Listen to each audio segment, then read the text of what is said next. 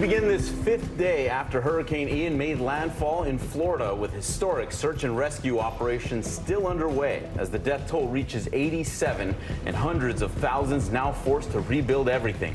More Russian soldiers retreat as Ukraine takes back territory recently claimed by Vladimir Putin. The fall session for the Supreme Court is set to begin, with new Justice Ketanji Brown Jackson about to hear her first cases. And get ready for new concussion protocols in the wake of Tua Tagovailoa's multiple injuries. Plus, Week 4 highlights and a heart-stopping announcement from J.J. Watt. And we will introduce you to a 12-year-old from Georgia whose love of football is also developing into multiple entrepreneurial opportunities. Wake up, September has ended. Early Today starts right now. Good morning, I'm Francis Rivera. And I'm Philip Mena. The state of Florida reeling from devastation as the death toll from Ian continues to climb. It's now claimed the lives of 87 people, most of the fatalities from Florida, including 4 from North Carolina. Over 644,000 Floridians still don't have power, and what were once bustling beach towns have been leveled. It's caused an estimated $60 billion in property damage. President Biden will travel to the state on Wednesday after a trip to Puerto Rico today, where 25 people were killed after Hurricane Fiona. Our Morgan Chesky is following the rescue efforts. Rescue teams scouring a crippled Florida coast, searching for survivors.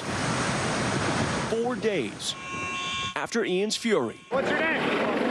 Rick, can we get you out of here, all right? The Coast Guard, Florida National Guard, and local agencies teaming up to rescue more than 2,000 people and 150 pets so far.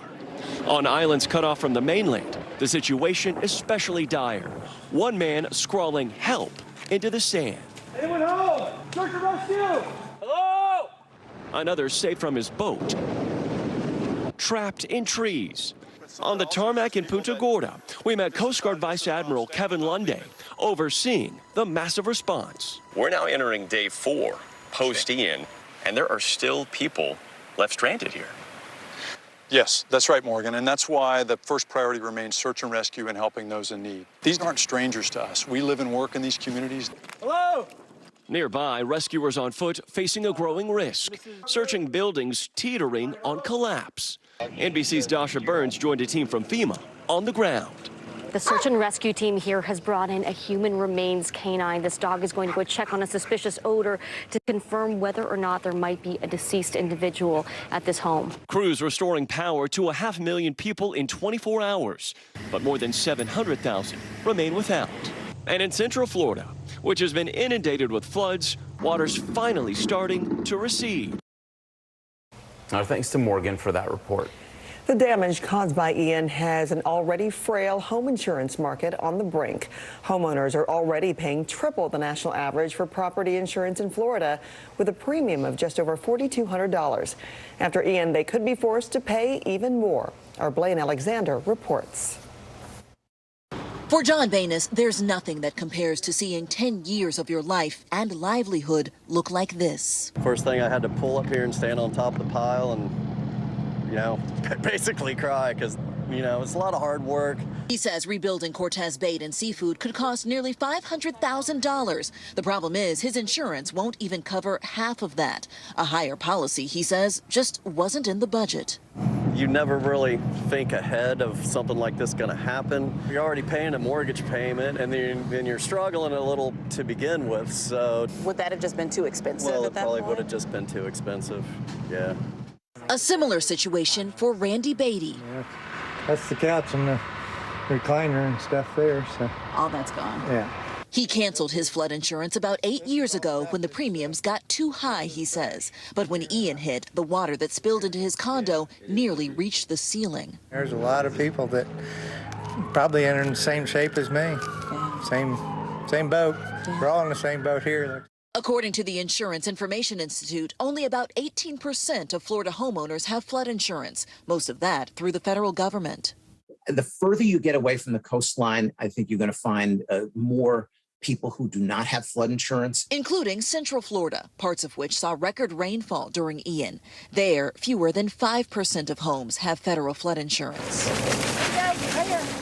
Banis is now doing what he can to help his neighbors while sorting out his own next steps. It's just You know, what do you do? What do you do next? And for the many people who do not have flood insurance, they can apply for FEMA assistance. Right now, people in 13 different Florida counties are eligible for that relief. And already the agency says more than 80,000 people have started that application process. Back to you. Okay, Blaine, thank you. After an explosive set of rulings impacting abortion, gun control, and air pollution, the U.S. Supreme Court begins a new term today. Major cases are on the docket and a historic milestone. Justice Ketanji Brown Jackson becomes the first black woman to serve on the High Court. Let's bring in NBC's Bree Jackson for more on all of this. Good morning, Bree. Good morning, Philip. An investiture ceremony was held for Justice Jackson on Friday. That's a formality that welcomes her into the 3-member liberal minority on the court. President Biden, Vice President Harris, and their spouses attended the private ceremony. Jackson was sworn in on June 30th when she replaced retiring Justice Stephen Breyer. She is the 3rd black justice to serve on the court, but the first black woman. This also marks the first time there will be 4 women serving as justices at the same time. And today begins a new term and is the first time since the pandemic began that the public will be allowed inside to view arguments in person. Now this as the public's trust and job approval in the judicial branch reaches historic lows, according to a new Gallup poll. Major cases are on the docket, the first beginning today with a challenge on the Clean Water Act nearing its 50th anniversary later this month. The case between Idaho landowners and the EPA could have massive impacts on the country's clean water regulation. Then Tuesday, the court will hear Murrow v. Mulligan, which could have major implications for the Voting Rights Act. The lawsuit focuses on Alabama's congressional maps, where Republican lawmakers would only give one of the state's 7 congressional districts a chance at electing a black representative, even though black residents make up more than a quarter of Alabama's population. Other upcoming cases include affirmative action programs at universities, and the court will consider whether a Colorado web designer may refuse to create websites celebrating same-sex marriage despite a state law against discrimination based on sexual orientation. So a busy and potentially fiery 9 months are ahead. Back to you, Philip. Yeah, so much at stake. Bree, thank you. Ukraine is making gains on the battlefield, retaking the city of Liman just days after Russian President Putin declared the Donetsk region and other parts of Russia. Well, the move to annex came after a referendum widely dismissed as a sham. Our Jay Gray has the latest from Ukraine. Ukrainian fighters advancing, pushing through Liman, taking back land occupied by Russian troops for months. Russian flags tossed to the ground and trampled, Ukrainian soldiers celebrating their latest victory. Ukrainian officials won't share specifics, but do say their troops are right now freeing villages in the east, in some areas delivering desperately needed food and water, and to the south, inching closer to Kherson, a Russian stronghold, and the first city to fall just a week after the invasion. The Ukrainians continue to make progress, and they continue to present problems to the Russians that they'll have to resolve. Progress that comes after weeks of intense firefights. An unusual silence from Moscow, just 2 days after President Vladimir Putin renewed his threat to use nuclear weapons to defend the partially occupied, illegally annexed territories. It's reckless, but it's actually something we have heard several times before. But that doesn't change the fact that this is dangerous. So is the struggle to survive and advance for Ukrainian soldiers fighting to reclaim their country. Leaders of 9 European NATO countries issued a joint statement supporting Ukraine's request for accelerated membership. The White House has said the application should be taken up at a different time. Admission requires the approval of all 30 member nations. In Kyiv, I'm Jay Gray. Back to you now. Jay, thank you. NASA's Artemis 1 launch has been delayed until November. And despite limited water damage, it was Hurricane Ian that led the agency to scrap the tentative October launch. The new launch window is between November 12th and 27th. The unmanned rocket is scheduled to perform an orbiting mission around the moon, the first step toward a lunar landing, a full half-century after the Apollo 17 mission. Okay, let's turn now to your Monday weather with NBC meteorologist Michelle Grossman. Michelle, good morning. How are we looking for the first Monday in October? Good morning, guys. Well, we're looking a little cold, a little chilly in the Northeast with some showers and also some clouds. This is what's left over from Ian, kind of impacting the region today. Also tomorrow before we clear it out on Wednesday. Temperatures 10 to 15 degrees below what is typical for this time of year. Also looking at the chance for some coastal flooding. So that's the big story as we go throughout this Monday. Also Tuesday, notice the rain stays on shore Tuesday before it finally moves out Wednesday. We will see some lingering showers, though, on Wednesday morning. Also looking at coastal flooding, 16 million people impacted is that onshore flow that's going to push that water. We could see 1 to 2 feet of storm surge throughout the mid-Atlantic and also portions of the Northeast as well. Could see locally 3 inches of rain as well. That's a look at the big weather story of the day. Here's a closer look at your day ahead.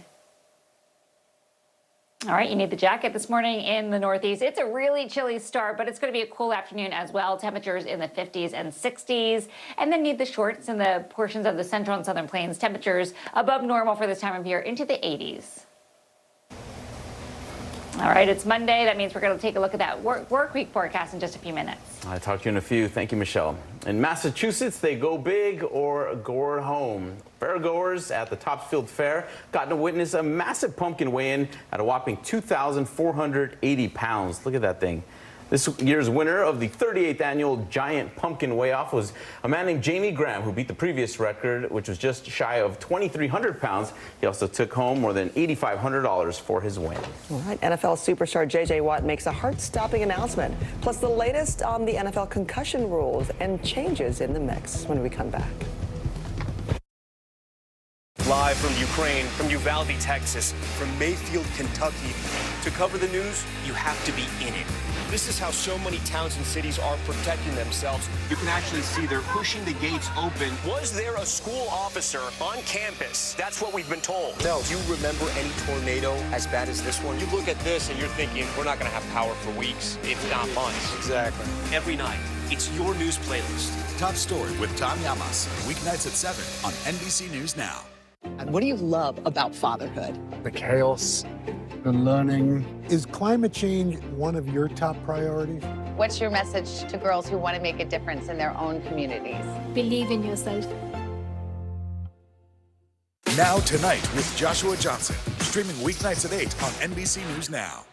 Good morning, I'm Joe Fryer. And I'm Savannah Sellers right now on Morning News Now. We're staying on top of the breaking situation in Ukraine. We are watching dangerous heat this week. Recession, I mean, is that where we're headed? Is there any way to avoid that? Morning News Now, streaming weekdays at 7. Tonight, I interviewed Secretary of Transportation Pete Buttigieg about the ongoing delays. You seem to be pointing the finger at the airlines. They're pointing the finger back. Mr. Secretary, when is this going to get better? Here's what's happening in your neck of the woods. News is happening now. Look at what's making headlines around the world. Whenever it happens, wherever you are, it's here now. Good morning, I'm Joe Fryer. And I'm Savannah Sellers right now on Morning News Now. We're staying on top of the breaking situation in Ukraine. We are watching dangerous heat this week. Recession, I mean, is that where we're headed? Is there any way to avoid that? Morning News Now, streaming weekdays at 7. Now Tonight with Joshua Johnson, streaming weeknights at 8 on NBC News Now. Top Story with Tom Llamas, weeknights at 7 on NBC News Now. The NFL is making big changes after the concussion controversy surrounding Miami Dolphins quarterback Tua Tagovailoa. As Maura Barrett reports, the league is just days away from approving new rules for players after hard hits to the head. The NFL changing its game plan, revising its concussion protocol.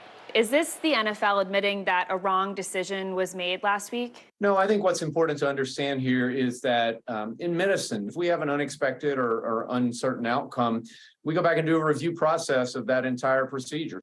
Dr. Alan Sills is the NFL's chief medical officer.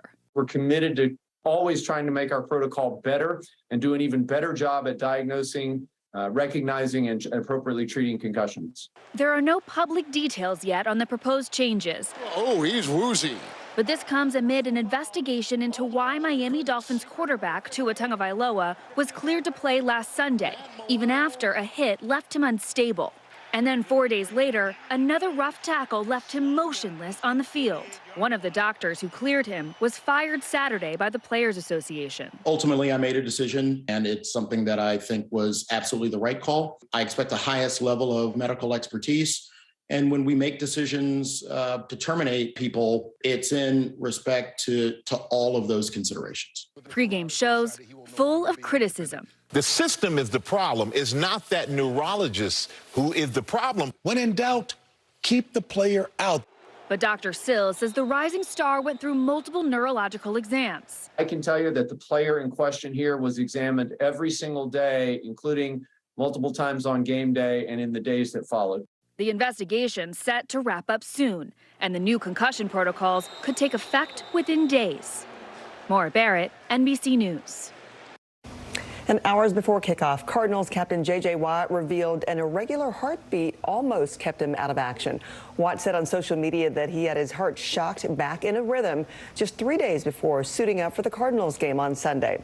Watt said in his post-game press conference that doctors assured him he could play and return to practice a day after the procedure. He recorded 3 tackles in Carolina in the Cardinals' win over the Panthers. Sunday Night Football was a Super Bowl 55 rematch in Tampa. Mahomes escaping, on the move. Mahomes stops, spins, flips it forward for the touchdown to Edwards-Helaire. Just an incredible play. He had a lot more throughout the night, but Tom Brady would respond with a couple of touchdowns before halftime. The Chiefs, they led wire to wire as Patrick Mahomes ended up getting the best of the quarterback who beat him in Raymond James Stadium 2 years ago. Kansas City beats the Bucs 41-31. Through 4 weeks, only one team in the NFL is still flying high in the ranks of the unbeaten.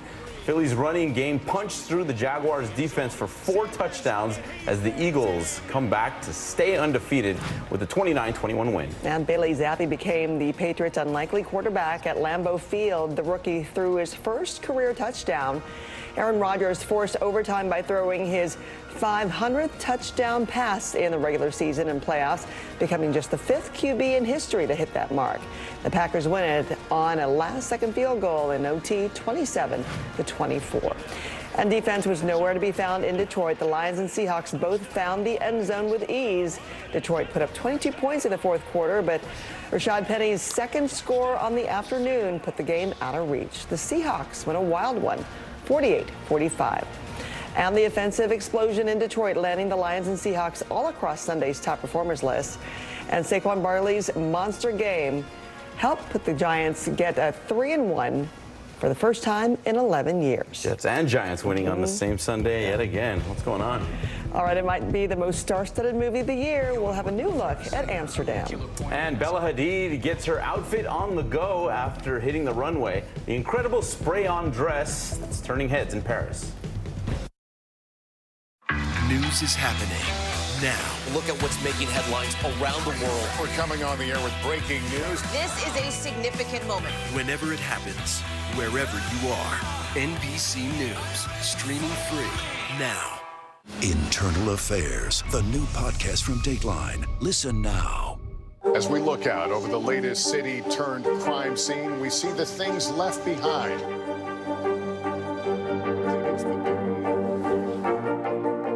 Can you tell us what it was like? Our NBC News exclusive.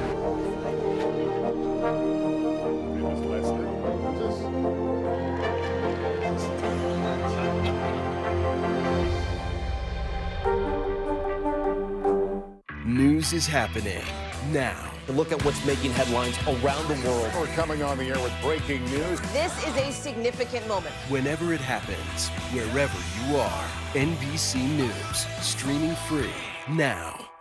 Top Story with Tom Llamas, weeknights at 7 on NBC News Now. News is happening now.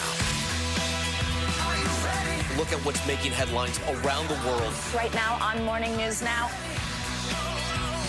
We're coming on the air with breaking news. And this is a significant moment. Whenever it happens, wherever you are, NBC News, streaming free now.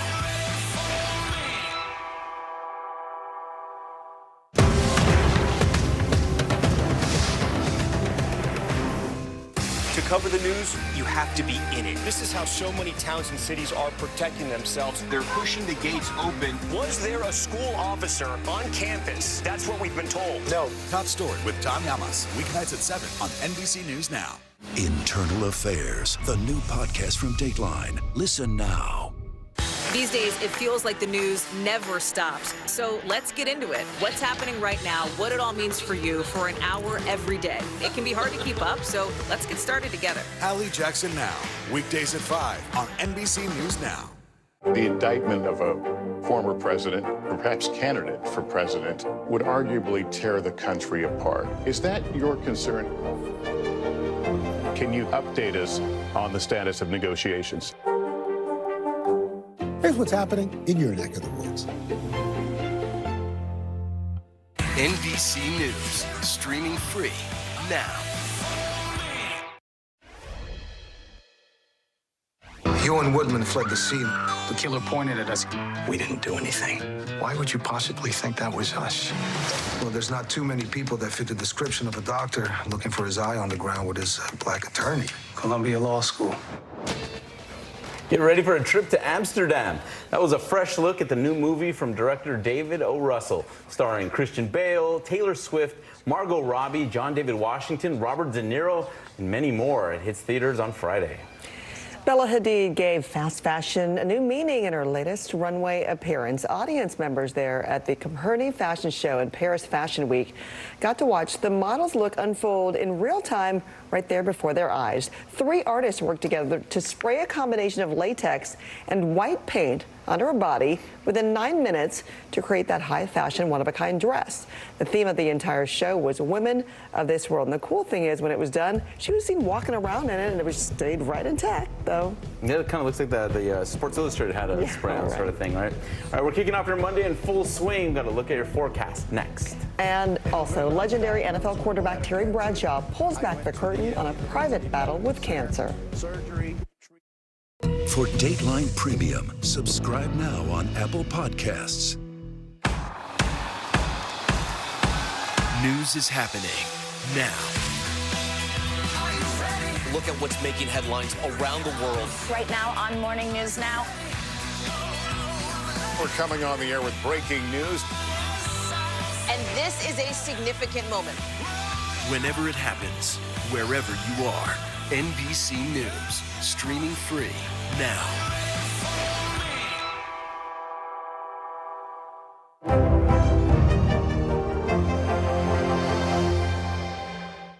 News is happening now. Look at what's making headlines around the world. We're coming on the air with breaking news. This is a significant moment. Whenever it happens, wherever you are, NBC News, streaming free now. Right now on NBC News Now. As we come on the air, here's what we know. It has been dramatic, powerful. We begin with breaking news just coming in. What's happening now, what's happening next, and what it means for you. We're continuing to follow the Russian attack on Ukraine. There's an intense artillery battle underway. We're getting out of this area right now because more air raid sirens are sounding. As we look out over the latest city-turned-crime scene, we see the things left behind. Was there a school officer on campus? Because that's what we've been told. No. Fewer people are content to just offer their thoughts and prayers. And the House has answered the call to create new gun laws. The stunning testimony at the January 6th hearing on Capitol Hill. Americans face the highest inflation rate in decades. Parts of Virginia cleaning up after severe storms. A terrifying night of flash floods. Flames forcing thousands to evacuate. When do I play meteorologist? Only when the heat is this bad. Another special night of election coverage right here at NBC News Now. Results are coming in. This Tuesday is going to be huge for primary purposes. It's an interesting race here. I've just never covered anything like it. This is big. When we're talking about November, How many doors do you think you've each knocked on? This feels like an ideological fight to the death. Is there room for common ground on this issue? What do you think when you see the activism that's happening right now?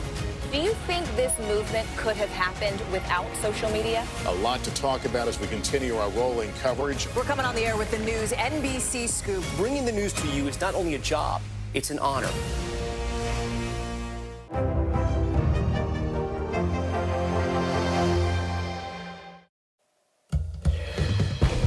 Welcome back on this Monday. You need the umbrellas. Also a jacket in the northeast and mid-Atlantic. We're looking at some showers, some clouds. Also really cool temperatures, about 10 to 15 degrees below normal for this time of year. Plenty of sunshine through the central and southern plains. It's going to be warm, too, in the 80s and 90s, and record heat in the northwest. We'll be right back.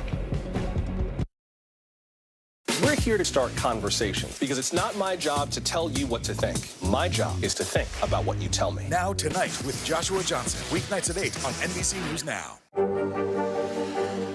Tonight, I interviewed Secretary of Transportation Pete Buttigieg about the ongoing delays. You seem to be pointing the finger at the airlines. They're pointing the finger back. Mr. Secretary, when is this going to get better?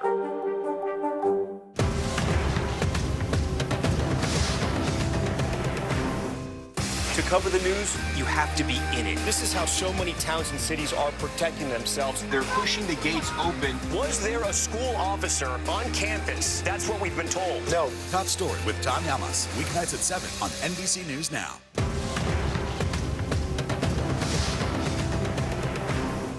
News is happening now. Look at what's making headlines around the world. We're coming on the air with breaking news. This is a significant moment. Whenever it happens, wherever you are, NBC News, streaming free now. NBC News, streaming free now. Sometimes the news can be difficult and overwhelming for kids to understand, so we've created a newscast just for them. We hope your family will watch Nightly News Kids Edition. The day's biggest political stories with trusted insight now and expert analysis now. A daily look at the politics behind the headlines. Meet the Press Now, streaming weekdays at 4 p.m. on NBC News Now. Top Story with Tom Yamas, weeknights at 7 on NBC News Now. The day's biggest political stories with trusted insight now and expert analysis now. A daily look at the politics behind the headlines. Meet the Press Now, streaming weekdays at 4 p.m. on NBC News Now.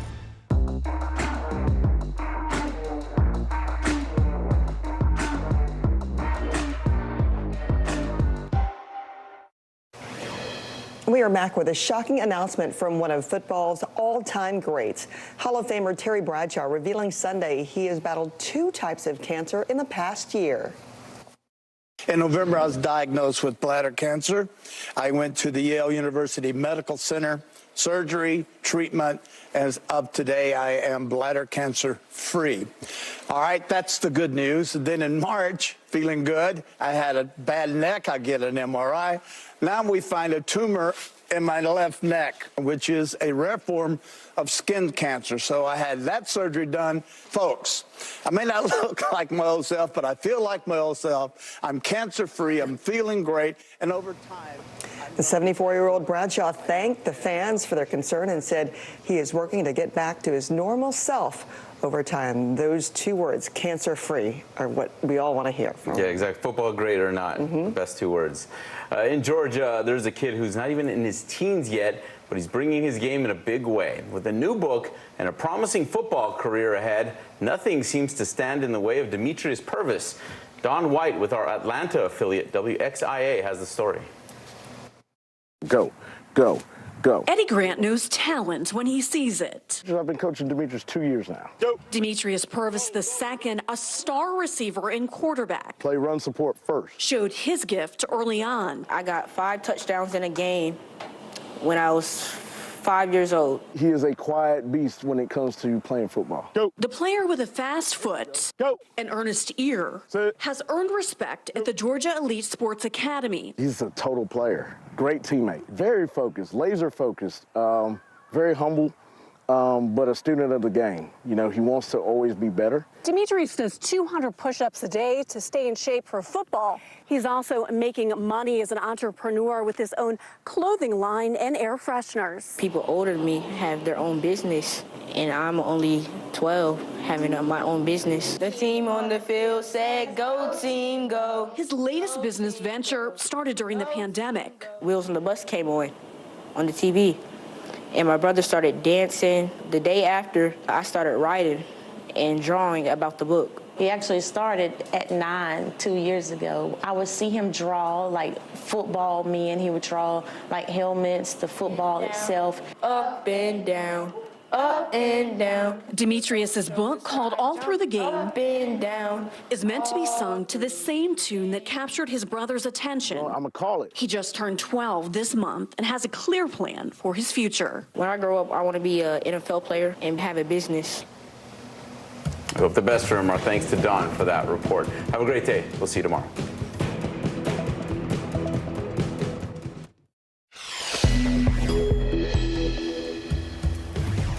The death toll from Hurricane Ian has reached at least 87. This morning, search and rescue crews are still busy at work, seeking out hard-to-reach areas impacted by the utter devastation. At least 125 people were killed in a soccer stadium stampede, with dozens more injured after tear gas was fired into crowds by authorities trying to calm them down. California police are warning residents of a possible serial killer on the loose. 5 people have been killed as new clues surface involving surveillance video. Caught on camera, a helicopter in distress drops from the sky. Miraculously, 2 people on board survived and no one on the ground was hurt. And are those lower gas prices about to spike upwards as OPEC mulls 1 million barrels of oil per day cut? It's Monday, October 3rd. Early Today starts right now. Good morning. I'm Philip Mena. I'm Francis Rivera. Florida and the Carolinas are reeling from devastation as the death toll from Ian continues to climb. It's now claimed the lives of 87 people, including 4 from North Carolina. Over 644,000 Floridians still don't have power. What were once bustling beach towns have been leveled, causing an estimated $60 billion in property damage from the storm. It's further crippling the insurance market. Florida homeowners already pay triple the national average for property insurance, with premiums over $4,200. That could go up even more. Here to talk about the historic search and rescue operations is Chris Pallone. He joins us now live from Fort Myers Beach. Chris, good morning. Yeah.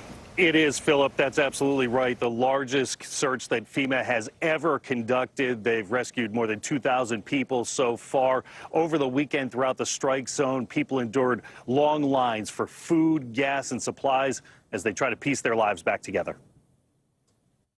5 days after Ian struck, and the search for survivors in Florida is still underway. Search teams have rescued more than 2,000 people so far. For the man overseeing the effort, it's personal. First priority remains search and rescue and helping those in need. These aren't strangers to us. We live and work in these communities. In some areas, they're using cadaver dogs to find those who didn't make it. The scope of the destruction, stunning. Not just confined to the coast. Inland flooding, a major problem for communities near the state's swollen rivers. I think from what I've seen in the state, I think most of the damage has been from water rather than wind. 50,000 electrical workers are making progress restoring power, bringing 500,000 homes back online in 24 hours. In Lee County, officials say it's all hands on deck to make things as normal as possible as soon as they can. Our county commissioners, county manager, everyone is out in full force trying to get back power to the residents, making sure they have water, making sure they have food, and the basic essentials to get through every single day. And it's not just Florida. While they were dealt a much weaker blow from Ian, people in the Carolinas spent the weekend cleaning up too. We probably cleaned up 25 times in our lifetime, but this is, other than Hugo, this was the worst for us. The long road to recovery now. And the searches for victims will continue today. It's a race against time now 5 days after this storm. Philip. All right, Chris, thank you. It is one of the worst sporting tragedies in history. At least 125 people are dead after a stampede at a soccer match in Malang, Indonesia. Supporters of the losing team stormed the field, throwing bottles and other objects. Police then fired tear gas in response, sparking panic. The World Soccer governing body, FIFA, has banned the use of tear gas at soccer stadiums. In a statement, they called the incident, quote, a tragedy beyond comprehension. Indonesia's president has ordered a review of security procedures after the disaster. Growing anxiety in California this morning over a potential serial killer. 5 men have been murdered in Stockton since July. Police releasing a new image of a possible person of interest. Kathy Park has the story. A series of killings in Stockton, California have residents on edge. The community's scared. It stops now. Police say 5 men were shot and killed between July and late September. The victims ranging in age from 21 to 54. The crimes happened just miles apart, late at night or early morning, and are believed to be connected. Now officials say this newly released image pulled from video surveillance could be a person of interest. It could be very well a suspect, or it could be very well a witness to these incidences. 54-year-old Lorenzo Lopez was shot and killed last week. I'm still kind of in disbelief. It's going to take a lot of time for closure to happen because, he was a big part of the family. His younger brother, Jerry, heartbroken and missing his best friend. How is life going to be now without him? It's going to be pretty lonely. I'm telling you that. Having them, talk to when things were bad or things are good, or it's going to be a whole different thing now. With no break in the case and a possible serial killer on the loose, Stockton's police chief is asking for the public's help. Look at your Ring cameras, look at whatever footage you have, and please help us out. And demanding an end to the bloodshed. Stop the killing. Kathy Park, NBC News. Ukraine's counteroffensive continues in occupied territories in the country's east, liberating Liman. The city of 20,000 people lies in the Donetsk region, which Vladimir Putin proclaimed as part of Russia just last week. The Russian leader has threatened to use nuclear weapons if enemy forces encroach on territory he considers Russian. And the Associated Press says they have uncovered the existence of at least 10 Russian torture sites in the recently liberated city of Izium. The AP based its investigation on the testimony of survivors and local police and had firsthand access to 5 of the torture sites. According to the news agency, at least 8 men are confirmed dead after torture in Russian custody. All except 1 were civilians. After an explosive set of rulings impacting abortion, gun control, and air pollution, the U.S. Supreme Court begins a new term today. Major cases are on the docket, along with a historic milestone. Justice Ketanji Brown Jackson becomes the first black woman to serve on the high court. Let's bring in NBC's Bree Jackson for more on all of this. Good morning, Bree. Good morning, Philip. An investiture ceremony was held for Justice Jackson on Friday. That's a formality that welcomes her into the 3-member liberal minority on the court. President Biden, Vice President Harris, and their spouses attended the private ceremony. Jackson was sworn in on June 30th when she replaced retiring Justice Stephen Breyer. She's the 3rd black justice to serve on the court, but the first black woman. This also marks the first time there will be 4 women serving as justices at the same time. And today begins a new term and is the first time since the pandemic began that the public will be allowed inside to view arguments in person. Now, this as the public's trust and job approval in the judicial branch reaches historic lows, according to a new Gallup poll. Major cases on the docket, the first beginning today with a challenge on the Clean Water Act that's nearing its 50th anniversary later this month. The case between Idaho landowners and the EPA could have massive impacts on the country's clean water regulation. Then on Tuesday, the court will hear Murrell versus Mulligan, which could have major implications for the Voting Rights Act. The lawsuit focuses on Alabama's congressional maps, where Republican lawmakers would only give one of the state's 7 congressional districts a chance, only give one of the state's 7 congressional districts a chance at electing a black representative, even though black residents make up more than a quarter of Alabama's population. Now, other upcoming cases include affirmative action programs at universities, and the court will consider whether a Colorado web designer may refuse to create websites celebrating same-sex marriage despite a state law against discrimination based on sexual orientation. So a potentially busy and fiery 9 months ahead, Philip. A very consequential 9 months ahead, Bree. Thank you. Time now to get a check of your weather on this first Monday of October with NBC meteorologist Michelle Grossman. Michelle, good morning. How are we feeling? Actually, we don't have Michelle right now, but we're going to check in with her, especially with some of the areas up in the Northeast, feeling some of the wetness aftermath of Hurricane Ian and some cooler temperatures as well. Yeah, hopefully it's a little more mundane than it has been in the forecast than it has been the previous week. All right, coming up in 60 seconds, a walk to remember how one bride is overcoming all odds. And a football Hall of Famer pulls back the curtain on a private battle with cancer.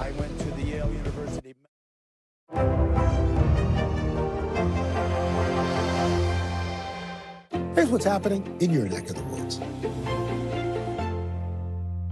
Live from Ukraine, from Uvalde, Texas, from Mayfield, Kentucky. To cover the news, you have to be in it. This is how so many towns and cities are protecting themselves. You can actually see they're pushing the gates open. Was there a school officer on campus? That's what we've been told. No. Do you remember any tornado as bad as this one? You look at this and you're thinking, we're not going to have power for weeks, if not months. Exactly. Every night, it's your news playlist. Top Story with Tom Yamas, weeknights at 7 on NBC News Now. News is happening now. Look at what's making headlines around the world. We're coming on the air with breaking news. This is a significant moment. Whenever it happens, wherever you are, NBC News, streaming free now. As we look out over the latest city-turned-crime scene, we see the things left behind.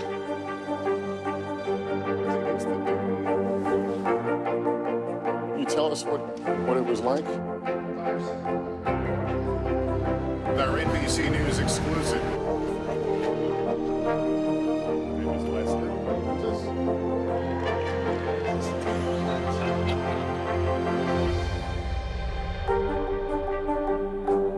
News is happening now. Look at what's making headlines around the world. We're coming on the air with breaking news. This is a significant moment. Whenever it happens, wherever you are, NBC News, streaming free now.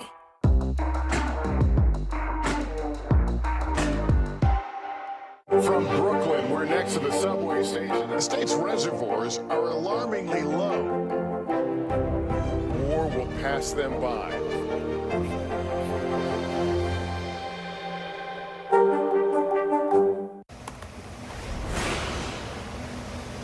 Leading the news, a Kentucky woman is overcoming great odds to walk her daughter down the aisle.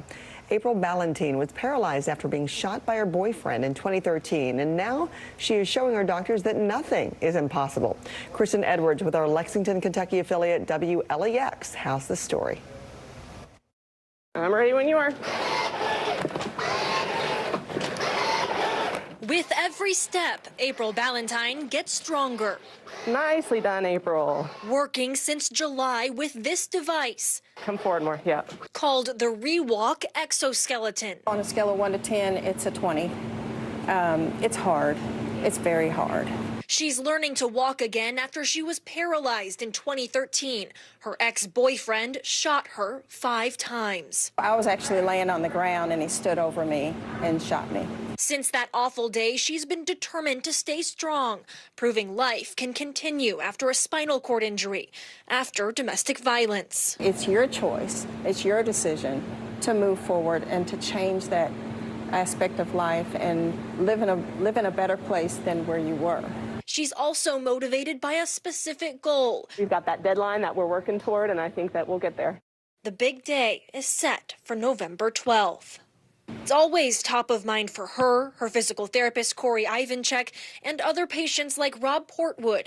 He pushes her just as she pushes him. He's also learning to walk again after a stroke in June. To see what she's been through and to where she's at today and the goals she's set for next month, basically, to be at her daughter's wedding and walk down that aisle, you know, all you can do is push yourself, because if she can do it, anybody can. And that's the message April wants to get out there. It's not about me. None of this is about me. It's about being able to show the world that it's possible. That if you have the will and the strength, you can do anything. And our thanks to Kristen for that report. What a true altruist, really thinking of others and the world before herself. Yeah, inspiring. Still to come, a quarterback duel for the ages. Who triumphed in the Mahomes-Brady showdown? And a crude awakening. What's driving up oil prices and the cost to fill your tank? Mr. Secretary, when is this going to get better? You came into this job saying you were to fight crime. Have you been successful? Found a way to put that. Can you update us on the status of negotiations?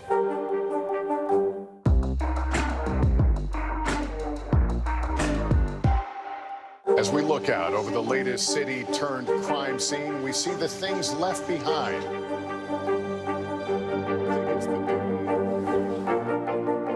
Can you tell us what it was like? NBC News exclusive.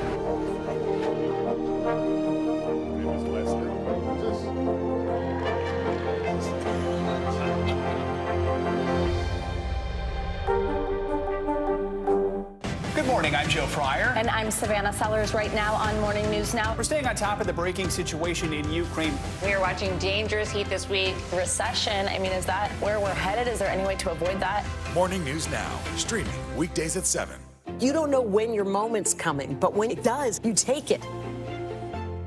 Now Tonight with Joshua Johnson, streaming weeknights at 8 on NBC News Now.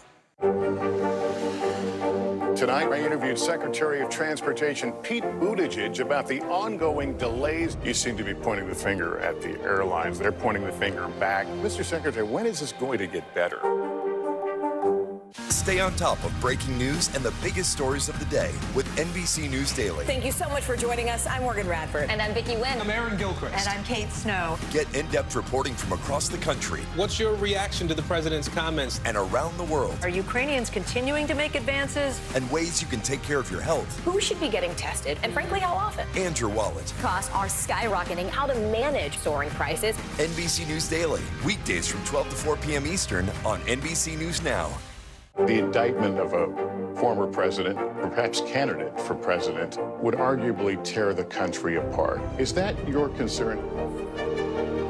Can you update us on the status of negotiations? Internal Affairs, the new podcast from Dateline. Listen now. Hey, podcast fans, ready to unlock our true crime mysteries? Try Dateline Premium on Apple Podcasts. You'll get early access to originals, plus bonus content, and everything is ad-free. So head to Apple Podcasts now to subscribe. You don't know when your moment's coming, but when it does, you take it.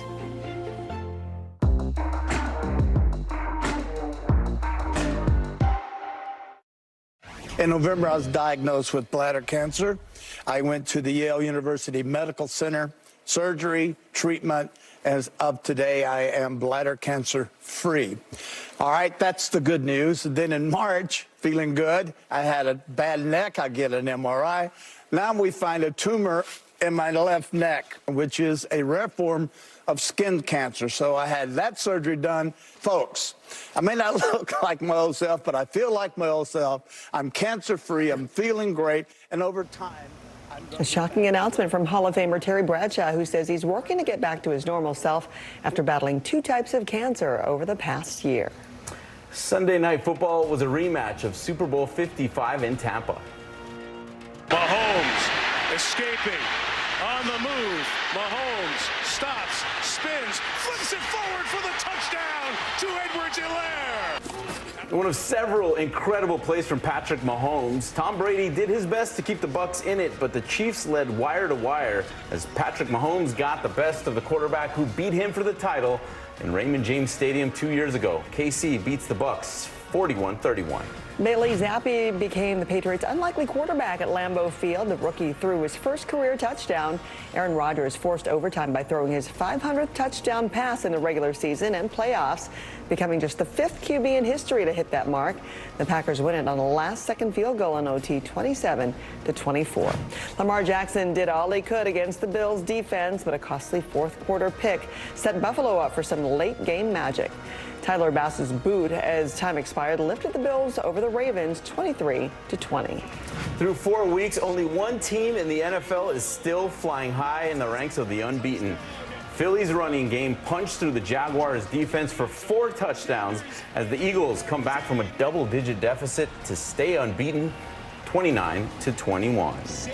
And from the NFL to Wall Street, where investors are bracing for what could be a double whammy from OPEC and one of the biggest banks on the street. Here are the details of CNBC's Karen Show. Good Monday morning, Karen.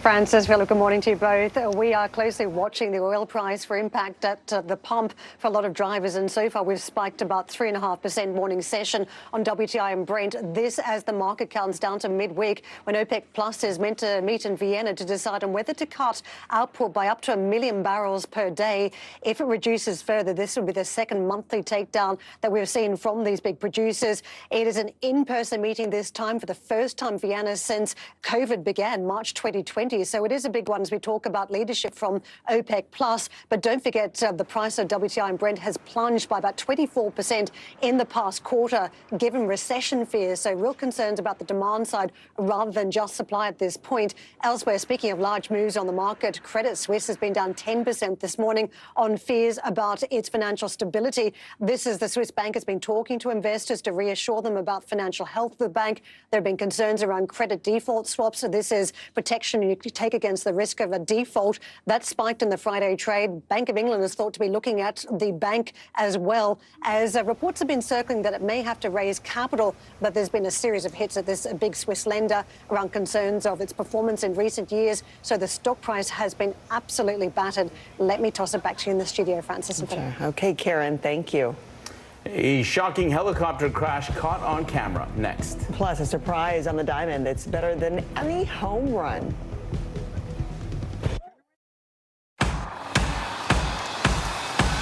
News is happening now. Look at what's making headlines around the world. Right now on Morning News Now. We're coming on the air with breaking news. And this is a significant moment. Whenever it happens, wherever you are, NBC News, streaming free now.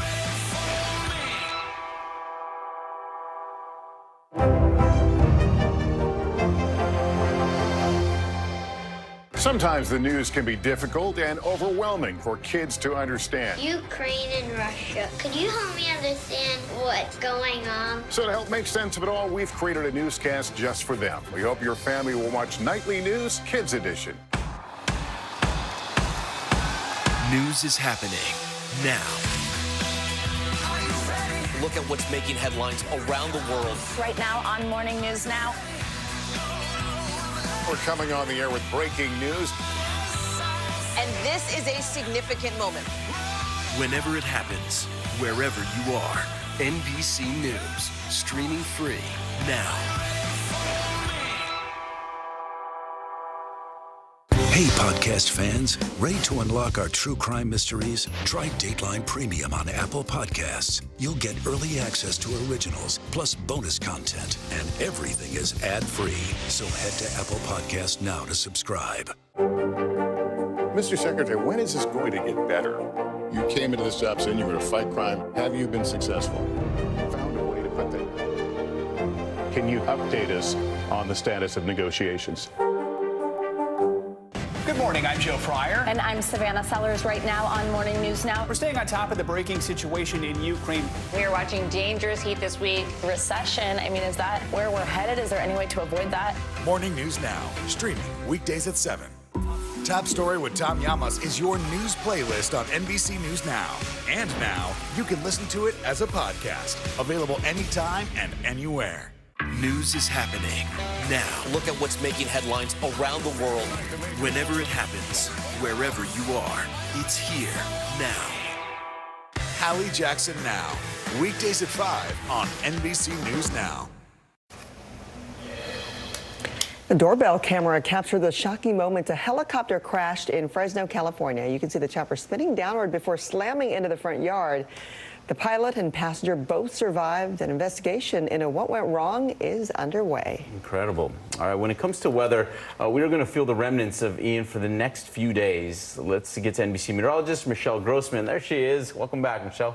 Hey there, guys. And yeah, we are still talking about Ian, 10, 12 days later, after it became a tropical wave 10 or so days ago. And we're looking at lingering showers, cold conditions, coastal flooding today along the mid-Atlantic, portions of the Northeast. We could see a storm surge of 1 to 2 feet in some spots. That's the story for today. The middle of the country, we're looking at plenty of sunshine. It's going to be warm. Temperatures above normal for this time of year in the 80s and 90s. Also record warmth still in the Northwest. We're looking at showers continuing in portions of the Intermountain West, the Rockies, and also parts of the Southwest. Then by Wednesday, finally clearing out Ian. We're looking at seasonal temperatures in the Northeast and Mid-Atlantic, feeling really nice, and also looking at a really nice day there. Showers still in the Southwest, above average temperatures in the Northwest. As we look towards Friday, we are looking at dry and sunny conditions in Florida. That is the good news. Sunny conditions, too, in the Mid-Atlantic, the Northeast. It's going to be a nice day on Friday. An autumn chill sets in to the portions of the Northern Plains, the Upper Midwest, the Great Lakes on Friday, and it's going to be warm in portions of the South southwest, so that heat from the northwest kind of pushing down to the south. 16 million people under coastal flooding today from the northeast and mid-Atlantic, portions of Florida as well. And we're also looking at quite a bit of rain in some spots. It could lead to some flash flooding, 1 to 3 inches of rain. Back to you guys. Okay, thank you, Michelle. When we return, a story that hits close to home, the emotional reunion you won't want to miss.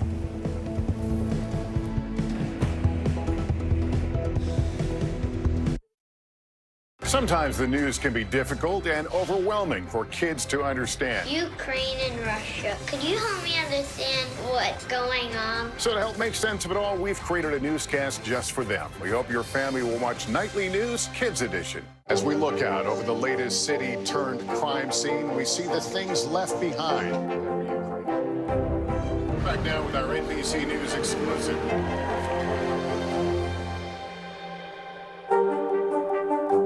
Stay on top of breaking news and the biggest stories of the day with NBC News Daily. Thank you so much for joining us. I'm Morgan Radford. And I'm Vicki Lynn. I'm Aaron Gilchrist. And I'm Kate Snow. Get in-depth reporting from across the country. What's your reaction to the president's comments? And around the world. Are Ukrainians continuing to make advances? And ways you can take care of your health. Who should be getting tested? And frankly, how often? And your wallet. Costs are skyrocketing. How to manage soaring prices. NBC News Daily. Weekdays from 12 to 4 p.m. Eastern on NBC News Now. News is happening now. Look at what's making headlines around the world. We're coming on the air with breaking news. This is a significant moment. Whenever it happens, wherever you are. NBC News, streaming free now. News is happening now. Look at what's making headlines around the world. Whenever it happens, wherever you are, it's here now. Hey, podcast fans, ready to unlock our true crime mysteries? Try Dateline Premium on Apple Podcasts. You'll get early access to originals, plus bonus content, and everything is ad-free. So head to Apple Podcasts now to subscribe.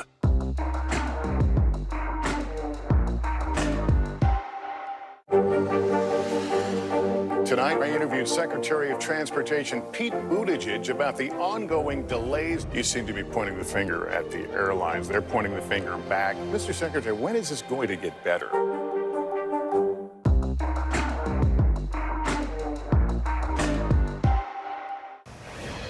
Who says there's no crying in baseball? Jose Diaz-Balart has a family's amazing surprise for their grandfather.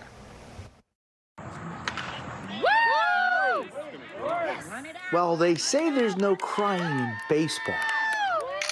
But something special happened last month that changed all that for 84-year-old senior league player George Hughes.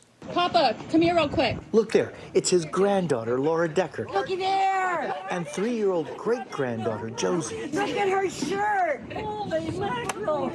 They drove 10 hours from South Carolina to surprise him in Ohio. Surprised you. He cuddles the little girl. Oh, my God. Then, as he embraces his granddaughter, he's overcome with emotion. Turn around. Let's show him. Oh. Sorry, you guys. This was such a nice surprise. Name your price. Tell me about that moment when you saw your granddaughter and just walking up. When I saw Josie running at me, I just lost it. It was just such a surprise and overwhelming. Overwhelming because this game had a much deeper meaning. It was a tournament to honor the love of his life, George's late wife, Donna, who died in January from Alzheimer's disease. His dedication to the woman he called the cutest girl ever, going back 66 years. What, George, is the secret to having that level of marriage and lifelong companionship? 2 words. Yes, dear. The couple, the backbone of their big family. Talk to me about what this extraordinary man, your grandpa, what he means for you. He's selfless, loving, just someone that you just always look up to. Now, it seems the rest of the world is feeling the love too. So many people say he's our papa now. And there is a bigger message there, right? Cherish the little things, you know, take time with your loved ones, just spend those moments because, you know, we're not here forever. And the visit wasn't the only surprise Laura gave her grandpa. She's expecting another baby. So that would be his 7th great-grandchild. What an extraordinary man. We wish them all the best. Back to you. Jose, thank you. What a sweet story to start off our week. I love it. How about being 84, still playing ball? Yeah, lifted up his great-granddaughter just like that. Have a great one. See you tomorrow.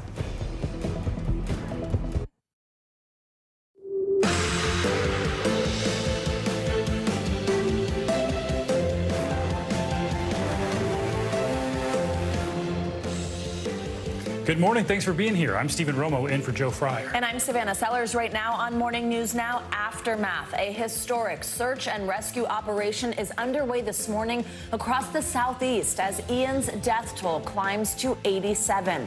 Federal officials and emergency crews now on the ground racing to recover stranded survivors and search for the missing as a new week dawns. There's more urban search and rescue teams in Florida now than in any one place in American history since September 11th. We've got team coverage on this massive federal effort this morning, plus what we can expect when the president and first lady visit the devastated this week. Losing steam, a little more than a month until November's midterms, and new NBC News polling shows the GOP cutting into Democrats' support among Latino voters. What's behind this latest demographic shift? Also this morning, gaining ground after weeks of intense firefights and ramped up rhetoric from Moscow, Ukrainian soldiers are celebrating another territorial victory this morning. The latest on their fight to reclaim their country. And the fight for life. October is Breast Cancer Awareness Month. Later in the hour, we'll bring you the challenges that many women face when it comes to detecting the disease early and the push for action on Capitol Hill. That's something we'll be covering all month, and we're happy to have you with us on this Monday morning. Happy to have you. I'm just back from my wedding. You're heading to yours shortly. But we're getting a day together, which is kind of fun. That is. It's a lot of fun. I have a lot of advice to get from you. Yeah. We'll talk after the show for sure. We begin this morning, though, with the latest from the aftermath of Hurricane Ian, and we know that President Biden and the First Lady will be in Florida Wednesday to tour areas devastated by the storm. Yeah, one major area of concern, getting the power back on. Some 50,000 electrical workers are making progress to get 500,000 homes back online in 24 hours. But the big story this morning is the human impact. So far, 87 people are confirmed dead after Hurricane Ian tore through their areas. And sadly, that number is expected to grow. In the hardest hit areas, rescue crews are still going door to door and combing through all of that rubble to try to find victims and survivors. We have full coverage this morning, starting with NBC News correspondent Dasha Burns in hard-hit Fort Myers Beach. And Dasha, I know you were embedded with the Florida task force there performing those important search and rescue operations. What was that experience like? Hey, Stephen, good morning. Yeah, we spent much of the day yesterday with Florida Task Force 2, one of the search and rescue task forces that FEMA has, going out, as you said, door to door to homes, trying to find folks that might still need rescue and looking for those individuals that are missing. And, you know, you see some of this devastation behind me here.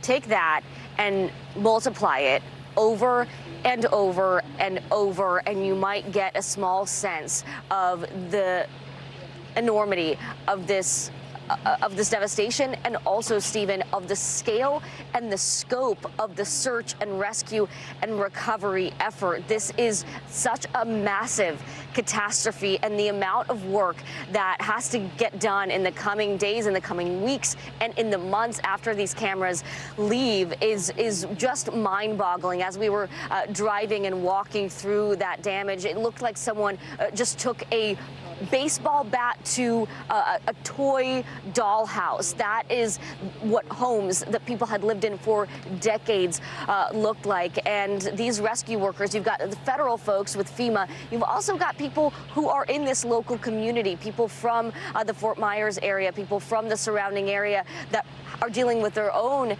tragedies, and also helping in this search and rescue effort that is so urgent right now, because there are still people missing out there, Stephen. And Dasha, we were taking a look at some aerial views of that damage left behind. A huge undertaking right here. I was surprised the FEMA director says this search and rescue operation is the largest it has ever conducted. If you would talk us through the process that these teams are going through right now. Yeah, let me give you just a couple of numbers to give you a sense here. FEMA tells us that they have a total of 17 urban search and rescue task forces, 104 boat squads, 48 canines in the field with 18 more still coming, and a total of 1,289 personnel so far, and that is likely going to be growing in the coming days here. Speaking of those canines, let me walk you through how this process works, because we got a firsthand look at it yesterday. Stephen, there's a preliminary search where they're taking a look, seeing any signs of life, unfortunately also looking for any signs of death. And yesterday we were on the ground when the task force had to call in what they call a human remains canine. That's a dog that comes in when there is a suspicious circumstance. Yesterday there was a suspicious odor coming from a home where there was a 90-year-old woman reported missing. That dog came in, did its search, and alerted with a bark, which helped the search and rescue team kind of narrow the area where they were looking.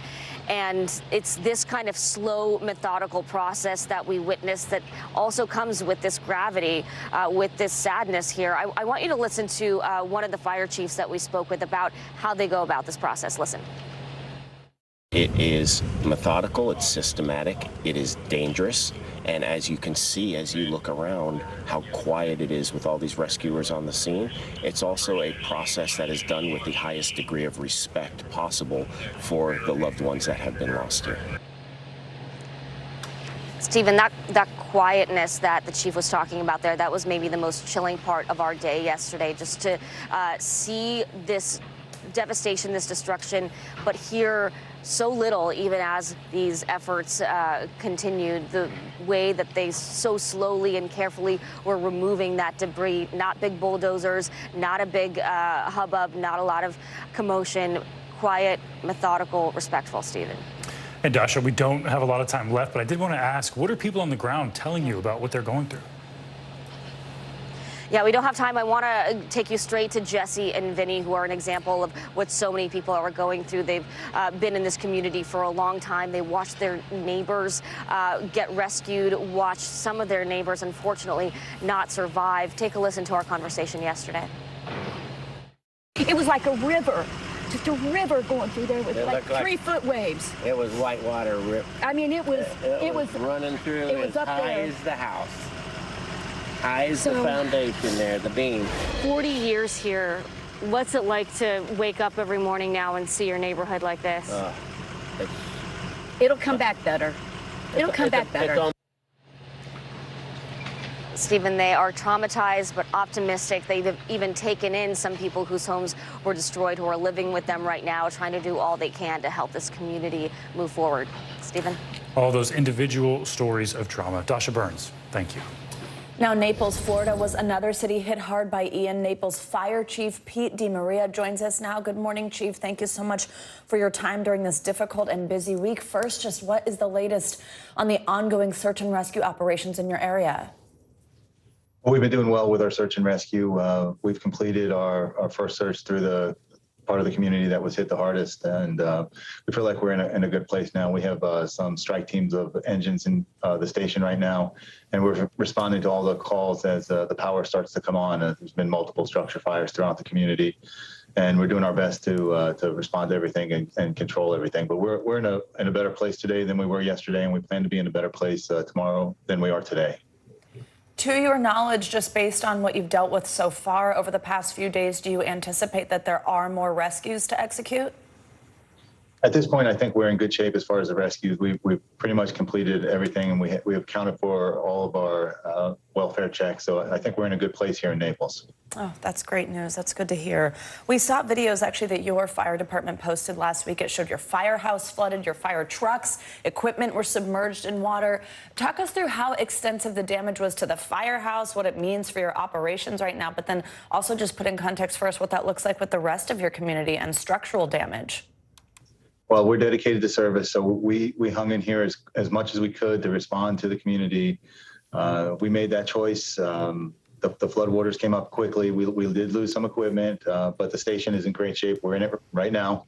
We're operating out of it. We have a strike team in here that's helping us run calls with that one piece of apparatus being out of service. But we're doing well. We're certainly we've turned a corner on from the time the station flooded, and we're responding out there, and we're serving the community the way they should be.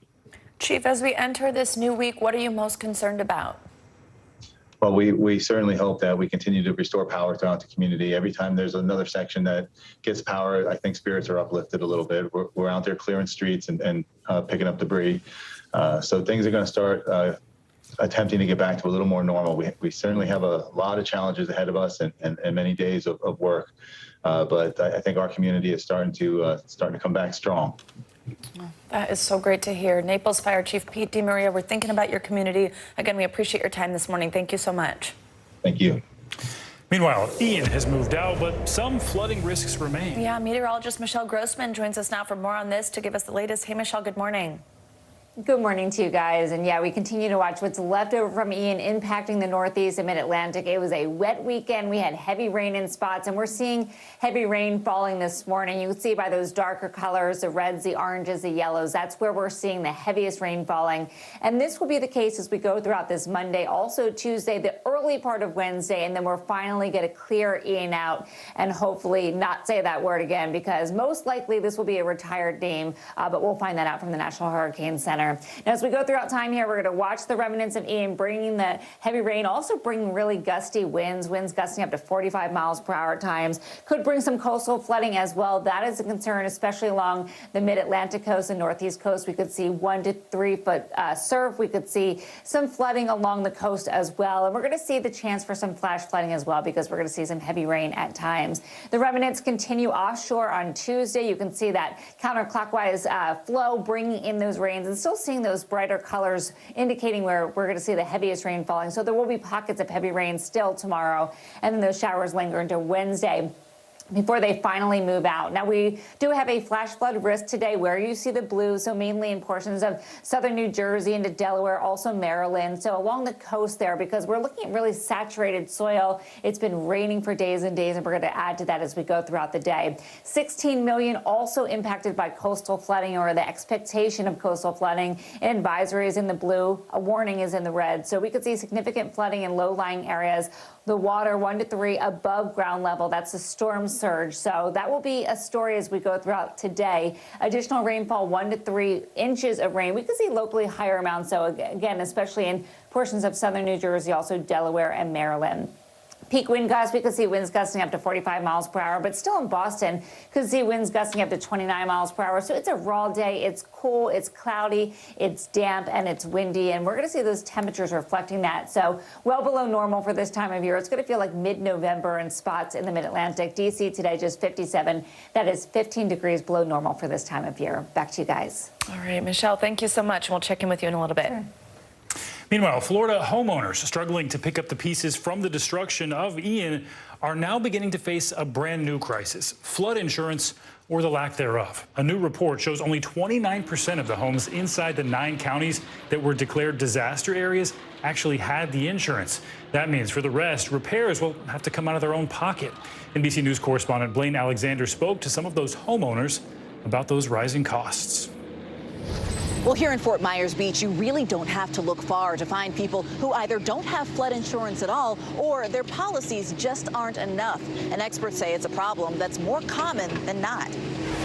For John Banis, there's nothing that compares to seeing 10 years of your life and livelihood look like this. First thing, I had to pull up here and stand on top of the pile and, basically cry, because it's a lot of hard work. He says rebuilding Cortez Bait and Seafood could cost nearly $500,000. The problem is his insurance won't even cover half of that. A higher policy, he says, just wasn't in the budget.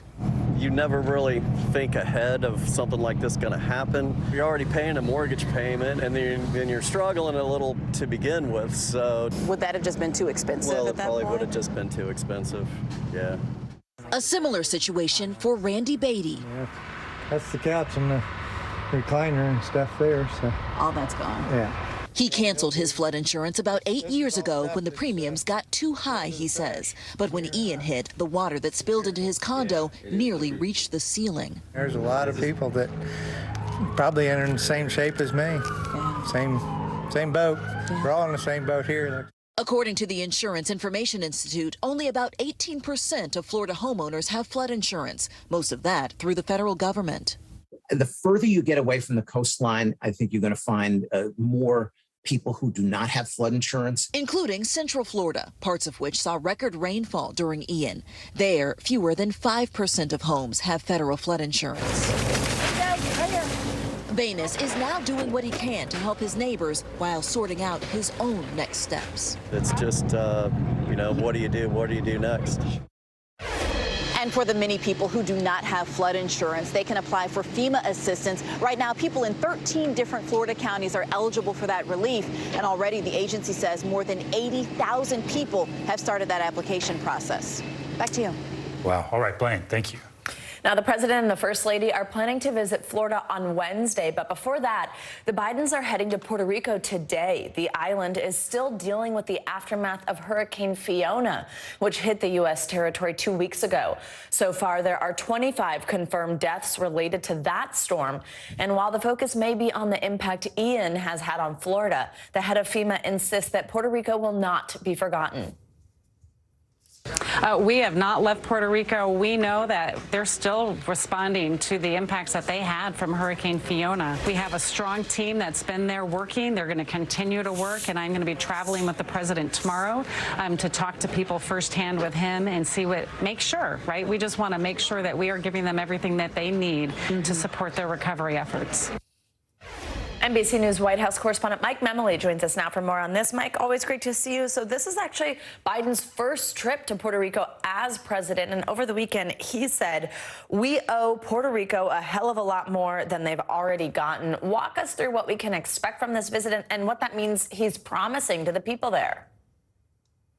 Yeah, good to be with you, Savannah. The recurring theme that we're going to be hearing from the president throughout this week, with his trip to Puerto Rico today and to Florida on Wednesday, is that the federal government is prepared to do whatever it takes for as long as it takes to help these communities dealing with these devastating hurricanes. And part of that from the president is going to start with his visit to Ponce, Puerto Rico today. He's going to start with a meeting with officials there on the ground, talking about what has the federal government response been so far, what more does Puerto Rico need. He's also then going to give remarks in which we expect him to announce that the administration is giving more than $60 million in funding through the infrastructure law to shore up levees, to strengthen flood walls, to create a new flood warning system to help Puerto Rico become better prepared for these kinds of storms in the future. We also then will see the president and the first lady taking part in a service opportunity, making some of these bags with food and other essential items to help those who are still without housing. This is a commitment that the president says will be more than just one visit, but over the long term. Now, Mike, the Biden administration had come under fire for its response to the damage from Fiona, again, just a couple of weeks ago. Initially, the disaster declaration didn't cover the whole island. That has now changed, but then there's also been criticism about the time it's taken for federal aid to reach those hardest hit communities.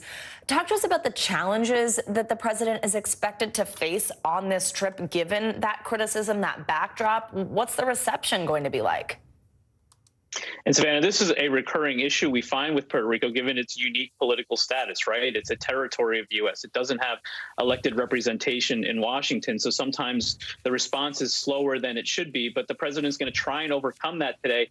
And you know what, Savannah, it's hard to see a president visit Puerto Rico and not think back to what we saw with the last president, throwing the paper towels, a scene that the White House is eager to avoid this time around. And so what the White House is saying as the president prepares to travel there today is that Biden has made Puerto Rico a priority for long term, not just on this visit, that already the $60 million he's announcing today is part of $5 billion in additional funds that have been made available to the island, and that this is a commitment that he'll see through for the long term as well.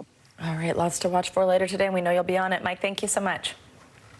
And as the president plans to visit hard-hit Puerto Rico, new NBC News polling shows support is slipping among Latino voters. Democrats currently hold a 21-point lead over Republicans in Congress, but that number is down from 26 points from this time last year and 13 points from 2018. Latinos are a key voting demographic for both parties and could be influential in the midterm elections. NBC News senior political editor Mark Murray joins us now with a closer look at those numbers.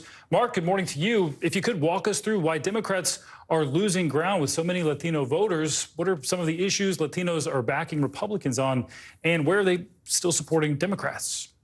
Yeah, we first saw this in the vote in 2020, where Donald Trump ended up making some surprising gains versus Joe Biden in that presidential contest. And we ended up having a very large poll looking solely at the Latino electorate, which showed that 54% of Latinos end up wanting Democrats to control Congress versus 33%. But as you mentioned, that is down from previous cycles, including a 42-point lead for Democrats when it comes to in 2012. And on the issues where the Democrats have the advantage, it's on places like abortion, healthcare, addressing the concerns of the Latino community. Republicans, though, have the advantage on the economy, on crime, and on the situation at the border. And Mark, NBC polling also included approval ratings of Biden as president. What stood out to you about those results? And are there any red flags for the Biden administration?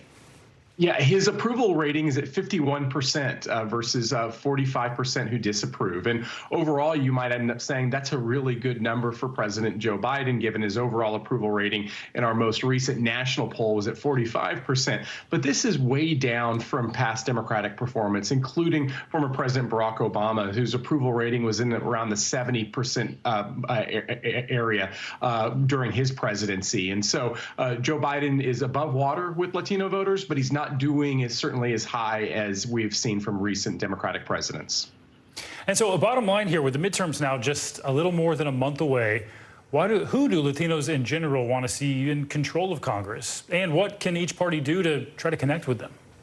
Yeah, on that second question, is getting those people out to vote. My colleague Natasha Korecki has a piece noting that there are Democratic observers and strategists in Nevada, and that key state that's going to hold Senate and gubernatorial contests, that want to be able to get their voters out. And of course, Republicans want to get their own voters who've been leaning towards them out. But maybe the biggest takeaway of all from our poll is just how diverse the Latino electorate is, where you end up having women are overwhelmingly backing Democrats. Men are actually a little bit less. You end up having Catholic Latinos overwhelmingly backing Democrats, non-Catholic Latinos a little bit less. And so a lot of the same divides on geography, on when it comes to gender, and also when it comes to religion that we see in our normal politics are also playing out with a Latino electorate. Makes sense. An important note there. There's so much diversity within the Latino community. All right, Mark, thank you. Well, coming up this morning, gaining ground. Yeah, a key victory for Ukrainian troops this morning. We'll bring you the latest on the fight to reclaim their land. That's next. You're watching Morning News Now.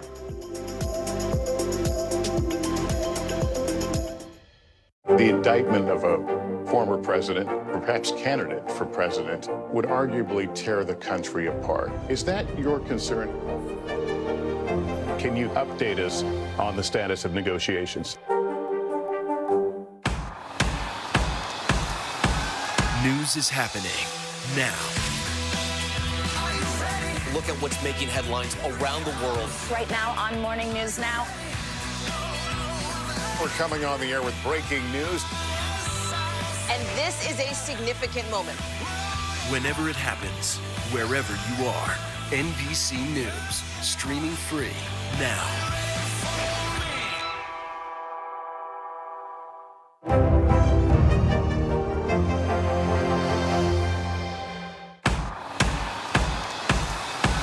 News is happening now. Look at what's making headlines around the world. Right now on Morning News Now. We're coming on the air with breaking news. And this is a significant moment. Whenever it happens, wherever you are, NBC News, streaming free now. Stay on top of breaking news and the biggest stories of the day with NBC News Daily. Thank you so much for joining us. I'm Morgan Radford. And I'm Vicki Wynn. I'm Aaron Gilchrist. And I'm Kate Snow. Get in-depth reporting from across the country. What's your reaction to the president's comments? And around the world. Are Ukrainians continuing to make advances? And ways you can take care of your health. Who should be getting tested? And frankly, how often? And your wallet. Costs are skyrocketing. How to manage soaring prices. NBC News Daily. Weekdays from 12 to 4 p.m. Eastern on NBC News Now. NBC News, streaming free now. The indictment of a former president, perhaps candidate for president, would arguably tear the country apart. Is that your concern? Can you update us on the status of negotiations? Here's what's happening in your neck of the woods. A masked killer takes aim and fires. A fatal attraction that leads investigators to turn towards their own. Internal Affairs, a new podcast from Dateline. Listen now wherever you get your podcasts. The day's biggest political stories with trusted insight now and expert analysis now. A daily look at the politics behind the headlines. Meet the Press Now, streaming weekdays at 4 p.m. on NBC News Now. NBC News, streaming free now. Internal Affairs, the new podcast from Dateline. Listen now. Here's what's happening in your neck of the woods. We're back now with the war in Ukraine. Kyiv says its forces have recaptured a strategically important city in the eastern part of the country. It comes just days after Russia announced it was annexing that city's region along with 3 others. NBC News senior national correspondent Jay Gray has more. Ukrainian fighters advancing, pushing through Liman, taking back land occupied by Russian troops for months. Russian flags tossed to the ground and trampled, Ukrainian soldiers celebrating their latest victory. Ukrainian officials won't share specifics, but do say their troops are right now freeing villages in the east, in some areas delivering desperately needed food and water, and to the south, inching closer to Kherson, a Russian stronghold, and the first city to fall just a week after the invasion. The Ukrainians continue to make progress, and they continue to present problems to the Russians that they'll have to resolve. Progress that comes after weeks of intense firefights. An unusual silence from Moscow, just 2 days after President Vladimir Putin renewed his threat to use nuclear weapons to defend the partially occupied, illegally annexed territories. It's reckless, but it's actually something we have heard several times before. But that doesn't change the fact that this is dangerous. So is the struggle to survive and advance for Ukrainian soldiers fighting to reclaim their country. Leaders of 9 European NATO countries issued a joint statement supporting Ukraine's request for accelerated membership. The White House has said the application should be taken up at a different time. Admission requires the approval of all 30 member nations. In Kyiv, I'm Jay Gray. Back to you now. All right, Jay, thank you so much. More world news now. At least 125 are dead following a stampede at a soccer match in Indonesia. Yeah, Janice Mackey-Frere joins us now from Beijing with that and other world news. Hey, Janice, good morning. Hey, good morning. It's one of the worst sporting event disasters in history that unfolded over the weekend at a soccer stadium in Indonesia. Some of the images so disturbing. The death toll now at 125, most of them crushed in a stampede for the exits after police fired tear gas into crowds of rioting fans. It appears so much went wrong. Overcapacity, tear gas, no crowd control. Indonesia's president has ordered a full investigation. Iranian police clashed with students at Tehran's most prestigious university as the parliamentary speaker warned that protests could destabilize the country, and he told security forces to deal, quote, harshly with them. The protests against the treatment of women and wider repression were sparked last month by the death of Masa Amini in police custody. Rights groups say that dozens of protesters have been killed and hundreds arrested. And finally, more than than 40,000 runners took part in the London Marathon this past weekend. From Greenwich to the Mall, people lined the streets cheering on participants, some of whom were wearing costumes that were colorful, cumbersome, a little bit furry.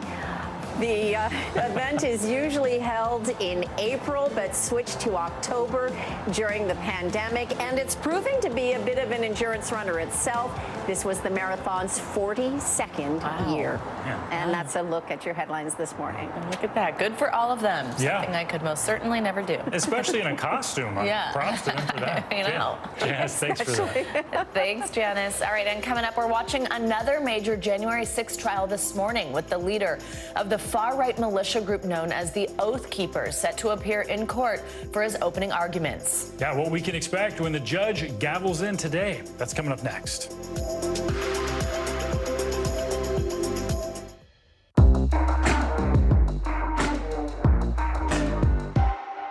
As we look out over the latest city-turned-crime scene, we see the things left behind. Back now with our NBC News exclusive.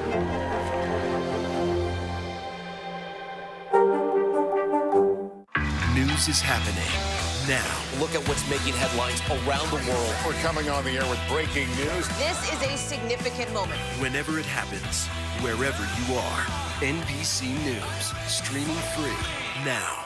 Our show is about sparking conversations around today's biggest issues. The Fed raises interest rates. That controls inflation. Explain how that works. Is part of this that everyone's rethinking their jobs and their relationship to their employers? Could you just remind us why there are 9 justices on the Supreme Court instead of 3 or 20 or 2? It's not my job to tell you what to think. My job is to think about what you tell me. Now Tonight with Joshua Johnson, streaming weeknights at 8 on NBC News Now. Good morning, I'm Joe Fryer. And I'm Savannah Sellers right now on Morning News Now. We're staying on top of the breaking situation in Ukraine. We are watching dangerous heat this week. Recession, I mean, is that where we're headed? Is there any way to avoid that? Morning News Now, streaming weekdays at 7. And what do you love about fatherhood? The chaos, the learning. Is climate change one of your top priorities? What's your message to girls who want to make a difference in their own communities? Believe in yourself. Good morning, I'm Joe Fryer. And I'm Savannah Sellers right now on Morning News Now. We're staying on top of the breaking situation in Ukraine. We are watching dangerous heat this week. Recession, I mean, is that where we're headed? Is there any way to avoid that? Morning News Now, streaming weekdays at 7. You don't know when your moment's coming, but when it does, you take it.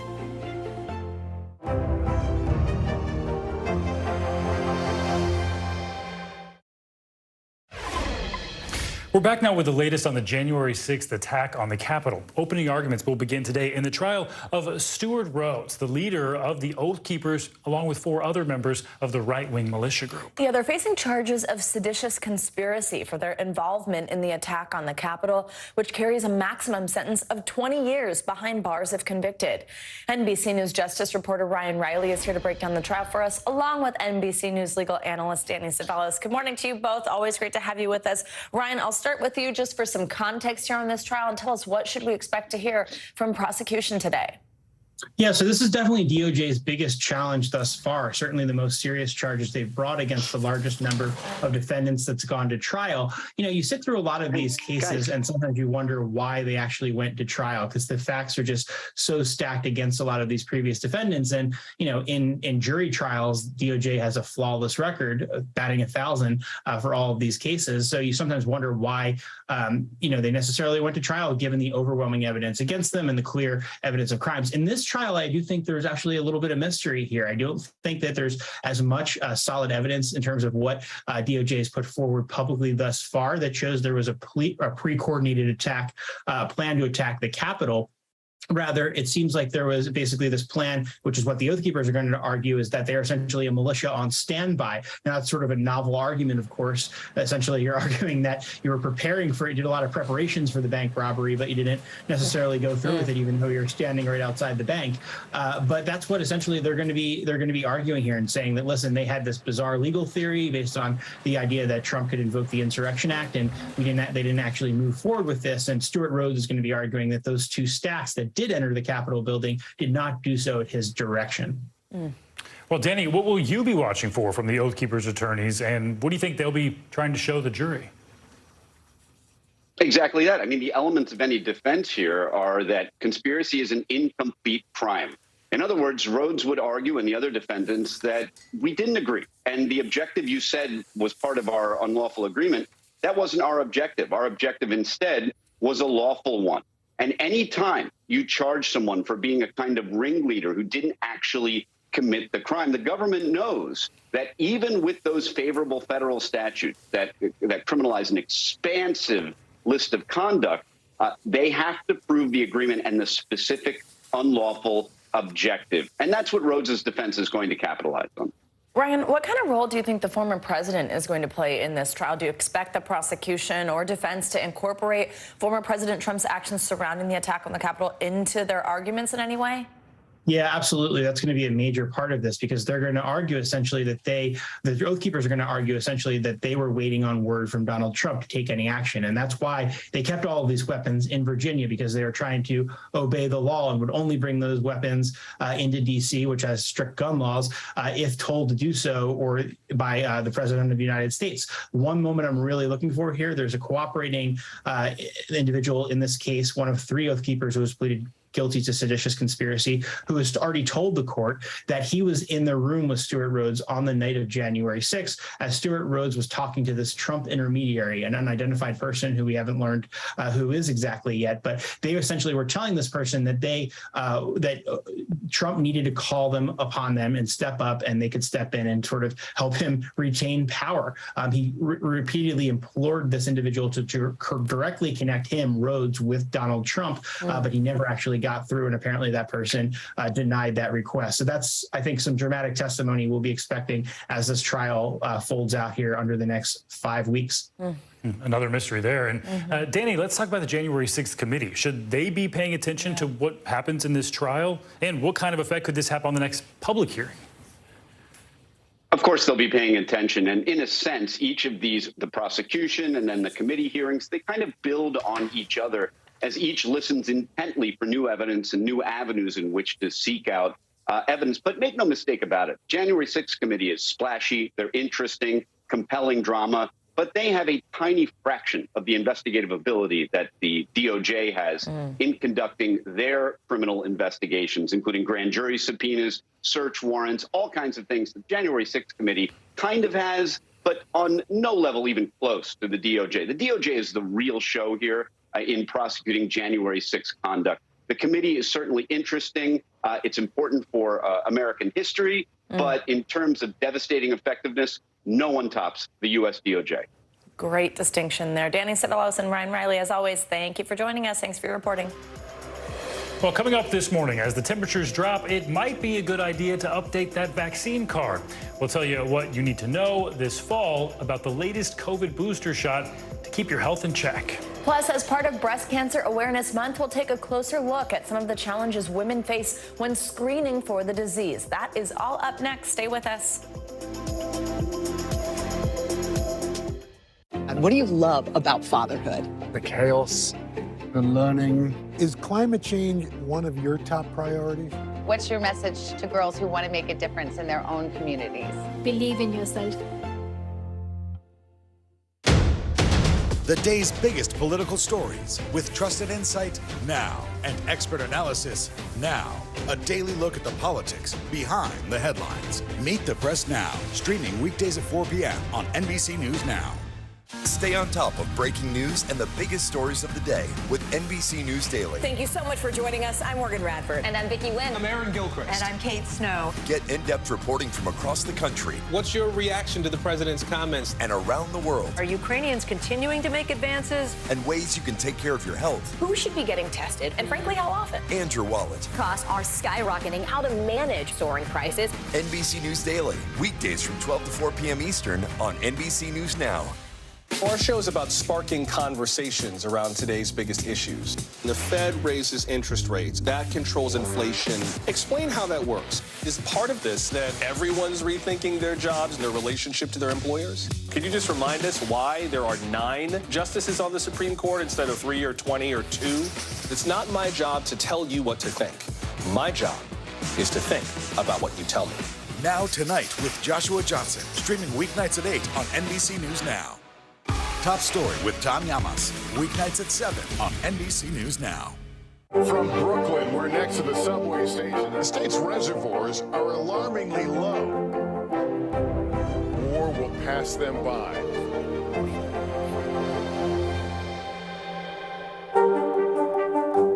Hallie Jackson Now, weekdays at 5 on NBC News Now. Now Tonight with Joshua Johnson, streaming weeknights at 8 on NBC News Now.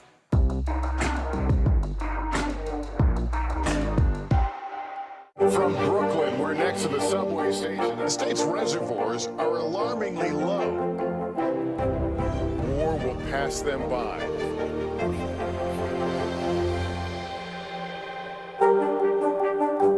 You don't know when your moment's coming, but when it does, you take it.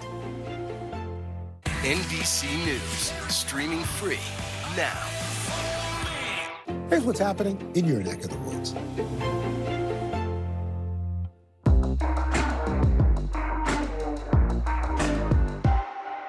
NBC News, streaming free now. Top Story with Tom Llamas, weeknights at 7 on NBC News Now. For Dateline Premium, subscribe now on Apple Podcasts.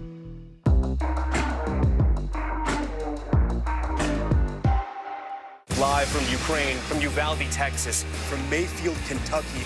To cover the news, you have to be in it.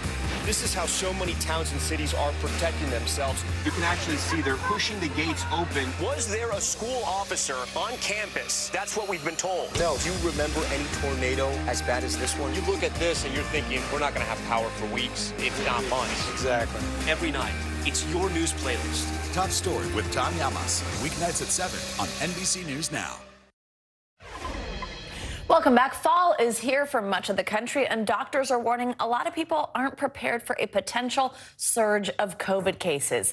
And if you're confused about that updated booster shot, who can get it, should you get it? Well, you're not alone. Look at this. New polling from the Kaiser Family Foundation shows 51% of people know little or nothing about the new vaccine, and only 17% say they know a lot about the dose. Much of the confusion seems to be over who is eligible for the booster shot, with 40% of adults saying they're not sure if they qualify. Dr. Michelle McMurray-Heath joins us to help break down some of this information. She's the president and CEO of Biotechnology Innovation Organization. So, Doctor, good morning to you. Let's start with some of those basics first. Who is eligible for the COVID vaccines, and how does this new booster differ from the previous boosters that we've seen in the past? Well, good morning. It's a pleasure to join you. And it's so important that we get this word out. The new bivalent COVID vaccine booster shot is really designed to make everyone a little bit more protected against the new variants of the virus.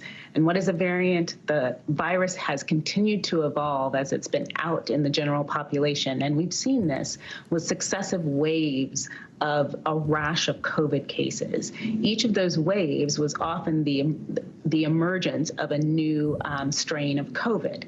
Now we have COVID vaccine boosters that are actually trained to identify and specifically protect against two of the latest variants, that is variant 4 and 5. So it's critical that you update your immunity by getting this new COVID vaccine booster. And everyone over the age of 12 who is at least 2 months out from a COVID vaccination shot or a case of COVID should run today and make sure they're getting their COVID booster. And that's the big key there, right? That it's anybody over the age of 12 who is already vaccinated. You've already been up to date to this point. But now, the headline, I think, for a lot of people at home is you are most likely eligible if you have been vaccinated prior. So that's something definitely to look out for. Also, Doctor, let's talk about flu season. It's here. Flu shots now available as well. Tell us about how important the flu shot is this year, especially if you are already getting that COVID vaccine. Should you get them at the same time? What does that mean?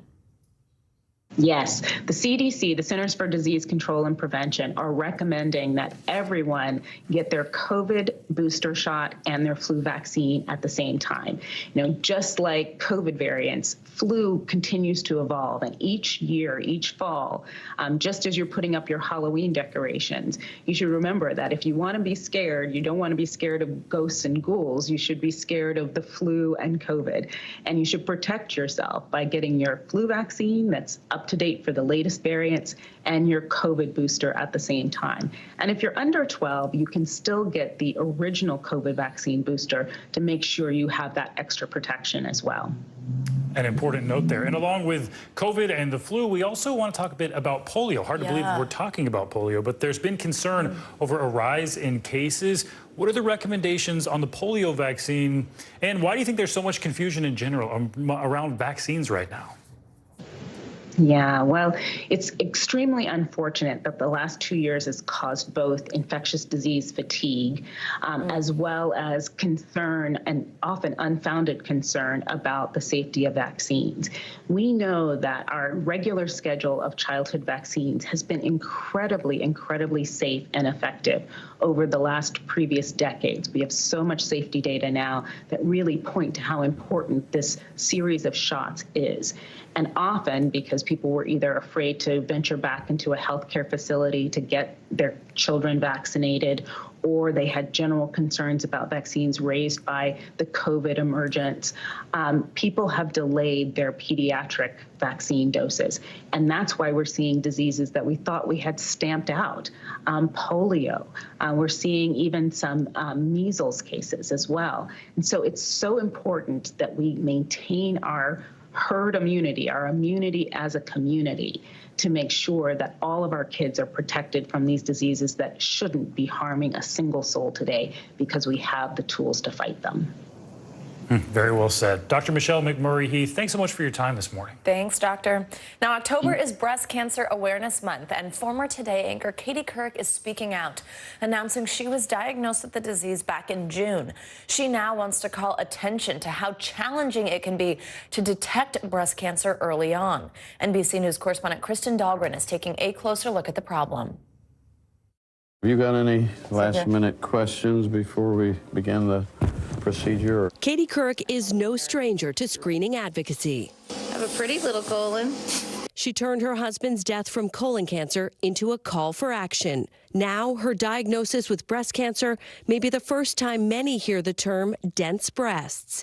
In revealing her cancer, Couric writes, 45% of women in this country, yes, nearly half, have dense breasts, which can make it difficult for mammograms alone to detect abnormalities. A wake-up call for anyone who thought a yearly mammogram is all it takes to find breast cancer.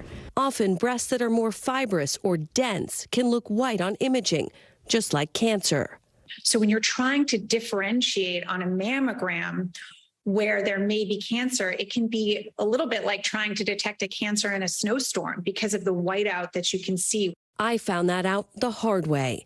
In 2019, my mammogram was considered negative. 5 months later, I was diagnosed with stage 2 cancer after feeling a tumor. That was the first time I remember hearing the term dense breasts, or that an ultrasound or MRI might be a better tool to spot my cancer. Right now, 38 states require doctors to notify patients they have dense breasts. But notifications don't always explain additional screening options. Only 14 states and the District of Columbia require insurance companies to at least partially reimburse for supplemental screening. It just seems like we have the power to really make a change in breast cancer if we're able to get this technology to enough women. Yes. Yes, we know that most early stage breast cancers have well over a 90% cure rate, but the more further along we are in that diagnosis, the lower that cure rate falls. In late September, Ohio passed a bill to help all adult women, regardless of age, receive coverage for annual mammograms, including ultrasound, MRI, or 3D mammograms for women with dense breast tissue. Mother of 5, Michelle Young, fought for the legislation after a mammogram missed her cancer. I was diagnosed with stage 4 breast cancer and told to do my bucket list. She's in remission, But that bucket list now includes passing a federal law. When the science is there and all we need is access to screening technology, recognition that mammography, even though wonderful for many women, is not the end-all or be-all, we have got to catch up the laws. The fight against breast cancer turning its focus on Washington. By the end of October, I am hoping we are entering a new era, which will be the beginning of the end of breast cancer. Our thanks to Kristen Dahlgren for that report. So much important information there. And if you're looking to have further breast examinations beyond a mammogram, ultrasounds are a low-cost option to spot early signs of cancer along with an MRI. All right, let's turn to some business headlines now. And Tesla is reporting a record number of cars sold during its last quarter. CNBC's Bertha Coombs joins us now with that and other money news. Hey, Bertha, happy Monday. Hey, happy Monday, guys. Yeah, you'd think a record would be something that people would think was good.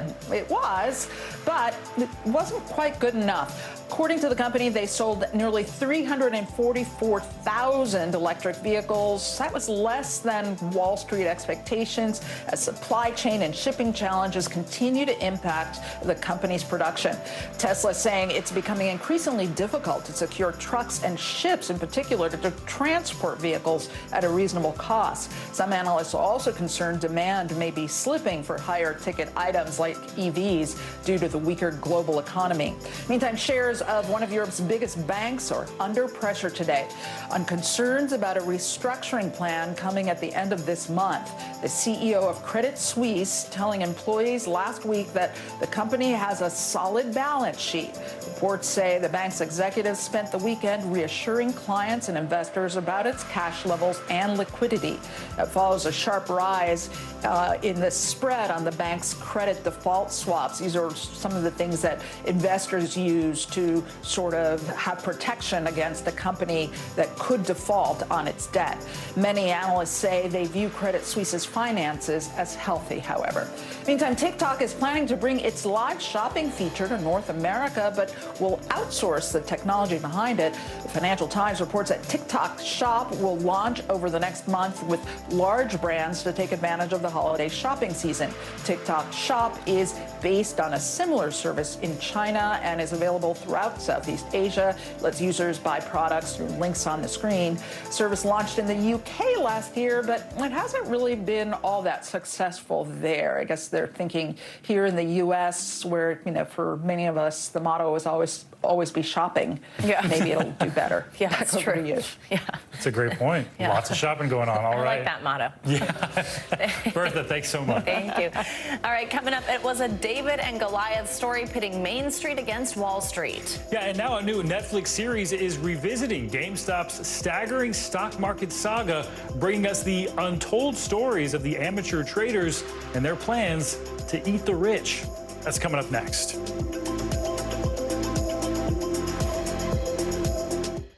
News is happening now. Look at what's making headlines around the world. We're coming on the air with breaking news. This is a significant moment. Whenever it happens, wherever you are, NBC News, streaming free now. Here's what's happening in your neck of the woods. Now Tonight with Joshua Johnson, streaming weeknights at 8 on NBC News Now. Right now on NBC News Now, We begin with breaking news just coming in. What's happening now, what's happening next, and what it means for you. We're continuing to follow the Russian attack on Ukraine. There's an intense artillery battle underway. As we look out over the latest city-turned-crime scene, we see the things left behind. Fewer people are content to just offer their thoughts and prayers. Stunning testimony at the January 6th hearing. Americans face the highest inflation rate in decades. Parts of Virginia cleaning up after severe storms. Flames forcing thousands to evacuate. When do I play meteorologist? Only when the heat is this bad. Another special night of election coverage right here at NBC News Now. Results are coming in. This Tuesday is going to be huge. This is big when we're talking about November. This feels like an ideological fight to the death. Is there room for common ground? What do you think when you see the activism? Do you think this could have happened without social media? We're coming on the air with the news, NBC Scoop. Bringing the news to you is not only a job, it's an honor. Hey, podcast fans, ready to unlock our true crime mysteries? Try Dateline Premium on Apple Podcasts. You'll get early access to originals, plus bonus content, and everything is ad-free. So head to Apple Podcasts now to subscribe. News is happening now. Look at what's making headlines around the world. We're coming on the air with breaking news. This is a significant moment. Whenever it happens, wherever you are, NBC News, streaming free now.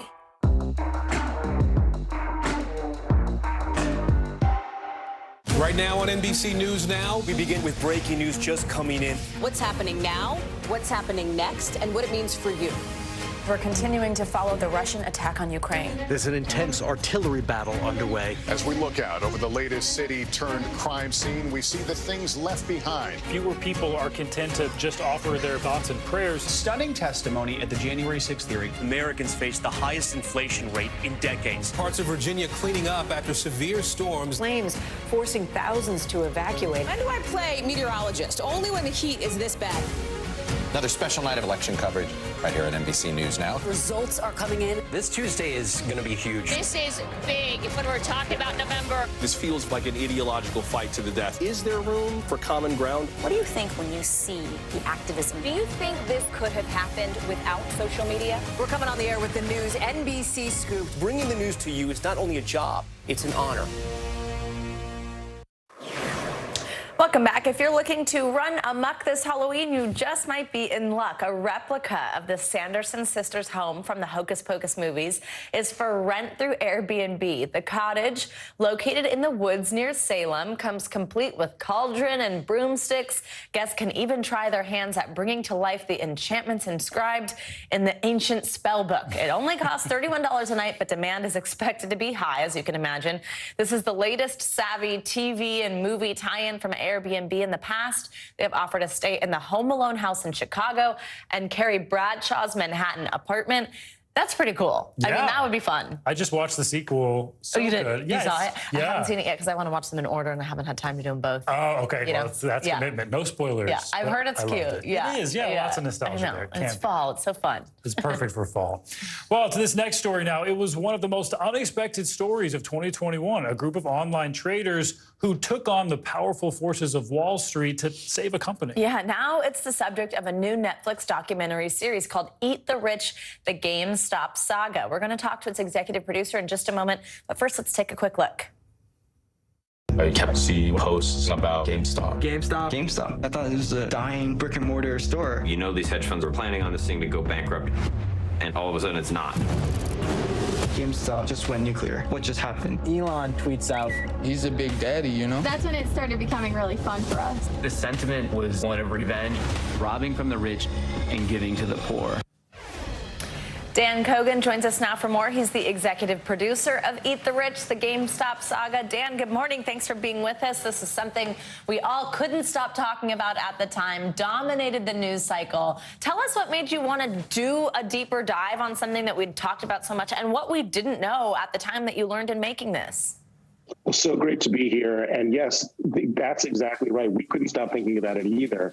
And we were thinking, what is the real deeper story behind this? Why did it happen? Who are the people involved? And by the way, why is it so incredibly funny? And so we set out to make a series for Netflix that actually explains why this happened and the financial markets to people, but does it in a way that uses the meme-driven language that made this such a story that was impossible not to watch. And we ended up having a lot of fun and learning a lot at the same time. Yeah. A lot of people had fun with that one. And Dan, you were able to gain exclusive access to members of Reddit's Wall Street Bets community that was so pivotal here. Why was that important for the series? And did that change the way you produced this? It was crucial. And, you know, the Wall Street Bets folks were the people who drove what's known as the short squeeze, the attempt to make those who had tried to bet against this stock pay. And what was so awesome about them is that they're everyday folks, but they had some sophisticated financial knowledge. And they also came with some deep motivation, which is that many of them came out of 2008 feeling that they had been wronged by the system. And Wall Street Bets is a community on Reddit in which they gathered and sought to fight back. And this story about GameStop ultimately became a story of how do we put it and stick it back to the man for all the things that they did in 2008 that we had to pay for that they didn't.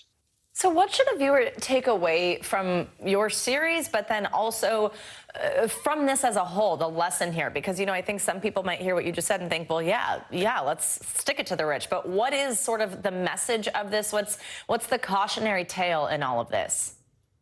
Well, the message of the show is that, yes, you can do that, but remember, you're doing it with the tools that Wall Street themselves created. So even when you're on Robinhood or other apps that allow you to trade easily, and you think that you're just helping yourself, in fact, all of the profits that are being made for that are being made by Wall Street. So even when you're attacking them, they're making money off of it. And it's an important lesson about how our economy is actually stacked in favor of the wealthy and the powerful, even when you think you're sticking it to them. And that's an important lesson about the world we live in. But hopefully the way that we made the film, you have a hell of a good ride getting there. Dan, just quickly, last question for you. What surprised you in making this? A story that we all felt we knew a lot about. What did you learn that you were like, wow? The biggest surprise to me was that actually the system was even more rigged than I thought it was. Robinhood, which is a company that allows trading to be decentralized and democratized in a way that had never been before, they actually make money off of the big boys. Their goal is not for you to make money, but actually they make money off of every single trade. So their goal is to make you trade whether you make money or not. And it's just important to have that in mind when you're planning your own financial future and thinking about how to survive in the world today. Dan Kogan, thank you so much for your time. So interesting. Congrats on this series. Can't wait to see it. Thank you so much. Well, that does it for this hour of Morning News Now. But the news continues right now.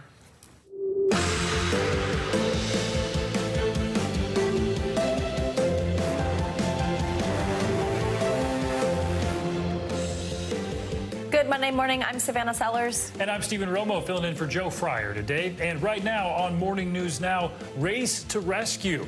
This morning, emergency crews from across the country are in Southwest Florida, engaged in an all-out search and rescue mission in the wake of Hurricane Ian.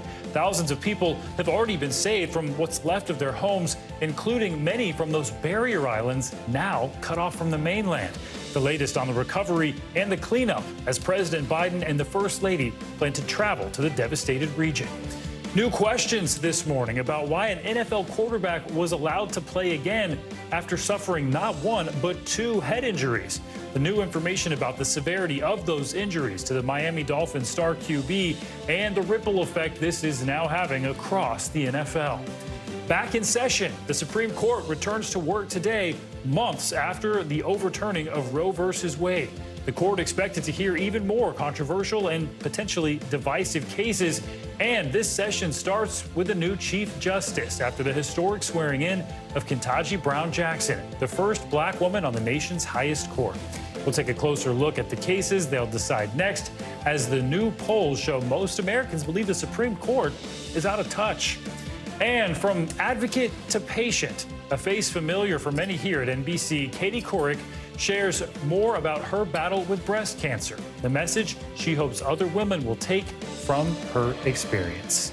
A lot going on this busy Monday. Glad to be here with you. I know. Glad to have you, too, before you're heading off for your wedding. Yeah, so she's returning. I'm headed off. A lot of weddings going on around here. We'll get more to that probably, but we do begin on the latest rescue efforts that are still underway this morning from Hurricane Ian that ravaged Florida. Yeah, there are now at least 87 confirmed deaths following the storm, and sadly that number is expected to increase. We have the latest from the disaster zone, beginning with NBC News correspondent Sam Brock near hard-hit Pine Island. In the aftermath of Hurricane Ian, round-the-clock rescues have been going on for days. Rick, can we get you out of here, all right? From the air and the water, first responders trying to help desperate residents. The death toll now approaching triple digits, nearly half of them in Lee County. Search and rescue teams combing islands cut off from the mainland, including Sanibel, Captiva, and Pine Island, looking for survivors. A chorus of questions surfacing about why Lee County didn't issue mandatory evacuations until Tuesday morning, one day before Ian hit. The sheriff blaming the storm's constantly shifting track. There are indications that I'm going to cut you off before we even go any further. We did what we had to do at the exact same time. I wouldn't have changed anything. By Monday night, the National Hurricane Center warned areas in Lee County, including Fort Myers, were in danger of life-threatening storm surge. But the county didn't start ordering evacuations until the next morning, hours after neighboring Charlotte County put out its evacuation orders. They're telling us that we need to evacuate. We don't have places to go. We have no cars to get there. The storm rushed in. Much of the area, including Fort Myers Beach, now hardly recognizable. But it's hardly just these coastal communities that are suffering.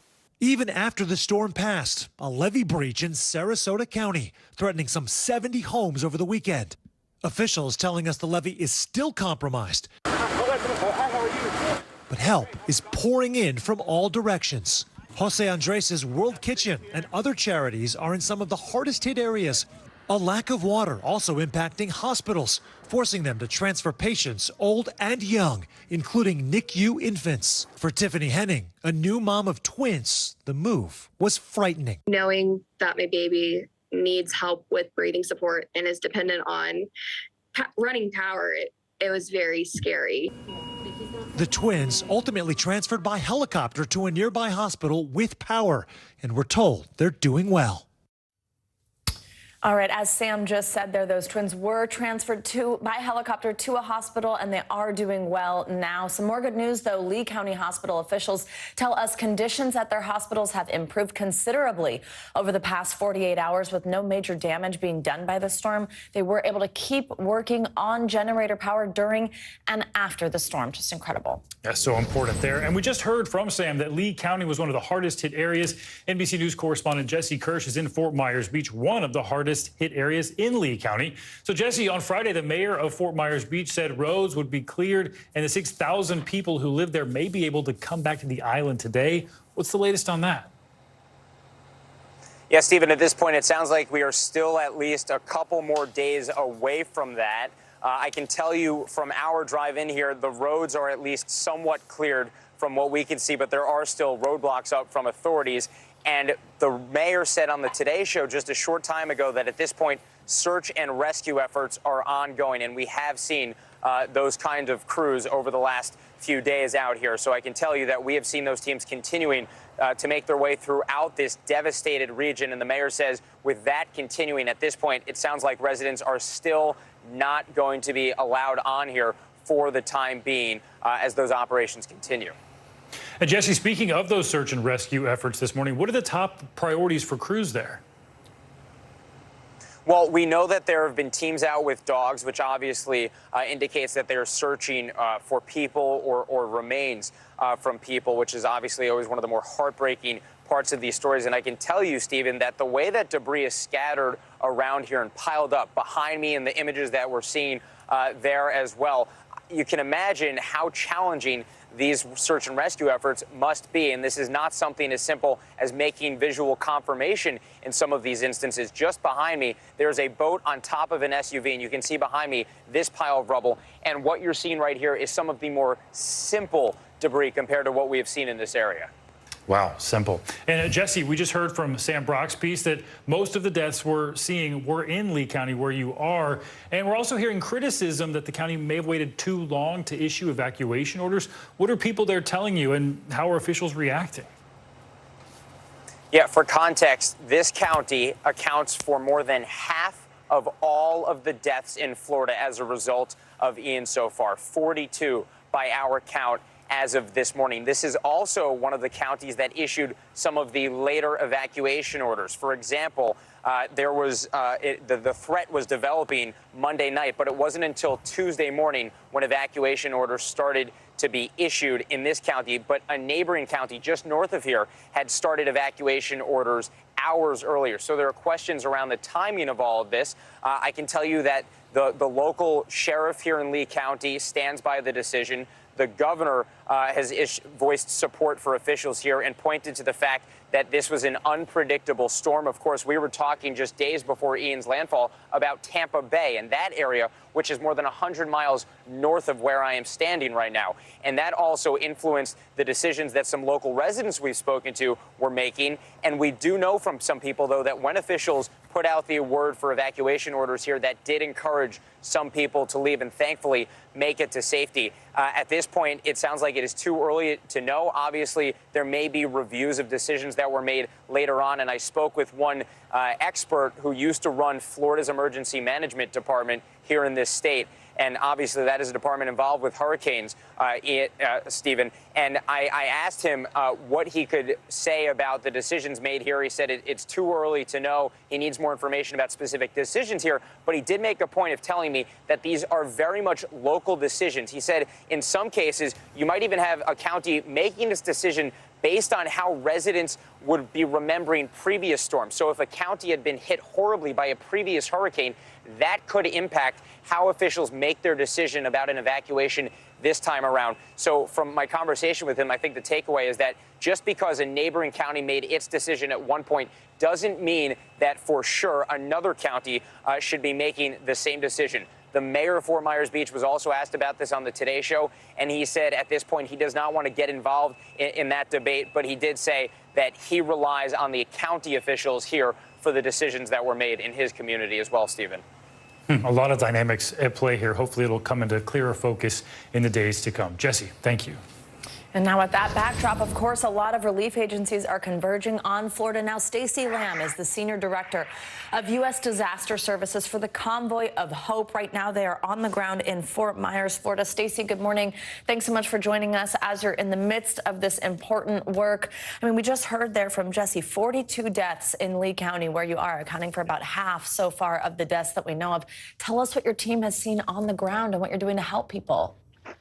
Yeah, so yes, the deaths are, of course, tragic, and we've seen lots of damage and destruction like you guys have already reported on with the barrier islands, the different islands there. We're currently set up in Fort Myers proper, where we're doing daily distribution of emergency supplies such as food, water, hygiene kits, baby supplies, and many other things like that.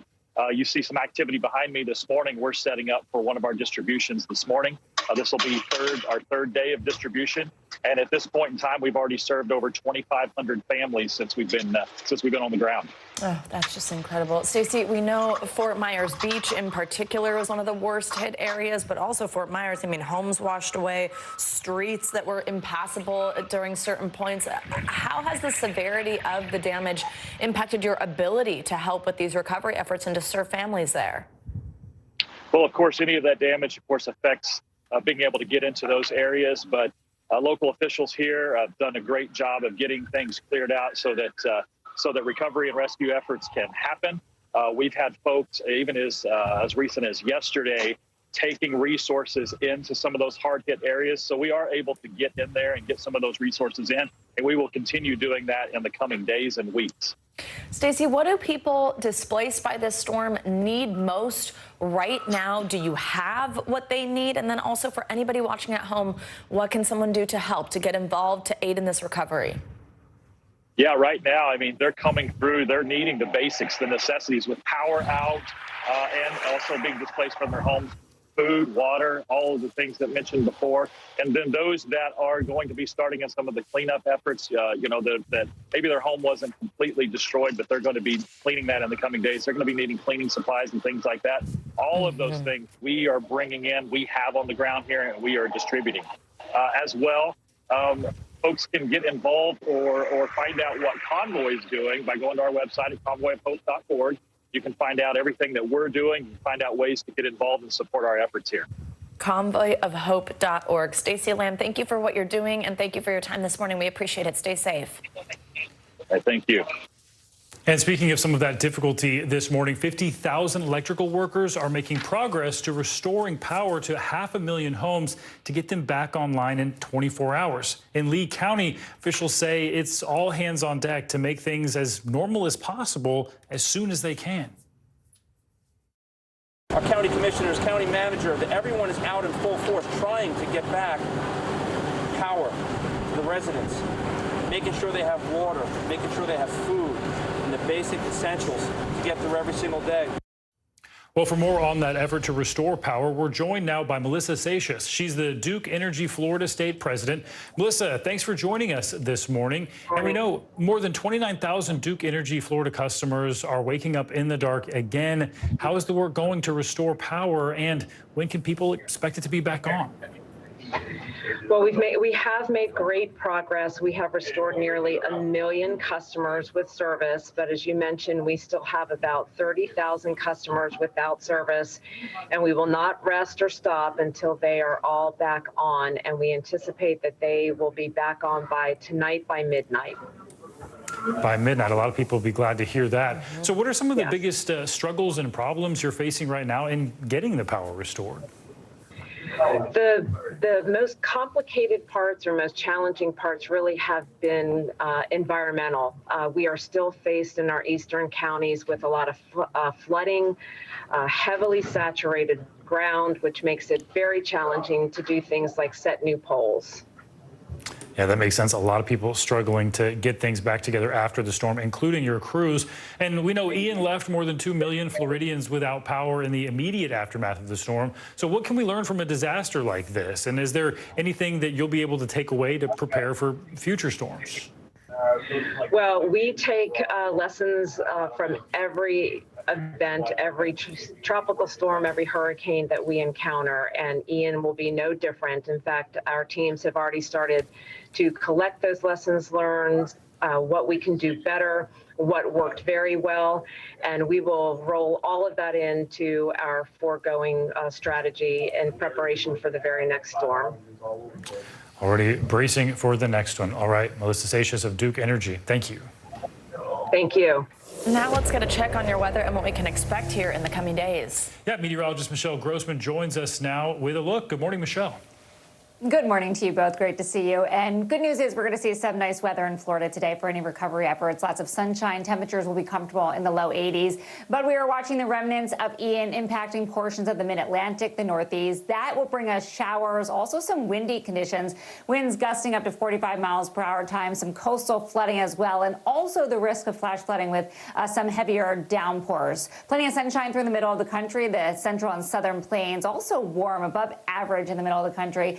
As opposed to the Northeast and Mid-Atlantic, we're about 10 to 15 degrees below normal. Record warmth continues in the Northwest, and we are looking at those showers continuing in portions of the Northern Rockies and also parts of the Southwest. Tuesday, we're going to still see some showers in the Northeast and Mid-Atlantic, but drying it out on Wednesday. A few lingering showers early in the morning in New England on Wednesday. Otherwise, temperatures comfortable in the 70s. Another nice day in Florida with temperatures in the 80s, expecting to be dry once again. Showers in the Southwest on Wednesday and above average temperatures still in the Northwest. By Friday, we're looking at a nice day in portions of the Northeast, Mid-Atlantic, into the Southeast, dry and sunny, an autumn chill in the Northern Plains. Temperatures only in the 50s, known as 40s in the upper Great Lakes. We're also looking at warm conditions in the South, so temperatures into the upper 80s in portions of Southern California, still warm in the Northwest as well. We are still tracking the tropics. We are looking at two areas, one on the left, Invest 91L, that has a chance to become a tropical depression in the next 5 days, a 40% chance. So we're looking at this one closely.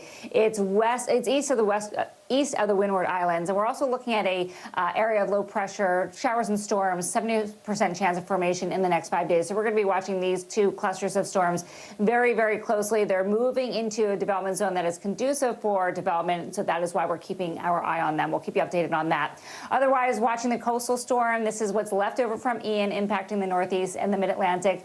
Lots of heavy rain in spots. We saw it all weekend long. We're still seeing some heavy rain this morning. You can see those bright colors, reds, oranges, yellows, showing us where that heavy rain is falling.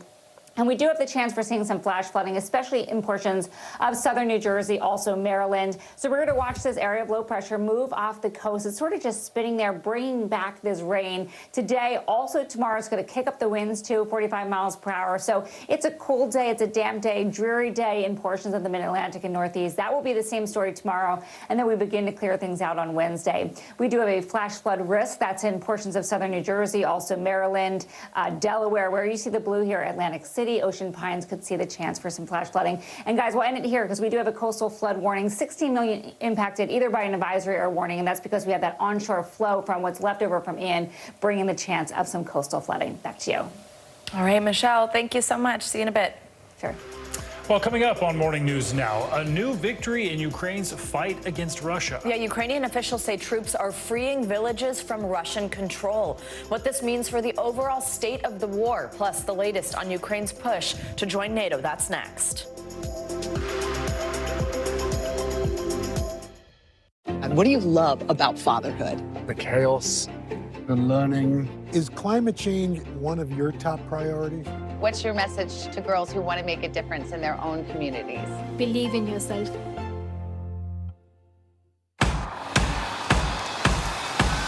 News is happening now. Look at what's making headlines around the world. Right now on Morning News Now. We're coming on the air with breaking news. And this is a significant moment. Whenever it happens, wherever you are, NBC News, streaming free now.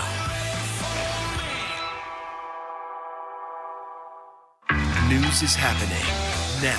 Look at what's making headlines around the world. We're coming on the air with breaking news. This is a significant moment. Whenever it happens, wherever you are, NBC News, streaming free now. Right now on NBC News Now. As we come on the air, here's what we know. It has been dramatic, powerful. We begin with breaking news just coming in. What's happening now, what's happening next, and what it means for you. We're continuing to follow the Russian attack on Ukraine. There's an intense artillery battle underway. We're getting out of this area right now because more air raid sirens are sounding. As we look out over the latest city-turned-crime scene, we see the things left behind. Was there a school officer on campus? Because that's what we've been told. No. Fewer people are content to just offer their thoughts and prayers. And the House has answered the call to create new gun laws. The stunning testimony at the January 6th hearing on Capitol Hill. Americans face the highest inflation rate in decades. Parts of Virginia cleaning up after severe storms. A terrifying night of flash floods. Flames forcing thousands to evacuate. When do I play meteorologist? Only when the heat is this bad. Another special night of election coverage right here at NBC News Now. Results are coming in. This Tuesday is going to be huge for primary purposes. It's an interesting race here. I've just never covered anything like it. This is big when we're talking about November. How many doors do you think you've each knocked on? This feels like an ideological fight to the death. Is there room for common ground on this issue? What do you think when you see the activism that's happening right now? Do you think this movement could have happened without social media? A lot to talk about as we continue our rolling coverage. We're coming on the air with the news NBC Scoop. Bringing the news to you is not only a job, it's an honor. Sometimes the news can be difficult and overwhelming for kids to understand. Ukraine and Russia. Could you help me understand what's going on? So to help make sense of it all, we've created a newscast just for them. We hope your family will watch Nightly News Kids Edition. News is happening now. Look at what's making headlines around the world. We're coming on the air with breaking news. This is a significant moment. Whenever it happens, wherever you are, NBC News, streaming free now. Welcome back. This morning, Ukrainian forces are claiming victory in southern parts of the country, regaining some territory there. It comes after President Zelensky said his troops had recaptured a strategically vital city in the east, handing Russian forces one of their biggest battlefield losses. NBC News correspondent Aaron McLaughlin has the very latest. Overnight, Ukrainian forces reclaiming territory, this time to the south. But with those battlefield gains brings uncertainty over what Russian President Vladimir Putin could do next. This morning, Ukrainian forces pushing forward with their relentless counteroffensive, reclaiming 2 settlements in the south overnight, according to the Ukrainian president, bringing them closer to the Russian-occupied city of Kherson. This after raising the Ukrainian flag in a key transport hub in the east, opening the door to reclaiming more lost land in the Donbas region. Just days after the Russian president declared large chunks of Ukraine part of Russian territory forever, while accusing the West of trying to weaken and destroy his country. President Zelensky calling the stunning gains proof Putin's claims are a farce. Ukraine's battlefield momentum eliciting a dire threat from the leader of Chechnya, a Putin ally, calling for more drastic measures, including the use of low-yield nuclear weapons. Meanwhile, in the recently liberated village of Kamyanka, The Russian assault and occupation scarring the landscape. Devastation as far as the eye can see. In fact, it looks like a hurricane, earthquake, and tornado struck this village all at once, and there's hardly anyone left. Ukrainian First Lady Olena Zelenska on 60 Minutes Sunday, urging the world to stay focused on the war and its impact on her country's children. Ukraine's children went to school this year, and the first thing they learned is where the bomb shelter is, how to get there, and what to do in case a missile strikes. We will fight. We will not give our children up. I don't know how we can forgive this. I don't think we will. On Sunday, 9 of 30 NATO member states releasing a statement calling for a pathway to membership for Ukraine, as well as more lethal aid for the war-torn country. This just days after President Zelensky applied for NATO membership on behalf of Ukraine. Savannah and Stephen. All right, Aaron, thanks for your reporting. Stay safe. All right, more world news now. Brazil's presidential election is going to a second-round runoff. Janice Mackey-Freyer joins us now from Beijing with that and other world news. Hey, Janice. Good morning. We begin in Brazil, where Jair Bolsonaro rode a far-right wave of support to do better than expected in the first round of presidential elections. It proved polling completely wrong. Lula da Silva was polled to be far out in front, but now has just a 5-point lead on Bolsonaro.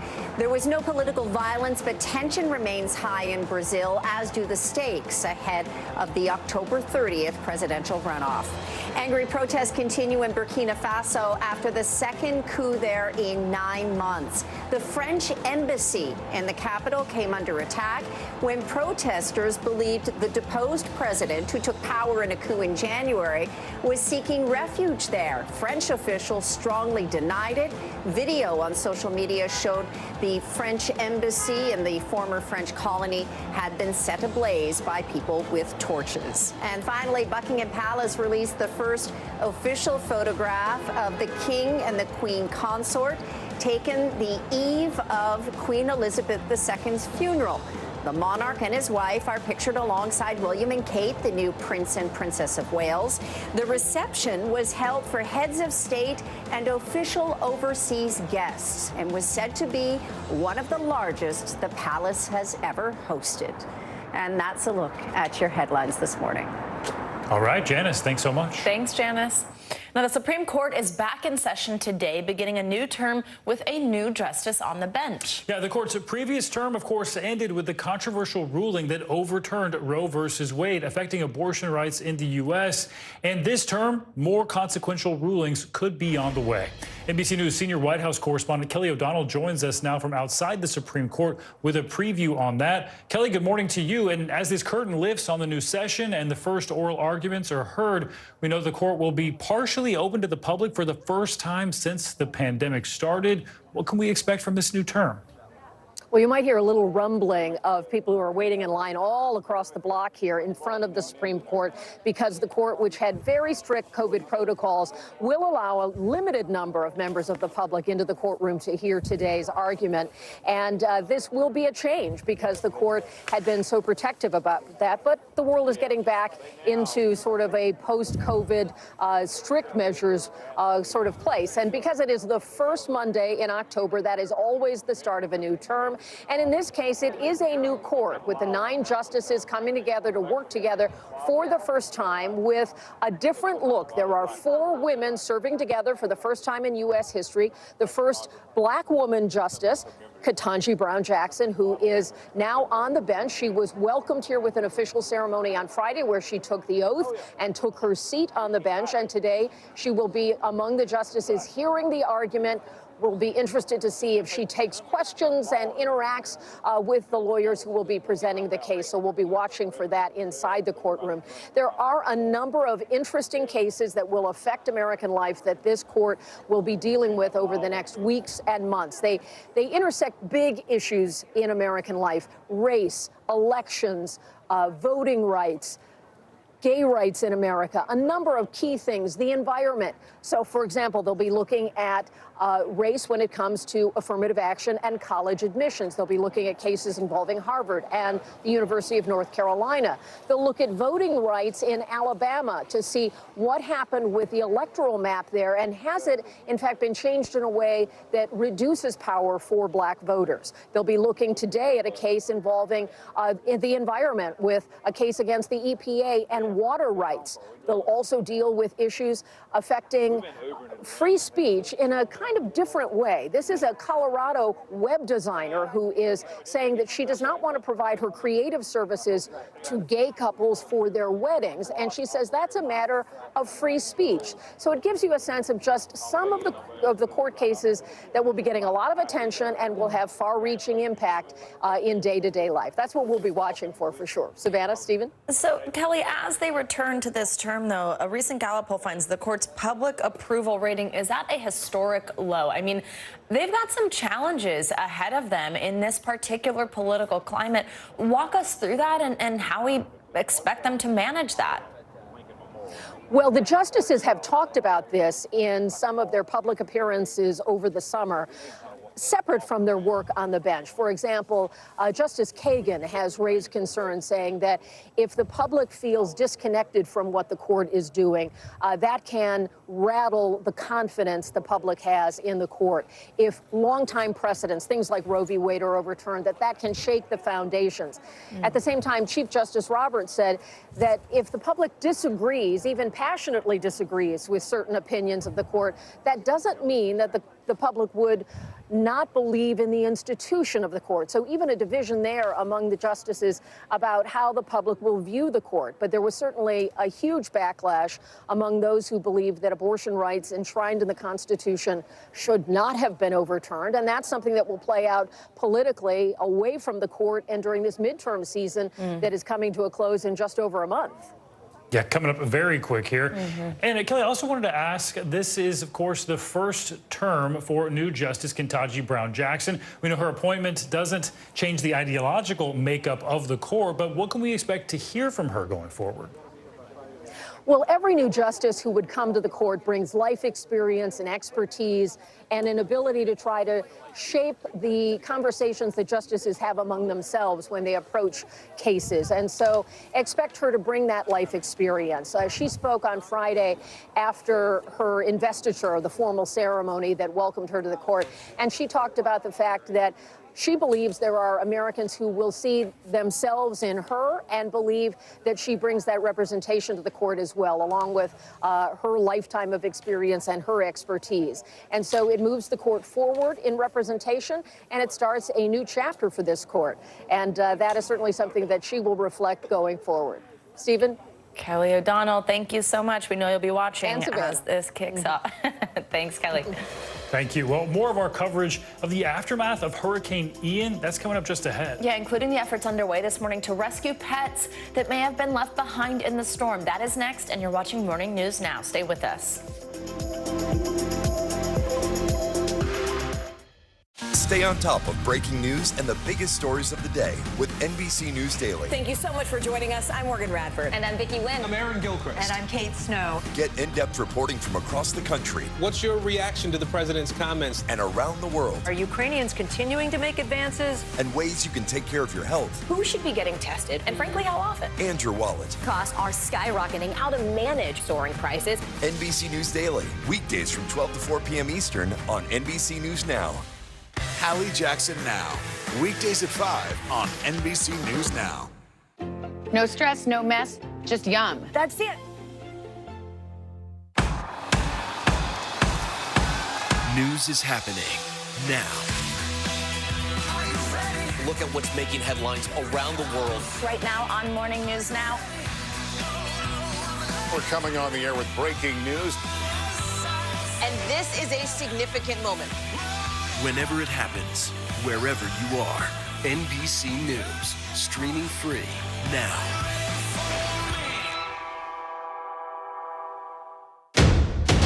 The day's biggest political stories with trusted insight now and expert analysis now. A daily look at the politics behind the headlines. Meet the Press Now, streaming weekdays at 4 p.m. on NBC News Now.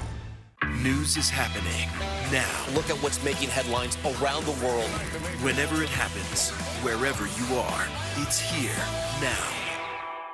Good morning, I'm Joe Fryer. And I'm Savannah Sellers right now on Morning News Now. We're staying on top of the breaking situation in Ukraine. We are watching dangerous heat this week. Recession, I mean, is that where we're headed? Is there any way to avoid that? Morning News Now, streaming weekdays at 7. NBC News, streaming free now. NBC News, streaming free now.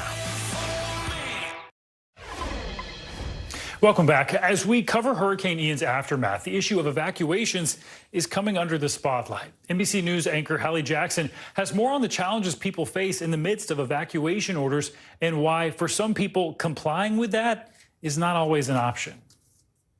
2.5 million people in Florida ordered to evacuate because of Hurricane Ian. But getting out of your house for a storm isn't always easy. The idea of just leaving everything and going off and getting in the highway, and it represents a huge psychological barrier for people to leave. It's also expensive. Evacuating can cost as much as $5,000. More than 1 in every 10 Floridians lives under the poverty line, and about half of all Americans couldn't cover $1,000 in emergency expenses with savings, according to a recent survey. Plus, gas prices, they surge before a storm. Traffic backs up for miles, so even a full tank might not be enough. And hotel rooms aren't cheap if they're even available. My poor brother, he was booked at a hotel and went to go to the hotel, and they had canceled, so he had no place to go. There's also a psychological hurdle. Weather forecasts can be uncertain, and people can develop a false sense of security or optimism. Meteorologists talk about storm surge, but it never seems to hit, and so I think that forms a little complacency for us. And there's herd mentality, too, where you might feel pressure to do what your neighbors are doing. I don't even think we realized that it was as bad as it was. All of our neighbors that have lived there for 30 years or so were not scared. They said this happens all the time. We have this collective decision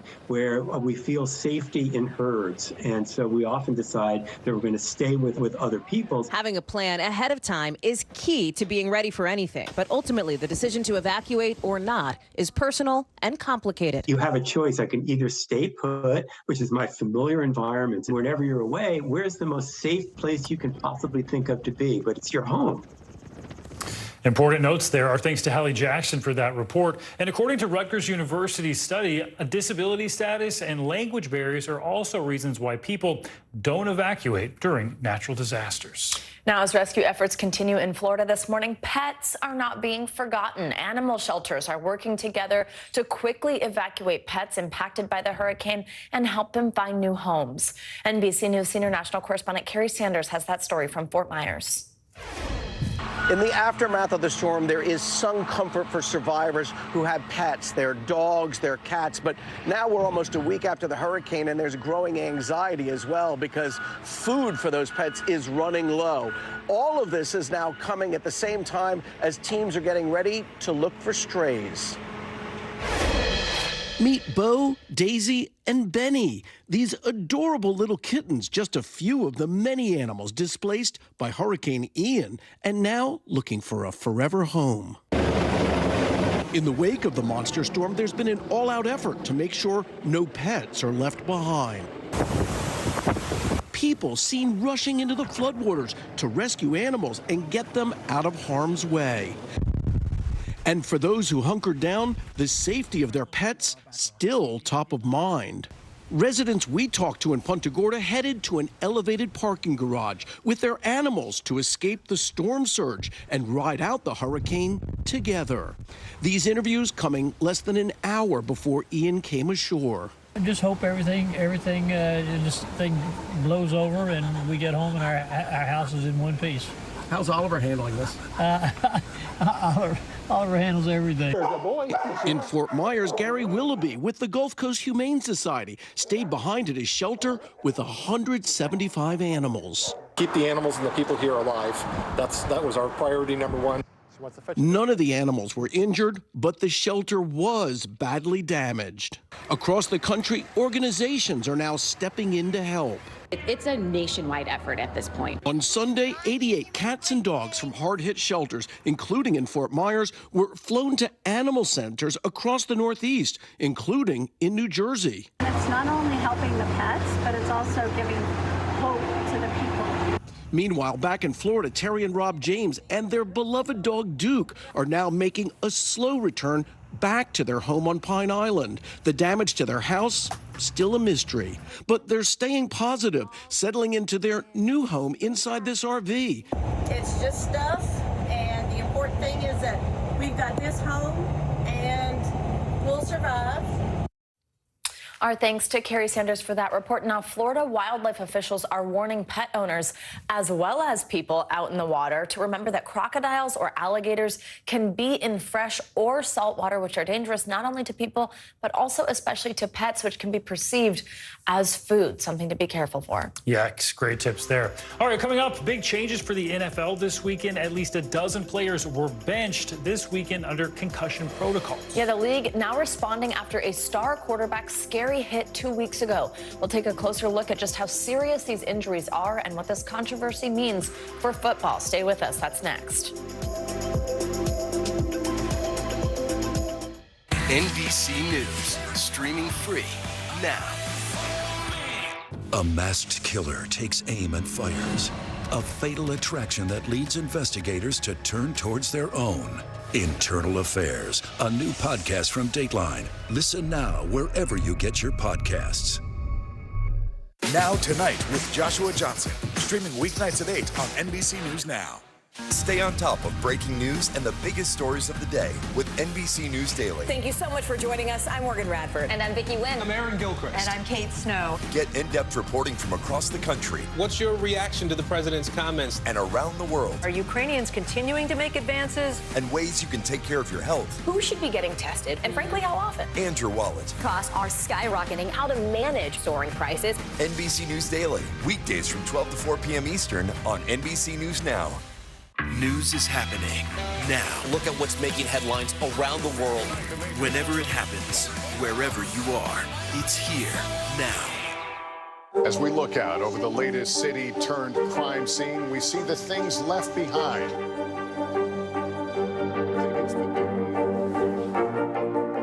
Can you tell us what it was like? Our NBC News exclusive.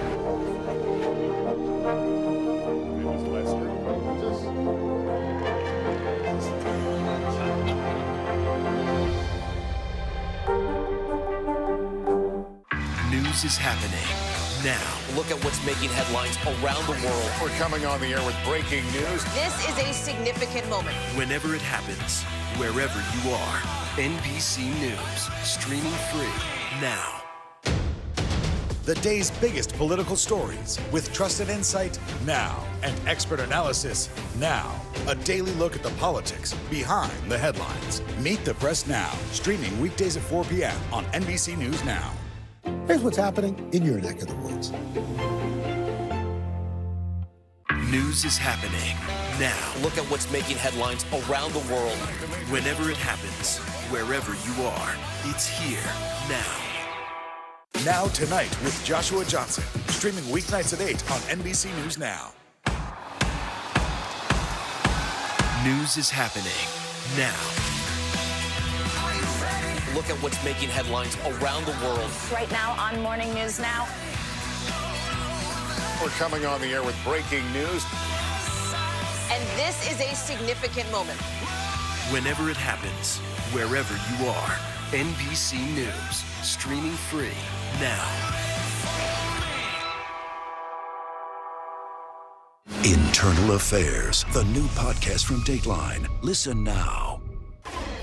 Welcome back. Later this morning, the Federal Reserve will hold an emergency meeting. Yeah, little is known about what to expect from this, but the central bank said the meeting would be a, quote, review and determination by the Board of Governors of the advance of discount rates to be charged by Federal Reserve banks. Investopedia's editor-in-chief and our friend Caleb Silver joins us now to discuss this and all things economy, really. Caleb, good morning. I mean, so an emergency Fed meeting. Walk us through, is that rare? How unusual is it? And maybe do we know anything from that statement there? Should we be worried? Yeah, good to be with you. It's kind of rare for the Fed to announce this. They did it on Friday. They put out a notice that said they'd be having this emergency closed-door meeting under expedited procedures to talk about discount rates. These are basically the rates the Fed charges when it lends money to other banks. The Fed is really the liquidity pump throughout the central banking system. So that's not so strange, but the Fed is off cycle. We know they raised rates a few weeks ago. They don't meet again on interest rates until November. So this is a little bit off cycle. And then you had this drumbeat over the weekend after a Financial Times story talking about Credit Suisse. This is the European-based bank. It's an investment bank with about $1.5 trillion in assets, talking about some issues it might be having. The stock is down 10% this morning, down about 60%. So there is conjecture that maybe these are connected. We have no proof of that at all, and the Federal Reserve is not saying anything about it. But our antennas are up because of the sensitivity around capital markets, a recession, a potential bank issue. That's what's going on right now. Lots of sensitivity there. And there's also growing alarm about one of the major European banks, Credit Suisse. This morning, the lender's shares are tanking amid concerns over its financial health. The Financial Times reported that its executives are in talks with investors to reassure them about these worries. So what's going on here?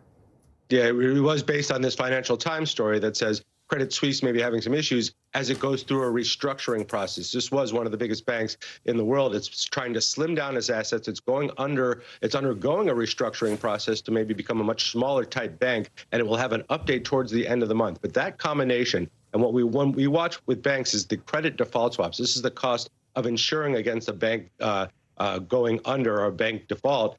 Those have quintupled in just the past year. So everyone's sort of watching closely around Credit Suisse. The CEO, who's the new CEO, Ulrich Korner, saying everything is fine and we're going to have an update in a few weeks. But still, when you get sort of these whispers and it starts to compound on social media, people get concerned. The stock down 10%, down 60% in just the last few months. So a lot of issues surrounding Credit Suisse and what might be going on there. Caleb, also while we have you, we're watching the oil markets this week. That's ahead of this really important OPEC Plus meeting. There are expectations that members could actually agree to cut production. Walk us through what that means. How would that impact prices at the pumps? Is that what you're expecting to see? Yeah, what a difference a few months make. We were talking back in March and April about potentially increases in production because oil prices were so high. Remember, they were about 125 bucks a barrel. Where oil prices have come down 40%. Now concerns about a global recession. We see oil prices continuing to fall. OPEC, OPEC Plus, these are the allies. That includes Russia, are meeting this week in Vienna on Wednesday to talk about potentially supply cuts to boost prices back up. They like prices closer to 100 bucks a barrel. We're down near about 88 bucks a barrel. So that's very interesting, but a huge turn in events just over the past few months as concerns about a global slowdown take hold. All right, Caleb, as always, we appreciate you. Thank you. Thanks, Caleb. Also, breaking business news now. The SEC and Kim Kardashian appear to have come of some sort of settlement. Yes, CNBC's Bertha Coombs joins us now with that story and other money news this morning. Hey, Bertha.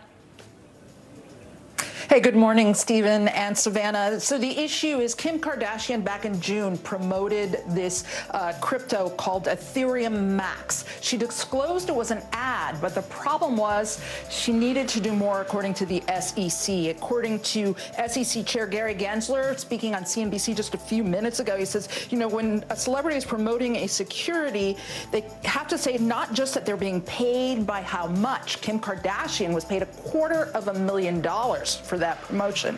Her attorney issuing a statement about this settlement saying Ms. Kardashian is pleased to have resolved this matter and fully cooperated with the SEC from the very beginning, and she remains willing to do whatever she can to assist the SEC in this matter. She wanted to get this matter behind her to avoid a protracted dispute. So again, she will disgorge that $250,000 and pay a fine on top of that in excess of $1 million in order to settle that dispute. Meantime, Disney is striking a deal to restore its channels, including ESPN and ABC, ahead of Monday Night Football, to Dish Network's satellite and streaming platforms, which includes Sling. The agreement ends a weekend blackout that saw Dish customers lose access to those channels. Dish has 10 million subscribers nationwide. The two sides had been in a dispute over how much Disney charges for cable, satellite, and carry its channels. And Apple has been testing adding Touch ID back to the iPhone. It's unlikely to happen anytime soon. Face ID replaced Touch ID on the iPhone starting back in 2017 with the iPhone 10. Bloomberg reports that Apple has been considering adding it to the power button, similar to the iPad Air and Mini, but it may not end up on higher-end phones and may only be available, if it happens at all, on cheaper devices such as the iPhone SE. Finally, Google's Japanese division has created this new keyboard that may or may not be meant as a joke. It's called the Gboard, a single-row keyboard with every key laid out end to end. The company is letting you build your own at home, uploading the blueprints and design files online at GitHub. The whole thing measures about 5.5 feet, making it way too big to fit on most desks. Wow. And after you've learned the whole QWERTY keyboard, I mean, seriously, can you imagine? He's like, to hop from one end to the other. That has to be a joke. That's All funny. right. Bertha, thanks so much. Thanks, Bertha. You gotta think it's a joke. All right, and turning now to the NFL and the new concussion protocols now expected after the Miami Dolphins quarterback suffered 2 head injuries just days apart. Yeah, NBC News correspondent Stephanie Gosk has the latest on that story. Hey there, it's unclear when Tua Tagovailoa will play for the Dolphins again after being slammed to the turf twice in separate games last week. But those sacks are having an impact beyond the field. The doctor who treated him after the first hit has been fired, and the concussion rules could be changing. This morning, repercussions after Miami Dolphins quarterback Tua Tagovailoa appeared to sustain 2 head injuries just days apart. One of the doctors who cleared Tua to play has been fired. I expect the highest level of medical expertise. And when we make decisions to terminate people, it's in respect to all of those considerations. The NFL is reviewing safety guidelines and is expected to update concussion protocols. The league and the league's Players Association will reportedly interview Tua as part of their probe into what went wrong, according to ESPN, citing anonymous sources. What's important is that we get this right, and if we need to make a change and make things better, that carries us forward and helps us do a better job. The investigation coming after 2 injuries last week. First, this hard hit during a game against the Buffalo Bills. Tua returned later that game, and 4 days later was back on the field and sacked again. You could see both his hands.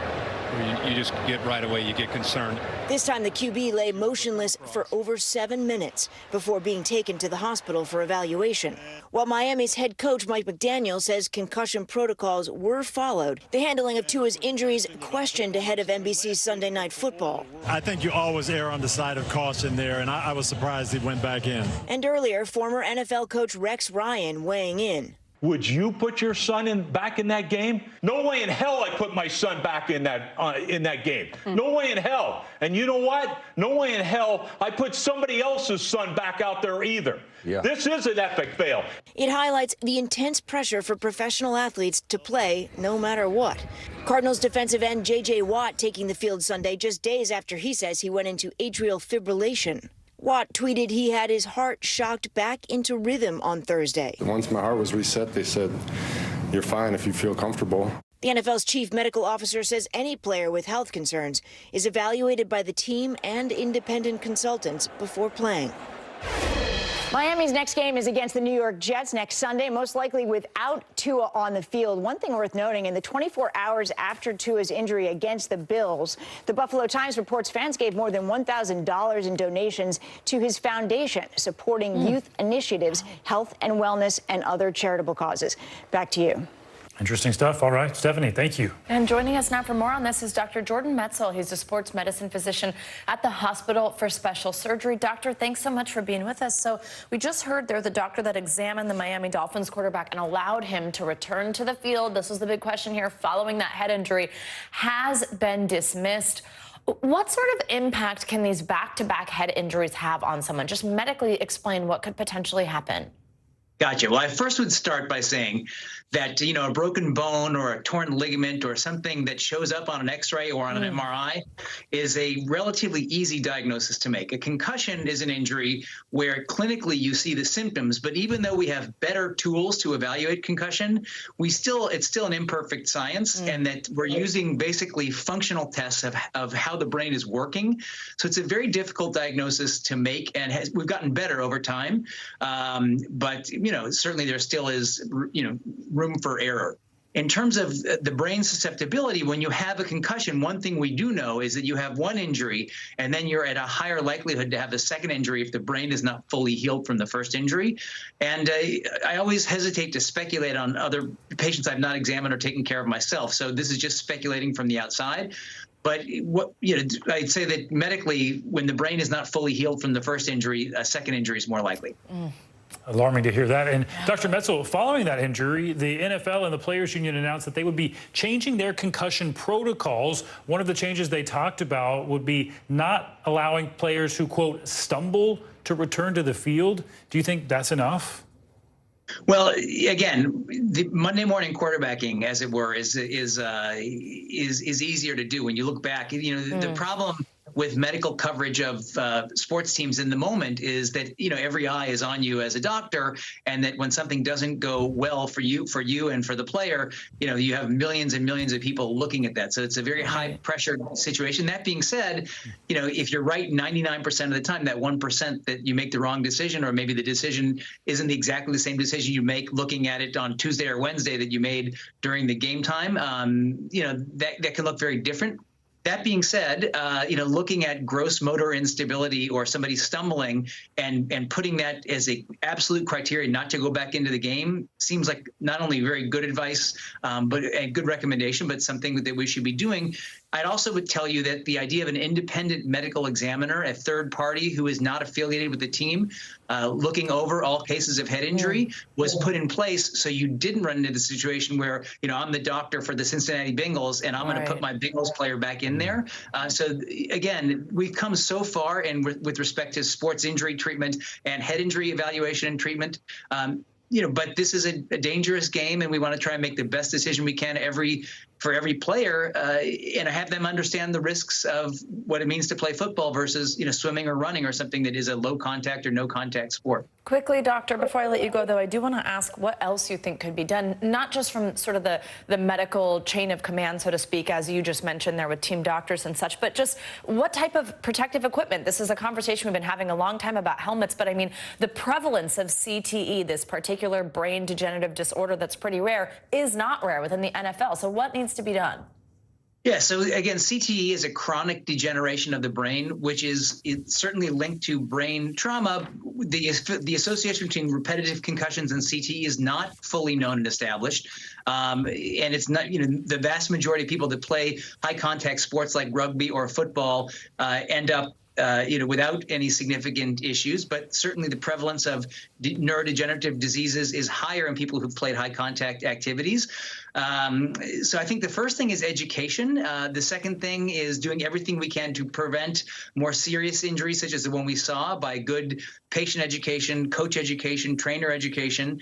I think all those things make a difference. Unfortunately, we've seen more head injuries in the modern football area than we did when we had leather helmets running around. And there's more concussions in NFL football than rugby, where you wear no headgear or a small headgear. So, the helmet protects the skull, but it doesn't protect the brain inside. And, going at faster velocities and rotating the brain inside the skull, those are not protected by the helmet. And so the helmet can give you a false sense of security that doesn't really offer much protection when it comes to concussion. Important factors to keep in mind. All right, Dr. Jordan Metzel, thank you so much. Thank you. Thank you. Well, coming up, October marks Breast Cancer Awareness Month. And a name you probably know well from her days here with us at NBC, Katie Couric is opening up about her battle this morning, what she hopes others will take away from her diagnosis. That's next.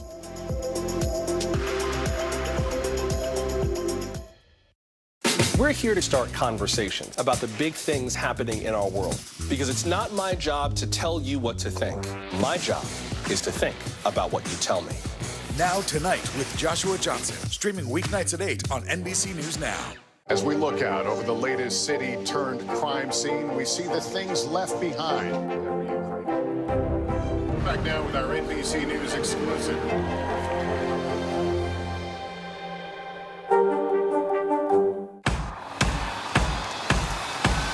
News is happening now. Look at what's making headlines around the world. Right now on Morning News Now. We're coming on the air with breaking news. And this is a significant moment. Whenever it happens, wherever you are, NBC News, streaming free now.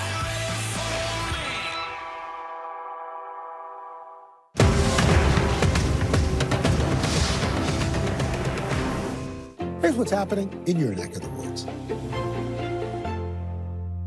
Sometimes the news can be difficult and overwhelming for kids to understand. Ukraine and Russia. Could you help me understand what's going on? So to help make sense of it all, we've created a newscast just for them. We hope your family will watch Nightly News Kids Edition. The day's biggest political stories with trusted insight now and expert analysis now. A daily look at the politics behind the headlines. Meet the Press Now, streaming weekdays at 4 p.m. on NBC News Now. News is happening now. Look at what's making headlines around the world. We're coming on the air with breaking news. This is a significant moment. Whenever it happens, wherever you are, NBC News, streaming free now.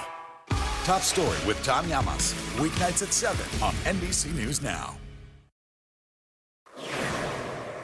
Welcome back. A new law in California is decriminalizing jaywalking. Starting January 1st, pedestrians will be allowed to cross a street outside of a crosswalk as long as it's safe. Supporters say jaywalking tickets disproportionately affect minorities, and data from the California Racial and Identity Profiling Act shows that Black Californians are up to 4.5 times more likely to be stopped for jaywalking than those who are white.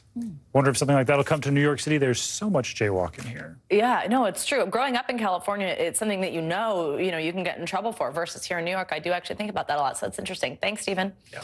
Now, this morning we are kicking off Breast Cancer Awareness Month with a personal story from someone who's a familiar face here at NBC. Former Today Show anchor Katie Couric has long been a cancer advocate, informing and educating the public about the importance of screenings. But now she's gone from cancer advocate to cancer patient. She was just on the Today Show this morning talking about her diagnosis. Here's some of what she had to say.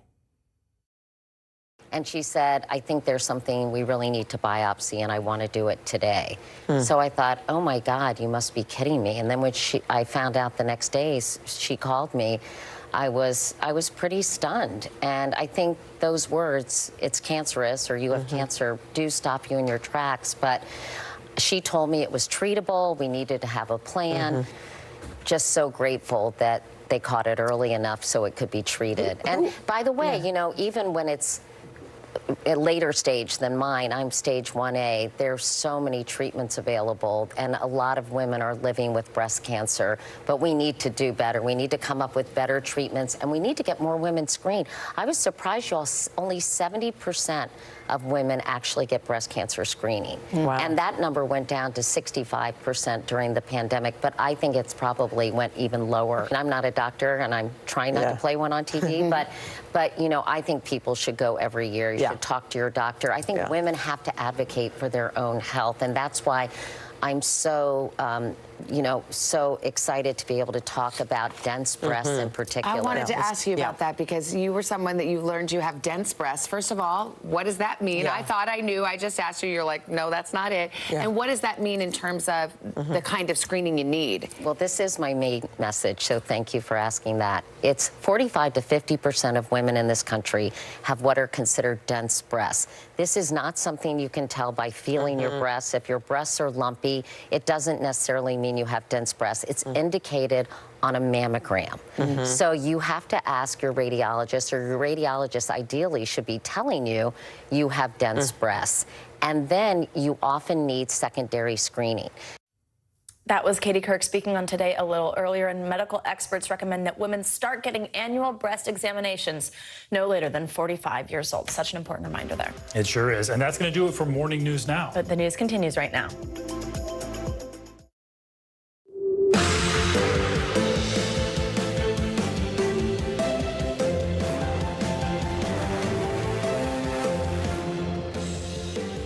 Good morning. Thanks for being here. I'm Stephen Romo in for Joe Fryer. And I'm Savannah Sellers. Right now on Morning News Now, aftermath. A historic search and rescue operation is underway this morning across the southeast as Ian's death toll climbs to 87.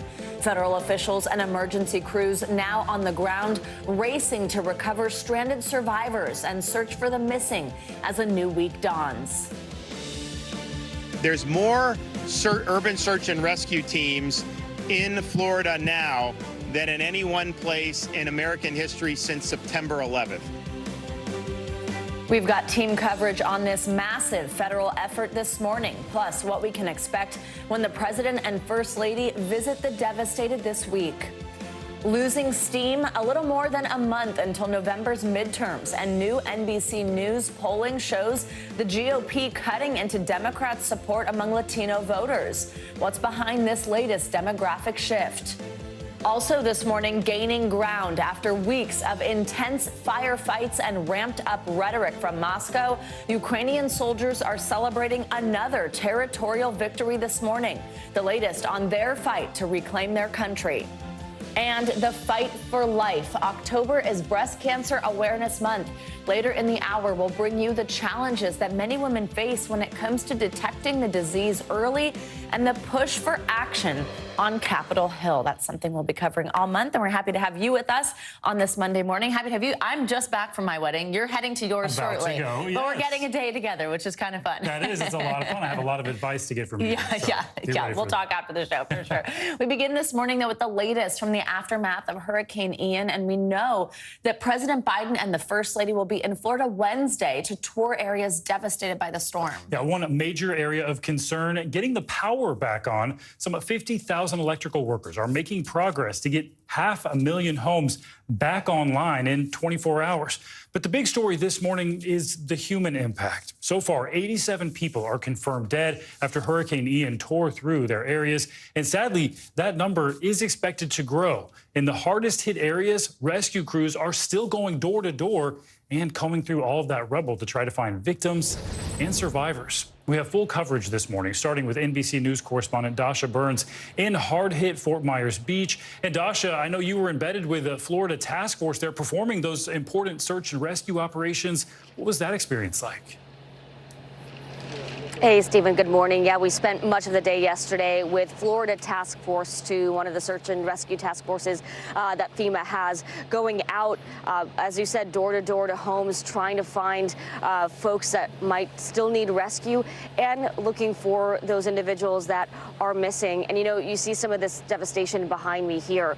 Take that and multiply it over and over and over, and you might get a small sense of the enormity of this devastation, and also, Stephen, of the scale and the scope of the search and rescue and recovery effort. This is such a massive catastrophe, and the amount of work that has to get done in the coming days, in the coming weeks, and in the months after these cameras leave is just mind-boggling. As we were driving and walking through that damage, it looked like someone just took a baseball bat to a toy dollhouse. That is what homes that people had lived in for decades looked like. And these rescue workers, you've got the federal folks with FEMA. You've also got people who are in this local community, people from the Fort Myers area, people from the surrounding area that are dealing with their own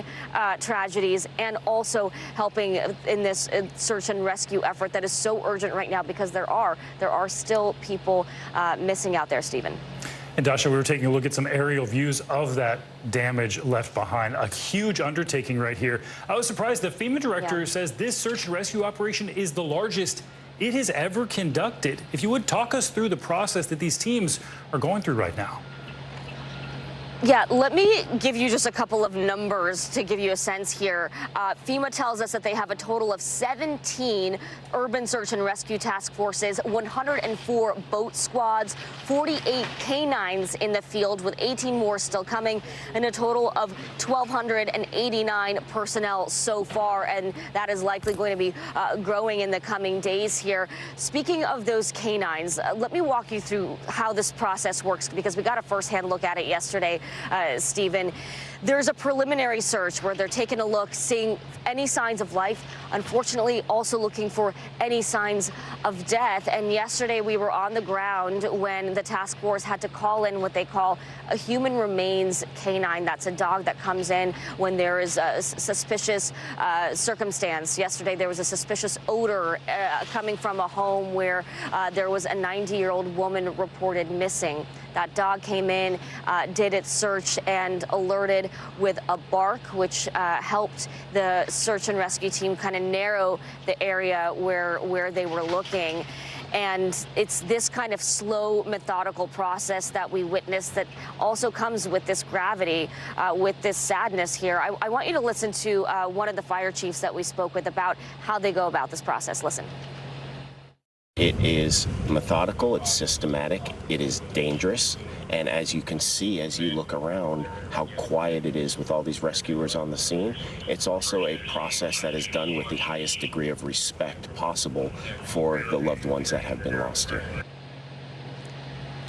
Stephen, that quietness that the chief was talking about there, that was maybe the most chilling part of our day yesterday, just to see this devastation, this destruction, but hear so little, even as these efforts continued, the way that they so slowly and carefully were removing that debris. Not big bulldozers, not a big hubbub, not a lot of commotion. Quiet, methodical, respectful, Stephen. And Dasha, we don't have a lot of time left, but I did want to ask, what are people on the ground telling you about what they're going through?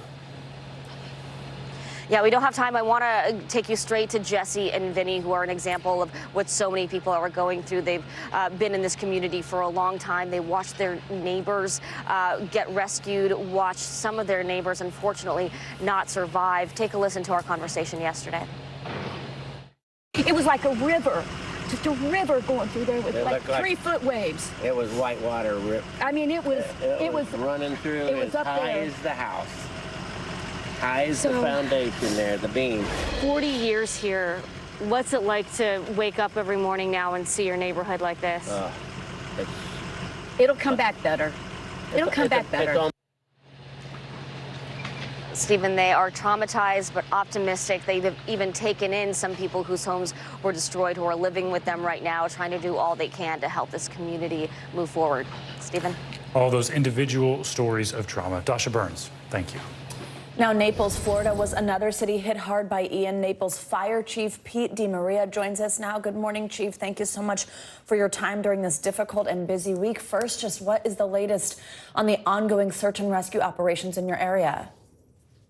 Well, we've been doing well with our search and rescue. We've completed our first search through the part of the community that was hit the hardest, and we feel like we're in a good place now. We have some strike teams of engines in the station right now, and we're responding to all the calls as the power starts to come on. There's been multiple structure fires throughout the community, and we're doing our best to respond to everything and control everything. But we're in a better place today than we were yesterday, and we plan to be in a better place tomorrow than we are today. To your knowledge, just based on what you've dealt with so far over the past few days, do you anticipate that there are more rescues to execute? At this point, I think we're in good shape as far as the rescues. We've pretty much completed everything, and we have accounted for all of our welfare checks. So I think we're in a good place here in Naples. Oh, that's great news. That's good to hear. We saw videos actually that your fire department posted last week. It showed your firehouse flooded, your fire trucks, equipment were submerged in water. Talk us through how extensive the damage was to the firehouse, what it means for your operations right now, but then also just put in context for us what that looks like with the rest of your community and structural damage. Well, we're dedicated to service, so we hung in here as much as we could to respond to the community. We made that choice. The floodwaters came up quickly. We did lose some equipment, but the station is in great shape. We're in it right now.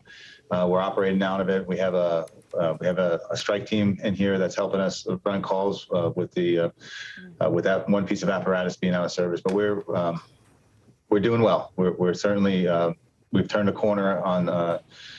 From the time the station flooded, and we're responding out there, and we're serving the community the way they should be. Chief, as we enter this new week, what are you most concerned about? Well, we certainly hope that we continue to restore power throughout the community. Every time there's another section that gets power, I think spirits are uplifted a little bit. We're out there clearing streets and picking up debris.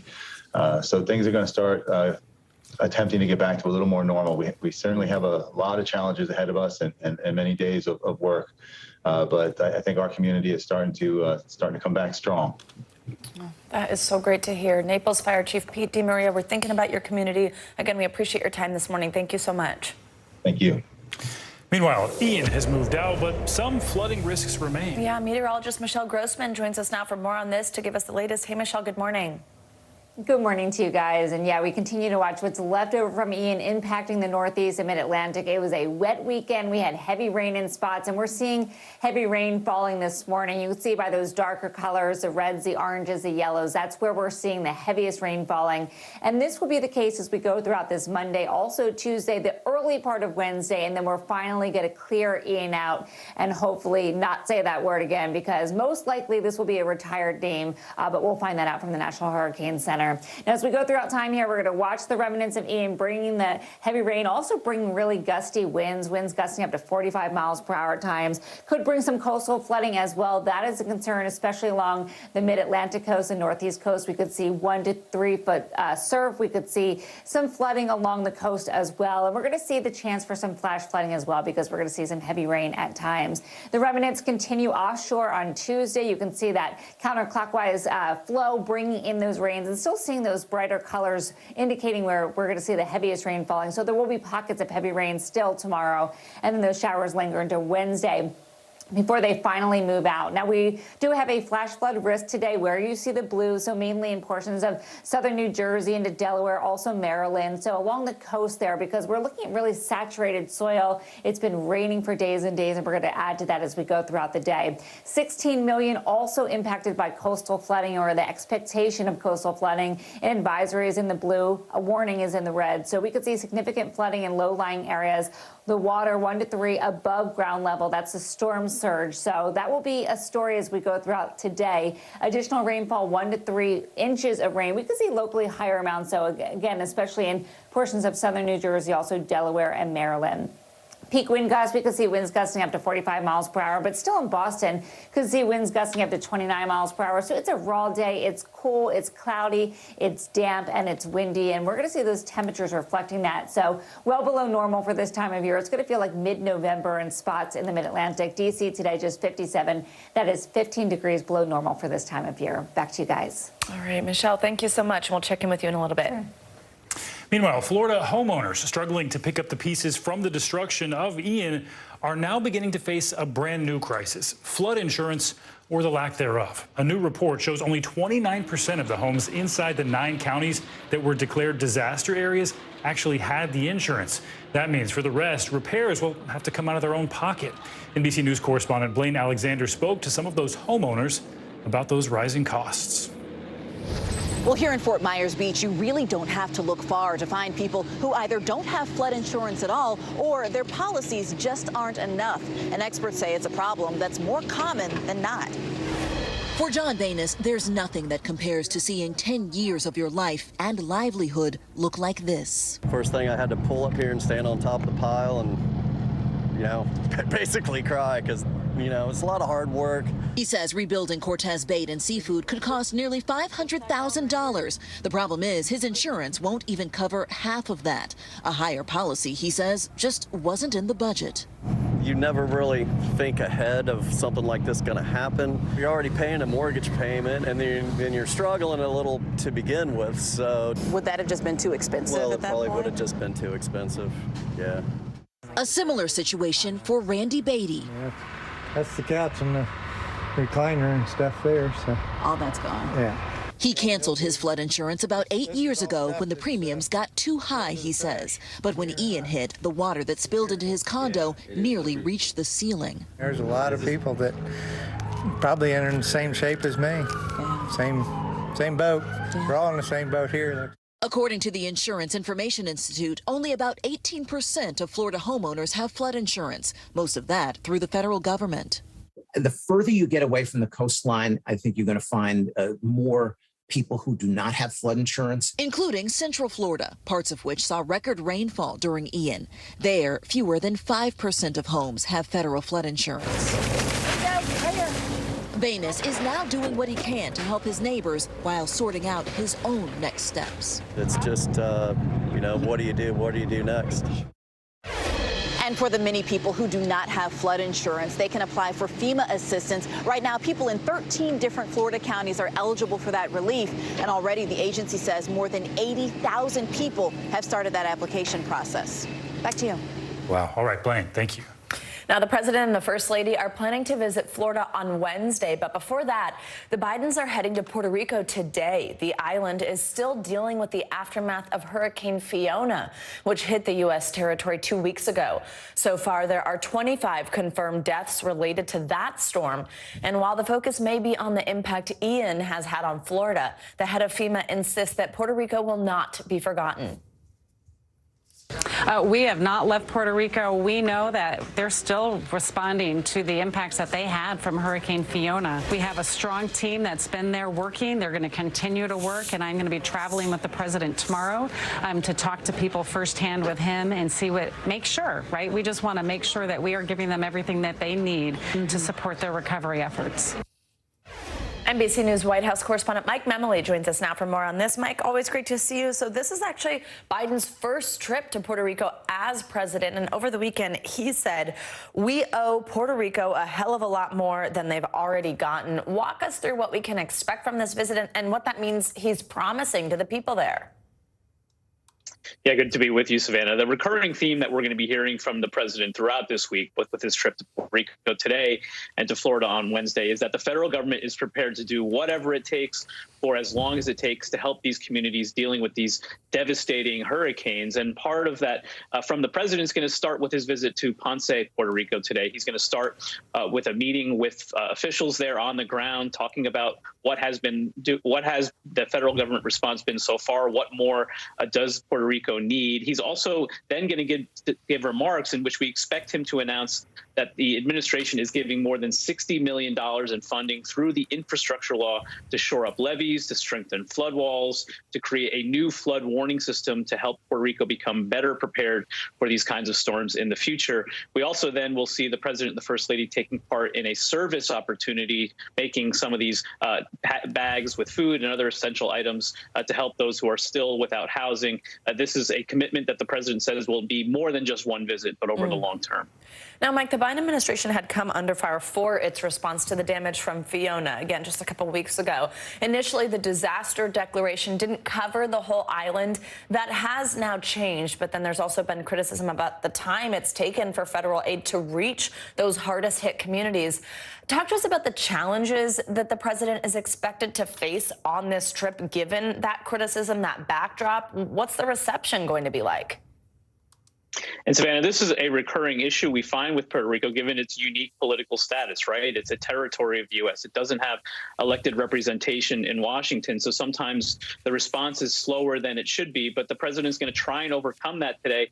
And you know what, Savannah, it's hard to see a president visit Puerto Rico and not think back to what we saw with the last president, throwing the paper towels, a scene that the White House is eager to avoid this time around. And so what the White House is saying as the president prepares to travel there today is that Biden has made Puerto Rico a priority for long term, not just on this visit, that already the $60 million he's announcing today is part of $5 billion in additional funds that have been made available to the island, and that this is a commitment that he'll see through for the long term as well. All right, lots to watch for later today, and we know you'll be on it. Mike, thank you so much. And as the president plans to visit hard-hit Puerto Rico, new NBC News polling shows support is slipping among Latino voters. Democrats currently hold a 21-point lead over Republicans in Congress, but that number is down from 26 points from this time last year and 13 points from 2018. Latinos are a key voting demographic for both parties and could be influential in the midterm elections. NBC News senior political editor Mark Murray joins us now with a closer look at those numbers. Mark, good morning to you. If you could walk us through why Democrats are losing ground with so many Latino voters. What are some of the issues Latinos are backing Republicans on, and where are they still supporting Democrats? Yeah, we first saw this in the vote in 2020, where Donald Trump ended up making some surprising gains versus Joe Biden in that presidential contest. And we ended up having a very large poll looking solely at the Latino electorate, which showed that 54% of Latinos end up wanting Democrats to control Congress versus 33%. But as you mentioned, that is down from previous cycles, including a 42-point lead for Democrats when it comes to in 2012. And on the issues where the Democrats had the advantage, it's on places like abortion, healthcare, addressing the concerns of the Latino community. Republicans, though, have the advantage on the economy, on crime, and on the situation at the border. And Mark, NBC polling also included approval ratings of Biden as president. What stood out to you about those results? And are there any red flags for the Biden administration? Yeah, his approval rating is at 51% versus 45% who disapprove. And overall, you might end up saying that's a really good number for President Joe Biden, given his overall approval rating in our most recent national poll was at 45%. But this is way down from past Democratic performance, including former President Barack Obama, whose approval rating was in around the 70% area during his presidency. And so Joe Biden is above water with Latino voters, but he's not doing is certainly as high as we've seen from recent Democratic presidents.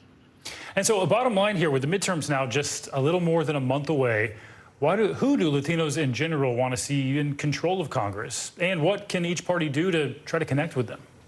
Yeah, on that second question, is getting those people out to vote. My colleague Natasha Korecki has a piece noting that there are Democratic observers and strategists in Nevada, in that key state that's going to hold Senate and gubernatorial contests, that want to be able to get their voters out. And of course, Republicans want to get their own Republicans voters who've been leaning towards them out. But maybe the biggest takeaway of all from our poll is just how diverse the Latino electorate is, where you end up having women are overwhelmingly backing Democrats. Men are actually a little bit less. You end up having Catholic Latinos overwhelmingly backing Democrats, non-Catholic Latinos a little bit less. And so a lot of the same divides on geography, on when it comes to gender, and also when it comes to religion that we see in our normal politics are also playing out with a Latino electorate. Makes sense. An important note there. There's so much diversity within the Latino community. All right, Mark, thank you. Well, coming up this morning, gaining ground. Yeah, a key victory for Ukrainian troops this morning. We'll bring you the latest on the fight to reclaim their land. That's next. You're watching Morning News Now.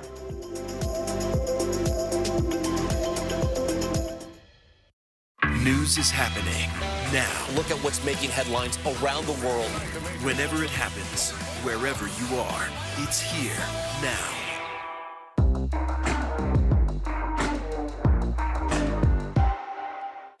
No stress, no mess, just yum. That's it. Top Story with Tom Llamas. Weeknights at 7 on NBC News Now. News is happening now. Look at what's making headlines around the world. Whenever it happens, wherever you are, it's here now. Our show is about sparking conversations around today's biggest issues. The Fed raises interest rates. That controls inflation. Explain how that works. Is part of this that everyone's rethinking their jobs and their relationship to their employers? Could you just remind us why there are 9 justices on the Supreme Court instead of 3 or 20 or 2? It's not my job to tell you what to think. My job is to think about what you tell me. Now Tonight with Joshua Johnson, streaming weeknights at 8 on NBC News Now. You don't know when your moment's coming, but when it does, you take it. As we look out over the latest city-turned-crime scene, we see the things left behind. Back now with our NBC News exclusive.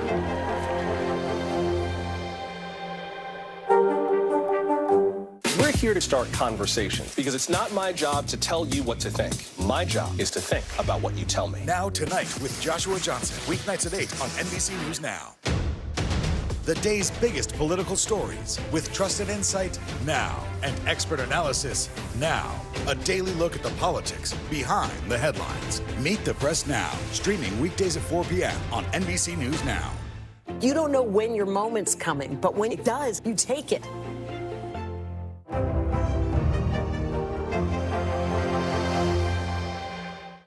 Top Story with Tom Llamas is your news playlist on NBC News Now. And now, you can listen to it as a podcast. Available anytime and anywhere. Now Tonight with Joshua Johnson. Streaming weeknights at 8 on NBC News Now. NBC News, streaming free now. Hallie Jackson Now. Weekdays at 5 on NBC News Now. News is happening now. Look at what's making headlines around the world. Right now on Morning News Now. We're coming on the air with breaking news. And this is a significant moment. Whenever it happens, wherever you are, NBC News, streaming free now. Hallie Jackson Now. Weekdays at 5 on NBC News Now. We're back now with the war in Ukraine. Kyiv says its forces have recaptured a strategically important city in the eastern part of the country. It comes just days after Russia announced it was annexing that city's region along with 3 others. NBC News senior national correspondent Jay Gray has more. Ukrainian fighters advancing, pushing through Liman, taking back land occupied by Russian troops for months. Russian flags tossed to the ground and trampled, Ukrainian soldiers celebrating their latest victory. Ukrainian officials won't share specifics, but do say their troops are right now freeing villages in the east, in some areas delivering desperately needed food and water, and to the south, inching closer to Kherson, a Russian stronghold, and the first city to fall just a week after the invasion. The Ukrainians continue to make progress, and they continue to present problems to the Russians that they'll have to resolve. Progress that comes after weeks of intense firefights. An unusual silence from Moscow, just 2 days after President Vladimir Putin renewed his threat to use nuclear weapons to defend the partially occupied, illegally annexed territories. It's reckless, but it's actually something we have heard several times before. But that doesn't change the fact that this is dangerous. So is the struggle to survive and advance for Ukrainian soldiers fighting to reclaim their country. Leaders of 9 European NATO countries issued a joint statement supporting Ukraine's request for accelerated membership. The White House has said the application should be taken up at a different time. Admission requires the approval of all 30 member nations. In Kyiv, I'm Jay Gray. Back to you now. All right, Jay, thank you so much. More world news now. At least 125 are dead following a stampede at a soccer match in Indonesia. Yeah, Janice Mackey-Freyer joins us now from Beijing with that and other world news. Hey, Janice, good morning. Hey, good morning. It's one of the worst sporting event disasters in history that unfolded over the weekend at a soccer stadium in Indonesia. Some of the images so disturbing. The death toll now at 125, most of them crushed in a stampede for the exits after police fired tear gas into crowds of rioting fans. It appears so much went wrong. Overcapacity, tear gas, no crowd control. Indonesia's president has ordered a full investigation. Iranian police clashed with students at Tehran's most prestigious university as the parliamentary speaker warned that protests could destabilize the country, and he told security forces to deal, quote, harshly with them. The protests against the treatment of women and wider repression were sparked last month by the death of Masa Amini in police custody. Rights groups say that dozens of protesters have been killed and hundreds arrested. And finally, more than 40,000 runners took part in the London Marathon this past weekend. From Greenwich to the Mall, people lined the streets cheering on participants, some of whom were wearing costumes that were colorful, cumbersome, a little bit furry. The event is usually held in April, but switched to October during the pandemic, and it's proving to be a bit of an endurance runner itself. This was the marathon's 42nd year. Yeah. And that's a look at your headlines this morning. Look at that. Good for all of them. Yeah. Something I could most certainly never do. Especially in a costume. Yeah. Props to them for that. I know. Janice, thanks for that. Thanks, Janice. All right, and coming up, we're watching another major January 6th trial this morning with the leader of the far-right militia group known as the Oath Keepers, set to appear in court for his opening arguments. Yeah, what we can expect when the judge gavels in today. That's coming up next. From Brooklyn, we're next to the subway station. The state's reservoirs are alarmingly low. War will pass them by.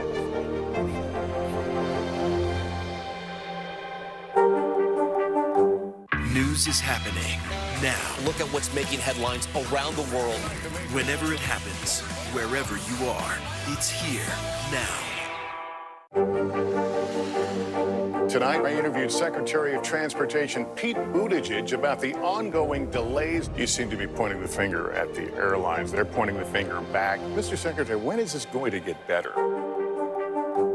Stay on top of breaking news and the biggest stories of the day with NBC News Daily. Thank you so much for joining us. I'm Morgan Radford. And I'm Vicki Wynn. I'm Aaron Gilchrist. And I'm Kate Snow. Get in-depth reporting from across the country. What's your reaction to the president's comments? And around the world. Are Ukrainians continuing to make advances? And ways you can take care of your health. Who should be getting tested? And frankly, how often? And your wallet. Costs are skyrocketing. How to manage soaring prices. NBC News Daily. Weekdays from 12 to 4 p.m. Eastern on NBC News Now.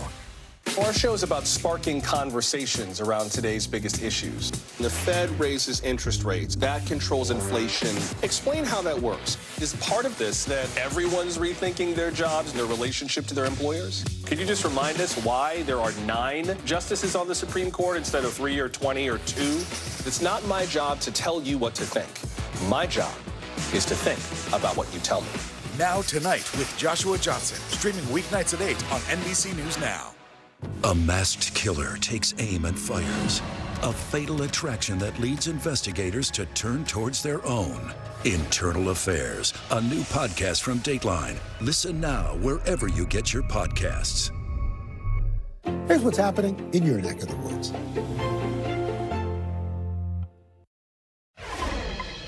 We're back now with the latest on the January 6th attack on the Capitol. Opening arguments will begin today in the trial of Stewart Rhodes, the leader of the Oath Keepers, along with 4 other members of the right-wing militia group. Yeah, they're facing charges of seditious conspiracy for their involvement in the attack on the Capitol, which carries a maximum sentence of 20 years behind bars if convicted. NBC News Justice reporter Ryan Riley is here to break down the trial for us, along with NBC News legal analyst Danny Savalas. Good morning to you both. Always great to have you with us. Ryan, I'll start with you just for some context here on this trial and tell us what should we expect to hear from prosecution today. Yeah, so this is definitely DOJ's biggest challenge thus far, certainly the most serious charges they've brought against the largest number of defendants that's gone to trial. You know, you sit through a lot of these cases and sometimes you wonder why they actually went to trial because the facts are just so stacked against a lot of these previous defendants. And, you know, in jury trials, DOJ has a flawless record, batting 1,000 for all of these cases. So you sometimes wonder why, you know, they necessarily went to trial given the overwhelming evidence against them and the clear evidence of crimes. In this trial, I do think there's actually a little bit of mystery here. I don't think that there's as much solid evidence in terms of what DOJ has put forward publicly thus far that shows there was a pre-coordinated attack, plan to attack the Capitol. Rather, it seems like there was basically this plan, which is what the Oath Keepers are going to argue, is that they're essentially a militia on standby. Now, that's sort of a novel argument, of course. Essentially, you're arguing that you were preparing for it, you did a lot of preparations for the bank robbery, but you didn't necessarily go through with it, even though you're standing right outside the bank. But that's what essentially they're going to be arguing here and saying that, listen, they had this bizarre legal theory based on the idea that Trump could invoke the Insurrection Act, and they didn't actually move forward with this. And Stewart Rhodes is going to be arguing that those 2 stacks that did enter the Capitol building did not do so at his direction. Well, Danny, what will you be watching for from the Oath Keepers attorneys, and what do you think they'll be trying to show the jury? Exactly that. I mean, the elements of any defense here are that conspiracy is an incomplete crime. In other words, Rhodes would argue, and the other defendants, that we didn't agree. And the objective you said was part of our unlawful agreement. That wasn't our objective. Our objective instead was a lawful one. And any time you charge someone for being a kind of ringleader who didn't actually commit the crime, the government knows that even with those favorable federal statutes that criminalize an expansive list of conduct, they have to prove the agreement and the specific unlawful objective. And that's what Rhodes's defense is going to capitalize on. Ryan, what kind of role do you think the former president is going to play in this trial? Do you expect the prosecution or defense to incorporate former President Trump's actions surrounding the attack on the Capitol into their arguments in any way? Yeah, absolutely. That's going to be a major part of this, because they're going to argue essentially that the Oath Keepers are going to argue essentially that they were waiting on word from Donald Trump to take any action. And that's why they kept all of these weapons in Virginia, because they were trying to obey the law and would only bring those weapons into D.C., which has strict gun laws, if told to do so or by the President of the United States. One moment I'm really looking for here, there's a cooperating individual in this case, one of 3 Oath Keepers who was pleaded guilty to seditious conspiracy, who has already told the court that he was in the room with Stewart Rhodes on the night of January 6th, as Stewart Rhodes was talking to this Trump intermediary, an unidentified person who we haven't learned who is exactly yet. But they essentially were telling this person that Trump needed to call them upon them and step up, and they could step in and sort of help him retain power. He repeatedly implored this individual to directly connect him, Rhodes, with Donald Trump, but he never actually got through, and apparently that person denied that request. So that's, I think, some dramatic testimony we'll be expecting as this trial folds out here under the next 5 weeks. Another mystery there. And Danny, let's talk about the January 6th committee. Should they be paying attention to what happens in this trial? And what kind of effect could this have on the next public hearing? Of course, they'll be paying attention. And in a sense, each of these, the prosecution and then the committee hearings, they kind of build on each other as each listens intently for new evidence and new avenues in which to seek out evidence. But make no mistake about it, January 6th committee is splashy, they're interesting, compelling drama, but they have a tiny fraction of the investigative ability that the DOJ has in conducting their criminal investigations, including grand jury subpoenas, search warrants, all kinds of things the January 6th committee kind of has, but on no level even close to the DOJ. The DOJ is the real show here in prosecuting January 6th conduct. The committee is certainly interesting. It's important for American history, but in terms of devastating effectiveness, no one tops the U.S. DOJ. Great distinction there. Danny Sedalos and Ryan Riley, as always, thank you for joining us. Thanks for your reporting. Well, coming up this morning, as the temperatures drop, it might be a good idea to update that vaccine card. We'll tell you what you need to know this fall about the latest COVID booster shot to keep your health in check. Plus, as part of Breast Cancer Awareness Month, we'll take a closer look at some of the challenges women face when screening for the disease. That is all up next. Stay with us. Hey, podcast fans, ready to unlock our true crime mysteries? Try Dateline Premium on Apple Podcasts. You'll get early access to originals, plus bonus content, and everything is ad-free. So head to Apple Podcasts now to subscribe. Top Story with Tom Llamas, weeknights at 7 on NBC News Now. We're here to start conversations about the big things happening in our world, because it's not my job to tell you what to think. My job is to think about what you tell me. Now Tonight with Joshua Johnson, streaming weeknights at 8 on NBC News Now. News is happening now. Look at what's making headlines around the world. We're coming on the air with breaking news. This is a significant moment. Whenever it happens, wherever you are, NBC News, streaming free now. Hallie Jackson Now, weekdays at 5 on NBC News Now. We're here to start conversations about the big things happening in our world, because it's not my job to tell you what to think. My job is to think about what you tell me. Now Tonight with Joshua Johnson, streaming weeknights at 8 on NBC News Now. As we look out over the latest city-turned-crime scene, we see the things left behind. Back now with our NBC News exclusive.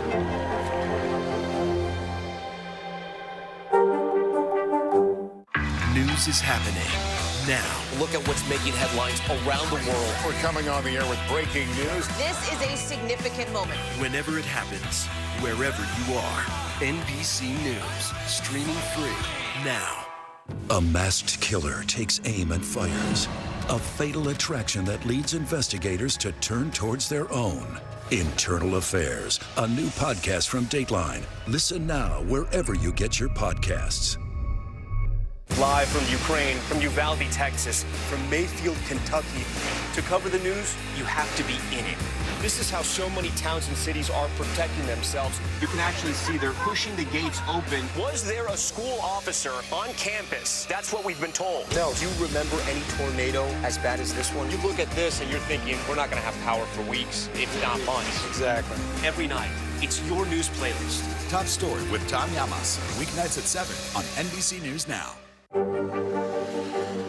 Tonight, I interviewed Secretary of Transportation Pete Buttigieg about the ongoing delays. You seem to be pointing the finger at the airlines. They're pointing the finger back. Mr. Secretary, when is this going to get better?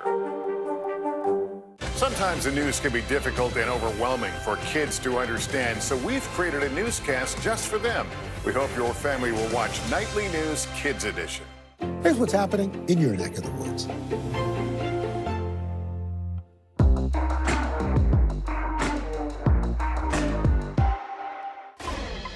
Welcome back. Fall is here for much of the country, and doctors are warning a lot of people aren't prepared for a potential surge of COVID cases. And if you're confused about that updated booster shot, who can get it, should you get it?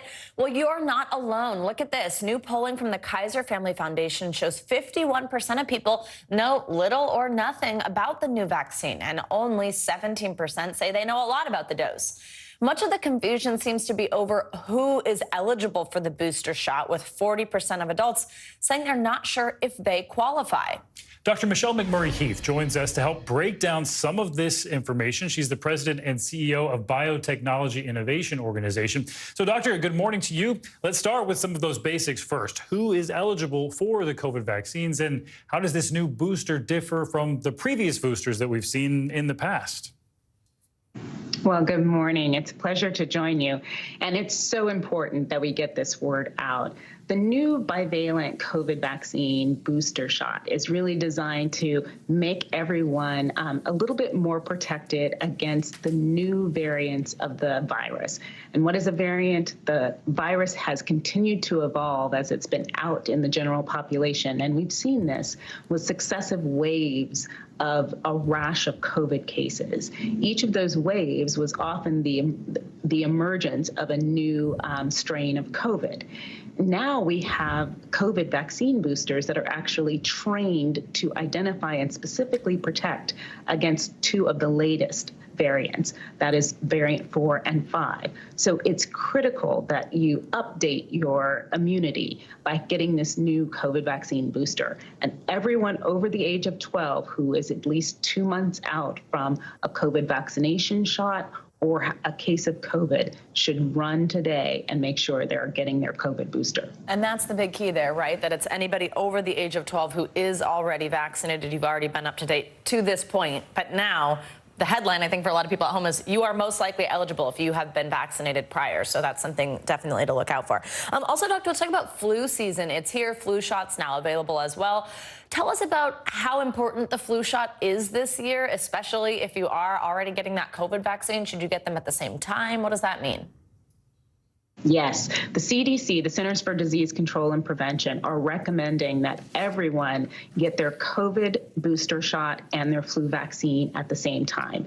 You know, just like COVID variants, flu continues to evolve, and each year, each fall, just as you're putting up your Halloween decorations, you should remember that if you want to be scared, you don't want to be scared of ghosts and ghouls. You should be scared of the flu and COVID, and you should protect yourself by getting your flu vaccine that's up to date for the latest variants and your COVID booster at the same time. And if you're under 12, you can still get the original COVID vaccine booster to make sure you have that extra protection as well. An important note there. And along with COVID and the flu, we also want to talk a bit about polio. Hard to believe we're talking about polio, but there's been concern over a rise in cases. What are the recommendations on the polio vaccine? And why do you think there's so much confusion in general around vaccines right now? Yeah, well, it's extremely unfortunate that the last 2 years has caused both infectious disease fatigue as well as concern, and often unfounded concern, about the safety of vaccines. We know that our regular schedule of childhood vaccines has been incredibly safe and effective over the last previous decades. We have so much safety data now that really point to how important this series of shots is.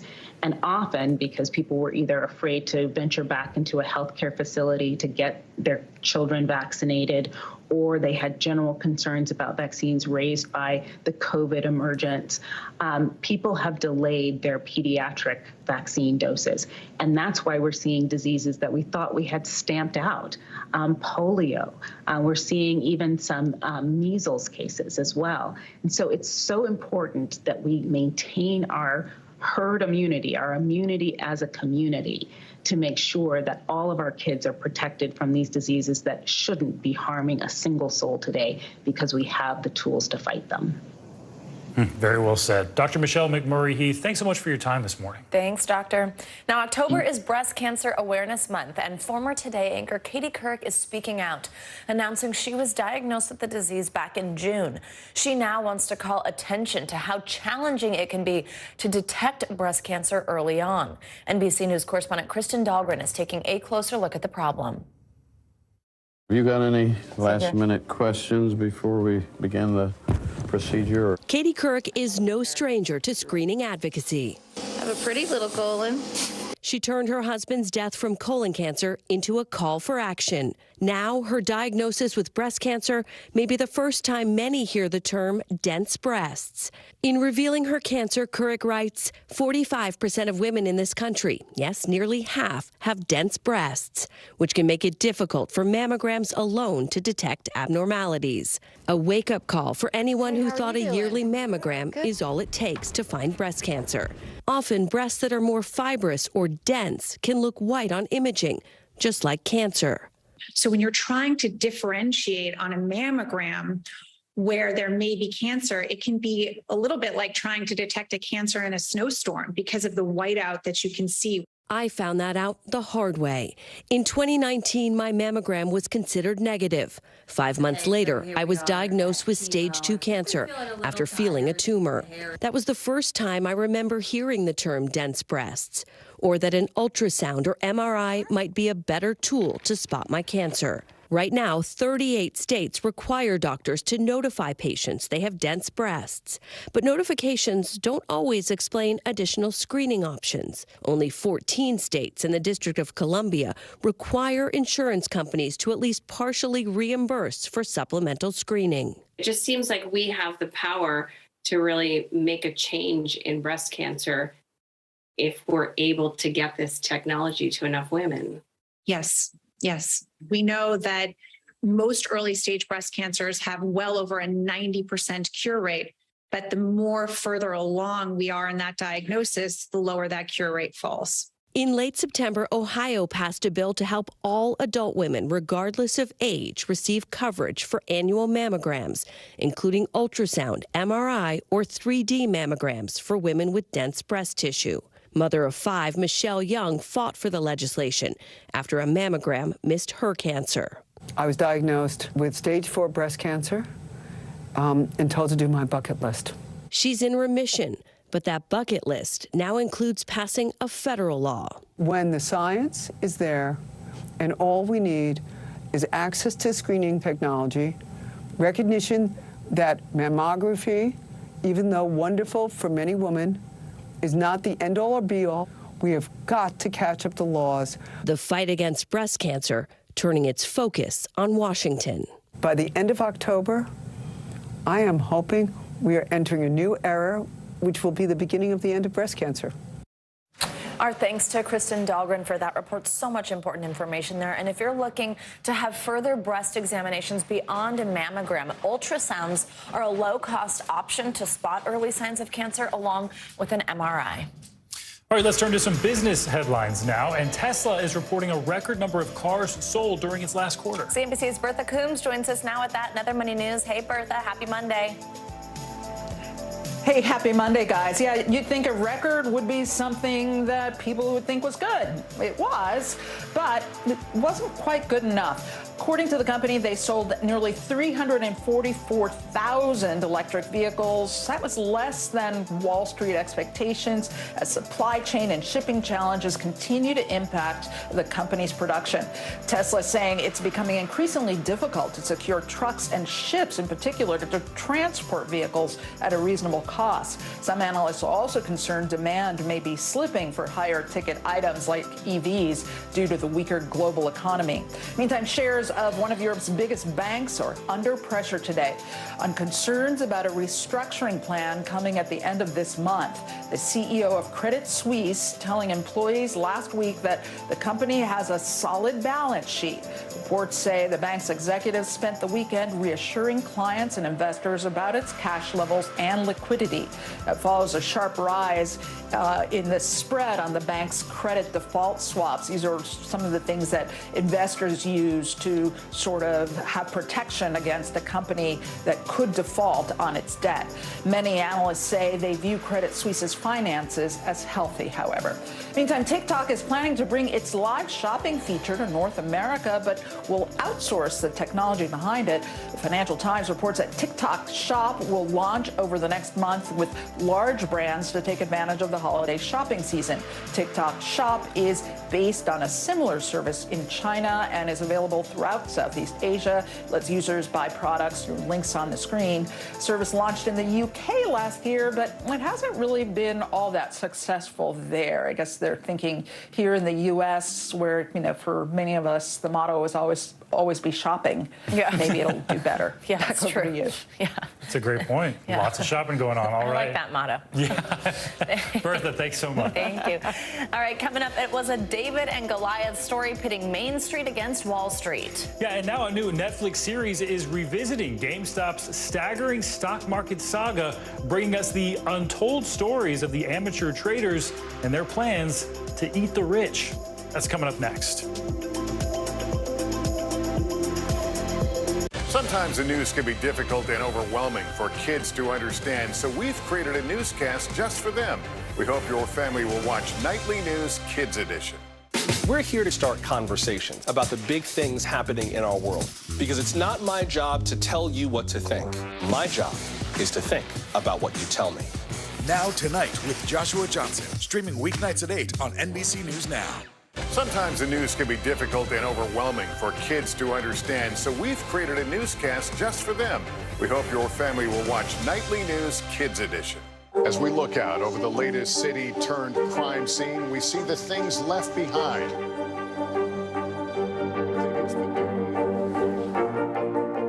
Can you tell us what it was like?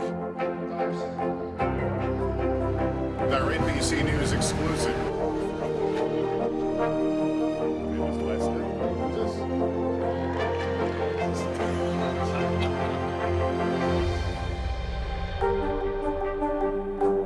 NBC News, streaming free now.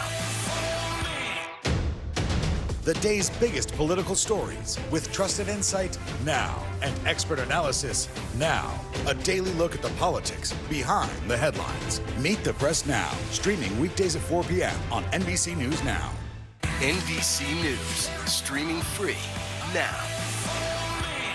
Now Tonight with Joshua Johnson, streaming weeknights at 8 on NBC News Now.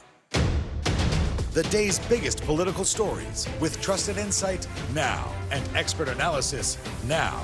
A daily look at the politics behind the headlines. Meet the Press Now, streaming weekdays at 4 p.m. on NBC News Now. We're here to start conversations, because it's not my job to tell you what to think. My job is to think about what you tell me. Now Tonight with Joshua Johnson, weeknights at 8 on NBC News Now. Welcome back. If you're looking to run amok this Halloween, you just might be in luck. A replica of the Sanderson sisters' home from the Hocus Pocus movies is for rent through Airbnb. The cottage, located in the woods near Salem, comes complete with cauldron and broomsticks. Guests can even try their hands at bringing to life the enchantments inscribed in the ancient spell book. It only costs $31 a night, but demand is expected to be high, as you can imagine. This is the latest savvy TV and movie tie-in from Airbnb. In the past, they have offered a stay in the Home Alone house in Chicago and Carrie Bradshaw's Manhattan apartment. That's pretty cool. Yeah. I mean, that would be fun. I just watched the sequel. So you did? good. You saw it? Yeah. I haven't seen it yet because I want to watch them in order, and I haven't had time to do them both. Oh, okay. You Well, know? that's commitment. No spoilers. Yeah, I've heard it's cute. It. Yeah, it is. Yeah, lots of nostalgia I know. there. It's fall. It's so fun. It's perfect for fall. Well, to this next story now. It was one of the most unexpected stories of 2021. A group of online traders who took on the powerful forces of Wall Street to save a company. Yeah, now it's the subject of a new Netflix documentary series called Eat the Rich, the GameStop Saga. We're going to talk to its executive producer in just a moment, but first let's take a quick look. I kept seeing posts about GameStop. GameStop. I thought it was a dying brick and mortar store. You know these hedge funds were planning on this thing to go bankrupt, and all of a sudden it's not. GameStop just went nuclear. What just happened? Elon tweets out, he's a big daddy, you know? That's when it started becoming really fun for us. The sentiment was one of revenge, robbing from the rich and giving to the poor. Dan Kogan joins us now for more. He's the executive producer of Eat the Rich, the GameStop Saga. Dan, good morning. Thanks for being with us. This is something we all couldn't stop talking about at the time, dominated the news cycle. Tell us what made you want to do a deeper dive on something that we'd talked about so much and what we didn't know at the time that you learned in making this. Well, so great to be here. And yes, that's exactly right. We couldn't stop thinking about it either. And we were thinking, what is the real deeper story behind this? Why did it happen? Who are the people involved? And by the way, why is it so incredibly funny? And so we set out to make a series for Netflix that actually explains why this happened and the financial markets to people, but does it in a way that uses the meme-driven language that made this such a story that was impossible not to watch. And we ended up having a lot of fun and learning a lot at the same time. Yeah. A lot of people had fun with that one. And Dan, you were able to gain exclusive access to members of Reddit's Wall Street Bets community that was so pivotal here. Why was that important for the series? And did that change the way you produce this?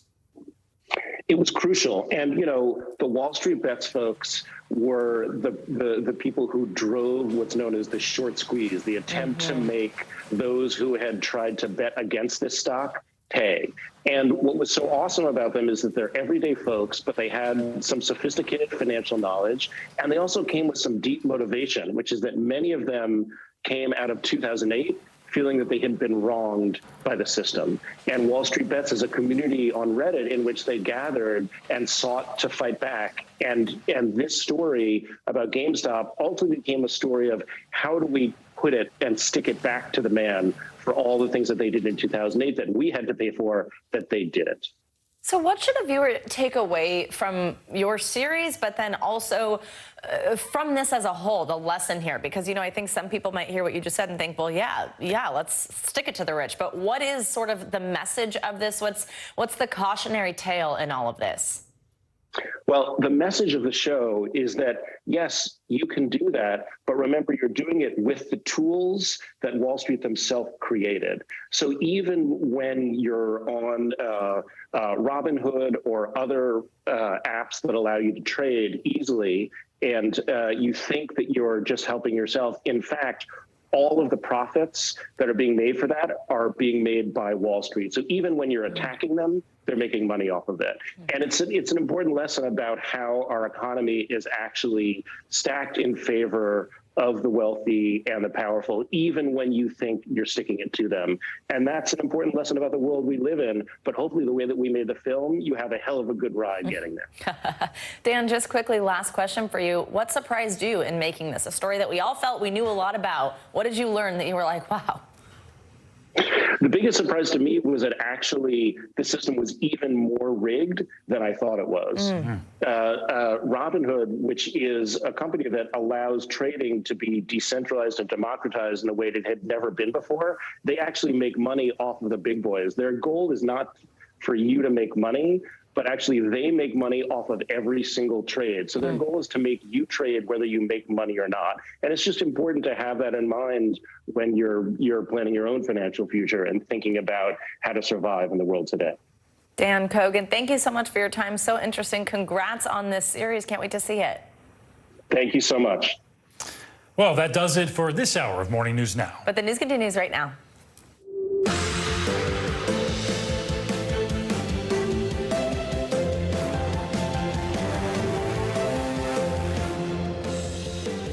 Good Good Monday morning. I'm Savannah Sellers. And I'm Stephen Romo, filling in for Joe Fryer today. And right now on Morning News Now, race to rescue. This morning, emergency crews from across the country are in Southwest Florida, engaged in an all-out search and rescue mission in the wake of Hurricane Ian. Thousands of people have already been saved from what's left of their homes, including many from those barrier islands now cut off from the mainland.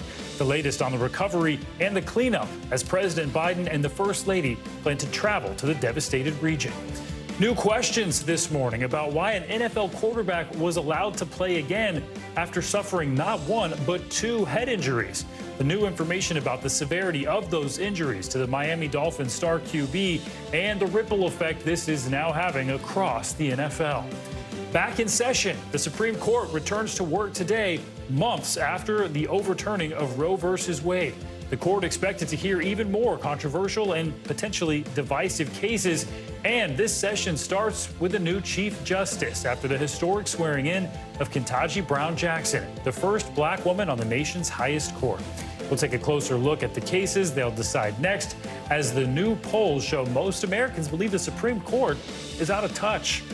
And from advocate to patient, a face familiar for many here at NBC, Katie Couric shares more about her battle with breast cancer, the message she hopes other women will take from her experience.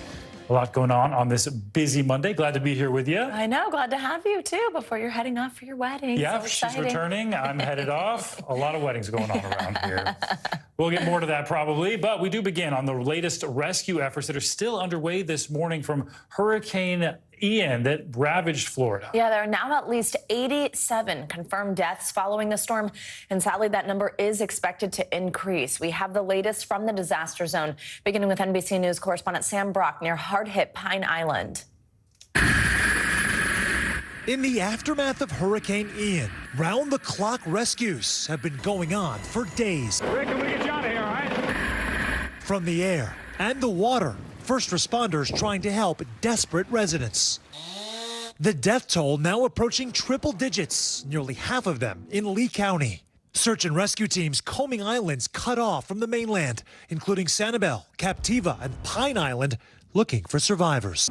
A chorus of questions surfacing about why Lee County didn't issue mandatory evacuations until Tuesday morning, one day before Ian hit. The sheriff blaming the storm's constantly shifting track. There are indications that Lee County's comprehensive emergency management plan was ignored. I'm going to cut you off before we even go any further. We did what we had to do at the exact same time. I wouldn't have changed anything. By Monday night, the National Hurricane Center warned areas in Lee County, including Fort Myers, were in danger of life-threatening storm surge.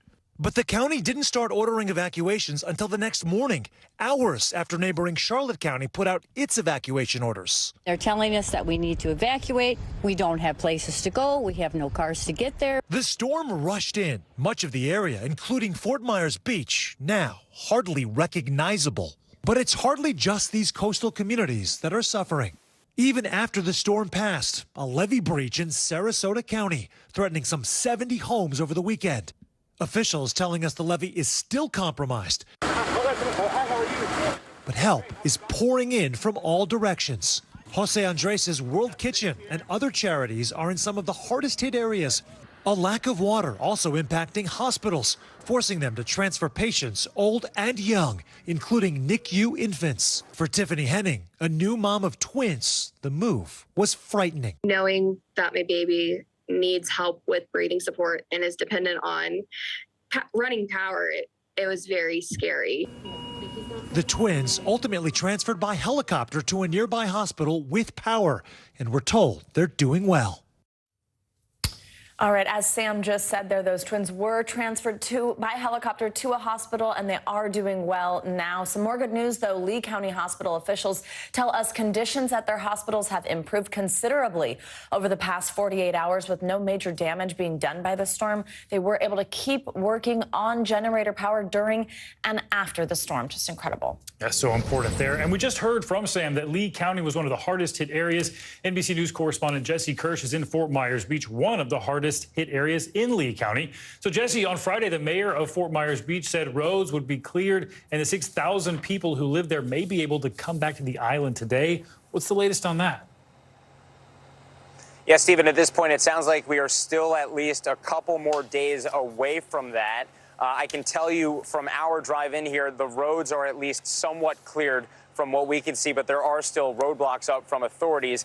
And the mayor said on the Today Show just a short time ago that at this point, search and rescue efforts are ongoing. And we have seen those kind of crews over the last few days out here. So I can tell you that we have seen those teams continuing to make their way throughout this devastated region. And the mayor says with that continuing at this point, it sounds like residents are still not going to be allowed on here for the time being as those operations continue. And Jesse, speaking of those search and rescue efforts this morning, what are the top priorities for crews there? Well, we know that there have been teams out with dogs, which obviously indicates that they're searching for people or remains from people, which is obviously always one of the more heartbreaking parts of these stories. And I can tell you, Stephen, that the way that debris is scattered around here and piled up behind me and the images that we're seeing there as well, you can imagine how challenging these search and rescue efforts must be. And this is not something as simple as making visual confirmation in some of these instances. Just behind me, there's a boat on top of an SUV, and you can see behind me this pile of rubble. And what you're seeing right here is some of the more simple debris compared to what we have seen in this area. Wow, simple. And Jesse, we just heard from Sam Brock's piece that most of the deaths we're seeing were in Lee County, where you are. And we're also hearing criticism that the county may have waited too long to issue evacuation orders. What are people there telling you, and how are officials reacting? Yeah, for context, this county accounts for more than half of all of the deaths in Florida as a result of Ian so far, 42 by our count as of this morning. This is also one of the counties that issued some of the later evacuation orders. For example, the threat was developing Monday night, but it wasn't until Tuesday morning when evacuation orders started to be issued in this county. But a neighboring county just north of here had started evacuation orders hours earlier. So there are questions around the timing of all of this. I can tell you that the local sheriff here in Lee County stands by the decision. The governor has voiced support for officials here and pointed to the fact that this was an unpredictable storm. Of course, we were talking just days before Ian's landfall about Tampa Bay and that area, which is more than 100 miles north of where I am standing right now. And that also influenced the decisions that some local residents we've spoken to were making. And we do know from some people, though, that when officials put out the word for evacuation orders here, that did encourage some people to leave and thankfully make it to safety. At this point, it sounds like it is too early to know. Obviously, there may be reviews of decisions that were made later on. And I spoke with one expert who used to run Florida's emergency management department here in this state. And obviously, that is a department involved with hurricanes, Stephen. And I asked him what he could say about the decisions made here. He said it's too early to know. He needs more information about specific decisions here. But he did make a point of telling me that these are very much local decisions. He said in some cases, you might even have a county making this decision based on how residents would be remembering previous storms. So if a county had been hit horribly by a previous hurricane, that could impact how officials make their decision about an evacuation this time around. So from my conversation with him, I think the takeaway is that just because a neighboring county made its decision at one point doesn't mean that for sure another county should be making the same decision. The mayor of Fort Myers Beach was also asked about this on the Today Show, and he said at this point he does not want to get involved in that debate, but he did say that he relies on the county officials here for the decisions that were made in his community as well, Stephen. A lot of dynamics at play here. Hopefully it'll come into clearer focus in the days to come. Jesse, thank you. And now with that backdrop, of course, a lot of relief agencies are converging on Florida. Now, Stacey Lamb is the Senior Director of U.S. Disaster Services for the Convoy of Hope. Right now, they are on the ground in Fort Myers, Florida. Stacey, good morning. Thanks so much for joining us as you're in the midst of this important work. I mean, we just heard there from Jesse, 42 deaths in Lee County, where you are, accounting for about half so far of the deaths that we know of. Tell us what your team has seen on the ground and what you're doing to help people. Yeah, so yes, the deaths are, of course, tragic, and we've seen lots of damage and destruction like you guys have already reported on with the barrier islands, the different islands there. We're currently set up in Fort Myers proper, where we're doing daily distribution of emergency supplies such as food, water, hygiene kits, baby supplies, and many other things like that. You see some activity behind me this morning. We're setting up for one of our distributions this morning. This will be our third day of distribution. And at this point in time, we've already served over 2,500 families since we've been on the ground. Oh, that's just incredible. Stacey, we know Fort Myers Beach in particular was one of the worst hit areas, but also Fort Myers, I mean, homes washed away, streets that were impassable during certain points. How has the severity of the damage impacted your ability to help with these recovery efforts and to serve families there?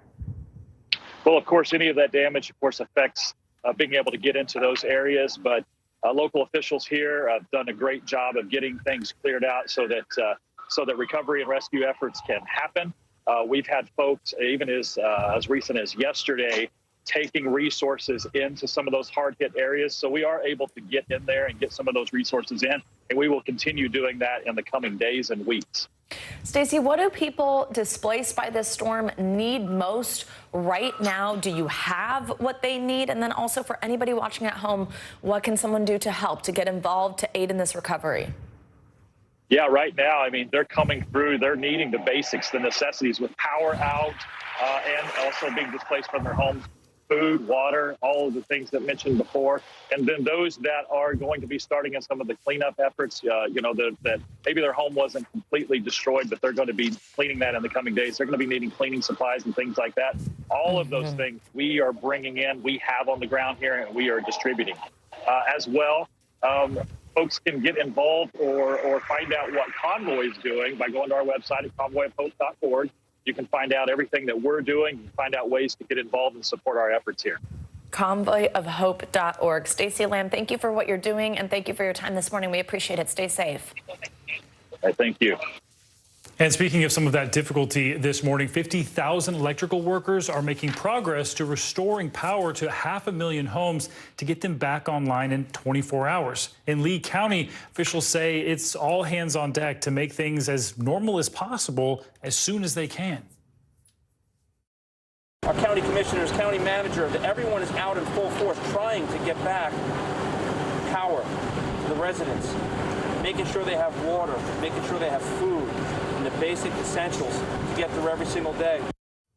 Well, for more on that effort to restore power, we're joined now by Melissa Satius. She's the Duke Energy Florida State President.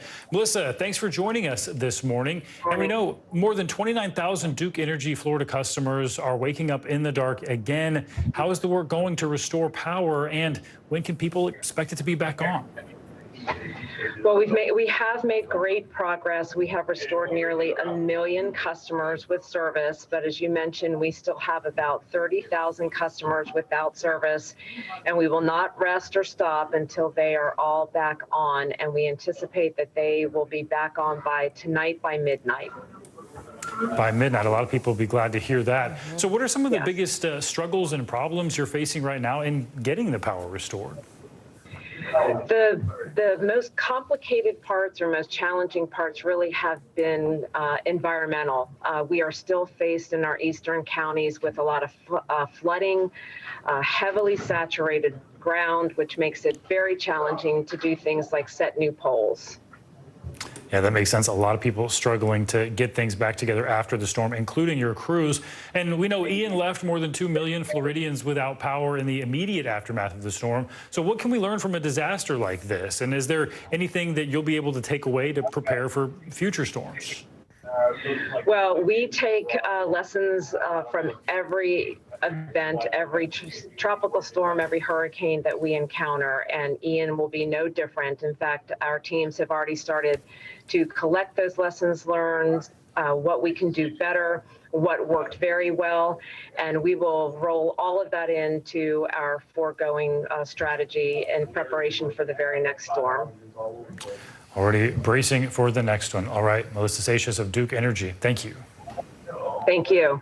Now let's get a check on your weather and what we can expect here in the coming days. Yeah, meteorologist Michelle Grossman joins us now with a look. Good morning, Michelle. Good morning to you both. Great to see you. And good news is we're going to see some nice weather in Florida today for any recovery efforts. Lots of sunshine. Temperatures will be comfortable in the low 80s. But we are watching the remnants of Ian impacting portions of the mid-Atlantic, the Northeast. That will bring us showers, also some windy conditions, winds gusting up to 45 miles per hour times, some coastal flooding as well, and also the risk of flash flooding with some heavier downpours. Plenty of sunshine through the middle of the country, the central and southern plains, also warm, above average in the middle of the country. As opposed to the Northeast and Mid-Atlantic, we're about 10 to 15 degrees below normal. Record warmth continues in the Northwest, and we are looking at those showers continuing in portions of the Northern Rockies and also parts of the Southwest. Tuesday, we're going to still see some showers in the Northeast and Mid-Atlantic, but drying it out on Wednesday. A few lingering showers early in the morning in New England on Wednesday. Otherwise, temperatures comfortable in the 70s. Another nice day in Florida with temperatures in the 80s, expecting to be dry once again. Showers in the Southwest on Wednesday and above average temperatures still in the Northwest. By Friday, we're looking at a nice day in portions of the Northeast, Mid-Atlantic, into the Southeast, dry and sunny, an autumn chill in the Northern Plains. Temperatures only in the 50s, known as 40s in the upper Great Lakes. We're also looking at warm conditions in the South, so temperatures into the upper 80s in portions of Southern California. Still warm in the Northwest as well. We are still tracking the tropics. We are looking at two areas. One on the left, Invest 91L. That has a chance to become a tropical depression in the next 5 days, a 40% chance. So we're looking at this one closely.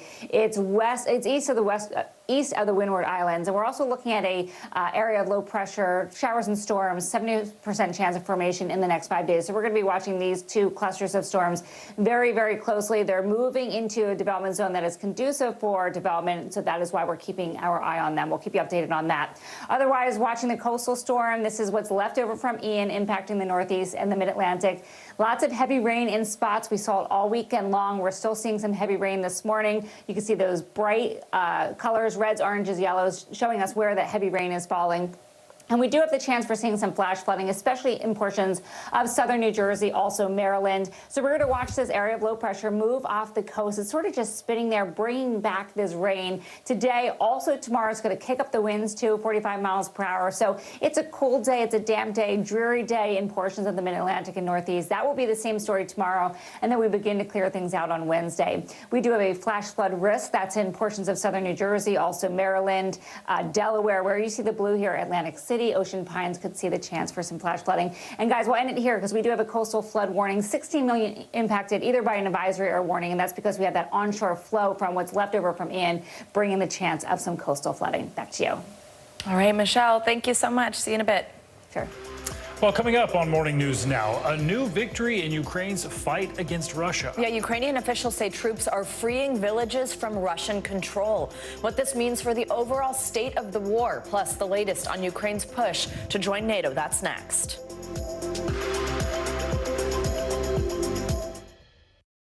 These days, it feels like the news never stops. So let's get into it. What's happening right now, what it all means for you for an hour every day. It can be hard to keep up, so let's get started together. Hallie Jackson Now, weekdays at 5 on NBC News Now. As we look out over the latest city-turned-crime scene, we see the things left behind.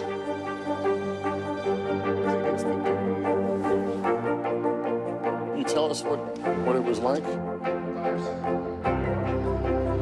Our NBC News exclusive.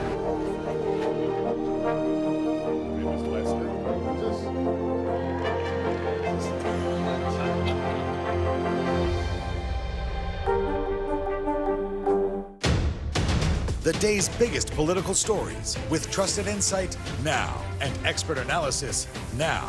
A daily look at the politics behind the headlines. Meet the Press Now, streaming weekdays at 4 p.m. on NBC News Now. Our show is about sparking conversations around today's biggest issues. The Fed raises interest rates. That controls inflation. Explain how that works. Is part of this that everyone's rethinking their jobs and their relationship to their employers? Could you just remind us why there are 9 justices on the Supreme Court instead of 3 or 20 or 2?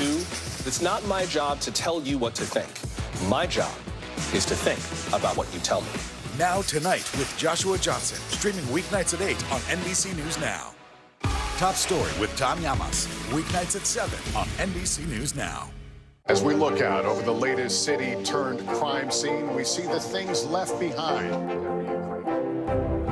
Back now with our NBC News exclusive.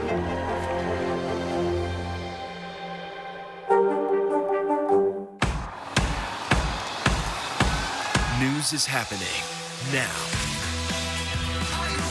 Look at what's making headlines around the world. Right now on Morning News Now. We're coming on the air with breaking news. And this is a significant moment. Whenever it happens, wherever you are, NBC News, streaming free now. Here's what's happening in your neck of the woods. Stay on top of breaking news and the biggest stories of the day with NBC News Daily. Thank you so much for joining us. I'm Morgan Radford. And I'm Vicki Wynn. I'm Aaron Gilchrist. And I'm Kate Snow. Get in-depth reporting from across the country. What's your reaction to the president's comments? And around the world. Are Ukrainians continuing to make advances? And ways you can take care of your health. Who should be getting tested? And frankly, how often? And your wallet. Costs are skyrocketing. How to manage soaring prices. NBC News Daily. Weekdays from 12 to 4 p.m. Eastern on NBC News Now. For Dateline Premium, subscribe now on Apple Podcasts. Welcome back. This morning, Ukrainian forces are claiming victory in southern parts of the country, regaining some territory there. It comes after President Zelensky said his troops had recaptured a strategically vital city in the east, handing Russian forces one of their biggest battlefield losses. NBC News correspondent Aaron McLaughlin has the very latest. Overnight, Ukrainian forces reclaiming territory, this time to the south. But with those battlefield gains brings uncertainty over what Russian President Vladimir Putin could do next. This morning, Ukrainian forces pushing forward with their relentless counteroffensive, reclaiming 2 settlements in the south overnight, according to the Ukrainian president, bringing them closer to the Russian-occupied city of Kherson. This after raising the Ukrainian flag in a key transport hub in the east, opening the door to reclaiming more lost land in the Donbas region. Just days after the Russian president declared large chunks of Ukraine part of Russian territory forever, while accusing the West of trying to weaken and destroy his country. President Zelensky calling the stunning gains proof Putin's claims are a farce. Ukraine's battlefield momentum eliciting a dire threat from the leader of Chechnya, a Putin ally, calling for more drastic measures, including the use of low-yield nuclear weapons. Meanwhile, in the recently liberated village of Kamyanka, the Russian assault and occupation scarring the landscape. Devastation as far as the eye can see. In fact, it looks like a hurricane, earthquake, and tornado struck this village all at once, and there's hardly anyone left. Ukrainian First Lady Olena Zelenska on 60 Minutes Sunday, urging the world to stay focused on the war and its impact on her country's children. Ukraine's children went to school this year, and the first thing they learned is where the bomb shelter is, how to get there, and what to do in case a missile strikes. We will fight. We will not give our children up. I don't know how we can forgive this. I don't think we will. On Sunday, 9 of 30 NATO member states releasing a statement calling for a pathway to membership for Ukraine, as well as more lethal aid for the war-torn country. This just days after President Zelensky applied for NATO membership on behalf of Ukraine. Savannah and Stephen. All right, Aaron, thanks for your reporting. Stay safe. All right, more world news now. Brazil's presidential election is going to a second-round runoff. Janice Mackey-Freyer joins us now from Beijing with that and other world news. Hey, Janice. Good morning. We begin in Brazil, where Jair Bolsonaro rode a far-right wave of support to do better than expected in the first round of presidential elections. It proved polling completely wrong. Lula da Silva was polled to be far out in front, but now has just a 5-point lead on Bolsonaro. There was no political violence, but tension remains high in Brazil, as do the stakes ahead of the October 30th presidential runoff. Angry protests continue in Burkina Faso after the second coup there in 9 months. The French embassy in the capital came under attack when protesters believed the deposed president, who took power in a coup in January, was seeking refuge there. French officials strongly denied it. Video on social media showed the French embassy in the former French colony had been set ablaze by people with torches. And finally, Buckingham Palace released the first official photograph of the King and the Queen consort, taken the eve of Queen Elizabeth II's funeral. The monarch and his wife are pictured alongside William and Kate, the new Prince and Princess of Wales. The reception was held for heads of state and official overseas guests and was said to be one of the largest the palace has ever hosted. And that's a look at your headlines this morning. All right, Janice, thanks so much. Thanks, Janice. Now, the Supreme Court is back in session today, beginning a new term with a new justice on the bench. Yeah, the court's previous term, of course, ended with the controversial ruling that overturned Roe versus Wade, affecting abortion rights in the U.S. And this term, more consequential rulings could be on the way. NBC News senior White House correspondent Kelly O'Donnell joins us now from outside the Supreme Court with a preview on that. Kelly, good morning to you. And as this curtain lifts on the new session and the first oral arguments are heard, we know the court will be partially open to the public for the first time since the pandemic started. What can we expect from this new term? Well, you might hear a little rumbling of people who are waiting in line all across the block here in front of the Supreme Court, because the court, which had very strict COVID protocols, will allow a limited number of members of the public into the courtroom to hear today's argument. And this will be a change because the court had been so protective about that. But the world is getting back into sort of a post-COVID strict measures sort of place. And because it is the first Monday in October, that is always the start of a new term. And in this case, it is a new court with the 9 justices coming together to work together for the first time with a different look. There are 4 women serving together for the first time in U.S. history. The first black woman justice, Ketanji Brown Jackson, who is now on the bench. She was welcomed here with an official ceremony on Friday where she took the oath and took her seat on the bench. And today she will be among the justices hearing the argument. We'll be interested to see if she takes questions and interacts with the lawyers who will be presenting the case. So we'll be watching for that inside the courtroom. There are a number of interesting cases that will affect American life that this court will be dealing with over the next weeks and months. They intersect big issues in American life: race, elections, voting rights, gay rights in America, a number of key things, the environment. So, for example, they'll be looking at race when it comes to affirmative action and college admissions. They'll be looking at cases involving Harvard and the University of North Carolina. They'll look at voting rights in Alabama to see what happened with the electoral map there, and has it, in fact, been changed in a way that reduces power for black voters. They'll be looking today at a case involving the environment, with a case against the EPA and water rights. They'll also deal with issues affecting free speech in a kind of different way. This is a Colorado web designer who is saying that she does not want to provide her creative services to gay couples for their weddings. And she says that's a matter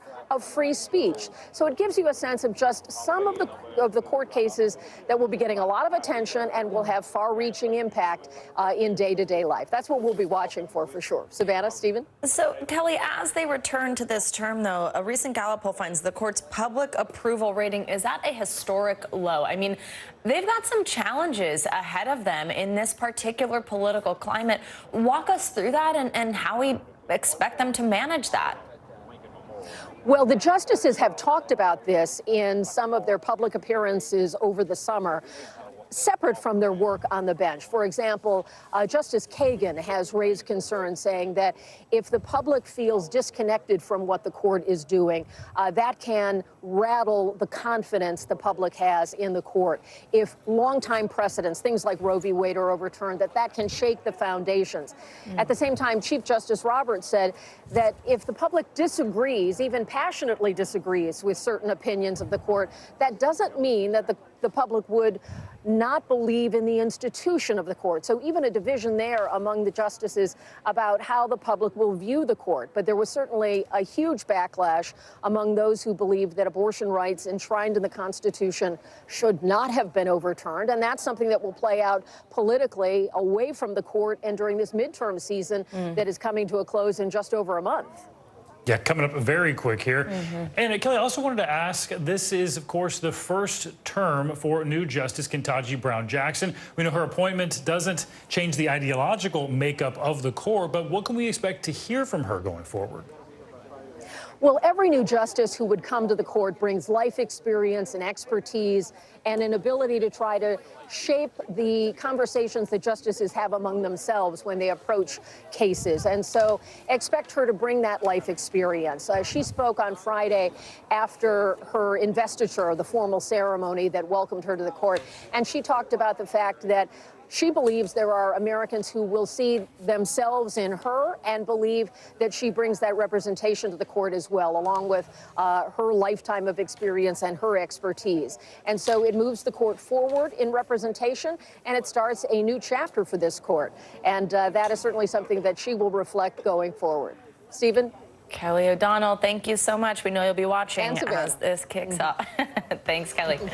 Thank you. Well, more of our coverage of the aftermath of Hurricane Ian, that's coming up just ahead. Yeah, including the efforts underway this morning to rescue pets that may have been left behind in the storm. That is next, and you're watching Morning News Now. Stay with us.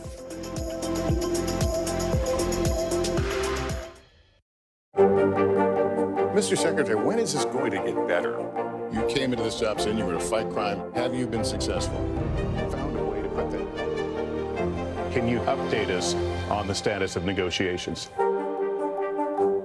News is happening now. Look at what's making headlines around the world. Whenever it happens, wherever you are, it's here now. From Brooklyn, we're next to the subway station. The state's reservoirs are alarmingly low. War will pass them by.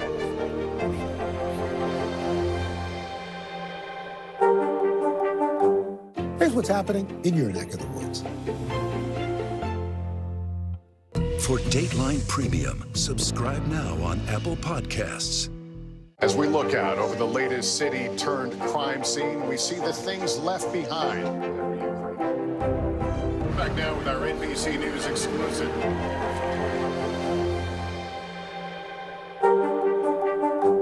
News is happening now. Look at what's making headlines around the world. We're coming on the air with breaking news. This is a significant moment. Whenever it happens, wherever you are, NBC News, streaming free now.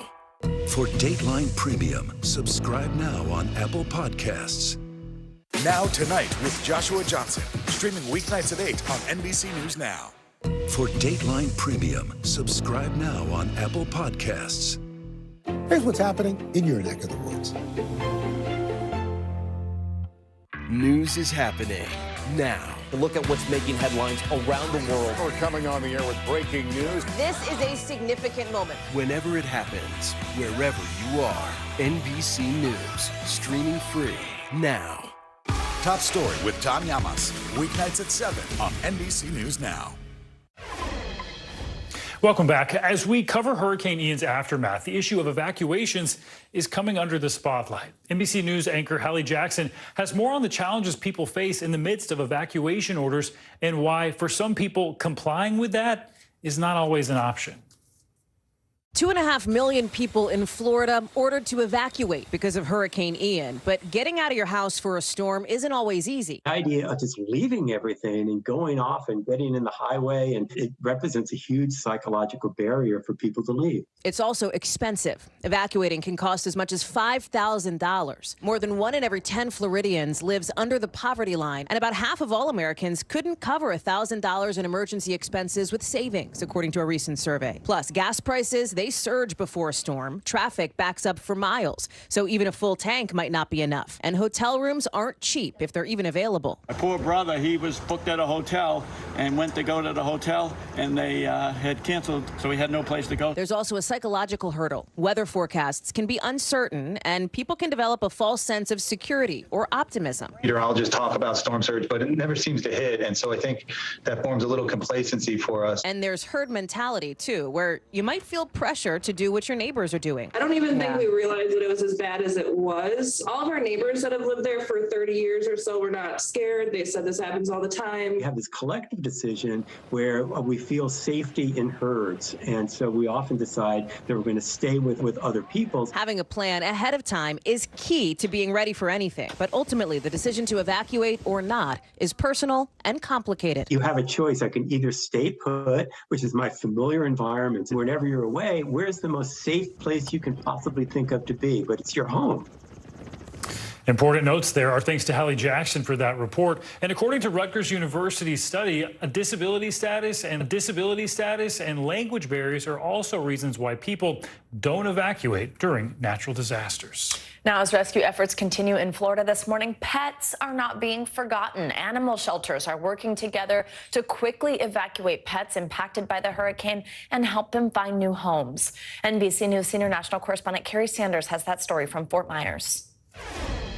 In the aftermath of the storm, there is some comfort for survivors who had pets, their dogs, their cats. But now we're almost a week after the hurricane, and there's growing anxiety as well because food for those pets is running low. All of this is now coming at the same time as teams are getting ready to look for strays. Meet Bo, Daisy, and Benny. These adorable little kittens, just a few of the many animals displaced by Hurricane Ian and now looking for a forever home. In the wake of the monster storm, there's been an all-out effort to make sure no pets are left behind. People seen rushing into the floodwaters to rescue animals and get them out of harm's way. And for those who hunkered down, the safety of their pets still top of mind. Residents we talked to in Punta Gorda headed to an elevated parking garage with their animals to escape the storm surge and ride out the hurricane together. These interviews coming less than an hour before Ian came ashore. I just hope everything this thing blows over and we get home and our house is in one piece. How's Oliver handling this? Oliver handles everything. In Fort Myers, Gary Willoughby with the Gulf Coast Humane Society stayed behind at his shelter with 175 animals. Keep the animals and the people here alive. That was our priority number one. None of the animals were injured, but the shelter was badly damaged. Across the country, organizations are now stepping in to help. It's a nationwide effort at this point. On Sunday, 88 cats and dogs from hard-hit shelters, including in Fort Myers, were flown to animal centers across the Northeast, including in New Jersey. It's not only helping the pets, but it's also giving hope to the people. Meanwhile, back in Florida, Terry and Rob James and their beloved dog Duke are now making a slow return back to their home on Pine Island. The damage to their house, still a mystery. But they're staying positive, settling into their new home inside this RV. It's just stuff, and the important thing is that we've got this home, and we'll survive. Our thanks to Carrie Sanders for that report. Now, Florida wildlife officials are warning pet owners as well as people out in the water to remember that crocodiles or alligators can be in fresh or salt water, which are dangerous not only to people, but also especially to pets, which can be perceived as food, something to be careful for. Yikes, great tips there. All right, coming up, big changes for the NFL this weekend. At least a dozen players were benched this weekend under concussion protocols. Yeah, the league now responding after a star quarterback's scary hit 2 weeks ago. We'll take a closer look at just how serious these injuries are and what this controversy means for football. Stay with us. That's next. We're here to start conversations because it's not my job to tell you what to think.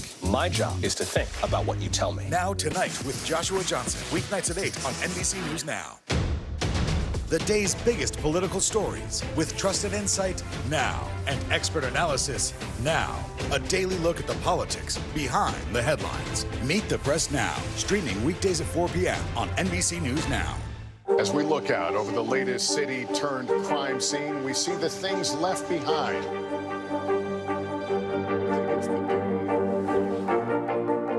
Can you tell us what it was like? Our NBC News exclusive.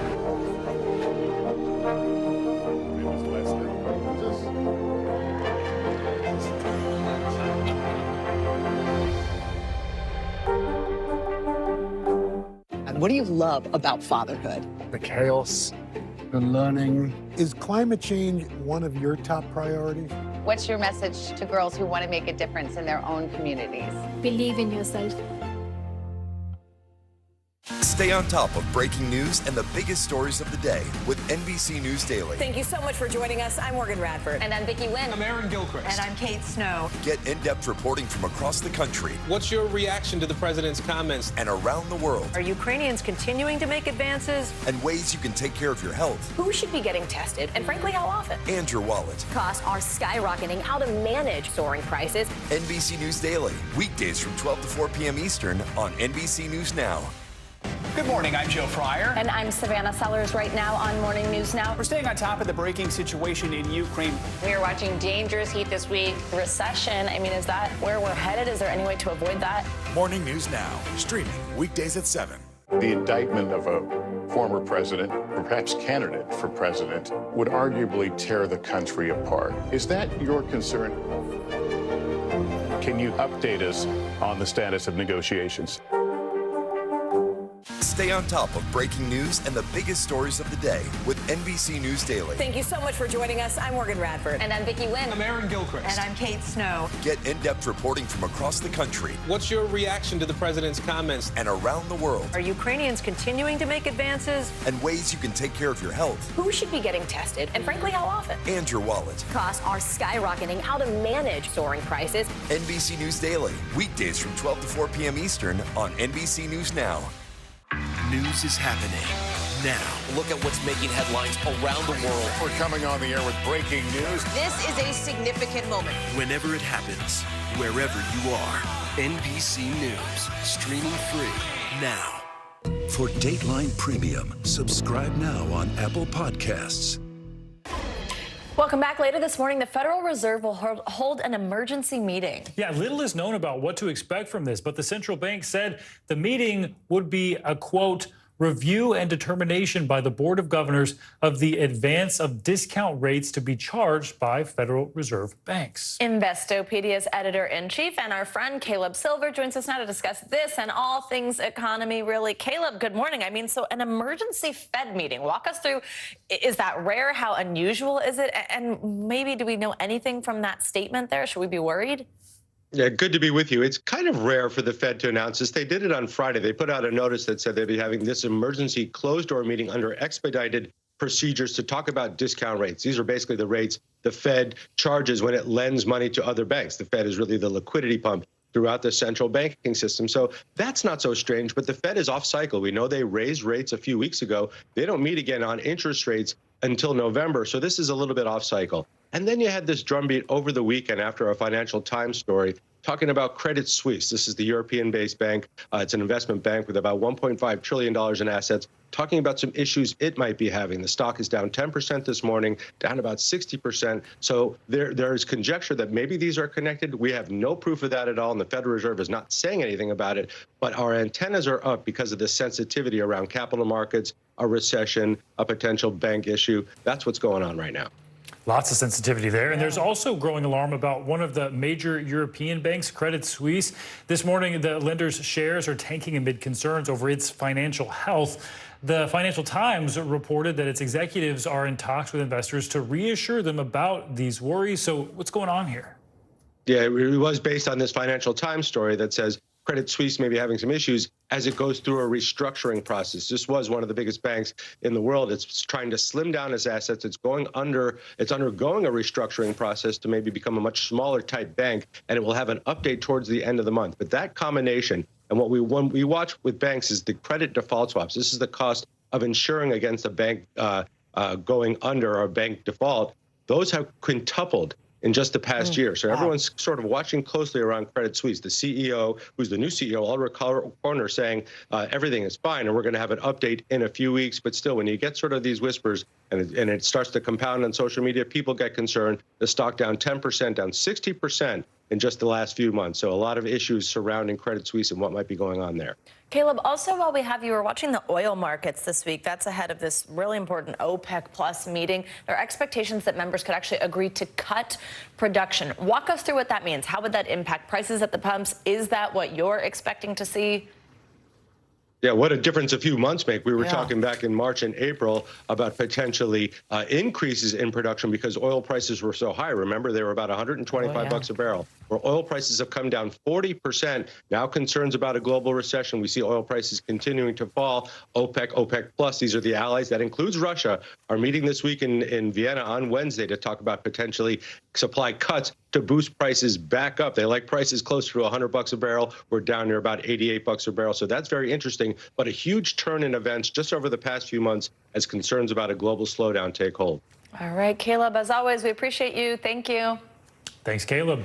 Also, breaking business news now. The SEC and Kim Kardashian appear to have come of some sort of settlement. Yes, CNBC's Bertha Coombs joins us now with that story and other money news this morning. Hey, Bertha. Hey, good morning, Stephen and Savannah. So the issue is Kim Kardashian back in June promoted this crypto called Ethereum Max. She disclosed it was an ad, but the problem was she needed to do more according to the SEC. According to SEC Chair Gary Gensler, speaking on CNBC just a few minutes ago, he says, you know, when a celebrity is promoting a security, they have to say not just that they're being paid by how much. Kim Kardashian was paid $250,000 for that promotion. Her attorney issuing a statement about this settlement saying Ms. Kardashian is pleased to have resolved this matter and fully cooperated with the SEC from the very beginning, and she remains willing to do whatever she can to assist the SEC in this matter. She wanted to get this matter behind her to avoid a protracted dispute. So again, she will disgorge that $250,000 and pay a fine on top of that in excess of $1 million in order to settle that dispute. Meantime, Disney is striking a deal to restore its channels, including ESPN and ABC, ahead of Monday Night Football to Dish Network's satellite and streaming platforms, which includes Sling. The agreement ends a weekend blackout that saw Dish customers lose access to those channels. Dish has 10 million subscribers nationwide. The two sides had been in a dispute over how much Disney charges for cable, satellite, and streaming providers to carry its channels. And Apple has been testing adding Touch ID back to the iPhone. It's unlikely to happen anytime soon. Face ID replaced Touch ID on the iPhone starting back in 2017 with the iPhone 10. Bloomberg reports that Apple has been considering adding it to the power button, similar to the iPad Air and Mini, but it may not end up on higher-end phones and may only be available, if it happens at all, on cheaper devices such as the iPhone SE. Finally, Google's Japanese division has created this new keyboard that may or may not be meant as a joke. It's called the Gboard, a single-row keyboard with every key laid out end to end. The company is letting you build your own at home, uploading the blueprints and design files online at GitHub. The whole thing measures about 5.5 feet, making it way too big to fit on most desks. Wow. And after you've learned the whole QWERTY keyboard, I mean, seriously, can you imagine? You have to hop from one end to the other. That has to be a joke. That's All funny. right. Bertha, thanks so much. Thanks, Right? Bertha. You gotta think it's a joke. All right, and turning now to the NFL and the new concussion protocols now expected after the Miami Dolphins quarterback suffered 2 head injuries just days apart. Yeah, NBC News correspondent Stephanie Gosk has the latest on that story. Hey there, it's unclear when Tua Tagovailoa will play for the Dolphins again after being slammed to the turf twice in separate games last week. But those sacks are having an impact beyond the field. The doctor who treated him after the first hit has been fired, and the concussion rules could be changing. This morning, repercussions after Miami Dolphins quarterback Tua Tagovailoa appeared to sustain 2 head injuries just days apart. One of the doctors who cleared Tua to play has been fired. I expect the highest level of medical expertise. And when we make decisions to terminate people, it's in respect to all of those considerations. The NFL is reviewing safety guidelines and is expected to update concussion protocols. The league and the league's Players Association will reportedly interview Tua as part of their probe into what went wrong, according to ESPN, citing anonymous sources. What's important is that we get this right, and if we need to make a change and make things better, that carries us forward and helps us do a better job. The investigation coming after 2 injuries last week. First, this hard hit during a game against the Buffalo Bills. Tua returned later that game, and 4 days later was back on the field and sacked again. You could see both his hands. You just get right away, you get concerned. This time the QB lay motionless for over 7 minutes before being taken to the hospital for evaluation. While Miami's head coach Mike McDaniel says concussion protocols were followed, the handling of Tua's injuries questioned ahead of NBC's Sunday Night Football. I think you always err on the side of caution there, and I was surprised he went back in. And earlier, former NFL coach Rex Ryan weighing in. Would you put your son back in that game? No way in hell I put my son back in that game. No way in hell. And you know what? No way in hell I put somebody else's son back out there either. Yeah. This is an epic fail. It highlights the intense pressure for professional athletes to play no matter what. Cardinals defensive end J.J. Watt taking the field Sunday just days after he says he went into atrial fibrillation. Watt tweeted he had his heart shocked back into rhythm on Thursday. Once my heart was reset, they said, "You're fine if you feel comfortable." The NFL's chief medical officer says any player with health concerns is evaluated by the team and independent consultants before playing. Miami's next game is against the New York Jets next Sunday, most likely without Tua on the field. One thing worth noting, in the 24 hours after Tua's injury against the Bills, the Buffalo Times reports fans gave more than $1,000 in donations to his foundation, supporting youth initiatives, health and wellness, and other charitable causes. Back to you. Interesting stuff. All right, Stephanie, thank you. And joining us now for more on this is Dr. Jordan Metzel. He's a sports medicine physician at the Hospital for Special Surgery. Doctor, thanks so much for being with us. So we just heard they're the doctor that examined the Miami Dolphins quarterback and allowed him to return to the field. This was the big question here following that head injury, has been dismissed. What sort of impact can these back-to-back head injuries have on someone? Just medically explain what could potentially happen. Gotcha. Well, I first would start by saying that, a broken bone or a torn ligament or something that shows up on an X-ray or on an MRI is a relatively easy diagnosis to make. A concussion is an injury where clinically you see the symptoms, but even though we have better tools to evaluate concussion, it's still an imperfect science, and that we're using basically functional tests of how the brain is working. So it's a very difficult diagnosis to make, and we've gotten better over time. But certainly there still is, room for error. In terms of the brain susceptibility, when you have a concussion, one thing we do know is that you have one injury, and then you're at a higher likelihood to have the second injury if the brain is not fully healed from the first injury. And I always hesitate to speculate on other patients I've not examined or taken care of myself. So this is just speculating from the outside. But I'd say that medically, when the brain is not fully healed from the first injury, a second injury is more likely.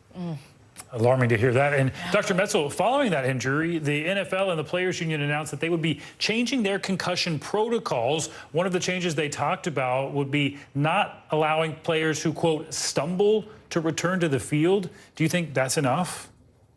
Well, again, the Monday morning quarterbacking, as it were, is easier to do when you look back. The problem with medical coverage of sports teams in the moment is that every eye is on you as a doctor, and that when something doesn't go well for you and for the player, you have millions and millions of people looking at that. So it's a very high pressure situation. That being said, if you're right 99% of the time, that 1% that you make the wrong decision, or maybe the decision isn't exactly the same decision you make looking at it on Tuesday or Wednesday that you made during the game time, that can look very different. That being said, looking at gross motor instability or somebody stumbling and putting that as a absolute criteria not to go back into the game seems like not only very good advice, but a good recommendation, but something that we should be doing. I'd also would tell you that the idea of an independent medical examiner, a third party who is not affiliated with the team, looking over all cases of head injury was put in place so you didn't run into the situation where, I'm the doctor for the Cincinnati Bengals and I'm going to put my Bengals player back in there. So again, we've come so far and with respect to sports injury treatment and head injury evaluation and treatment. But this is a dangerous game, and we want to try and make the best decision we can for every player, and have them understand the risks of what it means to play football versus, swimming or running or something that is a low contact or no contact sport. Quickly, doctor, before I let you go, though, I do want to ask what else you think could be done, not just from sort of the medical chain of command, so to speak, as you just mentioned there with team doctors and such, but just what type of protective equipment? This is a conversation we've been having a long time about helmets, but I mean, the prevalence of CTE, this particular brain degenerative disorder that's pretty rare, is not rare within the NFL. So what needs to be done? Yeah, so again, CTE is a chronic degeneration of the brain, which is certainly linked to brain trauma. The association between repetitive concussions and CTE is not fully known and established.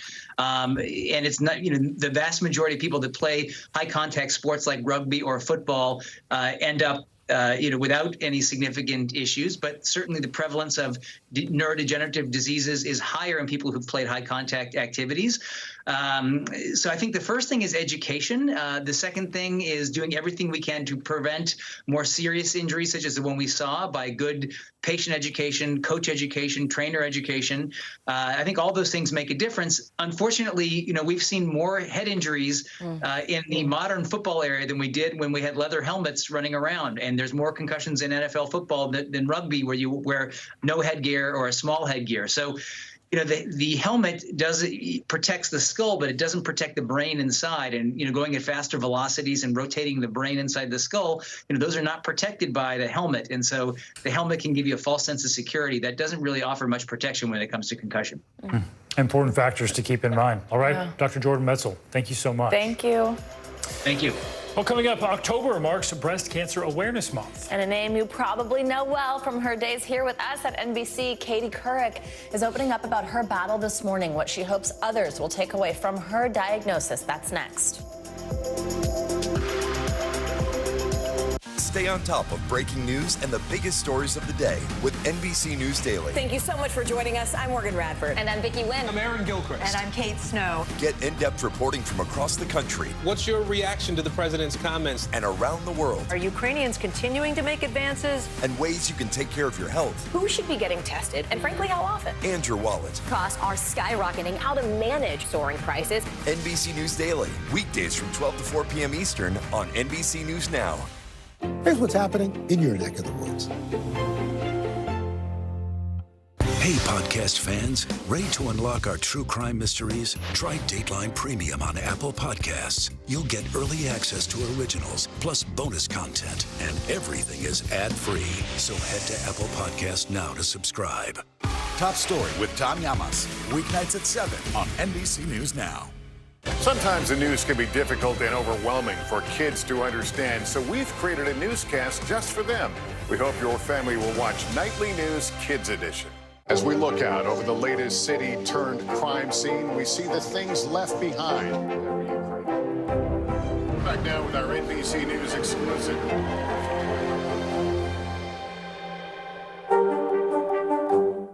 News is happening now. Look at what's making headlines around the world. We're coming on the air with breaking news. This is a significant moment. Whenever it happens, wherever you are, NBC News, streaming free now.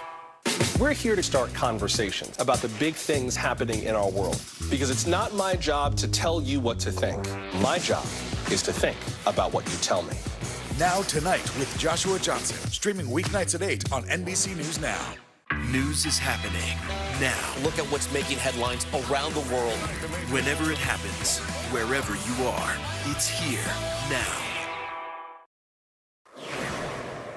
Welcome back. A new law in California is decriminalizing jaywalking. Starting January 1st, pedestrians will be allowed to cross a street outside of a crosswalk as long as it's safe. Supporters say jaywalking tickets disproportionately affect minorities, and data from the California Racial and Identity Profiling Act shows that Black Californians are up to 4.5 times more likely to be stopped for jaywalking than those who are white.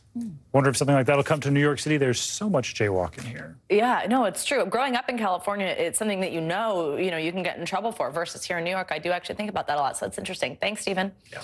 Now, this morning we are kicking off Breast Cancer Awareness Month with a personal story from someone who's a familiar face here at NBC. Former Today Show anchor Katie Couric has long been a cancer advocate, informing and educating the public about the importance of screenings.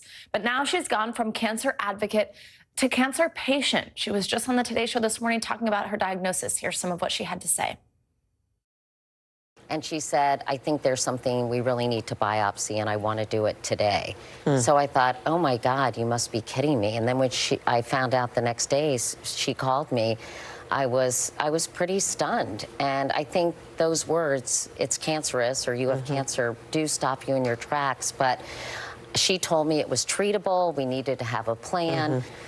Just so grateful that they caught it early enough so it could be treated. And by the way, even when it's a later stage than mine, I'm stage 1A, there's so many treatments available, and a lot of women are living with breast cancer, but we need to do better. We need to come up with better treatments, and we need to get more women screened. I was surprised, y'all, only 70% of women actually get breast cancer screening. Wow. And that number went down to 65% during the pandemic, but I think it's probably went even lower. And I'm not a doctor, and I'm trying not to play one on TV, but I think people should go every year. You should talk to your doctor. I think women have to advocate for their own health, and that's why I'm so, so excited to be able to talk about dense breasts in particular. I wanted to ask you about that, because you were someone that you learned you have dense breasts. First of all, what does that mean? I thought I knew. I just asked you. You're like, no, that's not it. And what does that mean in terms of the kind of screening you need? Well, this is my main message, so thank you for asking that. It's 45 to 50% of women in this country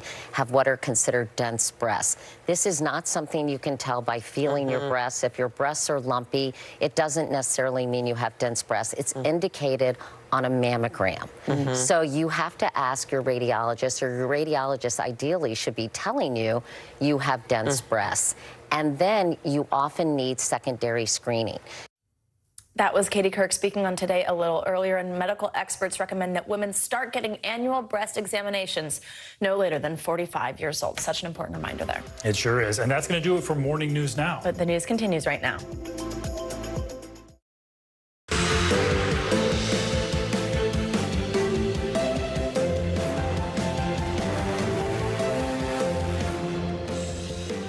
Good Monday morning. I'm Savannah Sellers. And I'm Stephen Romo, filling in for Joe Fryer today. And right now on Morning News Now, race to rescue. This morning, emergency crews from across the country are in Southwest Florida, engaged in an all-out search and rescue mission in the wake of Hurricane Ian.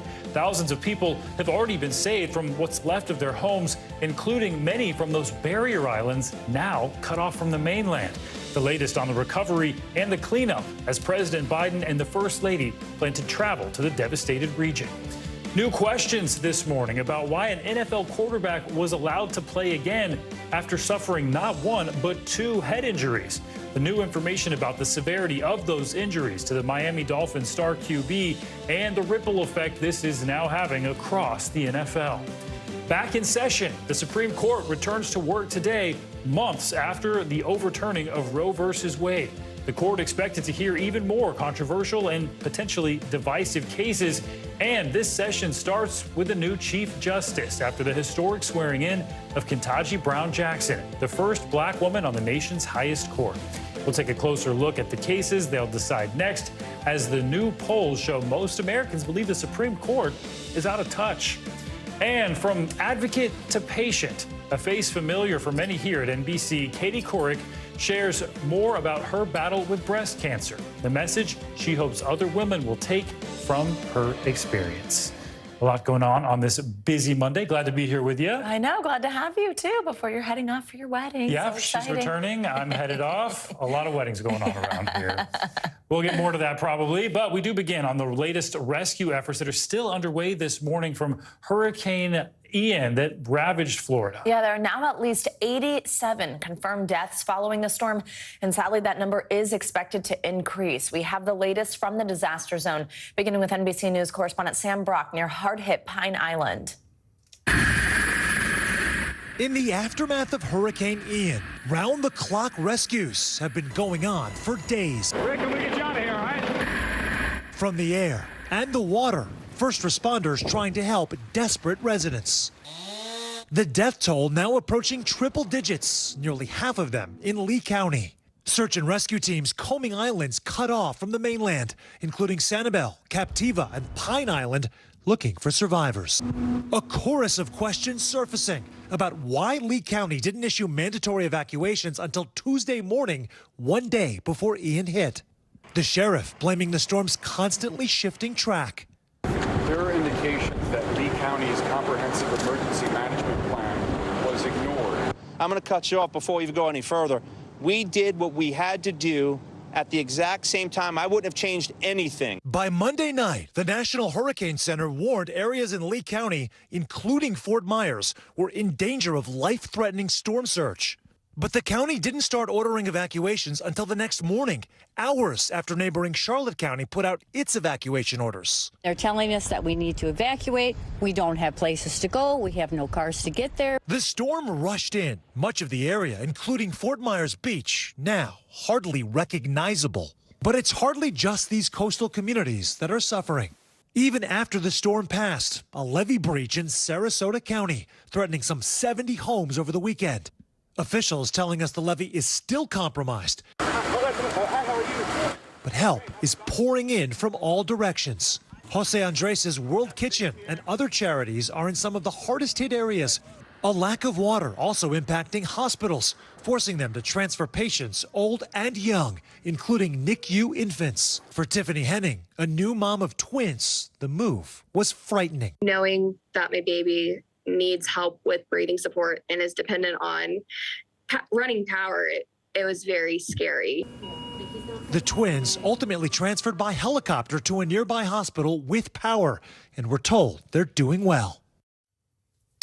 All right, as Sam just said there, those twins were transferred by helicopter to a hospital, and they are doing well now. Some more good news, though. Lee County hospital officials tell us conditions at their hospitals have improved considerably over the past 48 hours with no major damage being done by the storm. They were able to keep working on generator power during and after the storm. Just incredible. That's so important there. And we just heard from Sam that Lee County was one of the hardest hit areas. NBC News correspondent Jesse Kirsch is in Fort Myers Beach, one of the hardest hit areas in Lee County. So, Jesse, on Friday, the mayor of Fort Myers Beach said roads would be cleared and the 6,000 people who live there may be able to come back to the island today. What's the latest on that?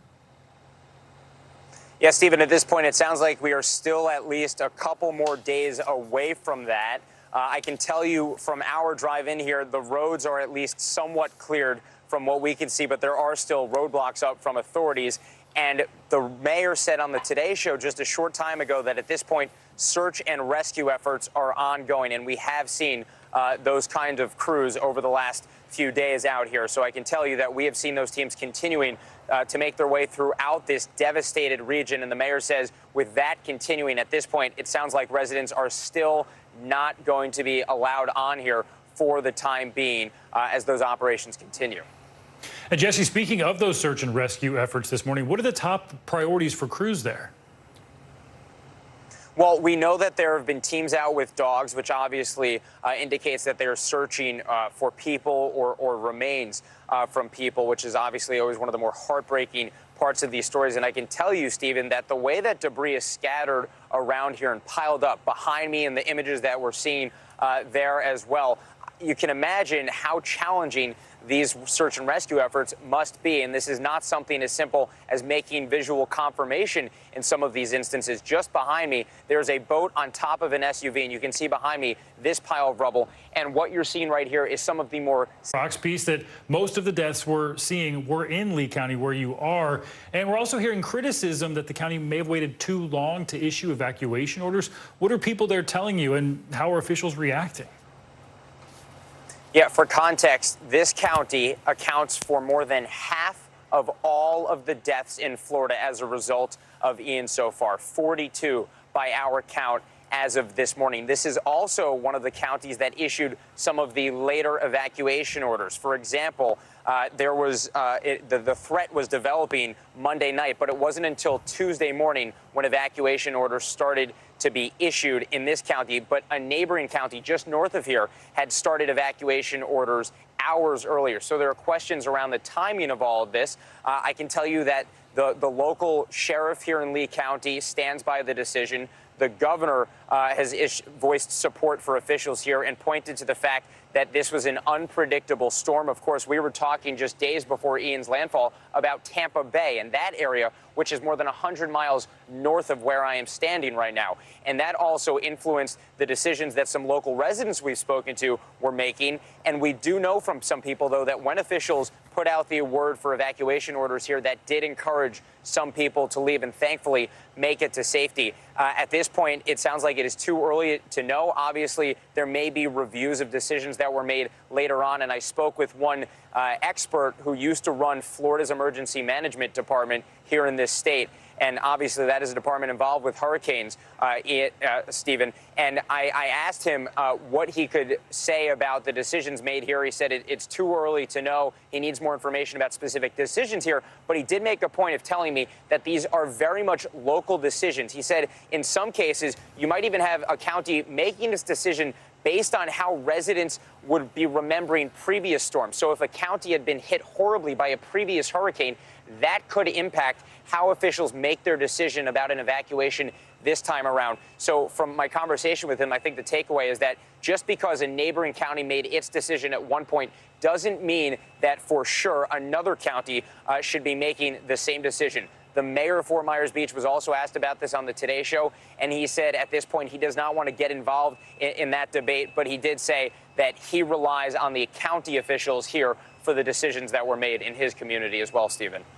A lot of dynamics at play here. Hopefully it'll come into clearer focus in the days to come. Jesse, thank you. And now with that backdrop, of course, a lot of relief agencies are converging on Florida. Now, Stacey Lamb is the Senior Director of U.S. Disaster Services for the Convoy of Hope. Right now, they are on the ground in Fort Myers, Florida. Stacey, good morning. Thanks so much for joining us as you're in the midst of this important work. I mean, we just heard there from Jesse, 42 deaths in Lee County, where you are, accounting for about half so far of the deaths that we know of. Tell us what your team has seen on the ground and what you're doing to help people. Yeah, so yes, the deaths are, of course, tragic, and we've seen lots of damage and destruction like you guys have already reported on with the barrier islands, the different islands there. We're currently set up in Fort Myers proper, where we're doing daily distribution of emergency supplies such as food, water, hygiene kits, baby supplies, and many other things like that. You see some activity behind me this morning. We're setting up for one of our distributions this morning. This will be our third day of distribution. And at this point in time, we've already served over 2,500 families since we've been on the ground. Oh, that's just incredible. Stacey, we know Fort Myers Beach in particular was one of the worst hit areas, but also Fort Myers, I mean, homes washed away, streets that were impassable during certain points. How has the severity of the damage impacted your ability to help with these recovery efforts and to serve families there? Well, of course, any of that damage, of course, affects being able to get into those areas, but local officials here have done a great job of getting things cleared out so that recovery and rescue efforts can happen. We've had folks, even as recent as yesterday, taking resources into some of those hard-hit areas. So we are able to get in there and get some of those resources in, and we will continue doing that in the coming days and weeks. Stacey, what do people displaced by this storm need most right now? Do you have what they need? And then also for anybody watching at home, what can someone do to help, to get involved, to aid in this recovery? Yeah, right now, I mean, they're coming through. They're needing the basics, the necessities with power out and also being displaced from their homes. Food, water, all of the things that mentioned before. And then those that are going to be starting in some of the cleanup efforts, that maybe their home wasn't completely destroyed, but they're going to be cleaning that in the coming days. They're going to be needing cleaning supplies and things like that. All of those things we are bringing in, we have on the ground here, and we are distributing. As well, folks can get involved or find out what Convoy is doing by going to our website at convoyofhope.org. You can find out everything that we're doing, and find out ways to get involved and support our efforts here. convoyofhope.org. Stacey Lamb, thank you for what you're doing, and thank you for your time this morning. We appreciate it. Stay safe. Thank you. And speaking of some of that difficulty this morning, 50,000 electrical workers are making progress to restoring power to 500,000 homes to get them back online in 24 hours. In Lee County, officials say it's all hands on deck to make things as normal as possible as soon as they can. Our county commissioners, county manager, everyone is out in full force trying to get back power to the residents, making sure they have water, making sure they have food, and the basic essentials to get through every single day. Well, for more on that effort to restore power, we're joined now by Melissa Satius. She's the Duke Energy Florida State President. Melissa, thanks for joining us this morning. And we know more than 29,000 Duke Energy Florida customers are waking up in the dark again. How is the work going to restore power, and when can people expect it to be back on? Well, we have made great progress. We have restored nearly 1 million customers with service, but as you mentioned, we still have about 30,000 customers without service, and we will not rest or stop until they are all back on, and we anticipate that they will be back on by tonight by midnight. By midnight. A lot of people will be glad to hear that. So what are some of the biggest struggles and problems you're facing right now in getting the power restored? The most complicated parts or most challenging parts really have been environmental. We are still faced in our eastern counties with a lot of flooding, heavily saturated ground, which makes it very challenging to do things like set new poles. Yeah, that makes sense. A lot of people struggling to get things back together after the storm, including your crews. And we know Ian left more than 2 million Floridians without power in the immediate aftermath of the storm. So what can we learn from a disaster like this? And is there anything that you'll be able to take away to prepare for future storms? Well, we take lessons from every event, every tropical storm, every hurricane that we encounter, and Ian will be no different. In fact, our teams have already started to collect those lessons learned, what we can do better, what worked very well, and we will roll all of that into our foregoing strategy in preparation for the very next storm. Already bracing for the next one. All right, Melissa Satius of Duke Energy, thank you. Thank you. Now let's get a check on your weather and what we can expect here in the coming days. Yeah, meteorologist Michelle Grossman joins us now with a look. Good morning, Michelle. Good morning to you both. Great to see you. And good news is we're going to see some nice weather in Florida today for any recovery efforts. Lots of sunshine. Temperatures will be comfortable in the low 80s. But we are watching the remnants of Ian impacting portions of the mid-Atlantic, the Northeast. That will bring us showers, also some windy conditions, winds gusting up to 45 miles per hour times, some coastal flooding as well, and also the risk of flash flooding with some heavier downpours. Plenty of sunshine through the middle of the country, the central and southern plains, also warm, above average in the middle of the country. As opposed to the Northeast and Mid-Atlantic, we're about 10 to 15 degrees below normal. Record warmth continues in the Northwest, and we are looking at those showers continuing in portions of the Northern Rockies and also parts of the Southwest. Tuesday, we're going to still see some showers in the Northeast and Mid-Atlantic, but drying it out on Wednesday. A few lingering showers early in the morning in New England on Wednesday. Otherwise, temperatures comfortable in the 70s. Another nice day in Florida with temperatures in the 80s, expecting to be dry once again. Showers in the Southwest on Wednesday and above average temperatures still in the Northwest. By Friday, we're looking at a nice day in portions of the Northeast, Mid-Atlantic, into the Southeast, dry and sunny, an autumn chill in the Northern Plains. Temperatures only in the 50s, known as 40s in the upper Great Lakes. We're also looking at warm conditions in the South, so temperatures into the upper 80s in portions of Southern California. Still warm in the Northwest as well. We are still tracking the tropics. We are looking at two areas. One on the left, Invest 91L. That has a chance to become a tropical depression in the next 5 days, a 40% chance. So we're looking at this one closely. It's east of the Windward Islands, and we're also looking at a area of low pressure, showers and storms, 70% chance of formation in the next 5 days. So we're going to be watching these two clusters of storms very, very closely. They're moving into a development zone that is conducive for development, so that is why we're keeping our eye on them. We'll keep you updated on that. Otherwise, watching the coastal storm, this is what's left over from Ian impacting the Northeast and the Mid-Atlantic. Lots of heavy rain in spots. We saw it all weekend long. We're still seeing some heavy rain this morning. You can see those bright colors, reds, oranges, yellows, showing us where that heavy rain is falling. And we do have the chance for seeing some flash flooding, especially in portions of southern New Jersey, also Maryland. So we're going to watch this area of low pressure move off the coast. It's sort of just spinning there, bringing back this rain. Today, also tomorrow, it's going to kick up the winds to 45 miles per hour. So it's a cool day. It's a damp day, dreary day in portions of the mid-Atlantic and Northeast. That will be the same story tomorrow. And then we begin to clear things out on Wednesday. We do have a flash flood risk. That's in portions of southern New Jersey, also Maryland, Delaware, where you see the blue here, Atlantic City. Ocean Pines could see the chance for some flash flooding. And guys, we'll end it here because we do have a coastal flood warning. 16 million impacted either by an advisory or warning, and that's because we have that onshore flow from what's left over from Ian, bringing the chance of some coastal flooding. Back to you. All right, Michelle, thank you so much. See you in a bit. Sure. Well, coming up on Morning News Now, a new victory in Ukraine's fight against Russia. Yeah, Ukrainian officials say troops are freeing villages from Russian control. What this means for the overall state of the war, plus the latest on Ukraine's push to join NATO. That's next. Sometimes the news can be difficult and overwhelming for kids to understand. Ukraine and Russia. Could you help me understand what's going on? So to help make sense of it all, we've created a newscast just for them. We hope your family will watch Nightly News Kids Edition. From Brooklyn, we're next to the subway station. The state's reservoirs are alarmingly low. War will pass them by.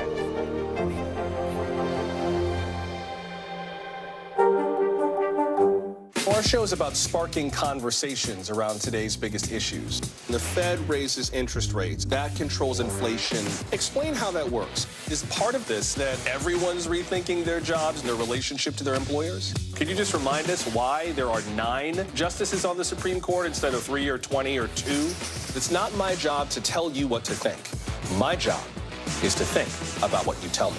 Now Tonight with Joshua Johnson, streaming weeknights at 8 on NBC News Now. A masked killer takes aim and fires. A fatal attraction that leads investigators to turn towards their own.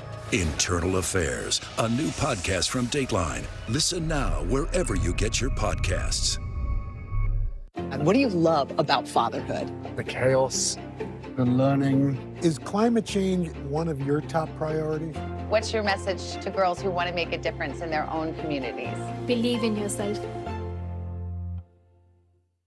Top Story with Tom Llamas is your news playlist on NBC News Now.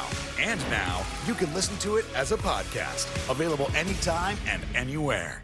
Here's what's happening in your neck of the woods. From Brooklyn, we're next to the subway station. The state's reservoirs are alarmingly low. War will pass them by.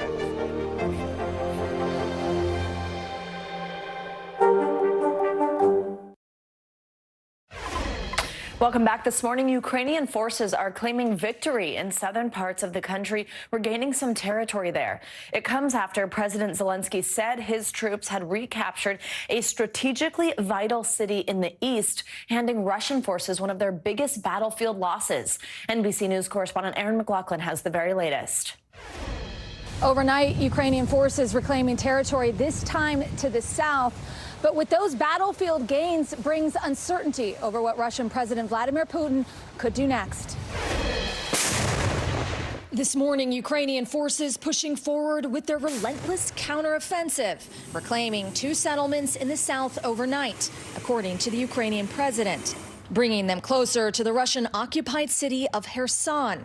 This after raising the Ukrainian flag in a key transport hub in the east, opening the door to reclaiming more lost land in the Donbas region. Just days after the Russian president declared large chunks of Ukraine part of Russian territory forever, while accusing the West of trying to weaken and destroy his country. President Zelensky calling the stunning gains proof Putin's claims are a farce. Ukraine's battlefield momentum eliciting a dire threat from the leader of Chechnya, a Putin ally, calling for more drastic measures, including the use of low-yield nuclear weapons. Meanwhile, in the recently liberated village of Kamyanka, the Russian assault and occupation scarring the landscape. Devastation as far as the eye can see. In fact, it looks like a hurricane, earthquake, and tornado struck this village all at once, and there's hardly anyone left. of the invasion. Ukrainian First Lady Olena Zelenska on 60 Minutes Sunday, urging the world to stay focused on the war and its impact on her country's children. Ukraine's children went to school this year, and the first thing they learned is where the bomb shelter is, how to get there, and what to do in case a missile strikes. We will fight. We will not give our children up. I don't know how we can forgive this. I don't think we will. On Sunday, 9 of 30 NATO member states releasing a statement calling for a pathway to membership for Ukraine, as well as more lethal aid for the war-torn country. This just days after President Zelensky applied for NATO membership on behalf of Ukraine. Savannah and Stephen. All right, Aaron, thanks for your reporting. Stay safe. All right, more world news now. Brazil's presidential election is going to a second-round runoff. Janice Mackey-Freyer joins us now from Beijing with that and other world news. Hey, Janice. Good morning. We begin in Brazil, where Jair Bolsonaro rode a far-right wave of support to do better than expected in the first round of presidential elections. It proved polling completely wrong. Lula da Silva was polled to be far out in front, but now has just a 5-point lead on Bolsonaro. There was no political violence, but tension remains high in Brazil, as do the stakes ahead of the October 30th presidential runoff. Angry protests continue in Burkina Faso after the second coup there in 9 months. The French embassy in the capital came under attack when protesters believed the deposed president, who took power in a coup in January, was seeking refuge there. French officials strongly denied it. Video on social media showed the French embassy in the former French colony had been set ablaze by people with torches. And finally, Buckingham Palace released the first official photograph of the King and the Queen consort, taken the eve of Queen Elizabeth II's funeral. The monarch and his wife are pictured alongside William and Kate, the new Prince and Princess of Wales. The reception was held for heads of state and official overseas guests and was said to be one of the largest the palace has ever hosted. And that's a look at your headlines this morning. All right, Janice, thanks so much. Thanks, Janice. Now, the Supreme Court is back in session today, beginning a new term with a new justice on the bench. Yeah, the court's previous term, of course, ended with the controversial ruling that overturned Roe versus Wade, affecting abortion rights in the U.S. And this term, more consequential rulings could be on the way.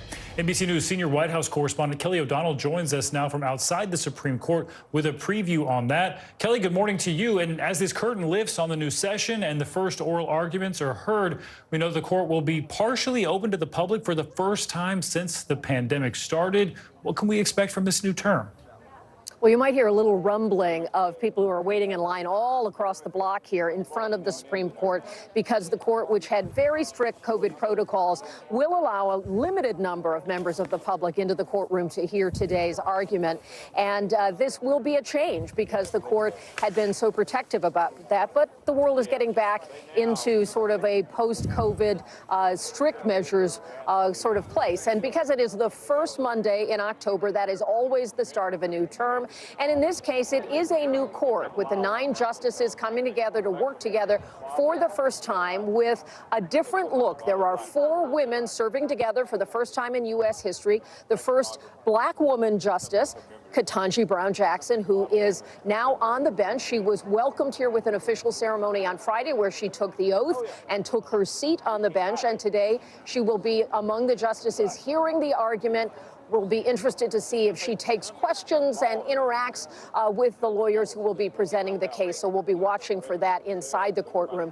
There are a number of interesting cases that will affect American life that this court will be dealing with over the next weeks and months. They intersect big issues in American life: race, elections, voting rights, gay rights in America, a number of key things, the environment. So, for example, they'll be looking at race when it comes to affirmative action and college admissions. They'll be looking at cases involving Harvard and the University of North Carolina. They'll look at voting rights in Alabama to see what happened with the electoral map there, and has it, in fact, been changed in a way that reduces power for black voters. They'll be looking today at a case involving the environment, with a case against the EPA and water rights. They'll also deal with issues affecting free speech in a kind of different way. This is a Colorado web designer who is saying that she does not want to provide her creative services to gay couples for their weddings, and she says that's a matter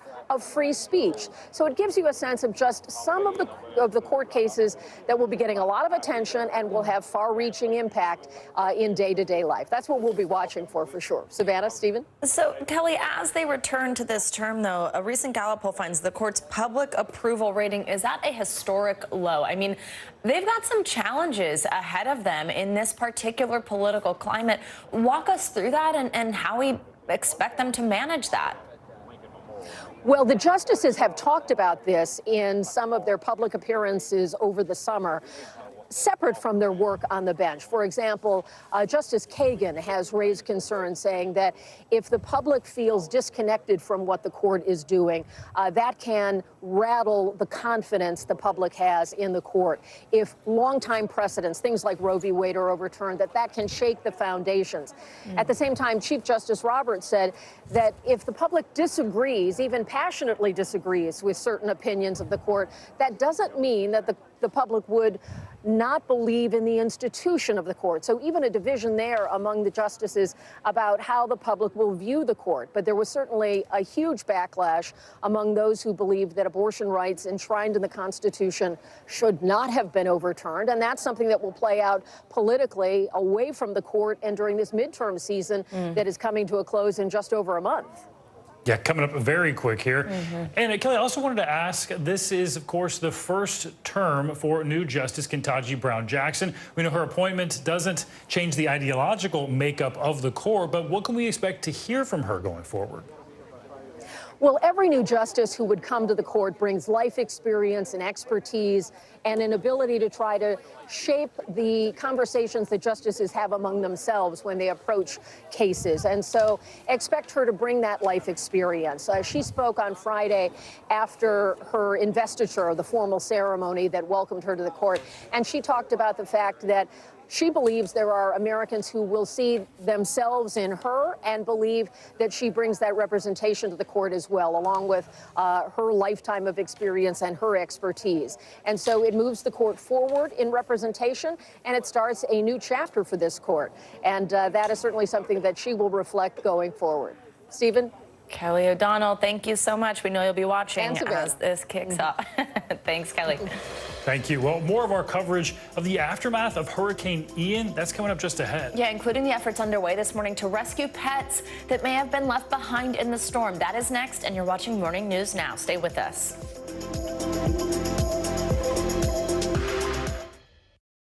For Dateline Premium, subscribe now on Apple Podcasts. Hallie Jackson Now, weekdays at 5 on NBC News Now. We're here to start conversations because it's not my job to tell you what to think. My job is to think about what you tell me. Now Tonight with Joshua Johnson, weeknights at 8 on NBC News Now. A masked killer takes aim and fires. A fatal attraction that leads investigators to turn towards their own. Internal Affairs, a new podcast from Dateline. Listen now wherever you get your podcasts. News is happening now. Look at what's making headlines around the world. Whenever it happens, wherever you are, it's here now. The day's biggest political stories with trusted insight now and expert analysis now. A daily look at the politics behind the headlines. Meet the Press Now, streaming weekdays at 4 p.m. on NBC News Now. From Brooklyn, we're next to the subway station. The state's reservoirs are alarmingly low. War will pass them by.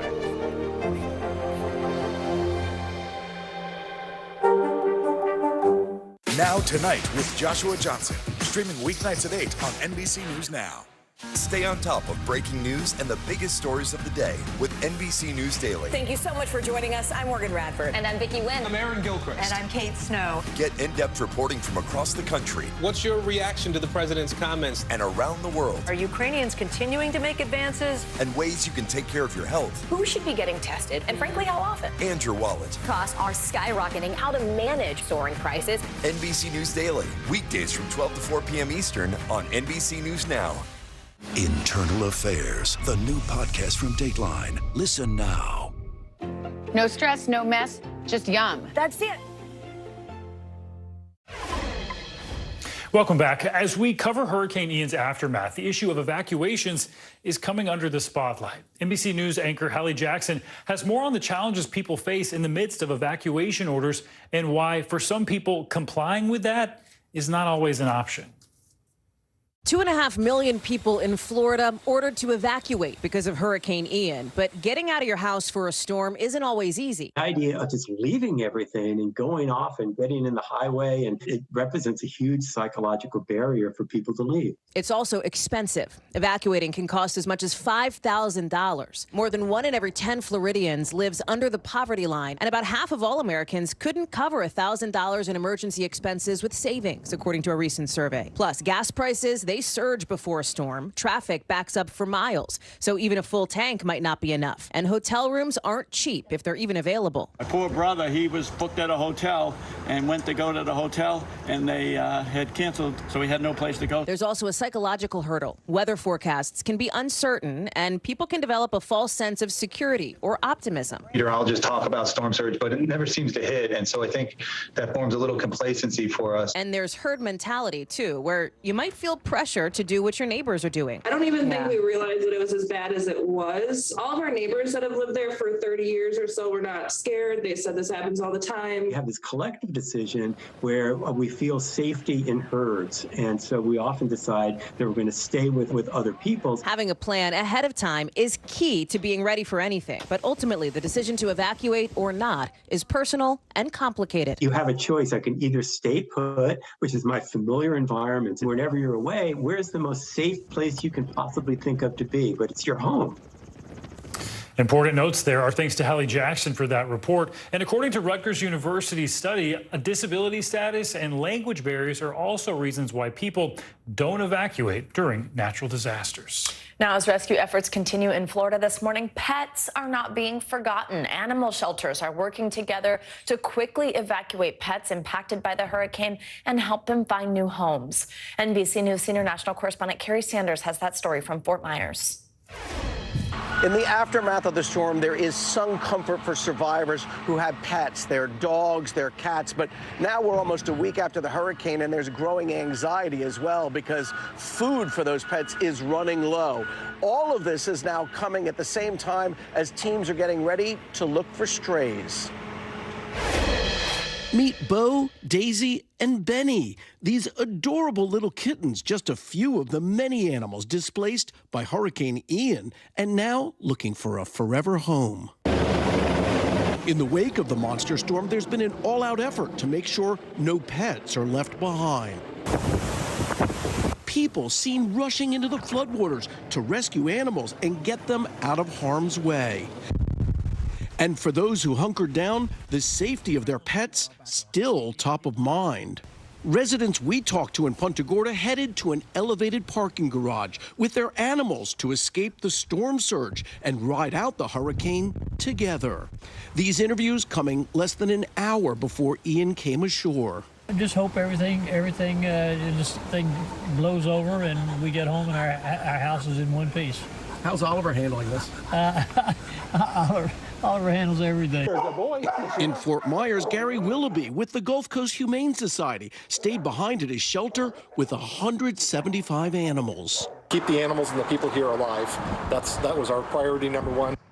None of the animals were injured, but the shelter was badly damaged. Across the country, organizations are now stepping in to help. It's a nationwide effort at this point. On Sunday, 88 cats and dogs from hard-hit shelters, including in Fort Myers, were flown to animal centers across the Northeast, including in New Jersey. It's not only helping the pets, but it's also giving hope to the people. Meanwhile, back in Florida, Terry and Rob James and their beloved dog Duke are now making a slow return back to their home on Pine Island. The damage to their house, still a mystery. But they're staying positive, settling into their new home inside this RV. It's just stuff, and the important thing is that we've got this home, and we'll survive. Our thanks to Carrie Sanders for that report. Now, Florida wildlife officials are warning pet owners as well as people out in the water to remember that crocodiles or alligators can be in fresh or salt water, which are dangerous not only to people, but also especially to pets, which can be perceived as food, something to be careful for. Yikes, great tips there. All right, coming up, big changes for the NFL this weekend. At least a dozen players were benched this weekend under concussion protocols. Yeah, the league now responding after a star quarterback's scary hit 2 weeks ago. We'll take a closer look at just how serious these injuries are and what this controversy means for football. Stay with us. That's next. News is happening now. Look at what's making headlines around the world. Whenever it happens, wherever you are, it's here now. Live from Ukraine, from Uvalde, Texas, from Mayfield, Kentucky. To cover the news, you have to be in it. This is how so many towns and cities are protecting themselves. You can actually see they're pushing the gates open. Was there a school officer on campus? That's what we've been told. No. Do you remember any tornado as bad as this one? You look at this and you're thinking, we're not going to have power for weeks, if not months. Exactly. Every night, it's your news playlist. Top Story with Tom Llamas, weeknights at 7 on NBC News Now. Tonight, I interviewed Secretary of Transportation Pete Buttigieg about the ongoing delays. You seem to be pointing the finger at the airlines. They're pointing the finger back. Mr. Secretary, when is this going to get better? Live from Ukraine, from Uvalde, Texas, from Mayfield, Kentucky. To cover the news, you have to be in it. This is how so many towns and cities are protecting themselves. You can actually see they're pushing the gates open. Was there a school officer on campus? That's what we've been told. No. Do you remember any tornado as bad as this one? You look at this and you're thinking, we're not going to have power for weeks, if not months. Exactly. Every night, it's your news playlist. Top Story with Tom Llamas, weeknights at 7 on NBC News Now. Our show is about sparking conversations around today's biggest issues. The Fed raises interest rates. That controls inflation. Explain how that works. Is part of this that everyone's rethinking their jobs and their relationship to their employers? Can you just remind us why there are 9 justices on the Supreme Court instead of 3 or 20 or 2? It's not my job to tell you what to think. My job is to think about what you tell me. Now Tonight with Joshua Johnson, streaming weeknights at 8 on NBC News Now. The day's biggest political stories with trusted insight now and expert analysis now. A daily look at the politics behind the headlines. Meet the Press Now, streaming weekdays at 4 p.m. on NBC News Now. Hey, podcast fans, ready to unlock our true crime mysteries? Try Dateline Premium on Apple Podcasts. You'll get early access to originals, plus bonus content, and everything is ad-free. So head to Apple Podcasts now to subscribe. Internal Affairs, the new podcast from Dateline. Listen now. Now Tonight with Joshua Johnson, streaming weeknights at 8 on NBC News Now. Top Story with Tom Llamas is your news playlist on NBC News Now. And now, you can listen to it as a podcast. Available anytime and anywhere. Welcome back. Later this morning, the Federal Reserve will hold an emergency meeting. Yeah, little is known about what to expect from this, but the central bank said the meeting would be a, quote, review and determination by the Board of Governors of the advance of discount rates to be charged by Federal Reserve banks. Investopedia's editor-in-chief and our friend Caleb Silver joins us now to discuss this and all things economy, really. Caleb, good morning. So an emergency Fed meeting. Walk us through, is that rare? How unusual is it? And maybe do we know anything from that statement there? Should we be worried? Yeah, good to be with you. It's kind of rare for the Fed to announce this. They did it on Friday. They put out a notice that said they'd be having this emergency closed-door meeting under expedited procedures to talk about discount rates. These are basically the rates the Fed charges when it lends money to other banks. The Fed is really the liquidity pump throughout the central banking system. So that's not so strange, but the Fed is off cycle. We know they raised rates a few weeks ago. They don't meet again on interest rates until November. So this is a little bit off cycle. And then you had this drumbeat over the weekend after a Financial Times story talking about Credit Suisse. This is the European-based bank. It's an investment bank with about $1.5 trillion in assets, talking about some issues it might be having. The stock is down 10% this morning, down about 60%. So there's conjecture that maybe these are connected. We have no proof of that at all, and the Federal Reserve is not saying anything about it. But our antennas are up because of the sensitivity around capital markets, a recession, a potential bank issue. That's what's going on right now. Lots of sensitivity there. And there's also growing alarm about one of the major European banks, Credit Suisse. This morning, the lender's shares are tanking amid concerns over its financial health. The Financial Times reported that its executives are in talks with investors to reassure them about these worries. So what's going on here? Yeah, it was based on this Financial Times story that says Credit Suisse may be having some issues as it goes through a restructuring process. This was one of the biggest banks in the world. It's trying to slim down its assets. It's undergoing a restructuring process to maybe become a much smaller type bank, and it will have an update towards the end of the month. But that combination, and what we watch with banks is the credit default swaps. This is the cost of insuring against a bank going under or a bank default. Those have quintupled in just the past year. So everyone's sort of watching closely around Credit Suisse. The CEO, who's the new CEO, Ulrich Korner, saying everything is fine and we're going to have an update in a few weeks. But still, when you get sort of these whispers and it starts to compound on social media, people get concerned. The stock down 10%, down 60% in just the last few months. So a lot of issues surrounding Credit Suisse and what might be going on there. Caleb, also while we have you, we're watching the oil markets this week. That's ahead of this really important OPEC Plus meeting. There are expectations that members could actually agree to cut production. Walk us through what that means. How would that impact prices at the pumps? Is that what you're expecting to see?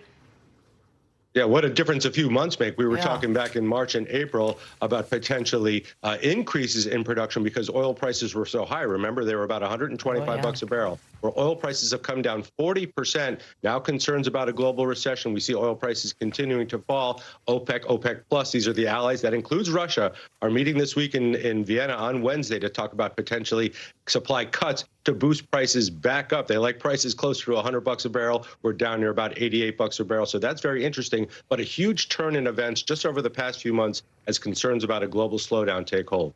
All right, Caleb, as always, we appreciate you. Thank you. Thanks, Caleb.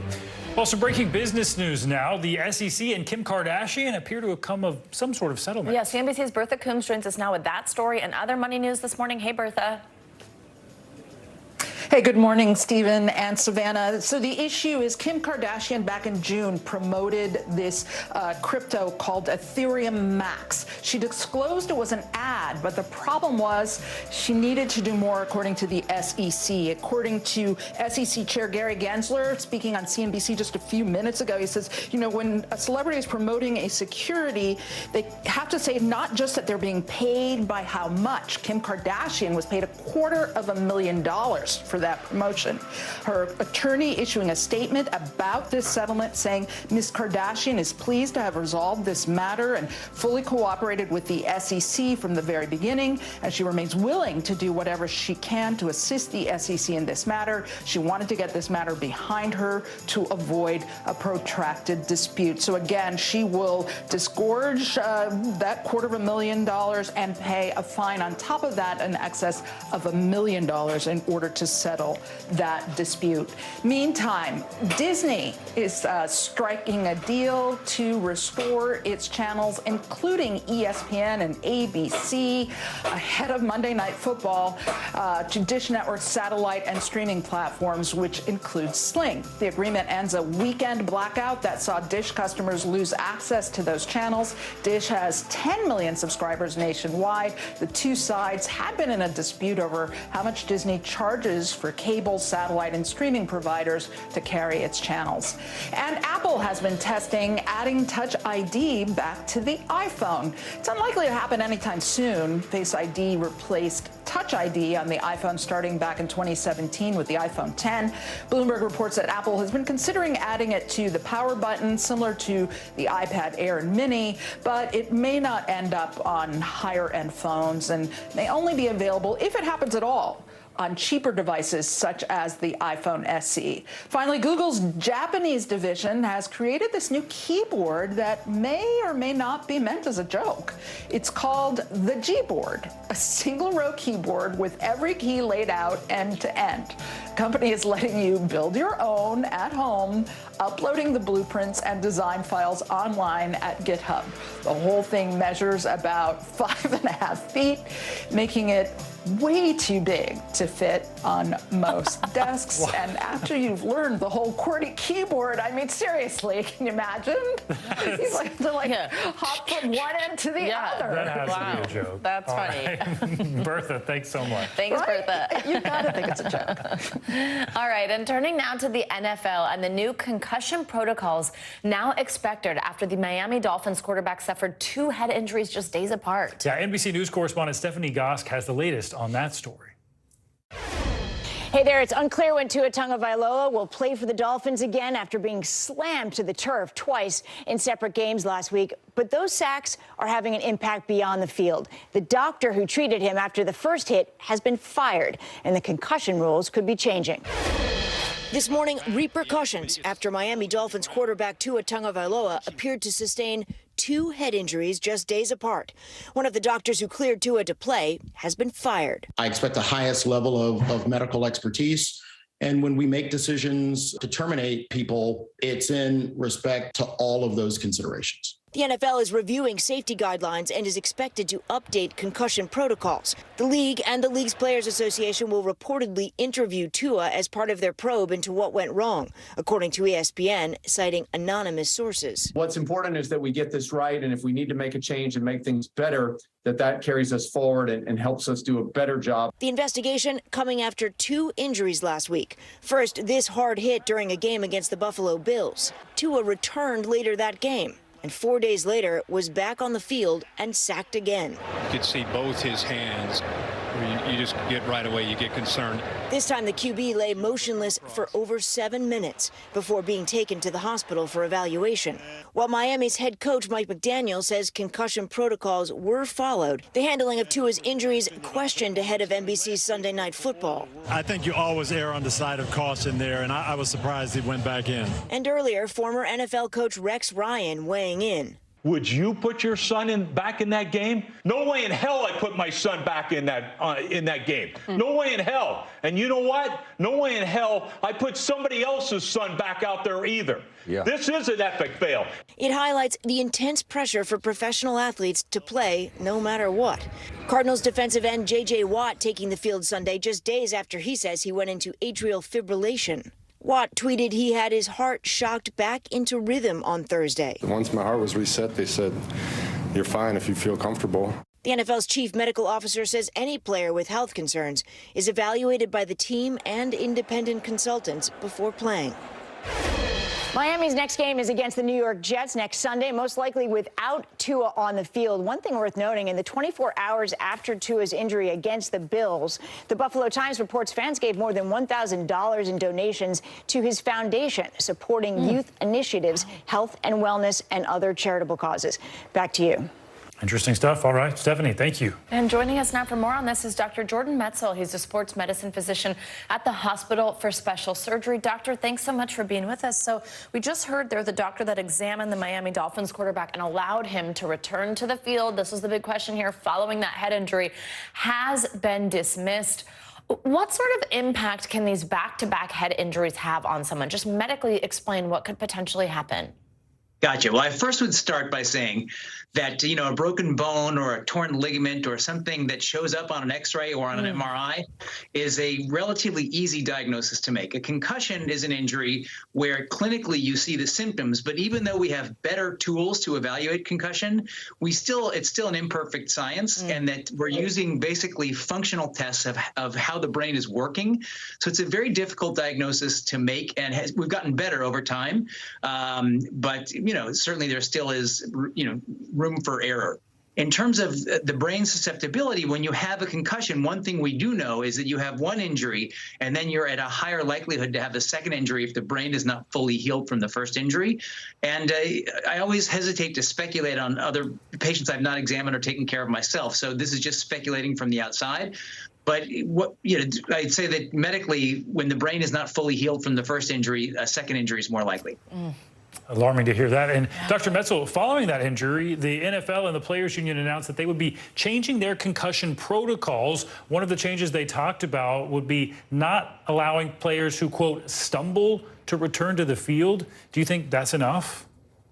Well, again, the Monday morning quarterbacking, as it were, is easier to do when you look back. The problem with medical coverage of sports teams in the moment is that every eye is on you as a doctor, and that when something doesn't go well for you and for the player, you have millions and millions of people looking at that. So it's a very high pressure situation. That being said, if you're right 99% of the time, that 1% that you make the wrong decision, or maybe the decision isn't exactly the same decision you make looking at it on Tuesday or Wednesday that you made during the game time, that can look very different.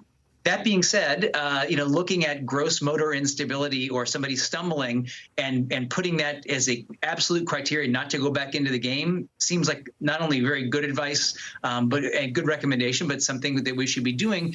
I'd also would tell you that the idea of an independent medical examiner, a third party who is not affiliated with the team, looking over all cases of head injury was put in place so you didn't run into the situation where, I'm the doctor for the Cincinnati Bengals and I'm going to put my Bengals player back in there. So again, we've come so far with respect to sports injury treatment and head injury evaluation and treatment. But this is a dangerous game, and we want to try and make the best decision we can for every player, and have them understand the risks of what it means to play football versus, swimming or running or something that is a low contact or no contact sport. Quickly, doctor, before I let you go, though, I do want to ask what else you think could be done, not just from sort of the medical chain of command, so to speak, as you just mentioned there with team doctors and such, but just what type of protective equipment? This is a conversation we've been having a long time about helmets, but I mean, the prevalence of CTE, this particular brain degenerative disorder that's pretty rare, is not rare within the NFL. So what needs to be done? Yeah, so again, CTE is a chronic degeneration of the brain, which is certainly linked to brain trauma. The association between repetitive concussions and CTE is not fully known and established. And it's not, the vast majority of people that play high contact sports like rugby or football end up without any significant issues, but certainly the prevalence of neurodegenerative diseases is higher in people who've played high contact activities. So I think the first thing is education. The second thing is doing everything we can to prevent more serious injuries, such as the one we saw, by good patient education, coach education, trainer education. I think all those things make a difference. Unfortunately, we've seen more head injuries in the modern football area than we did when we had leather helmets running around. And there's more concussions in NFL football than rugby, where you wear no headgear or a small headgear. So, the helmet protects the skull, but it doesn't protect the brain inside. And, going at faster velocities and rotating the brain inside the skull, those are not protected by the helmet. And so the helmet can give you a false sense of security that doesn't really offer much protection when it comes to concussion. Important factors to keep in mind. All right, Dr. Jordan Metzel, thank you so much. Thank you. Thank you. Well, coming up, October marks Breast Cancer Awareness Month. And a name you probably know well from her days here with us at NBC, Katie Couric, is opening up about her battle this morning, what she hopes others will take away from her diagnosis. That's next. Good morning, I'm Joe Fryer. And I'm Savannah Sellers. Right now on Morning News Now. We're staying on top of the breaking situation in Ukraine. We are watching dangerous heat this week. Recession, I mean, is that where we're headed? Is there any way to avoid that? Morning News Now, streaming weekdays at 7. Good morning, I'm Joe Fryer. And I'm Savannah Sellers. Right now on Morning News Now. We're staying on top of the breaking situation in Ukraine. We are watching dangerous heat this week. Recession, I mean, is that where we're headed? Is there any way to avoid that? Morning News Now, streaming weekdays at 7. Now Tonight with Joshua Johnson, streaming weeknights at 8 on NBC News Now. No stress, no mess, just yum. That's it. Tonight, I interviewed Secretary of Transportation Pete Buttigieg about the ongoing delays. You seem to be pointing the finger at the airlines. They're pointing the finger back. Mr. Secretary, when is this going to get better?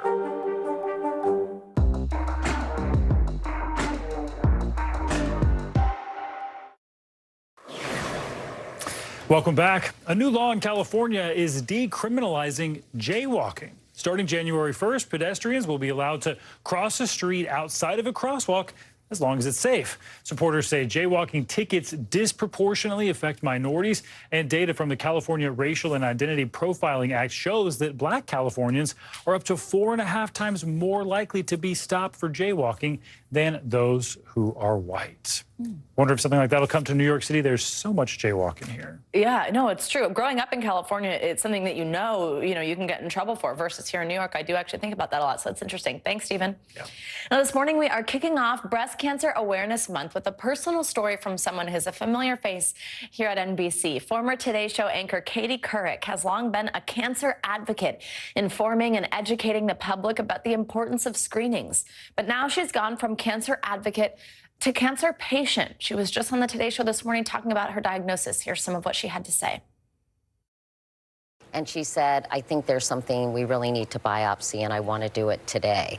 So I thought, oh my God, you must be kidding me. And then when I found out the next day, she called me, I was pretty stunned. And I think those words, it's cancerous or you have cancer, do stop you in your tracks. But she told me it was treatable, we needed to have a plan.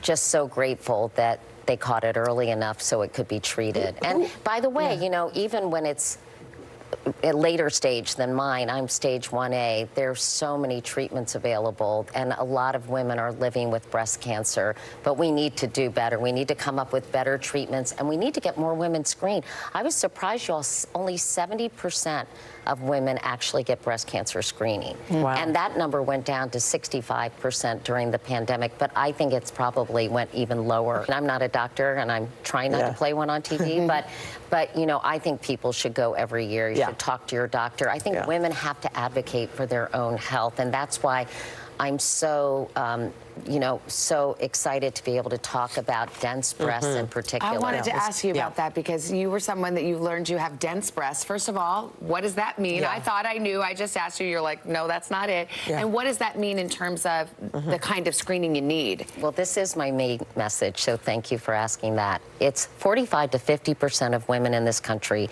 have what are considered dense breasts. This is not something you can tell by feeling your breasts. If your breasts are lumpy, it doesn't necessarily mean you have dense breasts. It's indicated on a mammogram.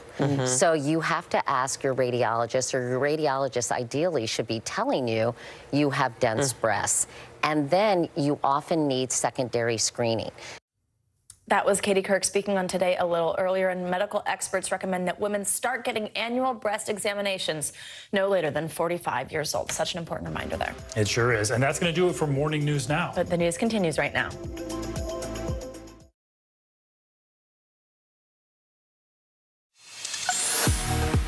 Hi, everyone. Good Monday. I'm Morgan Radford. And I'm Vicki Wynn. NBC News Daily starts right now.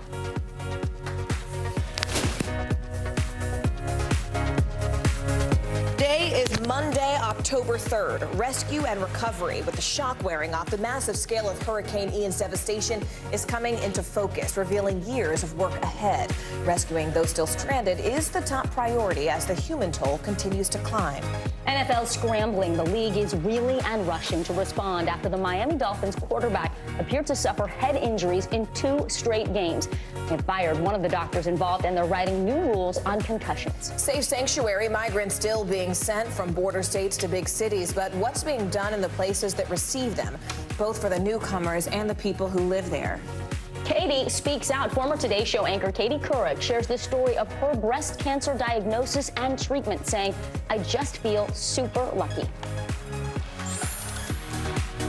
Thanks for joining us this Monday, and welcome to NBC News Daily. We start down in Florida, where the death toll is likely to climb, and that's in the wake of Hurricane Ian. At least 87 people have died. About half of those victims were reported in Lee County, Florida, where officials are facing questions about the timing of those evacuation orders. Meanwhile, federal emergency management officials are launching the largest search and rescue effort in history as they work to find remaining victims. As you can see from this drone footage of Sanibel Island, that's just off the coast of Fort Myers, the people of Florida are still adjusting to a new reality of catastrophic flooding and shattered homes. We've got team coverage on the ground for us, but let's go ahead and start with NBC News correspondent Shaq Brewster, who is in Fort Myers Beach for us. Shaq, with so much work still left to be done, I mean, how are first responders really prioritizing their response? What are the biggest challenges they're facing right now?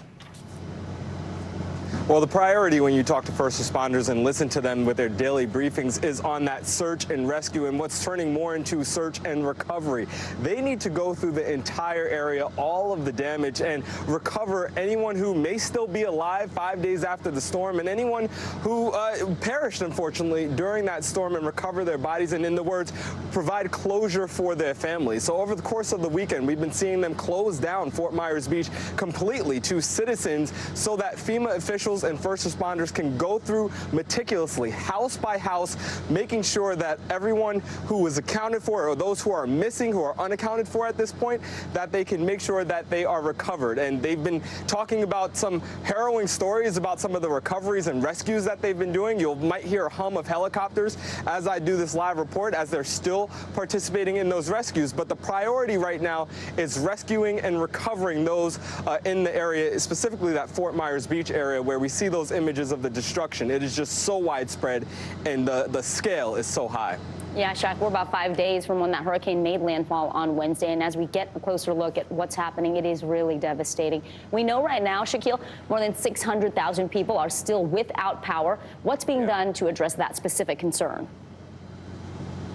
Power, of course, still a priority. And you mentioned, 600,000 people without power. But just remember, a couple of days ago, that was more than 2 million people who were without power. Power has been restored for the majority of those folks. But of course, if you don't have power, that is your priority right now. And that's why the state is highlighting the efforts that they've been taking. There have been some 4,200 linesmen who are in the state of Florida going through restoring those power lines. We were coming in from the Naples area today, and you would see the cooperation between law enforcement and some of those companies and the search and rescue teams, as they would almost have a motorcade that pulls over, stops regular traffic so that the power lines and power crews and search and rescue crews can come and get that quick access to this area. So power remains to be a priority, but they have the resources to restore that power quickly. And you're seeing day by day there's that progress, more intersections with lights on, more of those stoplights coming back and being restored. The power's coming back, but in these hardest hit areas,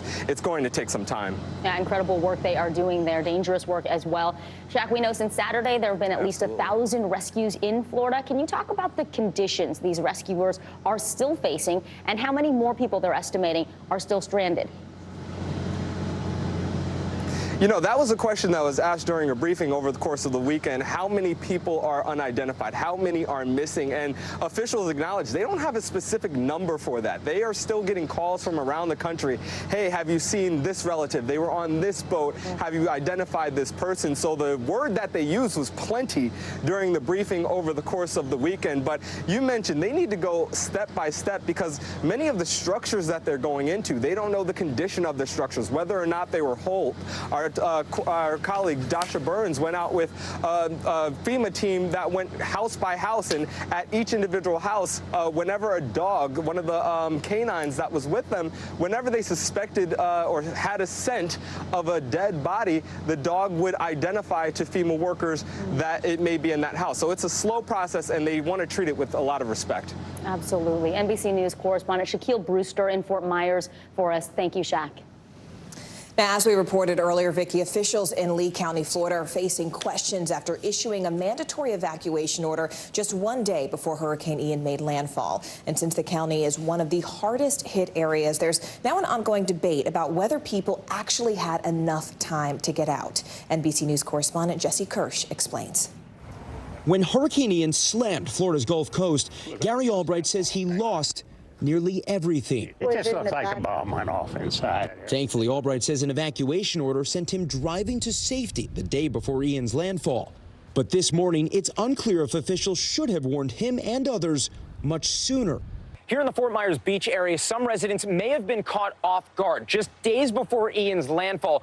The worst storm surge was forecast to hit Florida, not around here, but more than 100 miles that way. We were kind of caught off guard then. And before you know it, and it was too late. At that point, it was coming through, and it was too late to evacuate. Lee County, which includes cut-off Sanibel Island, has reported more than half of Florida's deaths, 42 so far. It also issued some of the region's latest evacuation orders. The local sheriff and the governor both pushing back on criticism. We wouldn't change anything. This was so unpredictable, so I do stand by the plan that was in place. They were following the data, and you remember people were looking initially at the Panhandle on Sunday. Still, by 5 p.m. Monday, the National Hurricane Center warned Lee County was in danger of life-threatening storm surge. But the county didn't start ordering evacuations until the next morning, hours after neighboring Charlotte County started its evacuation orders. Even when you know it's coming, how hard is it to plot out where a hurricane is going to strike? It's very difficult. Florida's former director of emergency management says these difficult decisions are catered to local conditions. You put a whole lot of lives at risk and disruption when you evacuate. So it's a very serious decision to make. But thankfully, evacuations helped save Floridians like Albright, though he's now returning to a world of unknowns. We don't have anything but we're alive, you know what I mean? So what more can you say? Thanks so much to NBC News correspondent Jesse Kirsch for that report. Morgan, while President Biden is set to visit Florida on Wednesday, he is on his way to Puerto Rico right now. Communities there are still grappling with the aftermath from Hurricane Fiona, which left at least 25 people dead after the storm barreled through roughly about 2 weeks ago. NBC News national correspondent Gabe Gutierrez is in Ponce, Puerto Rico.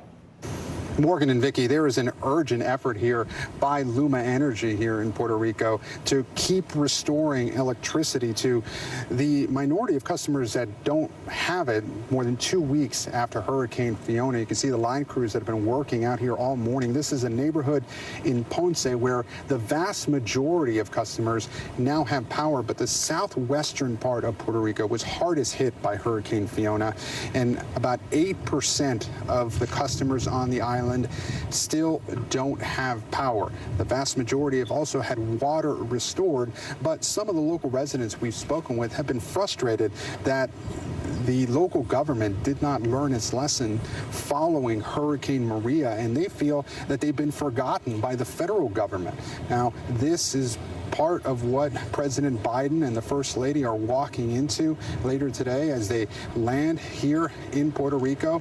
We understand that the president is set to announce a $60 million funding plan as part of the infrastructure plan to be able to help prepare Puerto Rico to better deal with future disasters by preparing a better flood warning system as well as shoring up levees here on the island. Now, there has been frustration by residents here who feel that they did not get as much attention as other parts of the United States, especially, of course, the U.S. mainland. There were about 40,000 line crews that were on standby to help those affected by Hurricane Ian in Florida. Here in Puerto Rico, obviously much more logistically challenging to get a lot of those resources here. There were just several hundred power crews on standby in the aftermath of Hurricane Fiona. So again, the president is expected to come here to Ponce. He's expected to take part in packing up supplies to some of the hardest hit areas here and also witness some of the damage firsthand. He's then set to head to visit Florida later this week. Vicky, Morgan. Gabe Gutierrez in Puerto Rico for us. Thank you, Gabe. We turn now to our Money Minute. Hurricane Ian's latest victim taking a hit, Florida oranges. The state's citrus crop was already shaping up to be the smallest since World War II. CNBC Tech Check co-anchor Deirdre Bosa joins us now. Deirdre, what effect will this have on the already higher prices of things like orange juice that we see every day? Well, it certainly isn't going to help. Groves in Florida have been badly damaged, with the head of one trade group saying roughly 75 to 80% of the oranges he saw on a recent inspection tour were blown off their trees and on the ground, making them essentially unusable. However, Florida accounts for only a portion of the global supply of frozen concentrate. As you mentioned, the harvest was already expected to be small, so the damage may not enormously increase the already high prices that we're already paying at the supermarket. Also today, Google is shutting down its translation service in mainland China, citing low usage. The company pulled its search engine in 2010 due to censorship. And in an effort to get people in the door, Olive Garden is bringing back its never-ending pasta bowl. It's going to cost you $14, though. That's up from $11 the last time it was offered, with an additional $5 for proteins like meatballs or sausage or chicken. And it'll only be on the menu until late November. So there you have it, guys. Inflation hitting the all-you-can-eat pasta bowl at the the Olive Garden. Depends on how many plates you eat. Could be worth the value. That's a lot of pasta. That's a lot of pasta. A lot of rigatoni. All right, CNBC's Deirdre Bosa. Deirdre, thank you so much. And the NFL tackles player safety after new concussion controversy. The new rules that could be in place for next weekend's kickoffs. You're watching NBC News Daily.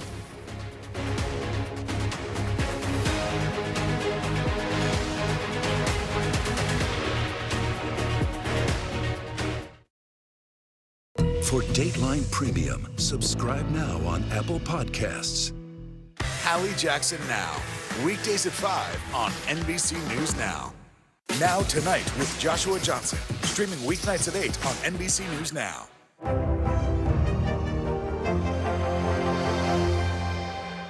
Hey, podcast fans, ready to unlock our true crime mysteries? Try Dateline Premium on Apple Podcasts. You'll get early access to originals, plus bonus content, and everything is ad-free. So head to Apple Podcasts now to subscribe. Here's what's happening in your neck of the woods. From Brooklyn, we're next to the subway station. The state's reservoirs are alarmingly low. War will pass them by.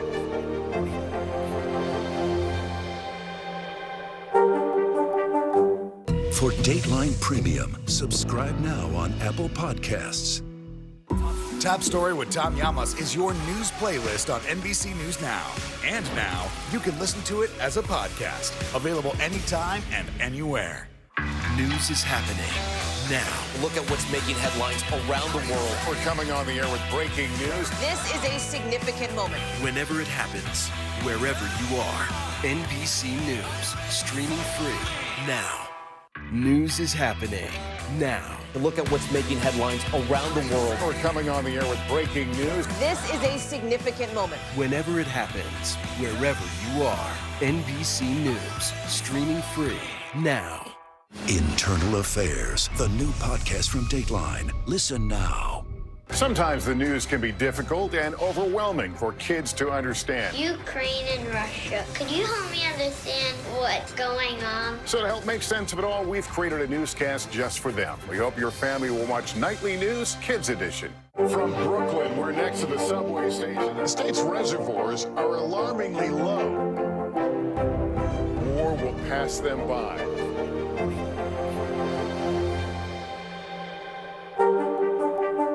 Sometimes the news can be difficult and overwhelming for kids to understand. Ukraine and Russia. Could you help me understand what's going on? So to help make sense of it all, we've created a newscast just for them. We hope your family will watch Nightly News Kids Edition. One of the doctors who cleared Miami Dolphins quarterback Tua Tagovailoa to play in Thursday's game has now been fired. An investigation by the National Football League found the doctor made several mistakes in evaluating the star quarterback. The move comes as the NFL is now rolling out big changes to its concussion protocol following increasing criticism over player injury management. Here's NBC News correspondent Maura Barrett with the details. The NFL changing its game plan, revising its concussion protocol. Is this the NFL admitting that a wrong decision was made last week? No, I think what's important to understand here is that in medicine, if we have an unexpected or uncertain outcome, we go back and do a review process of that entire procedure. Dr. Alan Sills is the NFL's chief medical officer. We're committed to always trying to make our protocol better and do an even better job at diagnosing, recognizing and appropriately treating concussions. There are no public details yet on the proposed changes. Oh, he's woozy. But this comes amid an investigation into why Miami Dolphins quarterback Tua Tagovailoa was cleared to play last Sunday, even after a hit left him unstable. And then 4 days later, another rough tackle left him motionless on the field. One of the doctors who cleared him was fired Saturday by the Players Association. Ultimately, I made a decision, and it's something that I think was absolutely the right call. I expect the highest level of medical expertise. And when we make decisions to terminate people, it's in respect to all of those considerations. Pre-game shows full of criticism. The system is the problem. It's not that neurologist who is the problem. When in doubt, keep the player out. But Dr. Sills says the rising star went through multiple neurological exams. I can tell you that the player in question here was examined every single day, including multiple times on game day and in the days that followed. The investigation set to wrap up soon, and the new concussion protocols could take effect within days. Maura Barrett, NBC News. All right, we're going to bring in Dr. Jordan Metzl now. He specializes in sports medicine. Doctor, thank you so much for being with us. Tagovailoa has been diagnosed with a concussion, and his coach says there's no further damage. But there are a lot of medical professionals, doctors out there who are looking at this and saying that really he never should have been allowed to play after that first hit. What are your thoughts? Yeah, I mean, first of all, in sports medicine, we see all kinds of injuries, knee injuries and back injuries and head injuries. And in many of the injuries we see, we have the benefit of not only examining the patient, but we have things like x-rays and MRIs, which can help us appropriately diagnose the injury. The problem with concussion is, even though we've gotten a lot better at recognizing concussions and getting some baseline testing and neurological testing, it still is an injury, which is not something you can see on any particular test. It's more a constellation of symptoms, and then your brain may not function as well as it normally would. So diagnosing concussion is a challenge. And it's even a bigger challenge when you're on the sideline of an event where there are millions of people watching, and then millions more people, critiquing what you did days afterwards instead of in the moment. All that being said, looking at this injury, obviously in retrospect, the first injury was more significant and the risk of a second injury is higher. But he had every medical test. It sounds the NFL athletes get amazing care. It's difficult. Doctor, I want to jump in and ask you another question here. You mentioned the medical test. We know that he's expected to report to the Dolphins facility this week where he will be evaluated. But what will the doctors be looking for specifically? Like, how do they actually decide if, in fact, there are any other brain or health issues? Yeah, so there's a whole series of neuropsychological testing batteries, both comparing him to his baseline that he took at the beginning of the season, and then looking at his brain function, how he's reacting to different stimuli, which go into determining when somebody's ready to get back to activity. And then there's a whole protocol on returning athletes to activity after a head injury, including exercising them and getting them active to make sure they're doing okay. All right, Dr. Jordan Metzl for us there. Dr. Metzl, thank you. Thank you. Well, major bumps ahead in the road to recovery in hurricane-ravaged Florida. How the state's struggling insurance system could become another casualty of the storm. You are watching NBC News Daily.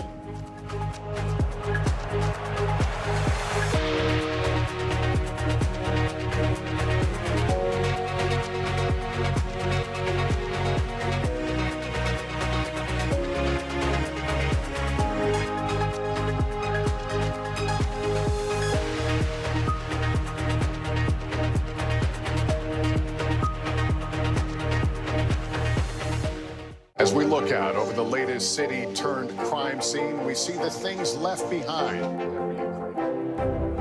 Back now with our NBC News exclusive.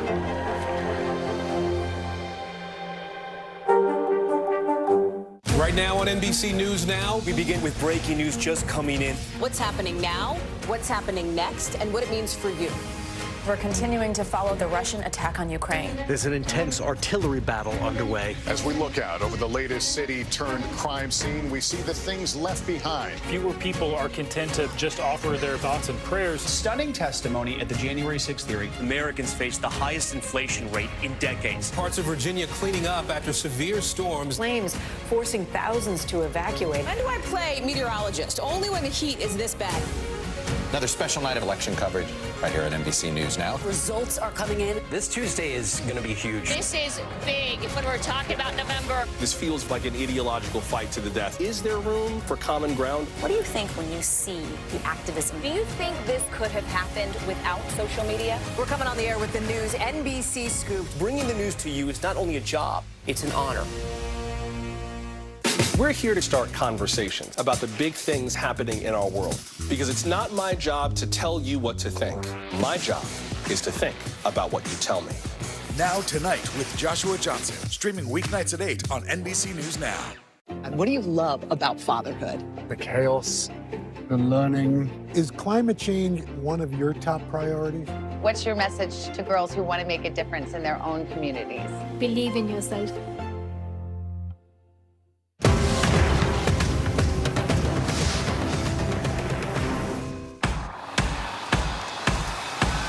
News news is happening now.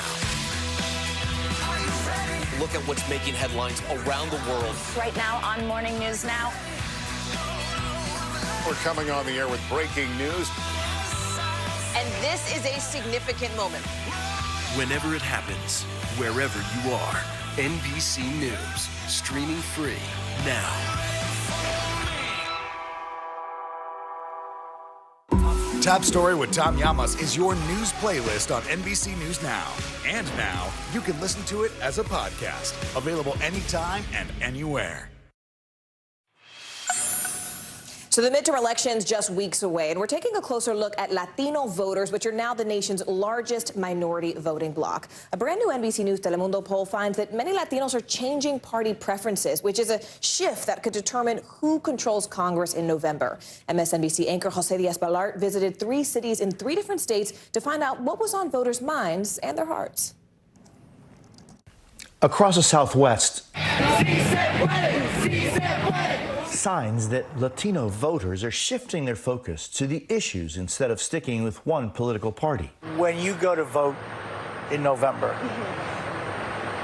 are you going to be a doubtful voter? I'm a doubtful voter now. As I got older and smarter, I said, hey, this guy doesn't work for me. That's now backed up by a new NBC News Telemundo nationwide survey of Latino voters, showing support for a Republican-controlled Congress jumped 5 points in just the past 2 years. We're not just going to blindly vote in one particular direction. We're going to vote in the direction of folks who are going to be paying attention to the issues that are important to us. Marisa Morentin lives in Phoenix, Arizona. How is it that you feel as a voter here? Taken advantage of. It's a state that had been reliably Republican but has now turned into a swing state. In 2020, it went for President Biden. Marisa voted Democrat back then, but now says she's not so sure.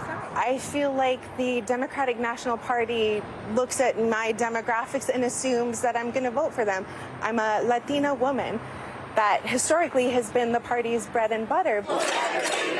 She wants the party to take stronger action on issues like abortion and voting rights. But our poll found that the top issues for Latinos was actually the cost of living. We see that prices are through the roof, and we want to know what people are going to do to help put that burden down.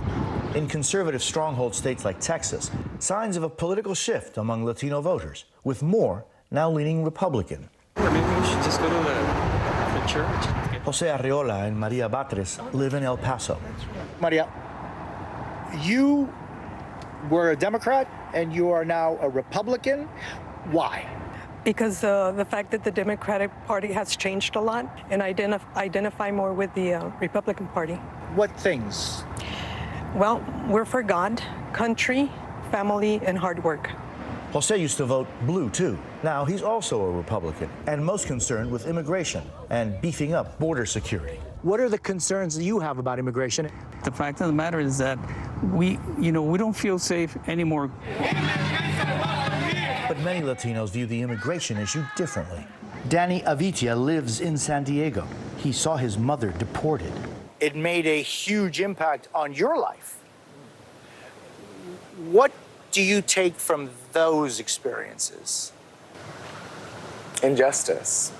He now volunteers for the Democratic Party, partly because he believes they have more humane immigration policies.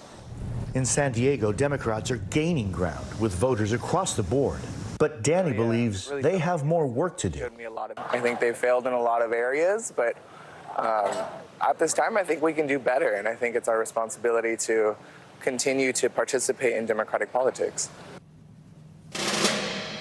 Jose Diaz-Balart joins us now. Jose, thank you for being with us. I think a lot of people would be surprised to hear Latino voters turning to the Republican Party, perhaps because of the border issues and everything we've been seeing in the news lately. But what did the voters that you spoke to talk about why that is actually such a mobilizing issue for them?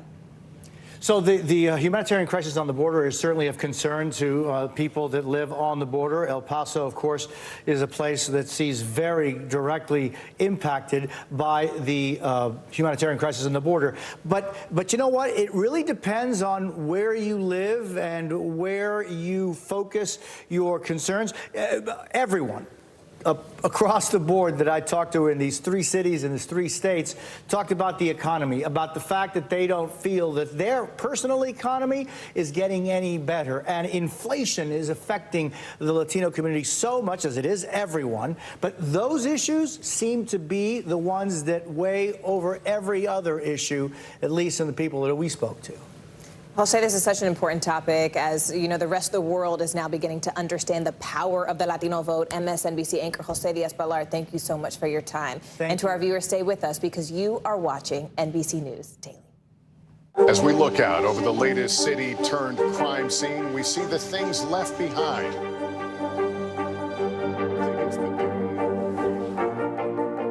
Can you tell us what it was like? Our NBC News exclusive.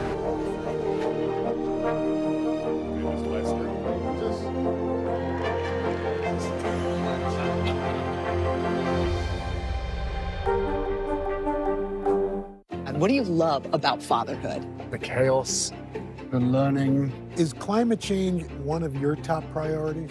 What's your message to girls who want to make a difference in their own communities? Believe in yourself.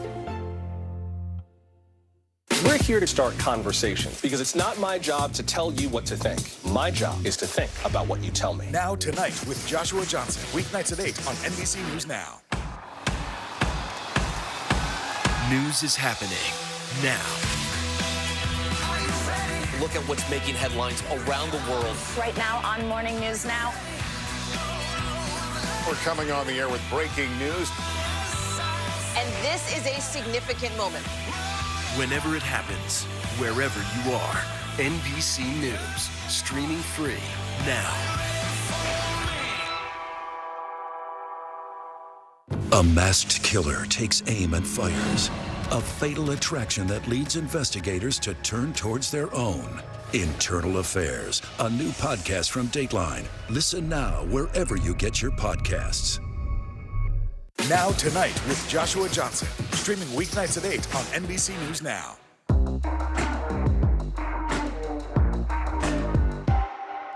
For Dateline Premium, subscribe now on Apple Podcasts.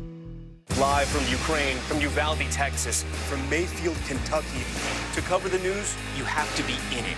This is how so many towns and cities are protecting themselves. You can actually see they're pushing the gates open. Was there a school officer on campus? That's what we've been told. No. Do you remember any tornado as bad as this one? You look at this and you're thinking, we're not going to have power for weeks, if not months. Exactly. Every night, it's your news playlist. Top Story with Tom Llamas, weeknights at 7 on NBC News Now. Here's what's happening in your neck of the woods.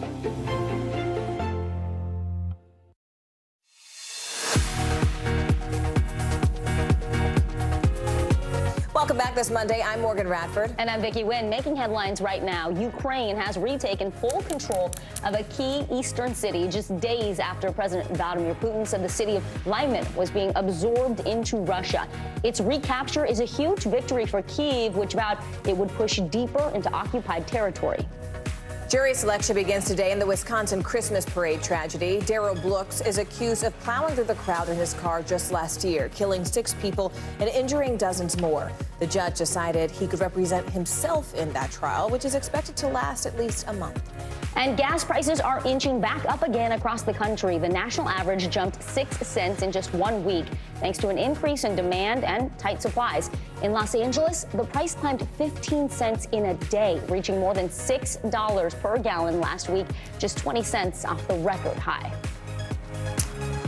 We continue our coverage of the ongoing rescue efforts in Florida right now, 5 days after Hurricane Ian battered communities there. Now, federal officials say they have launched their largest ever search and rescue effort in Florida. The death toll now reaching 87, according to an NBC News tally. That number is expected to climb.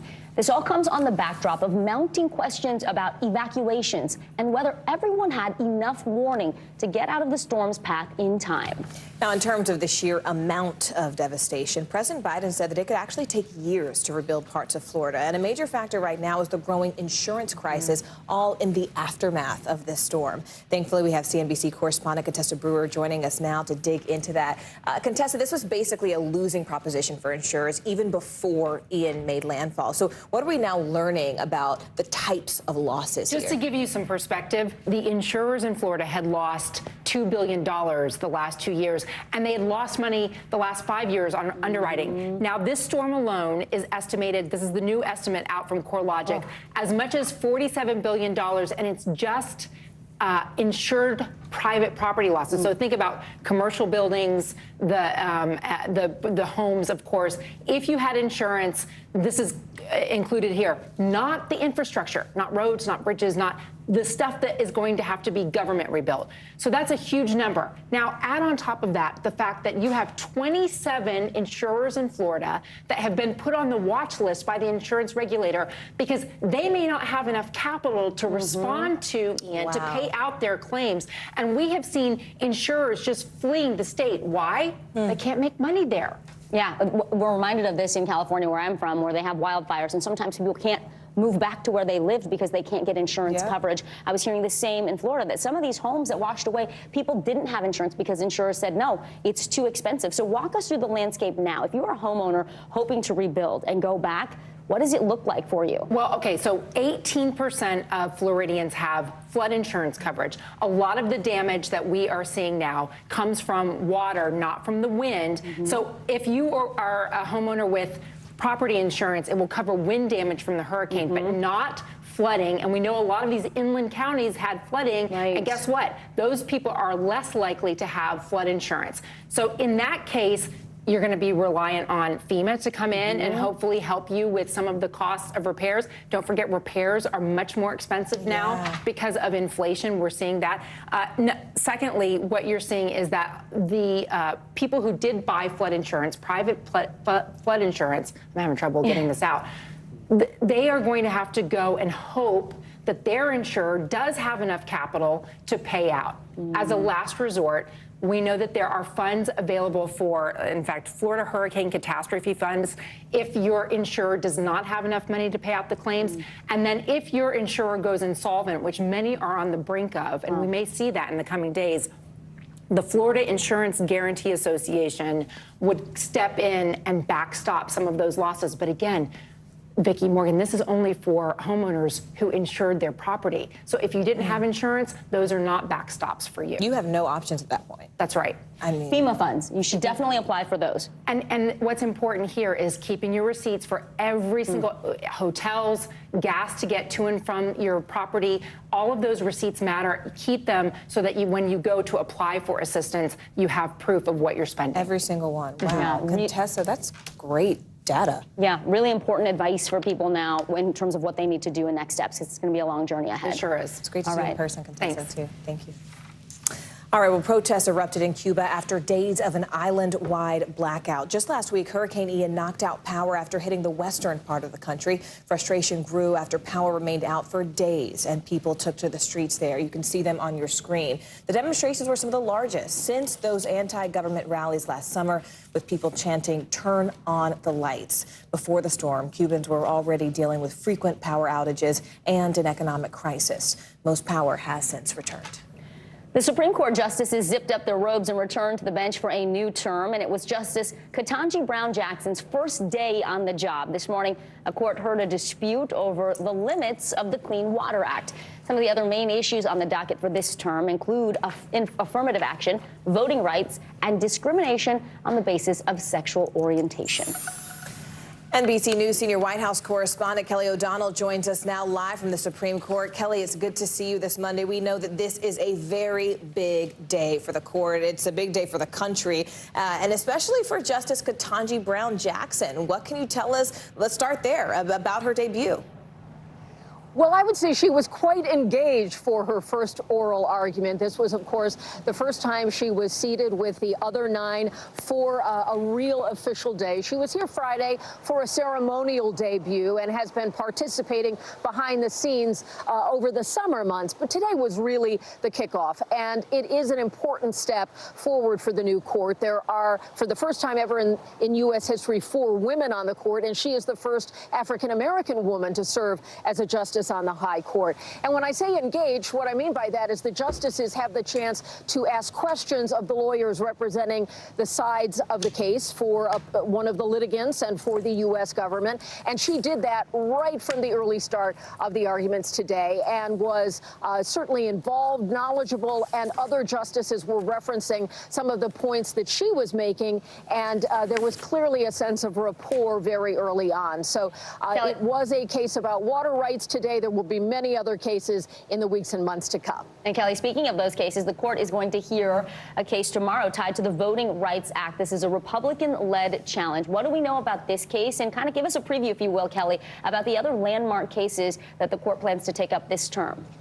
Well, because this is a court that has a supermajority on the conservative side, 6 conservatives, 3 from the liberal side, there is a lot of question about how they're going to deal with some of this. Tomorrow, it's about an Alabama case, and have voting rights for black voters been diluted by changes made to the electoral map there? Vicki? Morgan? And let's talk, Kelly, for a minute about Justice Jackson, who replaced fellow liberal Justice Stephen Breyer. And because of that, she's not expected to diminish the strength of that 6-3 conservative supermajority on the court. But what type of impact, when we just kind of look at the broad spectrum of things, can she realistically have on these sort of big item cases?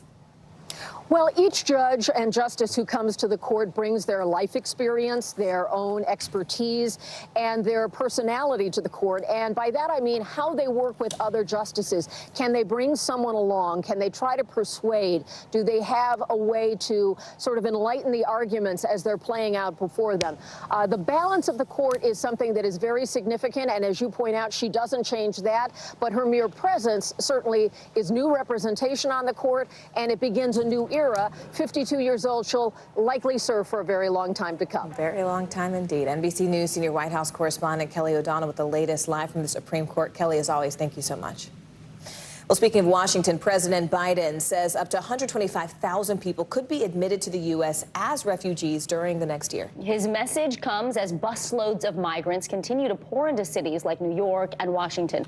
Those cities say they are overwhelmed, with New York now building temporary migrant camp in the Bronx. Here's NBC News correspondent Zincle Esamoah.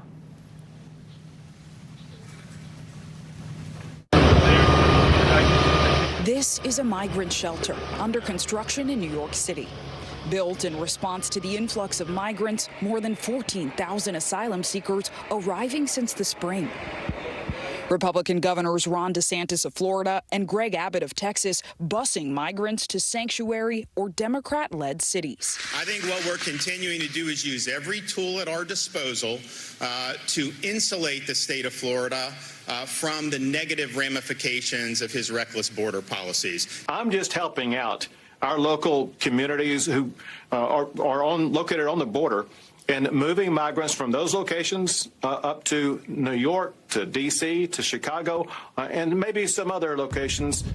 Now, New York is responding with a new plan, a temporary emergency shelter.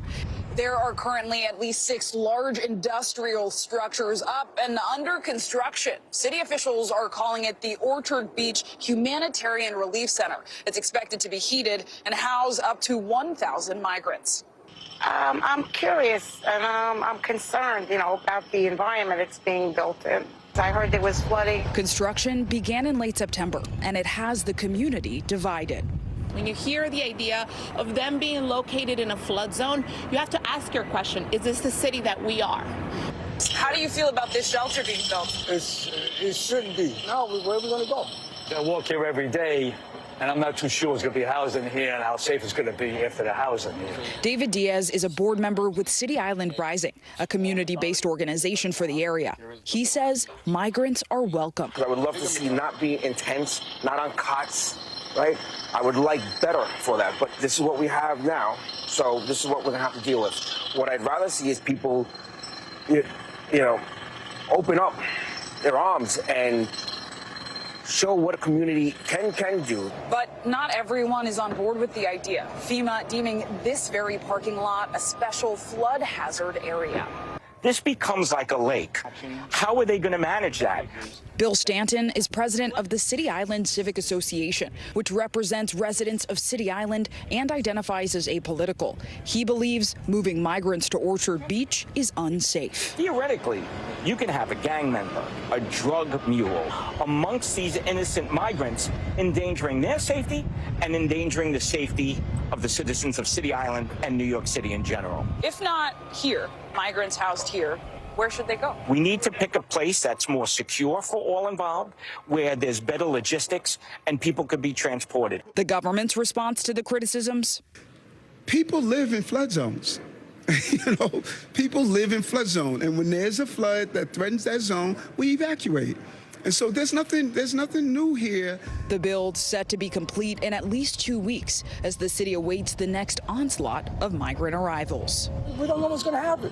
So we're all upset. We can't control this. And Zinkley joins us on set now. Zinkley, talk to us about these temporary camps. Will kids and families also be housed there? Yes, our Vicki and Morgan, the city emphasizes that no children or families with children will be housed there, and they are temporary shelters. Now, New York City is in conversation with Norwegian cruise ships. They're thinking about housing these migrants on cruise ships in the interim, so a lot in flux as busloads of migrants continue to arrive. My word, what a good story. Zinkley, thank you for bringing that to us. Really important reporting. Zinkley Asamoah. Well, straight ahead, Katie Couric's new cancer crusade, the life-saving message she wants everyone to hear. More NBC News Daily right after this.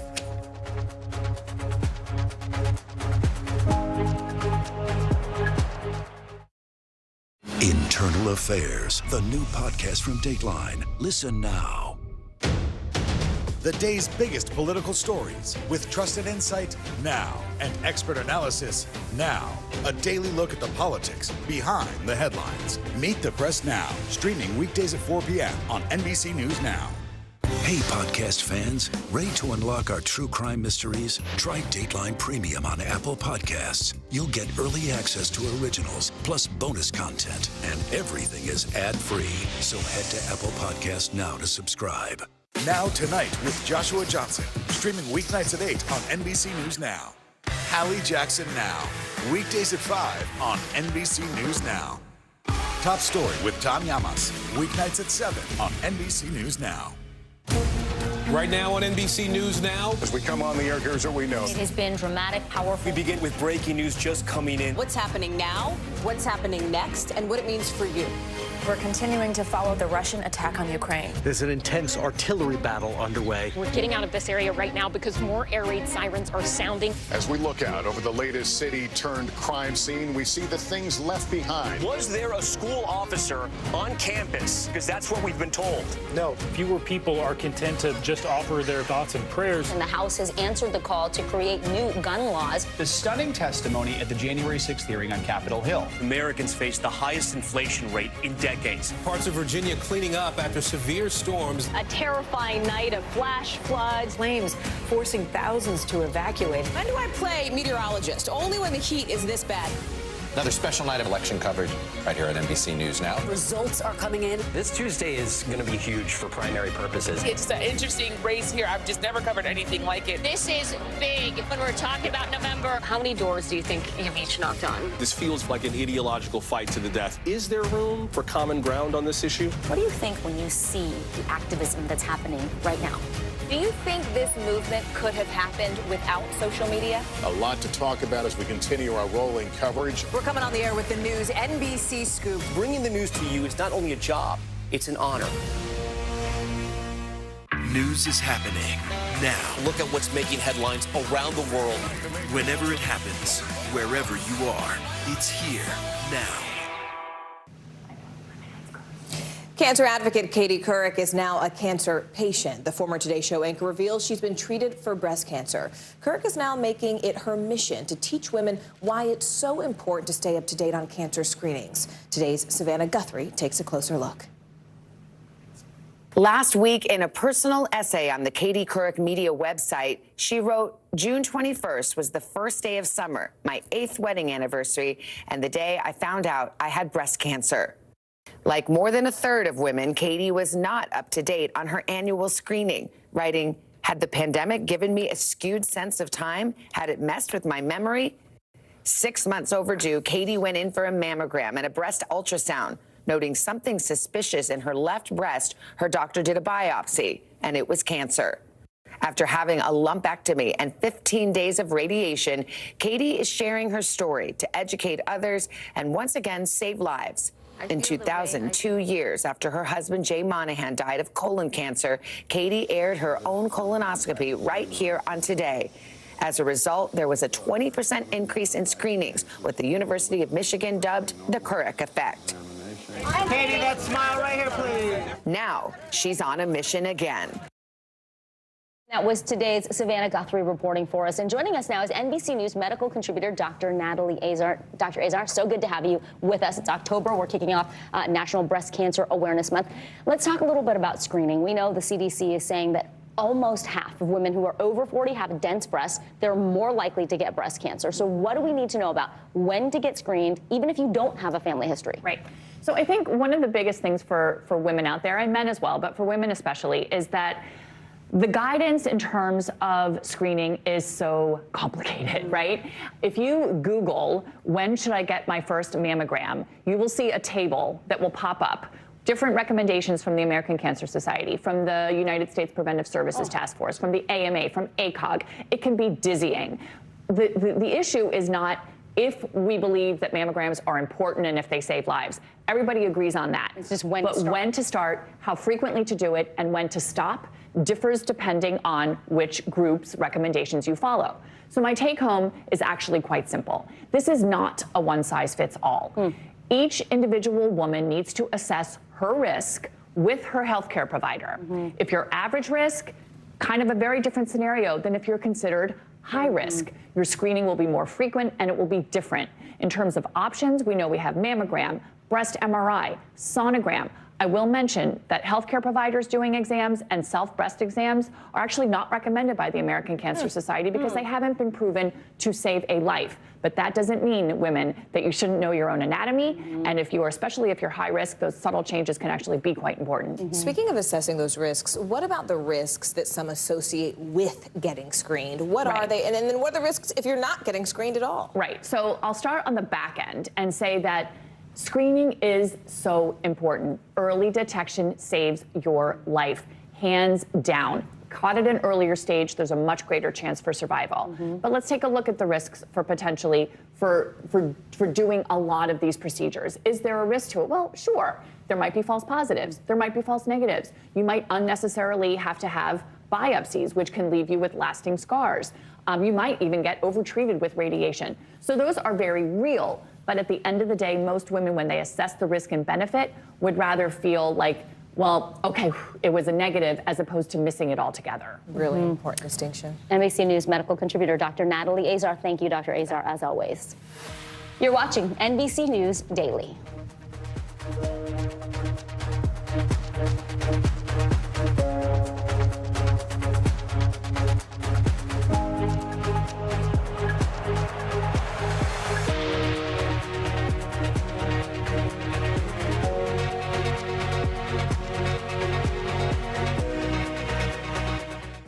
Top Story with Tom Llamas, weeknights at 7 on NBC News Now.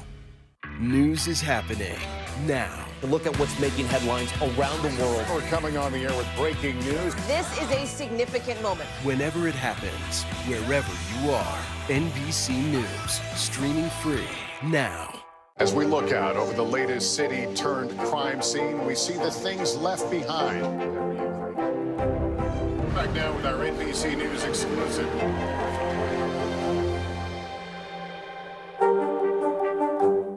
We're here to start conversations about the big things happening in our world, because it's not my job to tell you what to think. My job is to think about what you tell me. Now Tonight with Joshua Johnson, streaming weeknights at 8 on NBC News Now.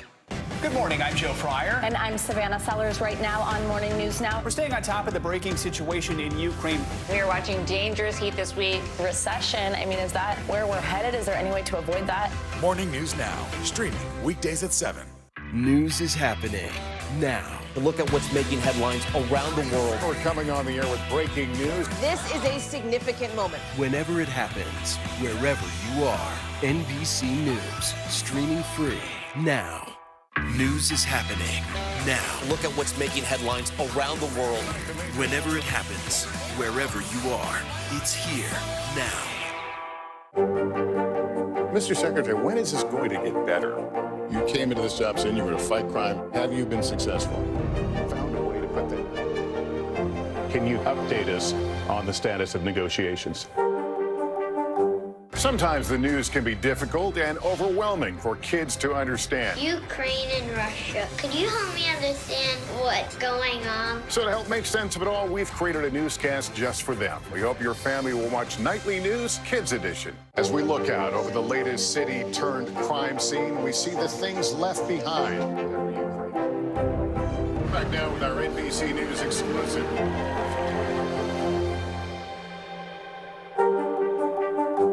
We're here to start conversations because it's not my job to tell you what to think.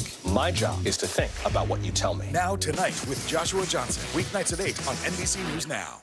Hallie Jackson Now. Weekdays at 5 on NBC News Now. Actress Mila Kunis is showing fans a more serious side. Her new drama, Luckiest Girl Alive, premieres on Netflix this Friday. Kunis is opening up about her post-pandemic return to work, her childhood in Ukraine, and her marriage with fellow A-lister Ashton Kutcher. Here's NBC's Today Show co-host Willie Geist. Kunis is unmasked and back at work for her latest movie, the dark Netflix drama, Luckiest Girl Alive. Mr. Larson, it's me. Tiffany. The film is based on the 2015 New York Times bestseller by Jessica Knoll, who also adapted it for the screen. Had you read the book? Were you aware of the story?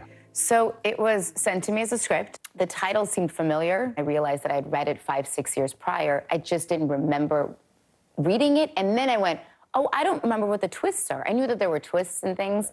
And I was like, ooh, this will be a really fun read. And I remembered what I loved about it, which is all going back to Jessica Knoll. I think the tone of it was different than all the other movies that I've seen when it came to, like, the mystery. The mystery lies in Kunis's character, Ani Finelli, a woman whose extreme, unresolved teenage trauma rushes back to the surface. She is a young woman living in New York City who's living the perfect Instagram life. Where she's putting forward all of the things that she thinks that people want to hear and want to see, as probably most people can relate to. And so that's like a little bit of the fun cat and mouse game that she plays within herself, like which one of these is the real me. But I think it's a fun character to try to anticipate, which is what I think we were trying to do with the ending. Because we changed the ending from the book to the movie. Nobody believed me back then because I was a wet seal wearing gutter wrap. There's a lot of trauma in her past that she has to confront, that sort of defines her life and defines her future relationships. Do you like playing a character who's got all that depth? Yeah. Do I give you a real answer? I give you the answer that I think people want to hear. Yeah, give me the real one. The real one is no. Like, it's all fun. Like, I really genuinely look at acting as play pretend.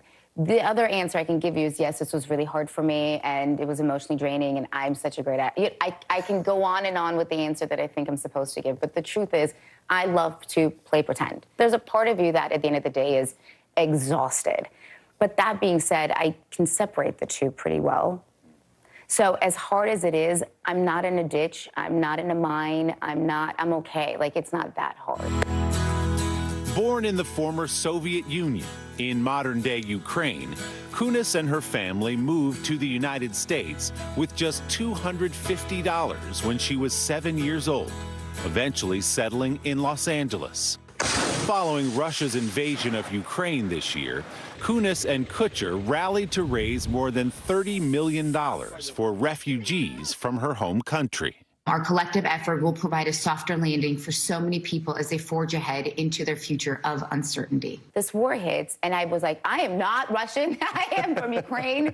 I have more pride now than I ever have about being from Ukraine. That was NBC's Today Show co-host Willie Geist reporting. And here's what's trending now. October is getting off to a very spooky start at the box office. The creepy thriller Smile raked in $22 million in its opening weekend to snag the top spot. Now, it's about a therapist dealing with an evil entity who possesses people and then forces them to smile before doing some pretty awful things. Have you seen any of the marketing? There are literally people smiling in the background of the Today Show. It's so creepy and hilarious at the same time. That is funny. All right, well, listen, film fans are also showing love to the first LGBTQ plus romantic comedy from a major studio. Bros earned about $5 million in its debut weekend to grab the number 4 spot at the box office. Supposed to be funny. A New Hampshire couple hopes their real estate listing scares up some offers. They decided to have a Halloween boogeyman, Michael Myers, the one and only, haunt a few of their rooms for photos. And some, you can't really see him. In others, he is actually lounging on the sofa. There he is in the door. Creepy. That is super scary. The stuff is working, though, okay? This listing has been viewed more than 100,000 times. By the way, the family wants to stress, Morgan, this house is not haunted. So I know you're in the market. But, like, is it, though? No, right? I don't know. Too much. Well, Queen Bey is a beaming big sister today. 28-time Grammy winner Beyonce is showing little sister Solange some love for her new project. Solange is the second black woman in the New York City Ballet's 74-year history to compose a score. That's incredible. It is. A lot of people have been saying this is just a spectacular show. Beyonce posted a photo of her sister from opening night on Instagram over the weekend, saying there are no words to express her admiration. Sometimes the news can be difficult and overwhelming for kids to understand. Ukraine and Russia. Could you help me understand what's going on? So to help make sense of it all, we've created a newscast just for them. We hope your family will watch Nightly News Kids Edition.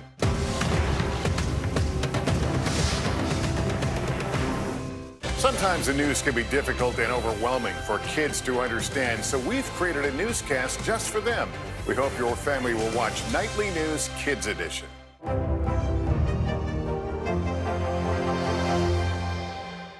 Good morning, I'm Joe Fryer. And I'm Savannah Sellers. Right now on Morning News Now. We're staying on top of the breaking situation in Ukraine.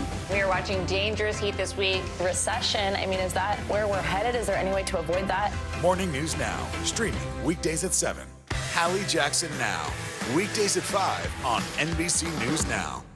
News is happening now. Look at what's making headlines around the world. We're coming on the air with breaking news. This is a significant moment. Whenever it happens, wherever you are, NBC News, streaming free now. Sometimes the news can be difficult and overwhelming for kids to understand. Ukraine and Russia. Could you help me understand what's going on? So to help make sense of it all, we've created a newscast just for them. We hope your family will watch Nightly News Kids Edition. A masked killer takes aim and fires. A fatal attraction that leads investigators to turn towards their own. Internal Affairs, a new podcast from Dateline. Listen now wherever you get your podcasts. Tonight, I interviewed Secretary of Transportation Pete Buttigieg about the ongoing delays. You seem to be pointing the finger at the airlines. They're pointing the finger back. Mr. Secretary, when is this going to get better? News is happening now. Look at what's making headlines around the world. Whenever it happens, wherever you are, it's here now. Top Story with Tom Llamas is your news playlist on NBC News Now. And now, you can listen to it as a podcast. Available anytime and anywhere. Mr. Secretary, when is this going to get better? You came into this job saying you were going to fight crime. Have you been successful? Found a way to put that. Can you update us on the status of negotiations?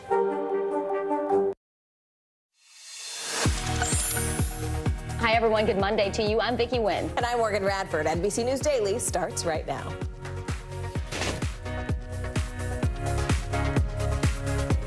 Today is Monday, October 3rd. Ian recovery efforts in Florida. Rescue teams working around the clock. Barrier islands remain cut off from the mainland. Now there are new questions about whether the evacuation orders came too late. Bearing with it, stocks are up today after Wall Street's worst month since the pandemic hit. But do the market's overall losses foreshadow a recession? New term, new justice. As the Supreme Court begins its session, there's a fresh face on the bench while the High Court considers cases on hot-button issues like affirmative action, voting, and gay rights. Ray of sunshine? With energy costs soaring, is now the time to think about adding some solar panels to your home. We've got everything you need to know.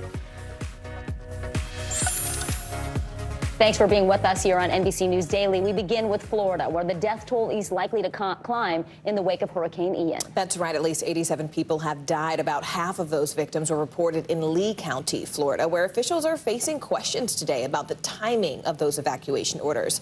And as federal emergency management officials launch the largest search and rescue effort in history, the people of Florida are still really reeling from the shocking scale of all that devastation. They're also coping with the lack of crucial supplies, as you can see in this footage from Fort Myers. Those cars all lined up, sometimes for hours, across the state as people are desperate to get gas for their cars and generators. More than 600,000 people are still without power. We have team coverage this afternoon with NBC News national correspondent Gabe Gutierrez monitoring President Biden's trip to Puerto Rico. But first, NBC News correspondent Shaquille Brewster in Fort Myers Beach. Shaquille, with so much work left to be done, talk to us about how first responders are prioritizing their response and what are the biggest challenges they're facing on the ground right now. Well, we got a hint of one of those challenges just in the past 2 hours or so when we heard from county officials who warned other residents, other people in Florida, not to what he called disaster sightsee. He says right now the priority for first responders is to clear the area, to go through and complete that search and rescue mission. They completely have Fort Myers Beach shut down for first responders so they can go house by house and recover and rescue anyone who needs to be rescued and recover those who were lost. So you heard county officials telling people to stay away from that process so that process can be completed, and so citizens in that area can then get access back to their stuff. But as that's happening, you're getting a sense of the flood of help that is coming into this area. I spoke to someone who came here Friday after the storm, part of the first rapid response team here in Florida. They were embedded with firefighters. I want you to listen to what she told me about the people she's been helping. They smiling, but even though they're hurting, you know, and you know they're hurt. You can see it in their eyes, like the pain, you know, the jitters from their bodies, you know, body language speak. You get a sense of how weighted this is. So many days after the storm, she's interfacing with people. That was a parking lot where people are coming to get resources, things like bottles of water, get some food. And you're getting a sense of the struggle that's still here, even as there is progress in this area. Speaking of that, Shaq, I mean, according to a gas station tracker, the majority of stations in Fort Myers just alone have either completely run out or they have very limited options of fuel and of power. So what's being done to sort of address that as people just kind of try to get out and move around on a daily basis? Yeah, the state has signaled that this is a priority for them, and they mentioned this in their updates that they've been giving. They have across central and southern Florida 8 fuel depots. Now, these are areas and resources that are really being reserved for first responders. Some of the FEMA teams, people are coming in and assessing the damage, so they have the adequate fuel resources in these areas. But you're also getting the sense that restoring those power stations and those gas stations is also a priority. Coming in this morning, we saw some of the gas stations that were shut down over the course of the weekend. They were back up. Some of them that had extremely long lines over the course of the weekend, those lines are getting shorter now. So that is something that is improving, but the state is saying that they are ahead of it. They have about 1.8 million gallons of gas available for those first responders as the supply chain continues to ramp back up. And let's talk about some of the skepticism, some of those questions today, Shaq. I mean, as we reported just a little bit earlier, Lee County officials are facing questions about the delay in ordering a mandatory evacuation. Can you just sort of walk us briefly through that timeline and how these timing decisions may or may not have contributed to the death toll there? Yeah, this is something that happens after a storm, when people look back and think at what was heard and what was sent out to the public and ask questions about what could have been improved. And the question now is, when did those evacuation orders come? We knew Friday afternoon, the National Weather Service reported that Lee County was facing severe threats, life-threatening storm surge for this county, but it was not evacuated until hours later on Tuesday morning. That's when some of the shelters were open. If you compare that with neighboring Charlotte County, just north to Lee County, they had an evacuation order come closer to when we heard that from the National Weather Service. So that entire timeline is going to be looked at in the days to come. All right, NBC News correspondent Shaquille Brewster on the ground for us there. Shaq, thank you. Well, Morgan, Hurricane Ian could be one of the costliest natural disasters in U.S. history. Many of those impacted have little or no flood insurance. that may mean they never get to rebuild there. Here's NBC News correspondent Blaine Alexander on how some residents are trying to move forward. For John Banis, there's nothing that compares to seeing 10 years of your life and livelihood look like this. First thing, I had to pull up here and stand on top of the pile and, basically cry because, it's a lot of hard work. He says rebuilding Cortez Bait and Seafood could cost nearly $500,000. The problem is his insurance won't even cover half of that. A higher policy, he says, just wasn't in the budget. You never really think ahead of something like this going to happen. You're already paying a mortgage payment, and then you're struggling a little to begin with. So would that have just been too expensive? Well, at that it probably point? would have just been too expensive. Yeah. A similar situation for Randy Beatty. Yeah, that's the couch and the recliner and stuff there. So all that's gone. Yeah. He canceled his flood insurance about 8 years ago when the premiums got too high, he says. But when Ian hit, the water that spilled into his condo nearly reached the ceiling. There's a lot of people that probably are in the same shape as me. Yeah. Same boat. Yeah. We're all in the same boat here. According to the Insurance Information Institute, only about 18% of Florida homeowners have flood insurance, most of that through the federal government. The further you get away from the coastline, I think you're going to find more people who do not have flood insurance. Including Central Florida, parts of which saw record rainfall during Ian. There, fewer than 5% of homes have federal flood insurance. Banis is now doing what he can to help his neighbors while sorting out his own next steps. It's just, what do you do? What do you do next? Our thanks to NBC News correspondent Blaine Alexander for that report. Meanwhile, President Biden is on his way to Puerto Rico, where he'll survey the damage the island is facing just 2 weeks after being hit by Hurricane Fiona. Heavy winds and flooding knocked out power to the entire island and left at least 25 people dead in its wake. More than 100,000 people still without electricity today. NBC News national correspondent Gabe Gutierrez joins us now from San German, Puerto Rico. Gabe, first off, a lot of promises just have been made historically to Puerto Rico, which is still ultimately recovering from Hurricane Maria years ago. So what about this time around? I mean, what are people who I'm sure are probably feeling skeptical hoping to hear from the president today?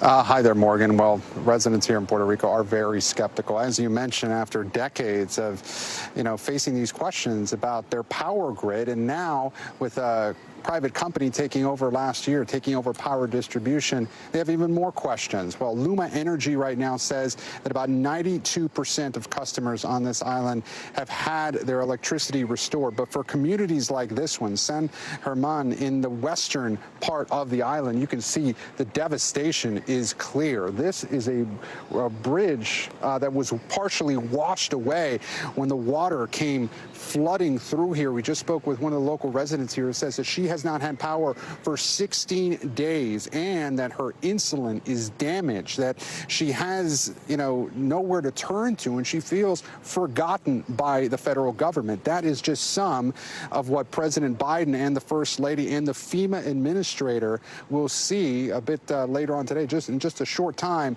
when he lands here in Puerto Rico. He is expected to take part in a community event, packing supplies for some of these hard-hit residents, and also get briefings from local officials about the emergency response here. He is also set to announce $60 million in new funding for systems that are expected, his administration says, to better protect Puerto Rico against future storms. Morgan. Speaking of that, Gabe, Puerto Rico was still recovering, as you mentioned, from Hurricane Maria 5 years ago when Hurricane Fiona hit. So talk to us about the recovery and the rebuilding process there. We look at, for example, the timeline. Biden said that Florida is going to take years to recover. So what does that say then about Puerto Rico and its timeline?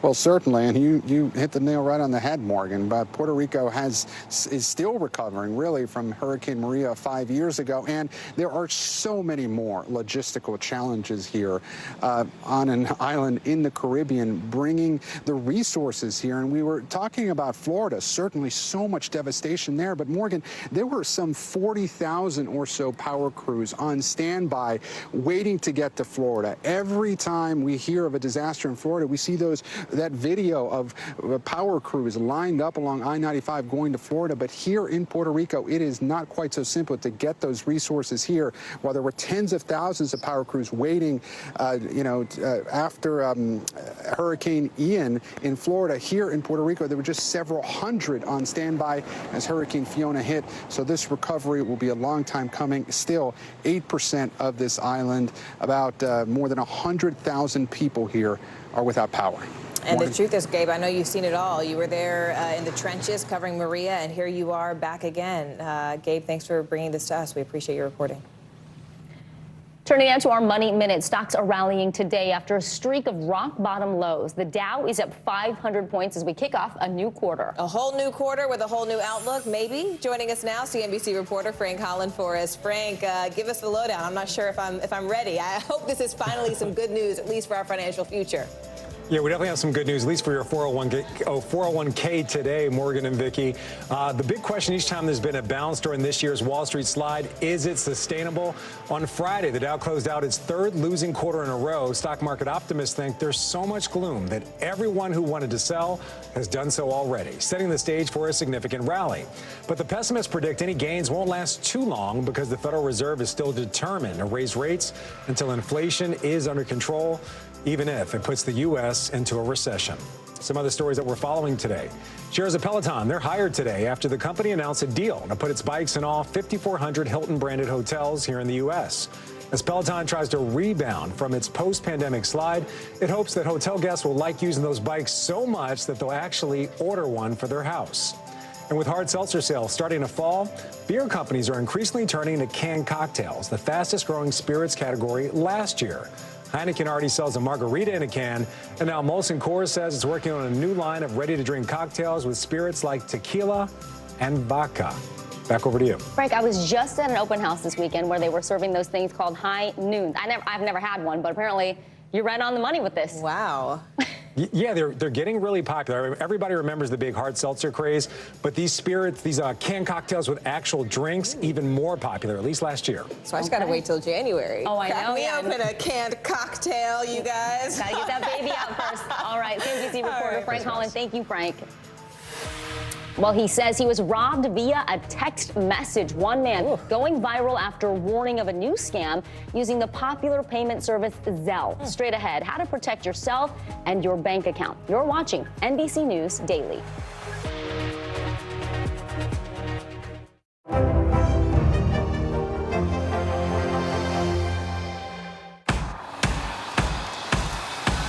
News is happening now. Look at what's making headlines around the world. Right now on Morning News Now. We're coming on the air with breaking news. And this is a significant moment. Whenever it happens, wherever you are, NBC News, streaming free now. Live from Ukraine, from Uvalde, Texas, from Mayfield, Kentucky. To cover the news, you have to be in it. This is how so many towns and cities are protecting themselves. You can actually see they're pushing the gates open. Was there a school officer on campus? That's what we've been told. No. Do you remember any tornado as bad as this one? You look at this and you're thinking, we're not going to have power for weeks, if not months. Exactly. Every night, it's your news playlist. Top Story with Tom Llamas, weeknights at 7 on NBC News Now. Right now on NBC News Now, we begin with breaking news just coming in. What's happening now, what's happening next, and what it means for you. We're continuing to follow the Russian attack on Ukraine. There's an intense artillery battle underway. As we look out over the latest city-turned-crime scene, we see the things left behind. Fewer people are content to just offer their thoughts and prayers. Stunning testimony at the January 6th hearing. Americans face the highest inflation rate in decades. Parts of Virginia cleaning up after severe storms. Flames forcing thousands to evacuate. When do I play meteorologist? Only when the heat is this bad. Another special night of election coverage right here at NBC News Now. Results are coming in. This Tuesday is going to be huge. This is big when we're talking about November. This feels like an ideological fight to the death. Is there room for common ground? What do you think when you see the activism? Do you think this could have happened without social media? We're coming on the air with the news NBC Scoop. Bringing the news to you is not only a job, it's an honor. The day's biggest political stories with trusted insight now and expert analysis now. A daily look at the politics behind the headlines. Meet the Press Now, streaming weekdays at 4 p.m. on NBC News Now.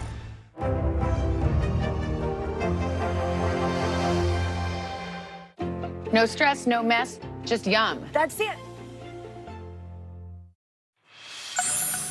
All right, so you may have used those quick payment apps like Zelle, which we all know can make paying bills really easy. But get this, they're not without their risks. NBC News correspondent Stephen Romo has the story of one man who's taking to TikTok to warn users and explains how you can best protect yourself from scammers.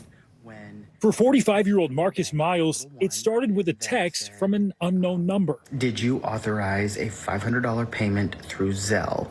Yes or no? Then a phone call came from a man claiming to work for Capital One. In just minutes, a scammer convinced Miles he was being hacked and had to hand over his account information. As soon as we hung up, I got a notification that said a Zelle transfer for all of the money in my bank account had been successful.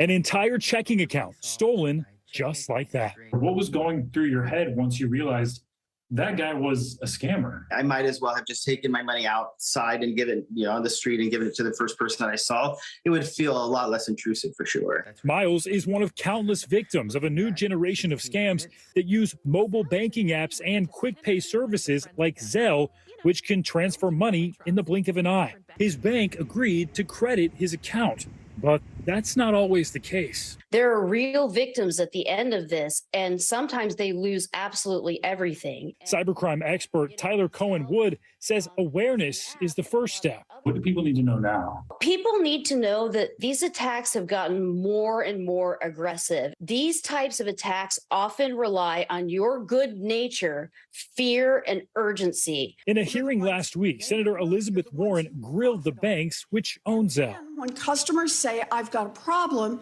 you say, I'm only going to reimburse a narrow slice of those who hold up their hands and say that they have been defrauded on the system. Zelle now including this warning when logging into the app. In a statement to NBC News, Zelle's parent company, Early Warning Services, owned by a number of big banks, did not address reimbursements, but did emphasize the importance of consumer education and advise users to only send money to people they know and trust. All right, we thank NBC News correspondent Stephen Romo for that report. All right, well, right now the markets are rallying to kick off the first trading session of the fourth quarter. Rebounding from their lowest level since 2020, the Dow and S&P 500 are up 2%. NBC News business and data reporter Brian Chung joins us now.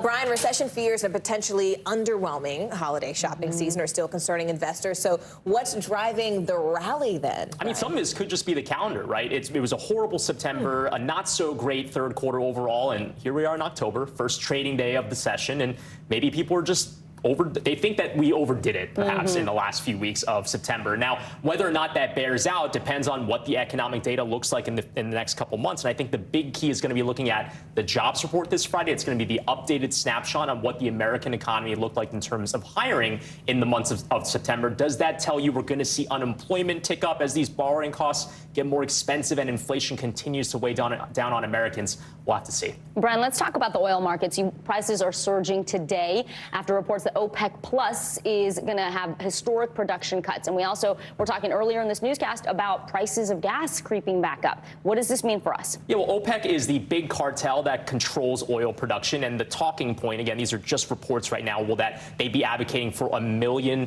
barrel cut in terms of production. That would be pretty substantial. But look, we've already seen gas prices at the pump start to rise. It's about $3.80 right now. Does it go back up to $5? Unlikely. Thank you so much. And you are watching NBC News Daily.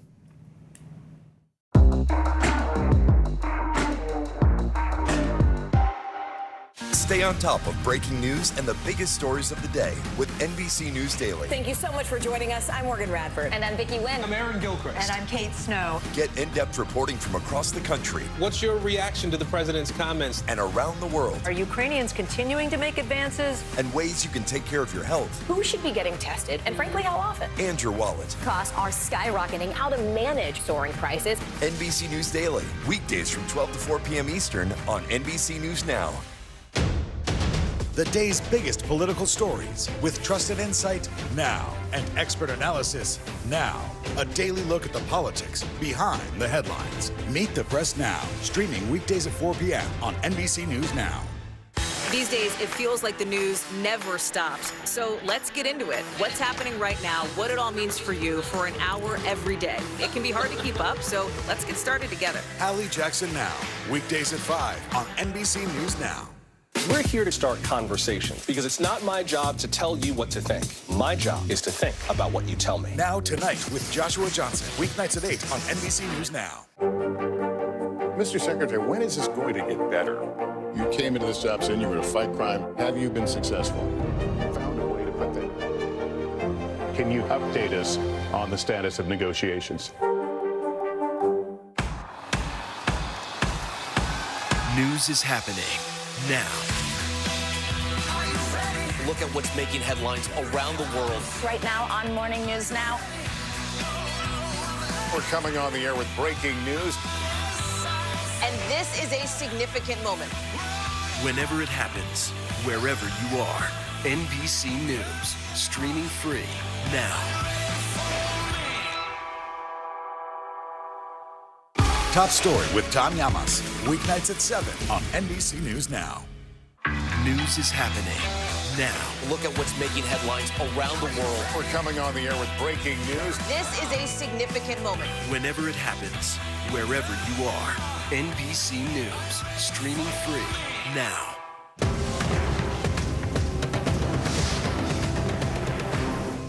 Hallie Jackson Now, weekdays at 5 on NBC News Now.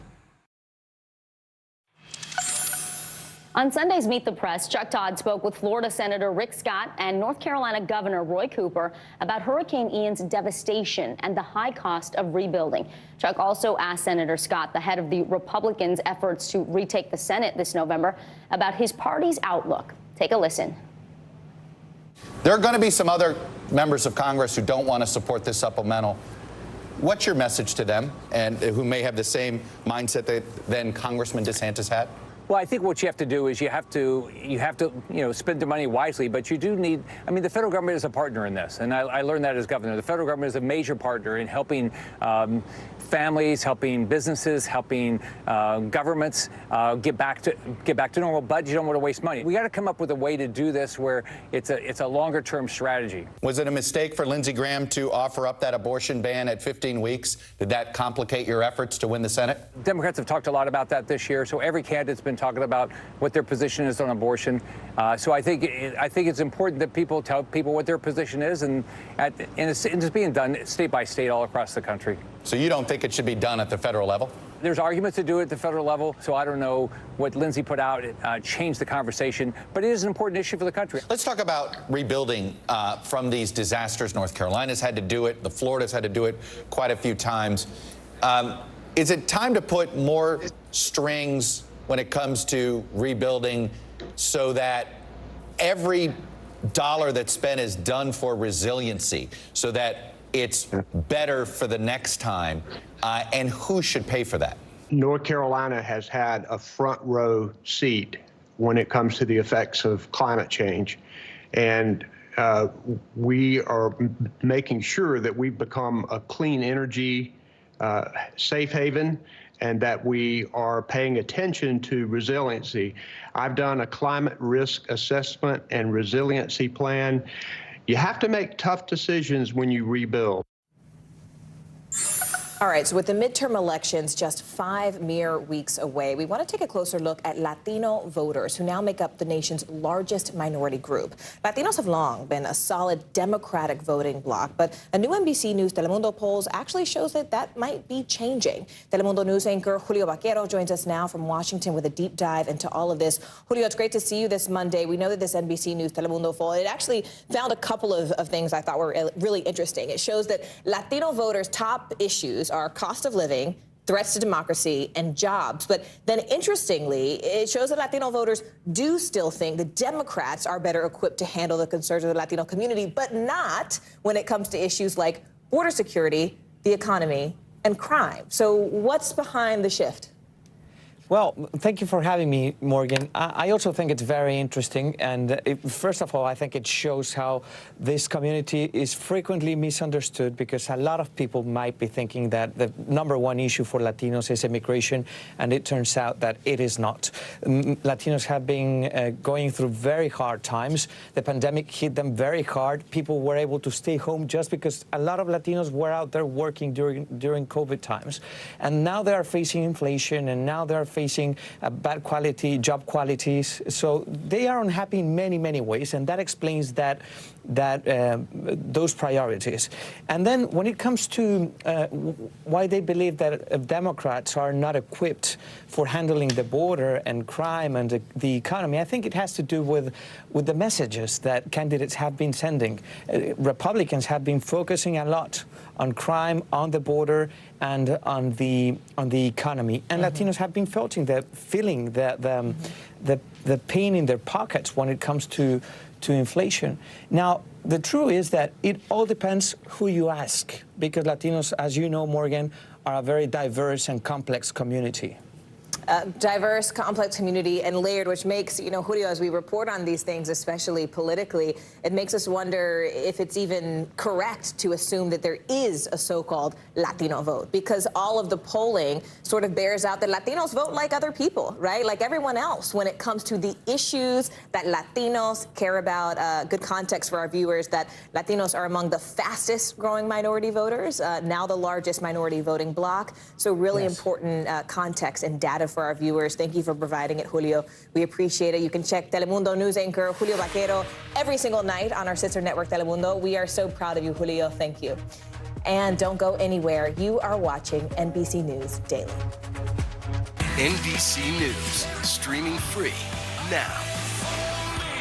Hey, podcast fans, ready to unlock our true crime mysteries? Try Dateline Premium on Apple Podcasts. You'll get early access to originals, plus bonus content, and everything is ad-free. So head to Apple Podcasts now to subscribe.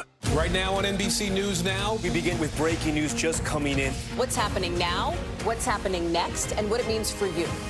We're continuing to follow the Russian attack on Ukraine. There's an intense artillery battle underway. As we look out over the latest city-turned-crime scene, we see the things left behind. Fewer people are content to just offer their thoughts and prayers. Stunning testimony at the January 6th hearing. Americans face the highest inflation rate in decades. Parts of Virginia cleaning up after severe storms. Flames forcing thousands to evacuate. When do I play meteorologist? Only when the heat is this bad. Another special night of election coverage right here at NBC News Now. Results are coming in. This Tuesday is going to be huge. This is big when we're talking about November. This feels like an ideological fight to the death. Is there room for common ground? What do you think when you see the activism? Do you think this could have happened without social media? We're coming on the air with the news NBC Scoop. Bringing the news to you is not only a job, it's an honor. You don't know when your moment's coming, but when it does, you take it. As we look out over the latest city-turned-crime scene, we see the things left behind.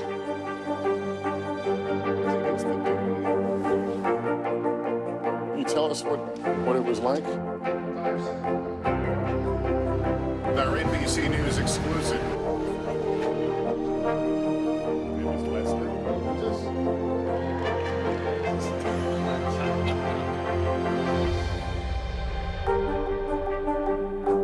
Stay on top of breaking news and the biggest stories of the day with NBC News Daily. Thank you so much for joining us. I'm Morgan Radford. And I'm Vicki Wynn. I'm Aaron Gilchrist. And I'm Kate Snow. Get in-depth reporting from across the country. What's your reaction to the president's comments? And around the world. Are Ukrainians continuing to make advances? And ways you can take care of your health. Who should be getting tested, and frankly, how often? And your wallet. Costs are skyrocketing. How to manage soaring prices. NBC News Daily. Weekdays from 12 to 4 p.m. Eastern on NBC News Now. You don't know when your moment's coming, but when it does, you take it.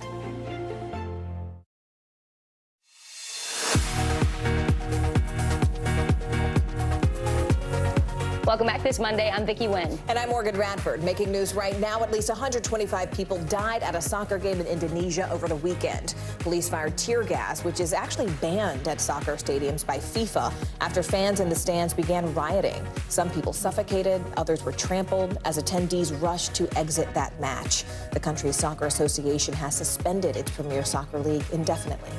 Jury selection begins today in the Wisconsin Christmas parade tragedy. Darrell Brooks is accused of plowing through the crowd gathered for the parade in his car last year, killing 6 people and injuring dozens more. The judge has ruled that Brooks could represent himself in the trial that is expected to last at least a month. And gas prices are inching back up again all across the country. The national average jumped 6 cents in just 1 week, thanks to an increase in demand and pretty tight supplies. In Los Angeles, for example, the price climbed 15 cents in a day, reaching more than $6 per gallon last week, which is really just 20 cents off the record high. We turn now to the NFL, where one of the doctors who cleared Miami Dolphins quarterback Tua Tagovailoa to play in Thursday's game has now been fired. Now, this move comes as criticism grows over how the league handles head injuries. The NFL now set to roll out new concussion protocols to really better protect players. Here's NBC News correspondent Stephanie Gosk.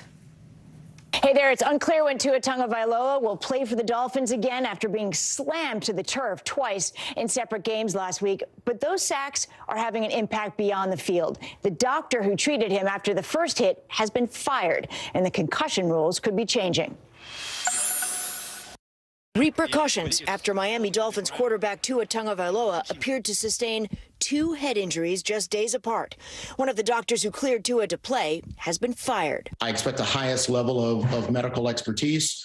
And when we make decisions to terminate people, it's in respect to all of those considerations. The NFL is reviewing safety guidelines and is expected to update concussion protocols. The league and the league's Players Association will reportedly interview Tua as part of their probe into what went wrong, according to ESPN, citing anonymous sources. What's important is that we get this right, and if we need to make a change and make things better, that carries us forward and helps us do a better job. The investigation coming after 2 injuries last week. First, this hard hit during a game against the Buffalo Bills. Tua returned later that game, and 4 days later was back on the field and sacked again. You could see both his hands. You just get right away, you get concerned. This time the QB lay motionless for over 7 minutes before being taken to the hospital for evaluation.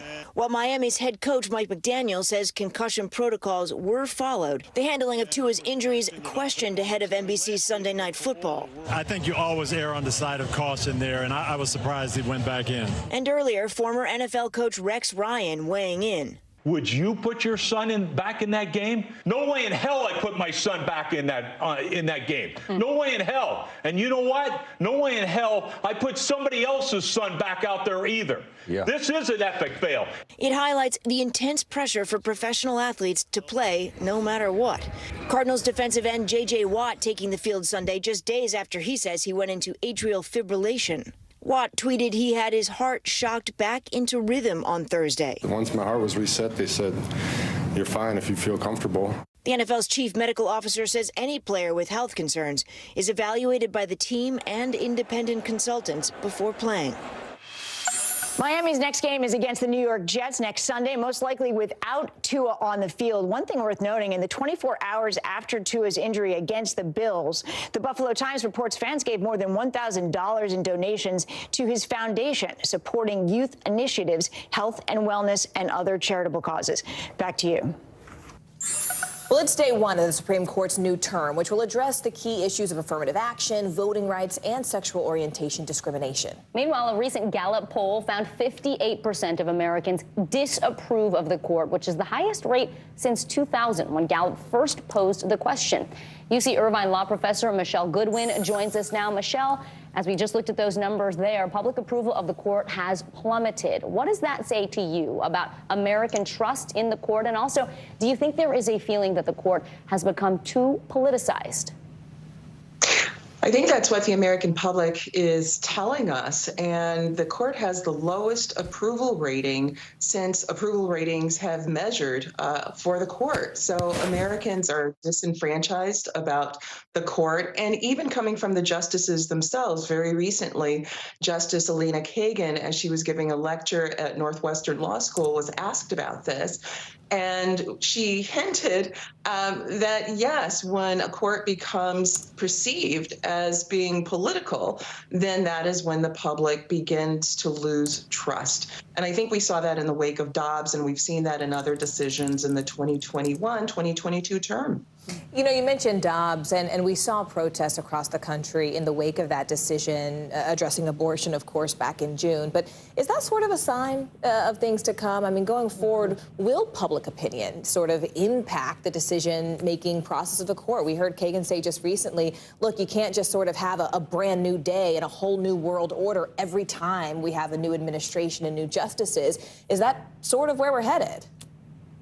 I think that that is the real concern. And Chief Justice John Roberts, interestingly enough, has sided with the liberals in some recent cases because he's wanted to make sure that the public understands that the rule of law should matter.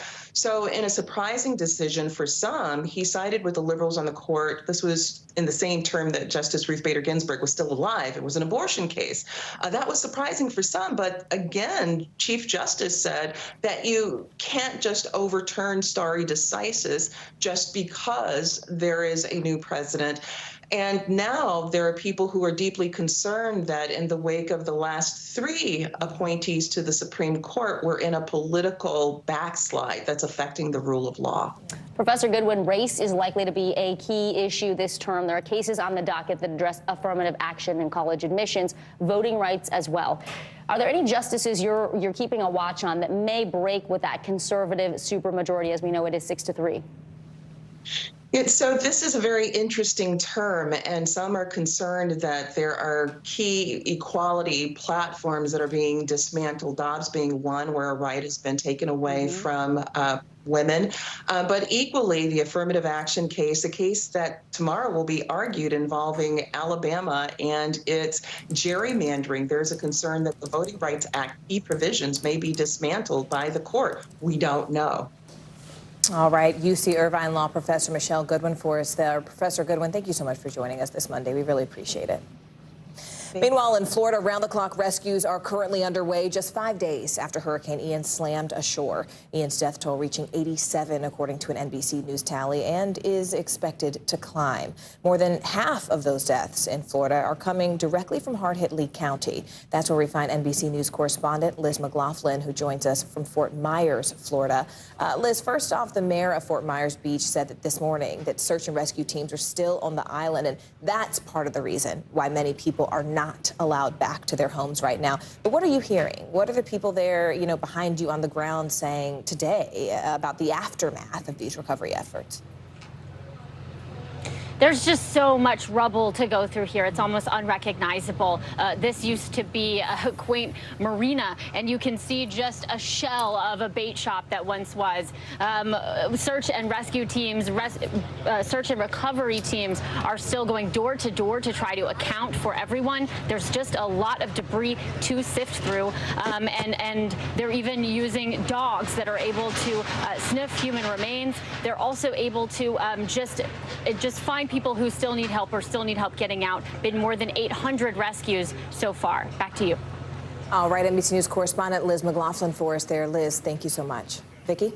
Morgan, expect the power bill to pack a big punch this winter on the heels of Ian and Fiona and an expensive summer already. The cost of oil, natural gas, and electricity all expected to keep climbing. So if you are thinking solar panels could help you save, experts say now is the time to do your homework. New federal incentives are making it a lot more affordable to switch to solar. But is it right for you? Take a look. As inflation sends energy costs through the roof, the price of electricity up almost 16% and gas 33%. More homeowners now going solar to save money. In 2021, the residential solar market grew 30%, setting a new record with more than 500,000 installations nationwide. The surge in popularity expected to power through the next decade as federal and state governments offer clean energy tax credits and other incentives, encouraging more Americans to make the switch. Today I'm having 25 panels installed. Stephen Zampieri has lived at this home in Wyckoff, New Jersey for 2 years. He says his July electric bill hit $500, $100 more than last year. The rising cost sparking his decision to install solar panels. The price tag on the project, nearly $40,000. But he's factoring in a 30% federal subsidy and state incentives that he says will pay off in the long term. Once you do the math, this whole project will pay for itself within the decade, and then I'll have free power after that. The panels were done in a day, and he hopes to save more than $2,000 annually. So how do solar panels work? Well, they generate electricity during the day, rain or shine. And if you add battery storage to your system, you can keep your home running even during a blackout. When we think about solar, we think California or Florida, but we're starting to see incredible demand in the Northeast, like New York, New Jersey, as well as the Midwest. Dr. Ramanan Krishnamurti serves as Chief Energy Officer at the University of Houston. He says it's not just money. Solar homes rely less on the nation's aging power grid, which Krishnamurti explains has become increasingly susceptible to weather and cyber attacks. What should you consider before installing solar panels? First, geography. Second, how your house rooftop is located. Are you in the right direction to get maximum efficiency of those solar panels? Though widely considered safe, Krishnamurti says solar panels can pose a minimal fire risk. It's a live wire. If it is not installed right, you're going to create a challenging, hazardous situation. To figure out if solar panels make sense for you, try online solar calculators like these. Just plug in your information and they'll spit out your potential savings. Industry experts say the average system costs $20,000 and takes 7 to 10 years to pay for itself. Remember, check your state and your power company for incentives. If you decide solar is right for you, experts say do your research to choose a provider. Find a reputable company likely to stay in business for the lifespan of the system. And make sure it comes with a comprehensive warranty. Tips to help save money and secure a brighter future. In the immediate term, it's the energy bill going away, but in the longer term, it's knowing that I am helping to make the world just a little bit better for my son. That's our very own Vicki Nguyen reporting. Katie Kirk is opening up about her battle with breast cancer. Straight ahead, what she hopes others will learn from her diagnosis. More NBC News Daily right after this.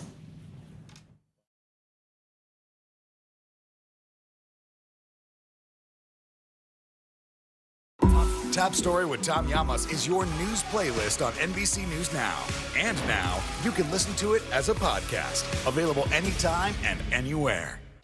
No stress, no mess, just yum. That's it.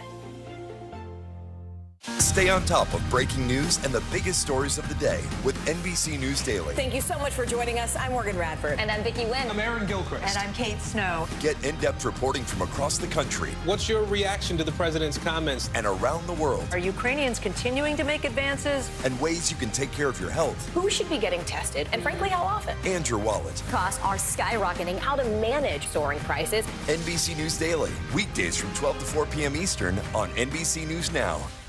Now Tonight with Joshua Johnson. Streaming weeknights at 8 on NBC News Now. Here's what's happening in your neck of the woods. As we look out over the latest city-turned-crime scene, we see the things left behind. Back now with our NBC News exclusive.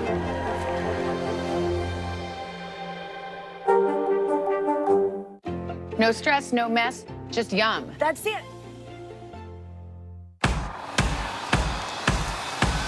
News is happening now. Look at what's making headlines around the world. Right now on Morning News Now. We're coming on the air with breaking news. And this is a significant moment. Whenever it happens, wherever you are, NBC News, streaming free now. News is happening now. Look at what's making headlines around the world. Whenever it happens, wherever you are, it's here now. Sometimes the news can be difficult and overwhelming for kids to understand. Ukraine and Russia. Could you help me understand what's going on? So to help make sense of it all, we've created a newscast just for them. We hope your family will watch Nightly News Kids Edition. Hallie Jackson Now. Weekdays at 5 on NBC News Now. We're here to start conversations about the big things happening in our world, because it's not my job to tell you what to think. My job is to think about what you tell me. Now Tonight with Joshua Johnson, streaming weeknights at 8 on NBC News Now. Cancer screening advocate Katie Couric is now a cancer patient. The former Today anchor joined current anchors Hoda Kotb and Savannah Guthrie this morning to emphasize why it's so important women stay up to date on their cancer screenings. Take a listen. It is Breast Cancer Awareness Month, and the first question has to be how you're feeling, how you doing? I'm feeling great. I'm just getting over a cold. That's why I wouldn't give you all a hug this morning to protect you, but I'm feeling just fine. You know, I finished radiation last week.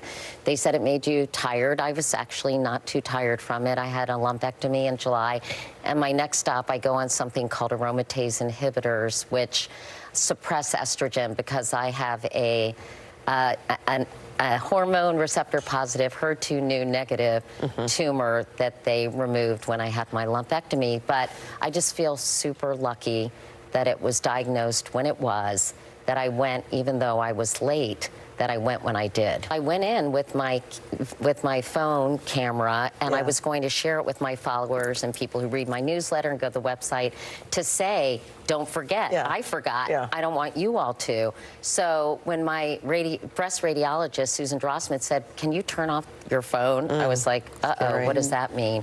And she said, I think there's something we really need to biopsy, and I want to do it today. I think those words, it's cancerous or you have cancer, do stop you in your tracks. But she told me it was treatable. We needed to have a plan. So I went from feeling shocked to not that shocked, given my family's history. And there have been so many strides made. But like, I mean, as you said, a third of all women, I didn't even know that number, didn't get screened during COVID. And a lot of screening places shut down. I think the cadence of our lives changed, and I think we just got off track. And that happened to me as well. But again, just so grateful that they caught it early enough so it could be treated. And by the way, you know, even when it's a later stage than mine, I'm stage 1A, there's so many treatments available, and a lot of women are living with breast cancer, but we need to do better. We need to come up with better treatments, and we need to get more women screened. I was surprised, y'all, only 70% of women actually get breast cancer screening. And that number went down to 65% during the pandemic, but I think it's probably went even lower. It says, and I think we have a graphic, women 55 and over should switch to mammograms every 2 years. They're kind of giving you that window. You don't need to go each year. You can go every 2. Yeah, I mean, I think that the recommendations have been all over the map. I mean, I'm not a doctor, and I'm trying not to play one on TV,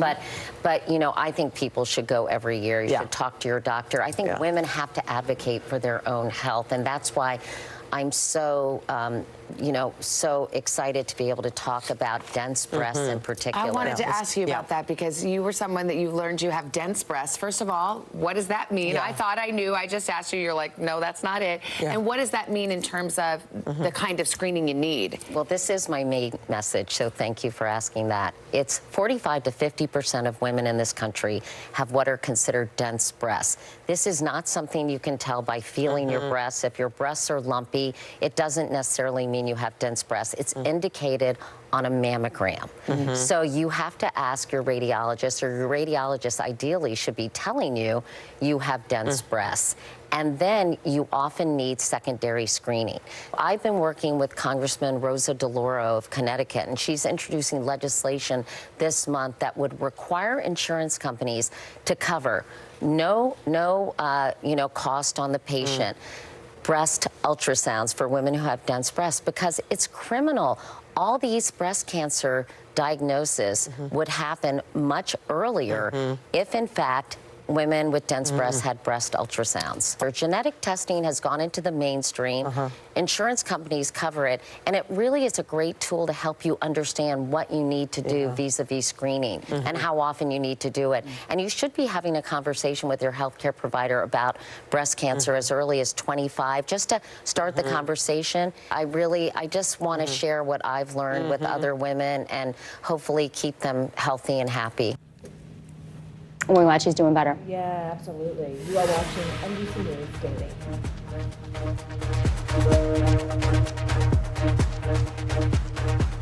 We're here to start conversations because it's not my job to tell you what to think. My job is to think about what you tell me. Now Tonight with Joshua Johnson, weeknights at 8 on NBC News Now.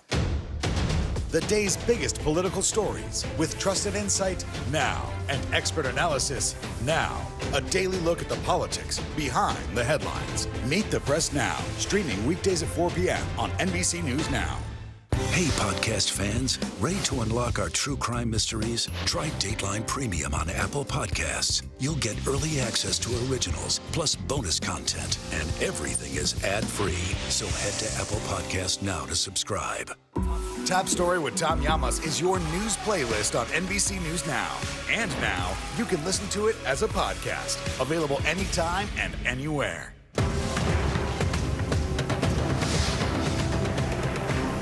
The indictment of a former president, or perhaps candidate for president, would arguably tear the country apart. Is that your concern?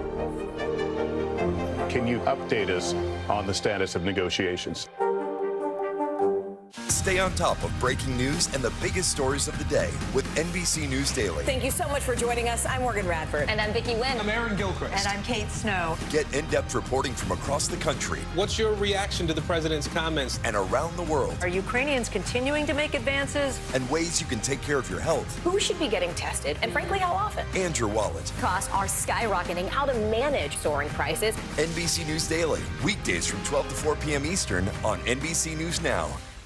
Good morning, I'm Joe Fryer. And I'm Savannah Sellers right now on Morning News Now. We're staying on top of the breaking situation in Ukraine. We are watching dangerous heat this week. Recession, I mean, is that where we're headed? Is there any way to avoid that? Morning News Now, streaming weekdays at 7. Now Tonight with Joshua Johnson, streaming weeknights at 8 on NBC News Now. The indictment of a former president, or perhaps candidate for president, would arguably tear the country apart. Is that your concern? Can you update us on the status of negotiations? No stress, no mess, just yum. That's it. Top Story with Tom Llamas is your news playlist on NBC News Now. And now, you can listen to it as a podcast. Available anytime and anywhere. Hurricane Ian not only displaced thousands of people in Florida, but a lot of pets, too. Yeah, animal shelters are now working to help pets that were left stranded during the evacuation. Here's NBC News senior national correspondent Carrie Sanders. Meet Bo, Daisy, and Benny. These adorable little kittens, just a few of the many animals displaced by Hurricane Ian and now looking for a forever home. In the wake of the monster storm, there's been an all-out effort to make sure no pets are left behind. People seen rushing into the floodwaters to rescue animals and get them out of harm's way. And for those who hunkered down, the safety of their pets still top of mind. Residents we talked to in Punta Gorda headed to an elevated parking garage with their animals to escape the storm surge and ride out the hurricane together. These interviews coming less than an hour before Ian came ashore. I just hope everything this thing blows over and we get home and our house is in one piece. How's Oliver handling this? Oliver handles everything. In Fort Myers, Gary Willoughby with the Gulf Coast Humane Society stayed behind at his shelter with 175 animals. Keep the animals and the people here alive. That was our priority number one. None of the animals were injured, but the shelter was badly damaged. Across the country, organizations are now stepping in to help. It's a nationwide effort at this point. On Sunday, 88 cats and dogs from hard-hit shelters, including in Fort Myers, were flown to animal centers across the Northeast, including in New Jersey. It's not only helping the pets, but it's also giving hope to the people. Meanwhile, back in Florida, Terry and Rob James and their beloved dog Duke are now making a slow return back to their home on Pine Island. The damage to their house, still a mystery. But they're staying positive, settling into their new home inside this RV. It's just stuff, and the important thing is that we've got this home, and we'll survive. And that was our Carrie Sanders reporting. In San Diego, a young Latino TikTok star is quickly becoming a hero to street vendors. He and his more than 2 million followers are on a mission to spread generosity to those working California streets every day. Here's NBC News correspondent Gadi Schwartz. ¿Cuánto venden las de limón? 1.50. Me da uno, por favor. If there's anything more refreshing than a cold paleta on a hot day, le voy a dar 1,000. It's the sight of massive TikTok tips like this going viral for all the right reasons. Muchas gracias. This is Jesus Morales, aka Juicy on TikTok, the man behind the hands filled with cash, and he searches out unsuspecting street vendors to give them gifts they can hardly believe. What's it like for you when you try to hand somebody $100 and you know they need it, and they give it back and they're like, no, I can't take it? The Latino community is hardworking, and they don't expect handouts. So it's like, it's really weird for it to happen. But again, I always let them know, hey, this money comes with a lot of blood.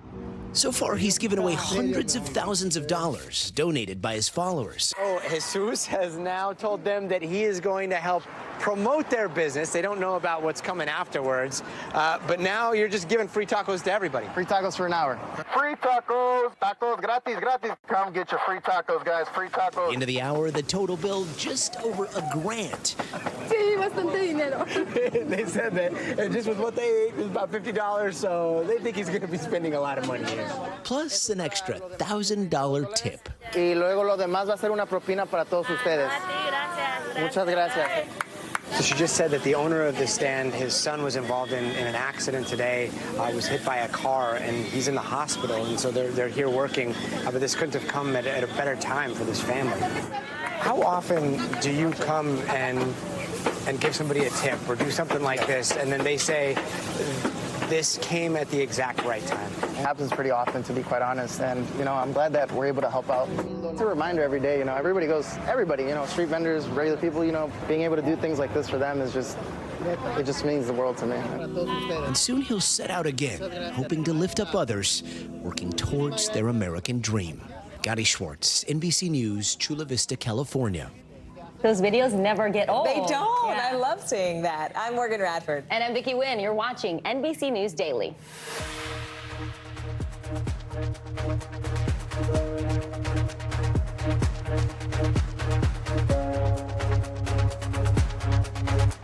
For Dateline Premium, subscribe now on Apple Podcasts. Live from Ukraine, from Uvalde, Texas, from Mayfield, Kentucky. To cover the news, you have to be in it.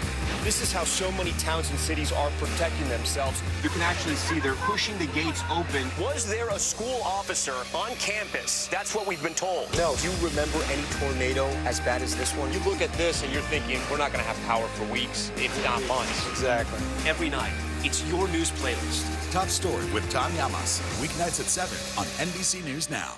Internal Affairs, the new podcast from Dateline. Listen now.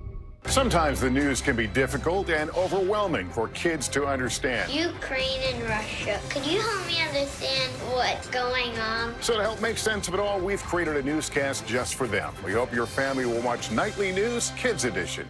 Here's what's happening in your neck of the woods. The day's biggest political stories with trusted insight now and expert analysis now. A daily look at the politics behind the headlines. Meet the Press Now, streaming weekdays at 4 p.m. on NBC News Now. Good morning, I'm Joe Fryer. And I'm Savannah Sellers right now on Morning News Now. We're staying on top of the breaking situation in Ukraine. We are watching dangerous heat this week. Recession, is that where we're headed? Is there any way to avoid that? Morning News Now, streaming weekdays at 7. Our show is about sparking conversations around today's biggest issues. The Fed raises interest rates. That controls inflation. Explain how that works. Is part of this that everyone's rethinking their jobs and their relationship to their employers? Could you just remind us why there are 9 justices on the Supreme Court instead of 3 or 20 or 2? It's not my job to tell you what to think. My job is to think about what you tell me.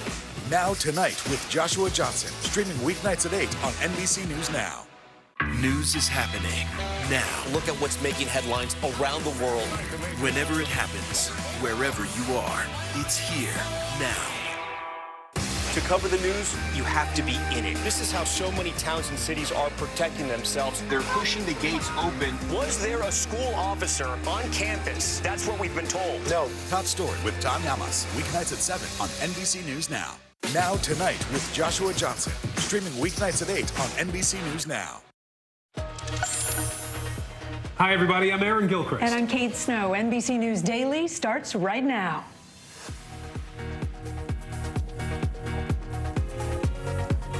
Today, Monday, October 3rd, 2022, death toll rising. Search crews in Florida discover more victims in the aftermath of Hurricane Ian. We're on the ground as people begin their road to rebuild. Back on the bench, the Supreme Court returns with a full docket and a brand new justice. The cases Ketanji Brown Jackson and her 8 colleagues are expected to hear. Breaking the internet, Kim Kardashian agrees to pay $1 million plus fine over cryptocurrency. What the settlement could mean for other celebrity influencers. And message of hope. Katie Couric shares the moment she learned she had breast cancer. Those words do stop you in your tracks, but immediately they said, you're going to be fine.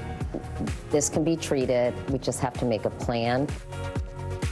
Her candid conversation with NBC News Daily about the lessons that could help save lives. It is 11 a.m. in Las Vegas, 1 p.m. in Oklahoma City, and 2 p.m. here in New York. Welcome to NBC News Daily. We're going to begin with the aftermath of Hurricane Ian. Once again, at least 87 people have now been confirmed dead as crews continue to assess the damage. Now, the response right now is historic. FEMA says it's carrying out its largest ever search and rescue effort in Florida. Governor Ron DeSantis says there have been more than 1,100 rescues so far. Days after the storm, much of the southwest and central part of Florida are still in the dark. And even today, Ian is not finished. Millions of Americans from the mid-Atlantic through the Northeast now are under coastal flood alerts today. Leading us off this hour, NBC News correspondent Dasha Burns. She is in Florida for us now. Dasha, bring us up to speed on this search and rescue effort that's happening there. Where are the crews focusing at this hour? Yeah, guys, let me just paint a picture of the scope and scale of this effort because it is absolutely massive. FEMA tells us that they have 17 urban search and rescue task forces out, 104 boat squads, more than 60 canines, the dogs that are helping to find folks who are still living and need help, and also canines that are looking for those that are missing and deceased, and a total of more than 1,200 personnel so far. And you better bet those numbers are going to be changing and likely growing in the coming hours, in the coming days. The little bit of destruction you see behind me here, what we've witnessed as we've traveled around this area is this multiplied over and over and over and over again. And guys, it's not just what you're seeing above ground here. There are also the unseen parts of damage. Hurricane Ian has not only wreaked havoc on the homes here, but also on what's under the sea, below the water.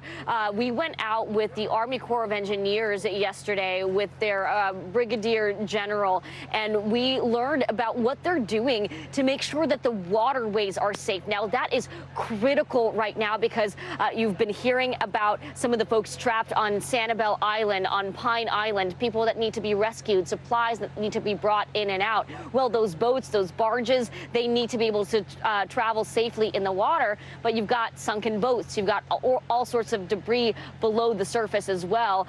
Take a listen to what we learned.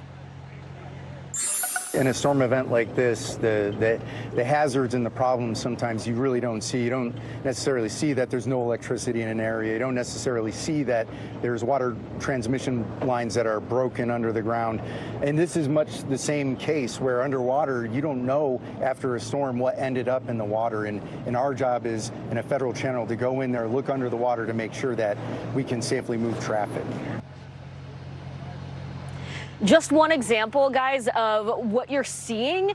All of this effort here that we've been talking about, that we've been showing you, there is that much more that you don't see that's ongoing, and that's also hugely important here. Yeah, you talk about those water lines underneath the water. What about the rest of the infrastructure there? What can be repaired in the coming days and weeks? What's going to take a long time? So I spoke to the general about that, too. The Army Corps of Engineers is doing a lot of work to help those urgent repairs that need to be done to get power back to folks, get water back to folks, get the sewage systems back up and running. But the reality is there is so much infrastructure that has been destroyed, and some of it somewhat still standing. What's going to happen is it's essentially going to have to be cleared out and rebuilt again. Even little things like this structure behind me here, you've got a little bit of the frame here, but they're actually working to take that down. They've been trying to demolish that all day today. So things are going to have to be destroyed even more and then rebuilt from the ground up. So this is going to take time. That's something people need to be aware of. These cameras are going to go away. But there's a lot of work to be done here for months and years to come. All right, Dasha Burns in Fort Myers Beach today. Dasha, thank you. Let's bring in NBC News correspondent Guad Venegas. He's also in Fort Myers Beach, Florida. And Guad, the government there, county officials facing a lot of questions today over the timing of their warnings to homeowners to get out. What specifically is at issue? Well, Kate, some residents had complained about the warnings that they received to evacuate, but there's a lot of moving parts here. I mean, the governor spoke about the way information had been delivered to this area. Going into the weekend before the hurricane, the experts had this heading north. In fact, the governor mentioned that some people had evacuated the Tampa area and came into the Fort Myers area to escape the path of the hurricane. Unfortunately, some of these individuals stayed here and they were hit by the storm. Some of the individuals that I have spoken to tell me that it was only a few hours before the hurricane hit that they were informed that it was coming their way. So, of course, there's more that has to be looked at. There's more information that has to be reviewed to understand how these messages got out to the people. But the sheriff did say that they did everything they could to get the message out to the people here as soon as they knew. Kate? You know, Guad, the head of Lee County's largest hospital system says that it's finally getting water service back online there days after the hurricane now. How are those types of challenges, utilities and such, affecting the recovery effort there in Lee County? Well, the issue with the hospital, Aaron, was that the two of the hospitals, the CEO said two of them had no running waters. And you can imagine a hospital with no running water. There were reports that the staff had to use bags inside the restrooms because there was no option to flush a toilet. That then they brought in tankers. They did have generators for the power. So they had to use resources to evacuate patients to other hospitals, and they had to receive some type of help. So all of the resources that were heading to the hospital, the help that was being used for the hospitals, can now be used for other efforts. So you can imagine now that these two hospitals, according to the CEO, have gotten their water service back, at least for the moment they had water as of today, then they can focus those resources on other parts of the community here. And if you're listening to me, I just lost connectivity, just so you know. I'm no longer hearing. We have some issues with the satellite. In fact, a lot of the people here have been saying that, you know, they can't even make a phone call. So unfortunately, sometimes we do lose signal. All right, Guad, thank you. Opening arguments are underway in Washington, D.C. in the trial involving members of the far-right group, the Oath Keepers. Stuart Rhodes and other members of the group are charged with seditious conspiracy for their roles in the Capitol riot. Prosecutors say the Oath Keepers planned a, quote, armed rebellion to stop the peaceful transfer of power. Seditious conspiracy is a Civil War-era charge where two or more people plot to use force to overthrow the government. It comes with a maximum sentence of 20 years in prison.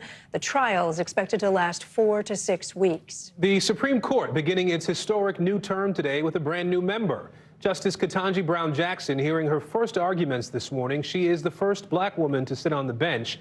The justices will hear cases on race, religion, LGBTQ rights, the environment, free speech, and voting rights.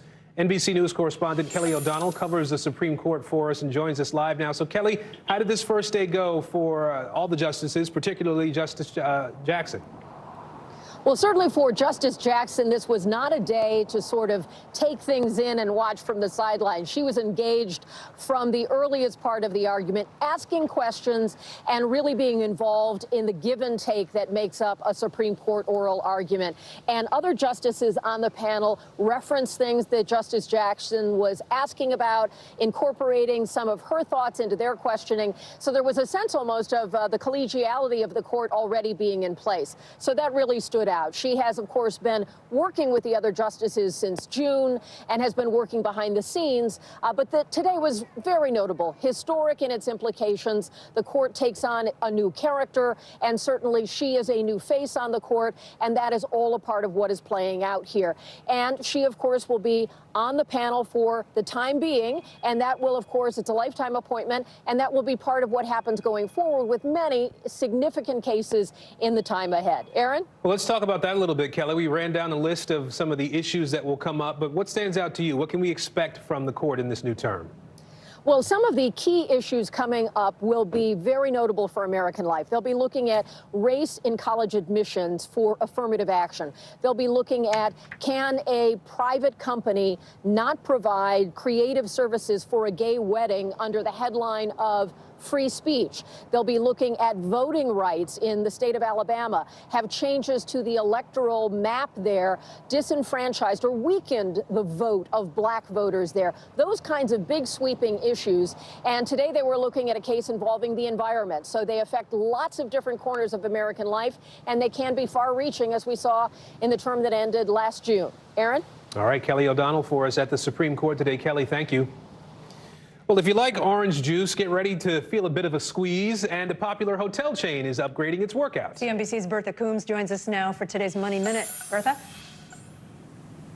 Hey, Kate and Aaron, good to see you. Let's start, though, with the Supreme Court. The court agreeing to hear a case on whether social media platforms are responsible for materials posted by users. In 1996 law says they aren't, but the parent of an American woman killed in 2015 Islamic State attacks in Paris says YouTube's algorithm actively promoted Islamic State videos to people who had previously watched similar content. And that, they argue, goes beyond the protections Congress intended. Meantime, orange juice futures are higher due to the hurricane damage to groves in Florida. But industry experts think the already high retail price of OJ won't be going too much higher because other global producers will make up some of that shortfall. And as it tries to rebound from its post-pandemic sales slide, Peloton has a deal to put its bikes in 5,400 Hilton-branded properties in the U.S. The company hopes that once hotel guests try it, they'll want to order one for themselves. You know, we have one at the CNBC gym, and I've still been a little intimidated to hop on and ride. I am totally intimidated. I'm right there with you, Bertha. Thank you, Bertha. Hurricane Ian displaced not only thousands of people in Florida, but their pets, too. Up next, we take a look at how shelters are working to care for animals caught up in the storm. You're watching NBC News Daily.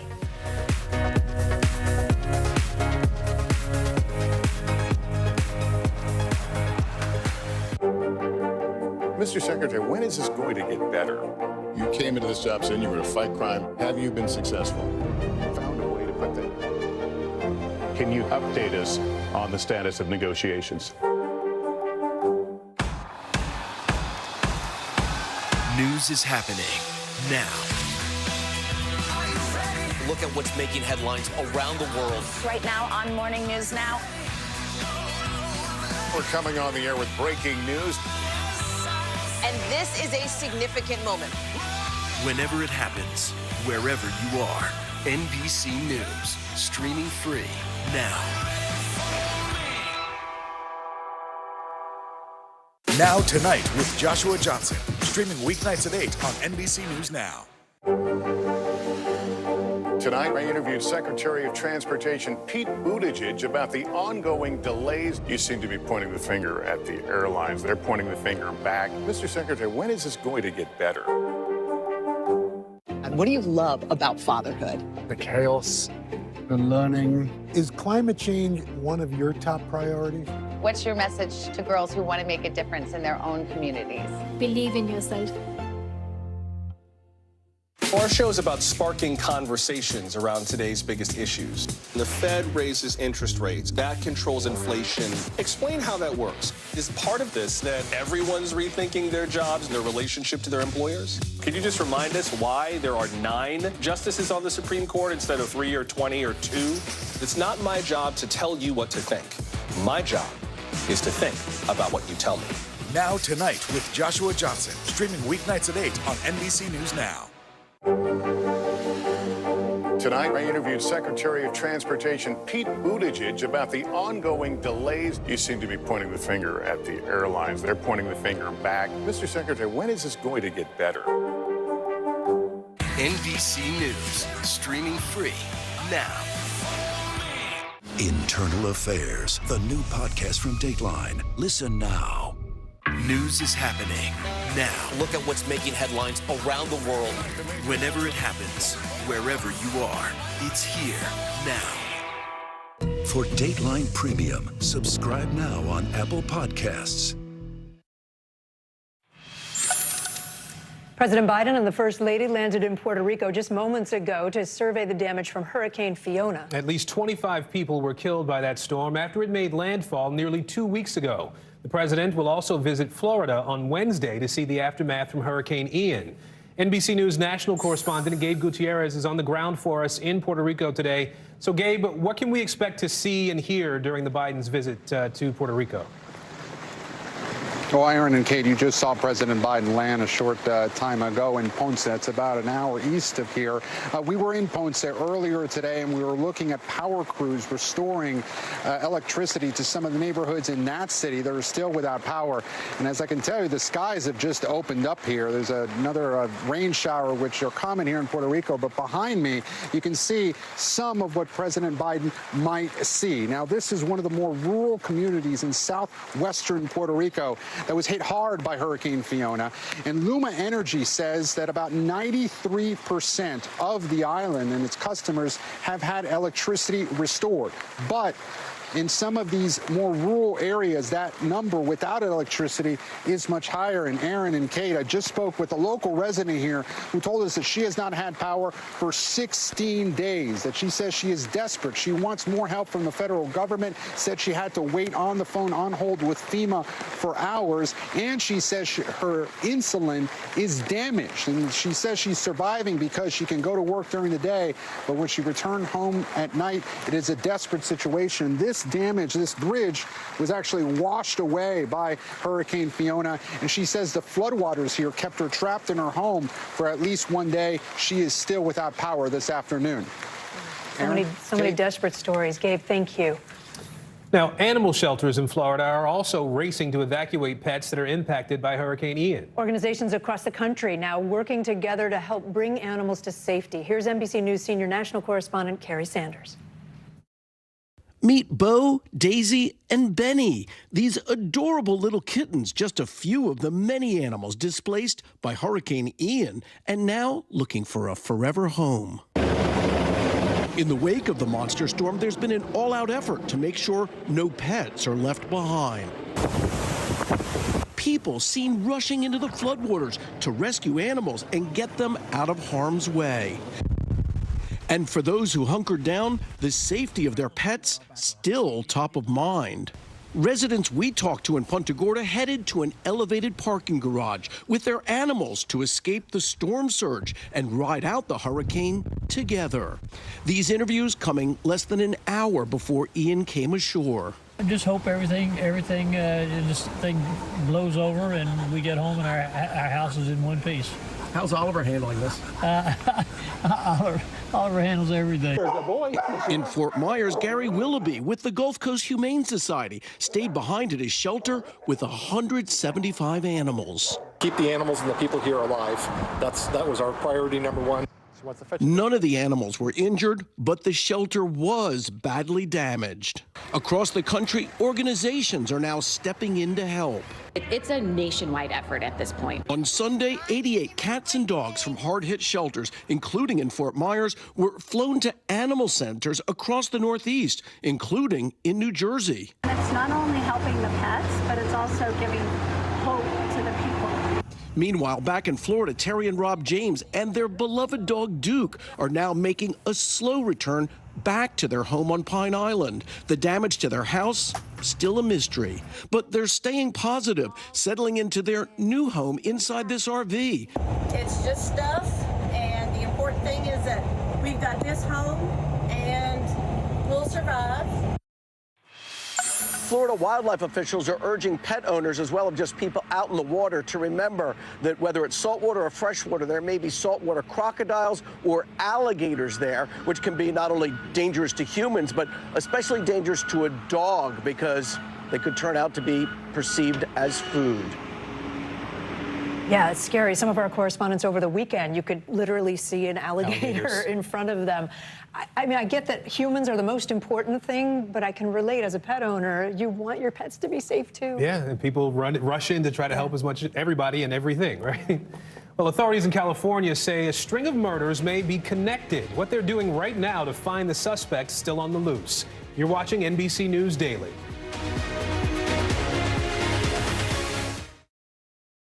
News is happening now. Look at what's making headlines around the world.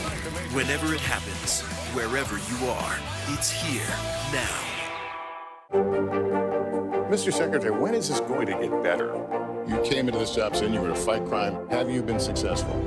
Found a way to put that. Can you update us on the status of negotiations?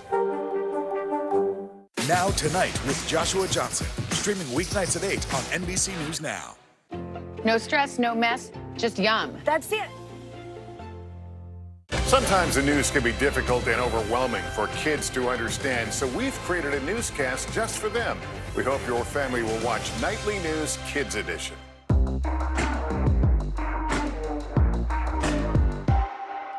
Here's what's happening in your neck of the woods. Right now on NBC News Now, We begin with breaking news just coming in. What's happening now, what's happening next, and what it means for you. We're continuing to follow the Russian attack on Ukraine. There's an intense artillery battle underway. As we look out over the latest city-turned-crime scene, we see the things left behind. Fewer people are content to just offer their thoughts and prayers. Stunning testimony at the January 6th hearing. Americans face the highest inflation rate in decades. Parts of Virginia cleaning up after severe storms. Flames forcing thousands to evacuate. When do I play meteorologist? Only when the heat is this bad.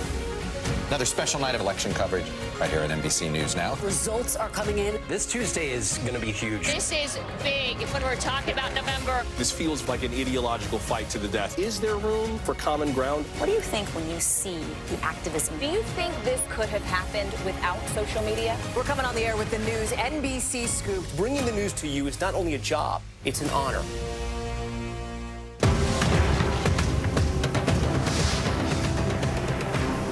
Sometimes the news can be difficult and overwhelming for kids to understand. Ukraine and Russia. Could you help me understand what's going on? So to help make sense of it all, we've created a newscast just for them. We hope your family will watch Nightly News Kids Edition.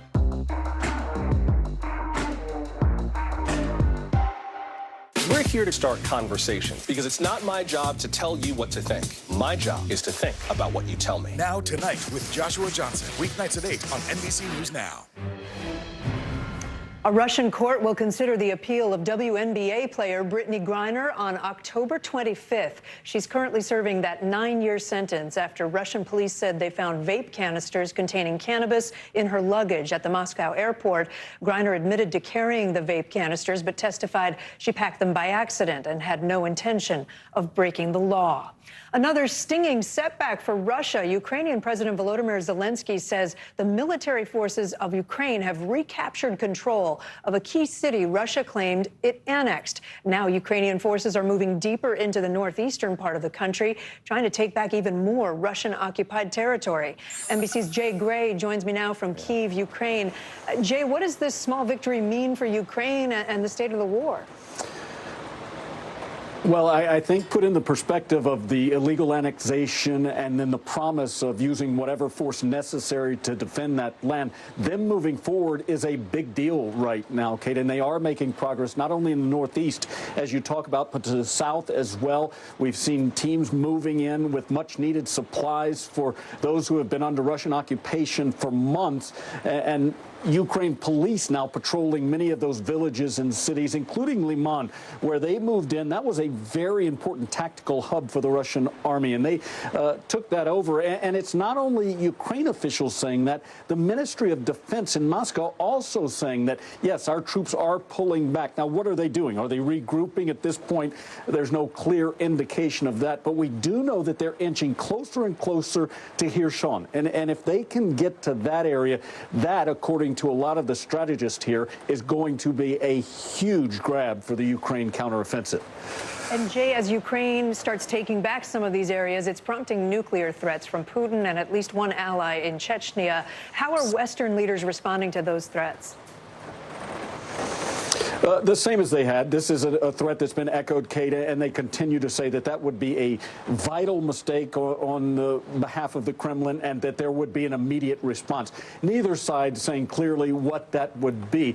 But you're right. We heard from the head of the Chechen Republic over the weekend who said not only that they should use strategical nuclear weapons and deploy them immediately, but also that he would send his teenage children to war. That's how much he believes in this cause. I think there are a lot of people on the ground here, Kate, that are concerned about what the next shoe to drop may be from the Kremlin. Look, they've made significant advances here. They've heard the promises and the threats from Vladimir Putin, and now they wonder what the response is going to be. And there's been an uneasy and really, Kate, unusual silence from the Kremlin over the last couple of days. Remember, all of this flying in the face just days after he made the grand announcement there and had the big party there in Red Square announcing that they would annex these lands and that they would do anything they had to make sure those citizens remained Russian citizens for life. A lot of people worldwide uneasy right now. Jay Gray, thank you. Let's head to Brazil now, where the top presidential candidates will have to face off against each other in a runoff vote. Neither of the two candidates secured enough support at the polls on Sunday. Sky News chief correspondent Stuart Ramsey reports. Bolsonaro supporters have always said that the polls were wrong. They're not necessarily wrong. It's just that some of the votes for other candidates have actually gone to Bolsonaro rather than to Lula. I think one of the concerns for many people, though, is as in this gap we now have between the rounds is whether electoral violence could increase. We know there has been some already, and it could be pretty volatile. There's a sort of real sense of how this country is pretty divided, I mean, virtually in half. The Lula supporters are convinced that they will win in the second round, and they deny that Bolsonaro's team will feel that they've got some momentum with them. But the polling had shown that Bolsonaro is nowhere near getting through, and of course he actually is very close indeed. Everything to fight for still for both sides. Disappointment here, but I suppose the Lula supporters have another go at it, and they're convinced they will win in that second round. Second round coming there. Kim Kardashian's crypto controversy, why an online sponsorship is now costing her big bucks. You're watching NBC News Daily.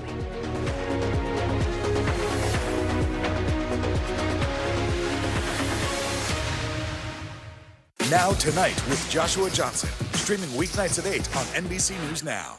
To cover the news, you have to be in it. This is how so many towns and cities are protecting themselves. They're pushing the gates open. Was there a school officer on campus? That's what we've been told. No. Top Story with Tom Yamas, weeknights at 7 on NBC News Now.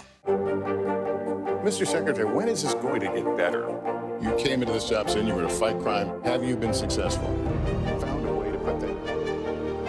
Can you update us on the status of negotiations?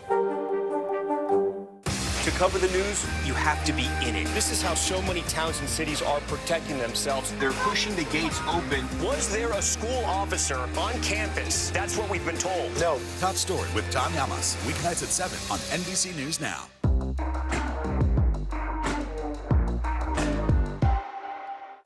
No stress, no mess, just yum. That's it. News is happening now. To look at what's making headlines around the world. We're coming on the air with breaking news. This is a significant moment. Whenever it happens, wherever you are, NBC News, streaming free now. Internal Affairs, the new podcast from Dateline. Listen now. The day's biggest political stories with trusted insight now and expert analysis now. A daily look at the politics behind the headlines. Meet the Press Now, streaming weekdays at 4 p.m. on NBC News Now. Tonight, I interviewed Secretary of Transportation Pete Buttigieg about the ongoing delays. You seem to be pointing the finger at the airlines. They're pointing the finger back. Mr. Secretary, when is this going to get better? What do you love about fatherhood? The chaos, the learning. Is climate change one of your top priorities? What's your message to girls who want to make a difference in their own communities? Believe in yourself. For Dateline Premium, subscribe now on Apple Podcasts. NBC News, streaming free now. For Dateline Premium, subscribe now on Apple Podcasts. News is happening now. Look at what's making headlines around the world. Whenever it happens, wherever you are, it's here now. Bottom of the hour now. Here are some of the stories making headlines on NBC News Daily. A man has died. This happened on his way out of the stadium after the Pittsburgh Steelers game on Sunday. Investigators say he fell 40 feet from an escalator. The victim was identified as 27-year-old Dalton Ryan Keene from Monaco, Pennsylvania. Authorities are investigating what happened. The National Archives is still trying to get records from Trump administration officials. That word came in a letter to the House Oversight Committee. The agency says staffers used non-official electronic messaging and records have not been turned over. The National Archives says it will consult with the Justice Department about whether to take action to get, quote, records unlawfully removed. And yet another bus full of migrants has arrived at Vice President Kamala Harris's home in Washington. That bus came this morning from Texas, filled with women, men, and children, many from Venezuela. Texas Governor Greg Abbott has been sending busloads of migrants who arrived at the U.S.-Mexico border to Washington. Kim Kardashian will pay more than $1 million in fines to the Securities and Exchange Commission. It's all to settle charges over this cryptocurrency promo that she posted on Instagram. The agency says Kardashian did not disclose that she had been paid for the post. NBC News correspondent Tom Costello joins me now. Tom, what is the SEC saying about the charges? Well, it's kind of an unusual piece of information here. Most of us who follow Wall Street, even veterans who follow for CNBC, didn't realize that you have to not only disclose that you, in fact, were paid to promote a particular security, but how much you were paid. So that is where she fell short of the law. Can we put that ad back up again? This is what she put on Instagram. Look at the very, very bottom of the ad, and at the very bottom in the right-hand corner, it says #ad. Look at the very bottom right-hand corner. That's what her disclosure was. She thought she was in compliance. Clearly, she wasn't. She didn't say how much money she was being paid to actually promote this particular currency, the cybersecurity cryptocurrency, and as a result, they have gone after her, and she is really just an example, they say, because many people are pushing and promoting these very skeptical and suspect investments, and they can be problematic. Here's the SEC chairman on CNBC today. It's important for the investing public to understand also this is a highly speculative asset class. And so when a celebrity or influence is touting it, it's important that the public understands that relationship and are they getting paid and how much they're getting paid on their Instagram site. That's what this was about. How much they're getting paid. Again, she has 330 million Instagram followers. She disclosed it was an ad, but not how much she was getting paid. Listen, the fine, as you mentioned, about almost $1.3 million. As some experts said to me today, that's like a traffic ticket for her. She's worth $1.8 billion, so it's pennies to her. And to her, she just wanted to get it settled. That's essentially how her attorney characterized it as well. Yeah, I was just going to ask you, do we have any idea why she agreed to this settlement or, you know, what her thinking is about all of this? Well, let's put her statement up from the attorney. The attorney is making the point she did not admit to any wrongdoing. She is, however, as a part of this, agreeing that she will not participate in promoting cryptocurrency for 3 years. She says Kardashian, the attorney rather, Kardashian fully cooperated with the SEC from the beginning, and she is remaining willing to do anything to assist the SEC in this matter. That would suggest this investigation, as relates to others, may still be underway. Yeah, and you think about all the influencers out there, Tom, who are making money off all kinds of sort of promotional content. This is interesting implications. If it's an investment vehicle, if it's a security, you've got to disclose how much you're getting paid to promote it. Tom Costello, thank you. Yeah, you bet. Well, when was the last time you used a payment app, something like Zelle, for example? A lot of us use them every day as a quick and easy way to pay bills. But they can also be a quick and easy way to get scammed if you're not careful. NBC's Stephen Romo has some ways you can protect yourself. Yeah, scammers are getting more and more sophisticated, and as soon as new technology pops up, they're adapting their methods, meaning there is a whole lot more to pay attention to. For 45-year-old Marcus Miles, it started with a text from an unknown number. Did you authorize a $500 payment through Zelle? Yes or no?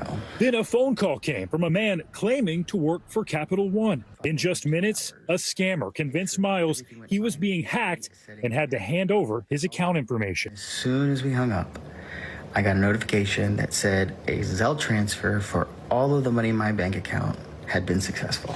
An entire checking account stolen just like that. What was going through your head once you realized that guy was a scammer? I might as well have just taken my money outside and given, on the street and given it to the first person that I saw. It would feel a lot less intrusive for sure. Miles is one of countless victims of a new generation of scams that use mobile banking apps and quick pay services like Zelle, which can transfer money in the blink of an eye. His bank agreed to credit his account, but that's not always the case. There are real victims at the end of this, and sometimes they lose absolutely everything. Cybercrime expert Tyler Cohen-Wood says awareness is the first step. What do people need to know now? People need to know that these attacks have gotten more and more aggressive. These types of attacks often rely on your good nature, fear, and urgency. In a hearing last week, Senator Elizabeth Warren grilled the banks which own Zelle. When customers say, I've got a problem, you say, I'm only going to reimburse a narrow slice of those who hold up their hands and say that they have been defrauded on the system. Zelle now including this warning when logging into the app. In a statement to NBC News, Zelle's parent company, Early Warning Services, owned by a number of big banks, did not address reimbursements, but did emphasize the importance of consumer education and advise users to only send money to people they know and trust. So it seems like everyone wants to know, is there a telltale sign that you're being scammed if you're on the phone or getting text from someone who you're suspicious of? Sadly, there's not really, but the biggest indicator that experts say you can watch out for is a high-pressure tactic. If they're trying to use fear or get you to act on something immediately, it may be best just to hang up and then call your banking institution directly through a number you can find on the back of a card or on their website. All right. Stephen Romo, all good advice. Thank you. Police in California trying to track down a possible serial killer. 5 men have been murdered in Stockton, California since July. Police now releasing an image of a possible person of interest. NBC News correspondent Kathy Park joins me now. Kathy? Well, Kate, Stockton is on high alert as a result of these crimes, and police believe they are all connected. Each of the victims have been shot and killed. All of them have been men, but so far there are no witnesses, and that's why police are leaning on the public for help. A series of killings in Stockton, California have residents on edge. The community's scared. It stops now. Police say 5 men were shot and killed between July and late September. The victims ranging in age from 21 to 54. The crimes happened just miles apart, late at night or early morning, and are believed to be connected. Now officials say this newly released image pulled from video surveillance could be a person of interest. It could be very well a suspect, or it could be very well a witness to these incidences. 54-year-old Lorenzo Lopez was shot and killed last week. I'm still kind of in disbelief. It's going to take a lot of time for closure to happen because, he was a big part of the family. His younger brother, Jerry, heartbroken and missing his best friend. How is life going to be now without him? It's going to be pretty lonely. I'm telling you that. Having them, talk to when things were bad or things are good, or it's going to be a whole different thing now. With no break in the case and a possible serial killer on the loose, Stockton's police chief is asking for the public's help. Look at your Ring cameras, look at whatever footage you have, and please help us out. And demanding an end to the bloodshed. Stop the killing. Kathy, it's so disturbing. Why do detectives believe these murders might be connected? So, Kate, there are a few common themes that are surfacing right now. Police say these are lone victims, and there is an element of surprise. No one has been robbed, and these incidents are all happening late in the evening during the overnight hours, and officials right now are ruling out gang activity. Kate? Kathy Park, thank you. Well, it has now been 5 years since the deadliest mass shooting in modern U.S. history. 60 people were killed and hundreds were injured after a gunman opened fire on a music festival in Las Vegas. He shot his victims from a hotel room window above the event. For many who escaped alive, 5 years later, they still have not escaped the trauma. Here's NBC News Now anchor Joe Fryer. In some ways, it feels like it happened yesterday. In some ways, it feels like it was 1,000 years ago. Emily Cantrell took this photo at the Route 91 Harvest Festival at 10:01 p.m. on October 1st, 2017. 4 minutes later, her life changed forever. You know, it's hard, even 5 years later, while I don't have a bullet in my body, at times it feels like I have one in my head or in my heart. She could feel those invisible wounds the next time she went to a Seattle Mariners game. There was a pregame fireworks show, and I cowered and cried. It's the same every 4th of July, a joyful holiday now filled with dread. I used to love fireworks. 4th of July used to be one of my favorite holidays, and now I leave our country. This year, I tried to stick it out, and on July 3rd, I ended up buying a ticket out of the country and left the morning of the 4th. And though she does still go to concerts, she takes precautions now. I won't go unless I have tickets that are on an aisle, near an exit. The ripples are still felt by so many. Even I was in Vegas that night covering another story and happened to be staying in a hotel room 6 floors above the gunman. We're in the Four Seasons Hotel, which is part of the Mandalay Bay complex. Our team was forced to lock down, reporting live through the night. In a matter of minutes, thousands were traumatized, and for some, it's still hard to find help. Emily has worked with 6 therapists in 5 years. She points to challenges with insurance and billing, but more than anything says in her experience, it's hard finding someone to help with the specific trauma she experienced. We have such a long ways to go when it comes to mental health for survivors of gun violence. And Father, we lift up for all of those that are in. Her struggles are not surprising, says the American Psychological Association. Even before the pandemic, we didn't have enough therapists to treat the mental health needs of our country. And in this issue in particular, we just don't have enough therapists who have been trained and specialized in evidence-based trauma treatment. Dr. Vail Wright says there are effective treatments, just not enough people. Emily actually did click with one therapist, a combat veteran. We had many sessions together, and I felt like I was finally making progress. And at that time, she decided to stop practicing. I was devastated. I think I cried. What helps, she says, is her work with a gun violence prevention group and the dog she adopted, Sherman, her unofficial therapy pet. Today, as she marks another year since that life-changing night. It'll be tough. It's always tough to feel like the rest of the world has moved on. Joe Fryer reporting. Up next, how Katie Couric is turning her breast cancer diagnosis into a warning for women. More NBC News Daily right after this. These days, it feels like the news never stops. So let's get into it. What's happening right now, what it all means for you for an hour every day. It can be hard to keep up, so let's get started together. Hallie Jackson Now, weekdays at 5 on NBC News Now. Sometimes the news can be difficult and overwhelming for kids to understand. Ukraine and Russia. Could you help me understand what's going on? So to help make sense of it all, we've created a newscast just for them. We hope your family will watch Nightly News Kids Edition. Right now on NBC News Now. As we come on the air, here's what we know. It has been dramatic, powerful. We begin with breaking news just coming in. What's happening now, what's happening next, and what it means for you. We're continuing to follow the Russian attack on Ukraine. There's an intense artillery battle underway. We're getting out of this area right now because more air raid sirens are sounding. As we look out over the latest city-turned-crime scene, we see the things left behind. Was there a school officer on campus? Because that's what we've been told. No. Fewer people are content to just offer their thoughts and prayers. And the House has answered the call to create new gun laws. The stunning testimony at the January 6th hearing on Capitol Hill. Americans face the highest inflation rate in decades. Parts of Virginia cleaning up after severe storms. A terrifying night of flash floods. Flames forcing thousands to evacuate. When do I play meteorologist? Only when the heat is this bad. Another special night of election coverage right here at NBC News Now. Results are coming in. This Tuesday is going to be huge for primary purposes. It's an interesting race here. I've just never covered anything like it. This is big when we're talking about November. How many doors do you think you've each knocked on? This feels like an ideological fight to the death. Is there room for common ground on this issue? What do you think when you see the activism that's happening right now?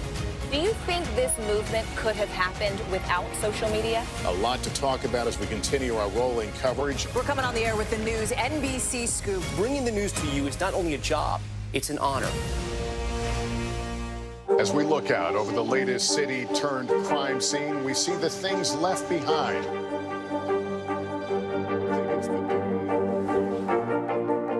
Can you tell us what it was like? Our NBC News exclusive.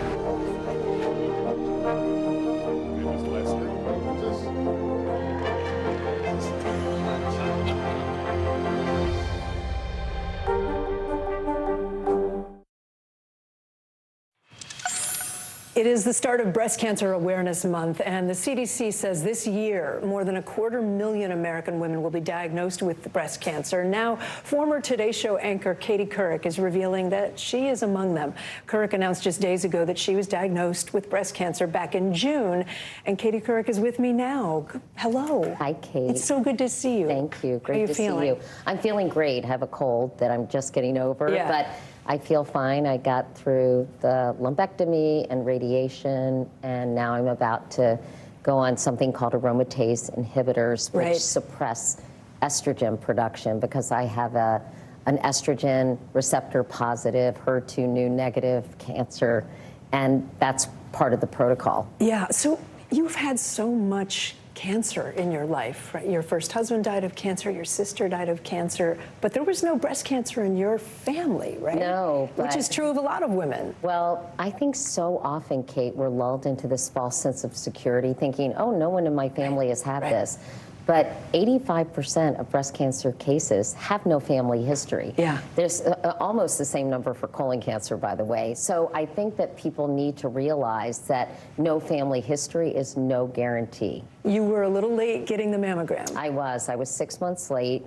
COVID-related, pandemic? Well, I don't know. I was dealing with some other health stuff, and I just sort of didn't think about it. I thought I had had one, you know, within the I've year. totally done that, yeah. And I think I just got confused and screwed up. And by the time my gynecologist said, you're due for a mammogram, I realized I was 6 months late. So, you know, I think there's something like 9.4 million screenings that were supposed to take place in 2020 didn't. And what is happening is this is going to result, as you know, in many more cancer cases of advanced cancers, because if you miss it early. Right. Yeah. And you're lucky you caught it when you did. I am. When the doctor called you, I mean, you have so much experience in this field and everything, but when they call and say it's cancer, you know, what I think as feeling? I wrote on my website in the essay I wrote, Kate, that like the room started to spin, and I was like, wait, because those words do stop you in your tracks. But immediately they said, you're going to be fine. This can be treated. We just have to make a plan. You know, when Jay was diagnosed, it was all over his liver, his colon cancer. When my sister Emily was diagnosed with pancreatic cancer, it was very advanced.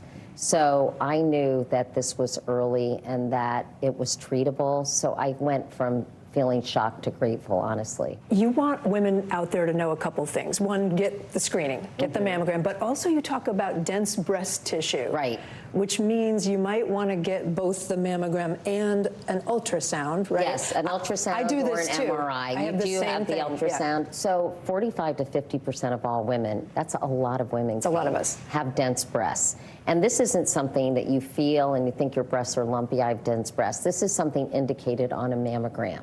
And as my radiologist said, it's like when you're looking for abnormalities, it's like finding a snowball against a backdrop of a field of snow if you have dense breast tissue. So 3D mammography is really, really helpful because it gives an entire picture of the breast to the radiologist.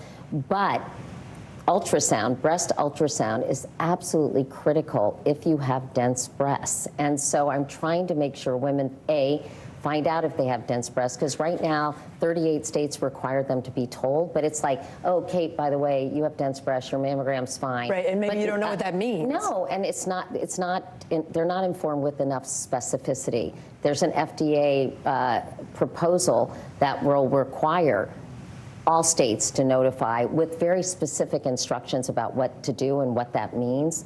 But right now, it's just kind of confusing. Yeah, you told your daughters you're going to be fine.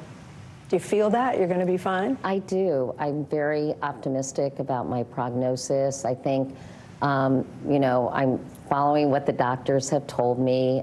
Having said that, I am now even more committed to taking care of my health.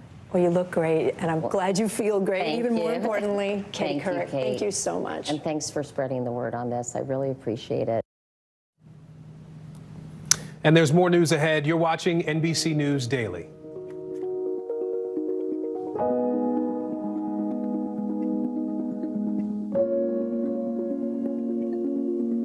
Hallie Jackson Now, weekdays at 5 on NBC News Now. Here's what's happening in your neck of the woods.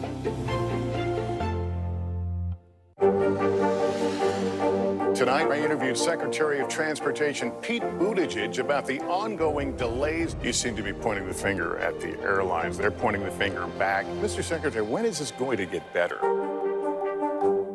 These days, it feels like the news never stops. So let's get into it. What's happening right now, what it all means for you for an hour every day. It can be hard to keep up, so let's get started together. Hallie Jackson Now, weekdays at 5 on NBC News Now. And what do you love about fatherhood? The chaos, the learning. Is climate change one of your top priorities? What's your message to girls who want to make a difference in their own communities? Believe in yourself. As we look out over the latest city-turned-crime scene, we see the things left behind.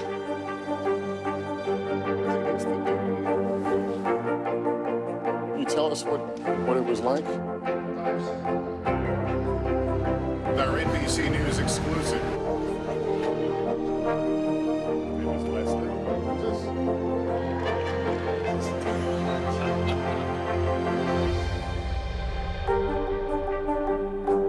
Hallie Jackson Now, weekdays at 5 on NBC News Now.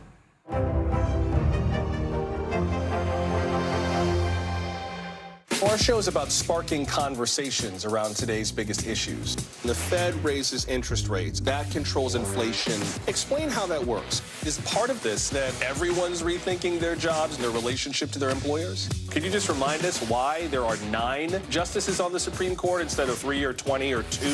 It's not my job to tell you what to think. My job is to think about what you tell me. Now Tonight with Joshua Johnson, streaming weeknights at 8 on NBC News Now. For Dateline Premium, subscribe now on Apple Podcasts.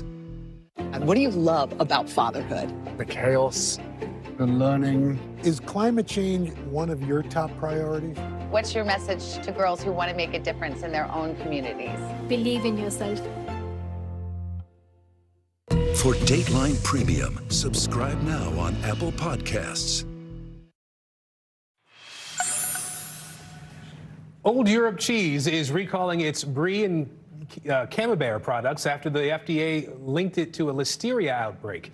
Now, the voluntary recall is for cheeses sold between August 1st and the end of September. The CDC recommends tossing that cheese and cleaning any surface it may have touched. Well, these days, inflation has everybody looking for some ways to save some money. With energy costs on the rise, now might be the time to consider switching your home to solar power. NBC News Daily anchor Vicki Nguyen reports.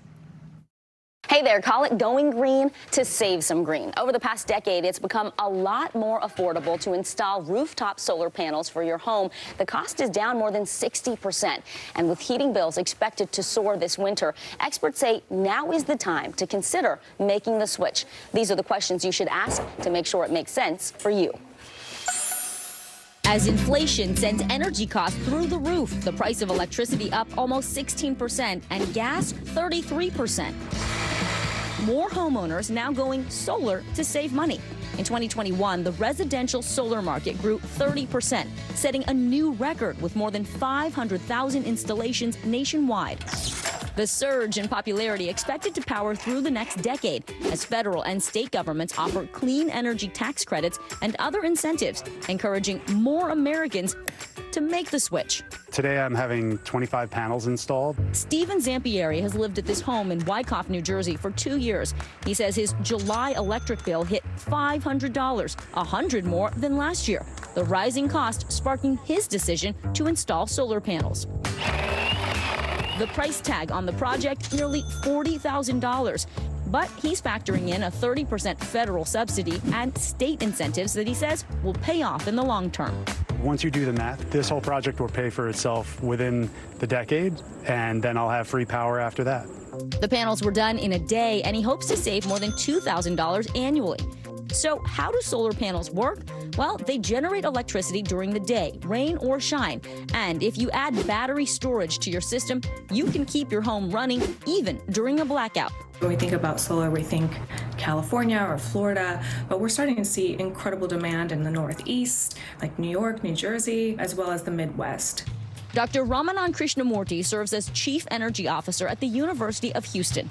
He says it's not just money. Solar homes rely less on the nation's aging power grid, which Krishnamurti explains has become increasingly susceptible to weather and cyber attacks. What should you consider before installing solar panels? First, geography. Second, how your house rooftop is located. Are you in the right direction to get maximum efficiency of those solar panels? Though widely considered safe, Krishnamurti says solar panels can pose a minimal fire risk. It's a live wire. If it is not installed right, you're going to create a challenging, hazardous situation. To figure out if solar panels make sense for you, try online solar calculators like these. Just plug in your information and they'll spit out your potential savings. Industry experts say the average system costs $20,000 and takes 7 to 10 years to pay for itself. Remember, check your state and your power company for incentives. If you decide solar is right for you, experts say do your research to choose a provider. Find a reputable company likely to stay in business for the lifespan of the system. And make sure it comes with a comprehensive warranty. Tips to help save money and secure a brighter future. In the immediate term, it's the energy bill going away, but in the longer term, it's knowing that I am helping to make the world just a little bit better for my son. Dr. Krishnamurti says you can minimize labor costs by planning your installation around when your home would need a new roof anyway. Also, if you want to schedule your installation before that weather, like snow on the roof, could delay the process. Back to you. All right, Vicki Nguyen reporting for us there. You know, they say all good things must come to an end. They do, but they apparently have never been to an Olive Garden. The restaurant chain just announced its never-ending pasta bowl is back on the menu starting today, Aaron. The Carb Feast disappeared from restaurants back in 2019 in utter defiance of the never-ending promise. But it turns out the end wasn't really the end at all, right? Still, Olive Garden warns never-ending will end again. The unlimited pasta deal is available for a limited time only, they say. I don't think people really eat that much. Like, nobody goes in and just like keeps eating pasta, but they want you to think you can. You have the option. I guess I'm making a face like, I think I might do that. I'm Aaron Gilchrist. I'm Kate Snow. You're watching NBC News Daily.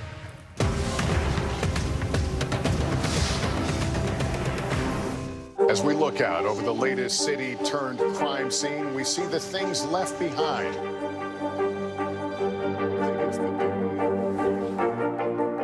Can you tell us what it was like? Our NBC NBC News exclusive.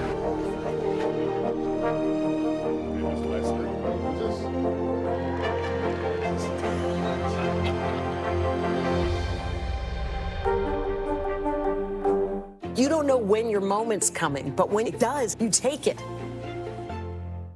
News is happening now.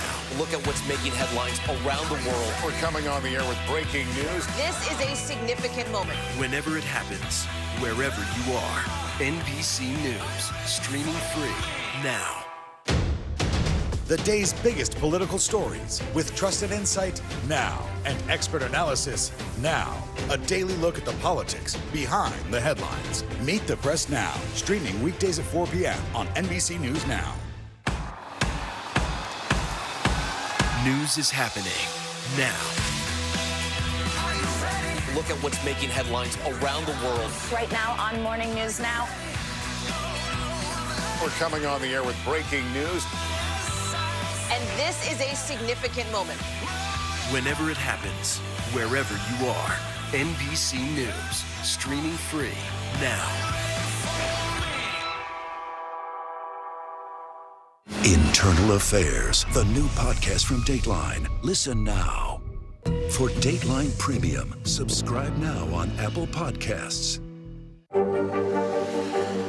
Tonight, I interviewed Secretary of Transportation Pete Buttigieg about the ongoing delays. You seem to be pointing the finger at the airlines. They're pointing the finger back. Mr. Secretary, when is this going to get better? Here's what's happening in your neck of the woods. We're here to start conversations because it's not my job to tell you what to think. My job is to think about what you tell me. Now Tonight with Joshua Johnson, weeknights at 8 on NBC News Now. Internal Affairs, the new podcast from Dateline. Listen now. For Dateline Premium, subscribe now on Apple Podcasts. Hi, everyone. I'm Kate Snow. And I'm Aaron Gilchrist. NBC News Daily starts right now.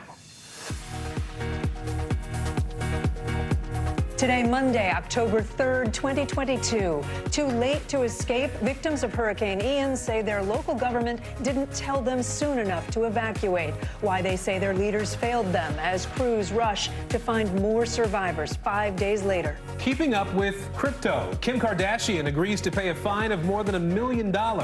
How a social media sponsorship landed her in big trouble with the feds. Rushing to help Russia, a U.S. Army major and his wife are accused of trying to help the Kremlin in its war against Ukraine. The confidential information they're accused of trying to leak. And changed by COVID. Are you moodier, more anxious, just plain meaner?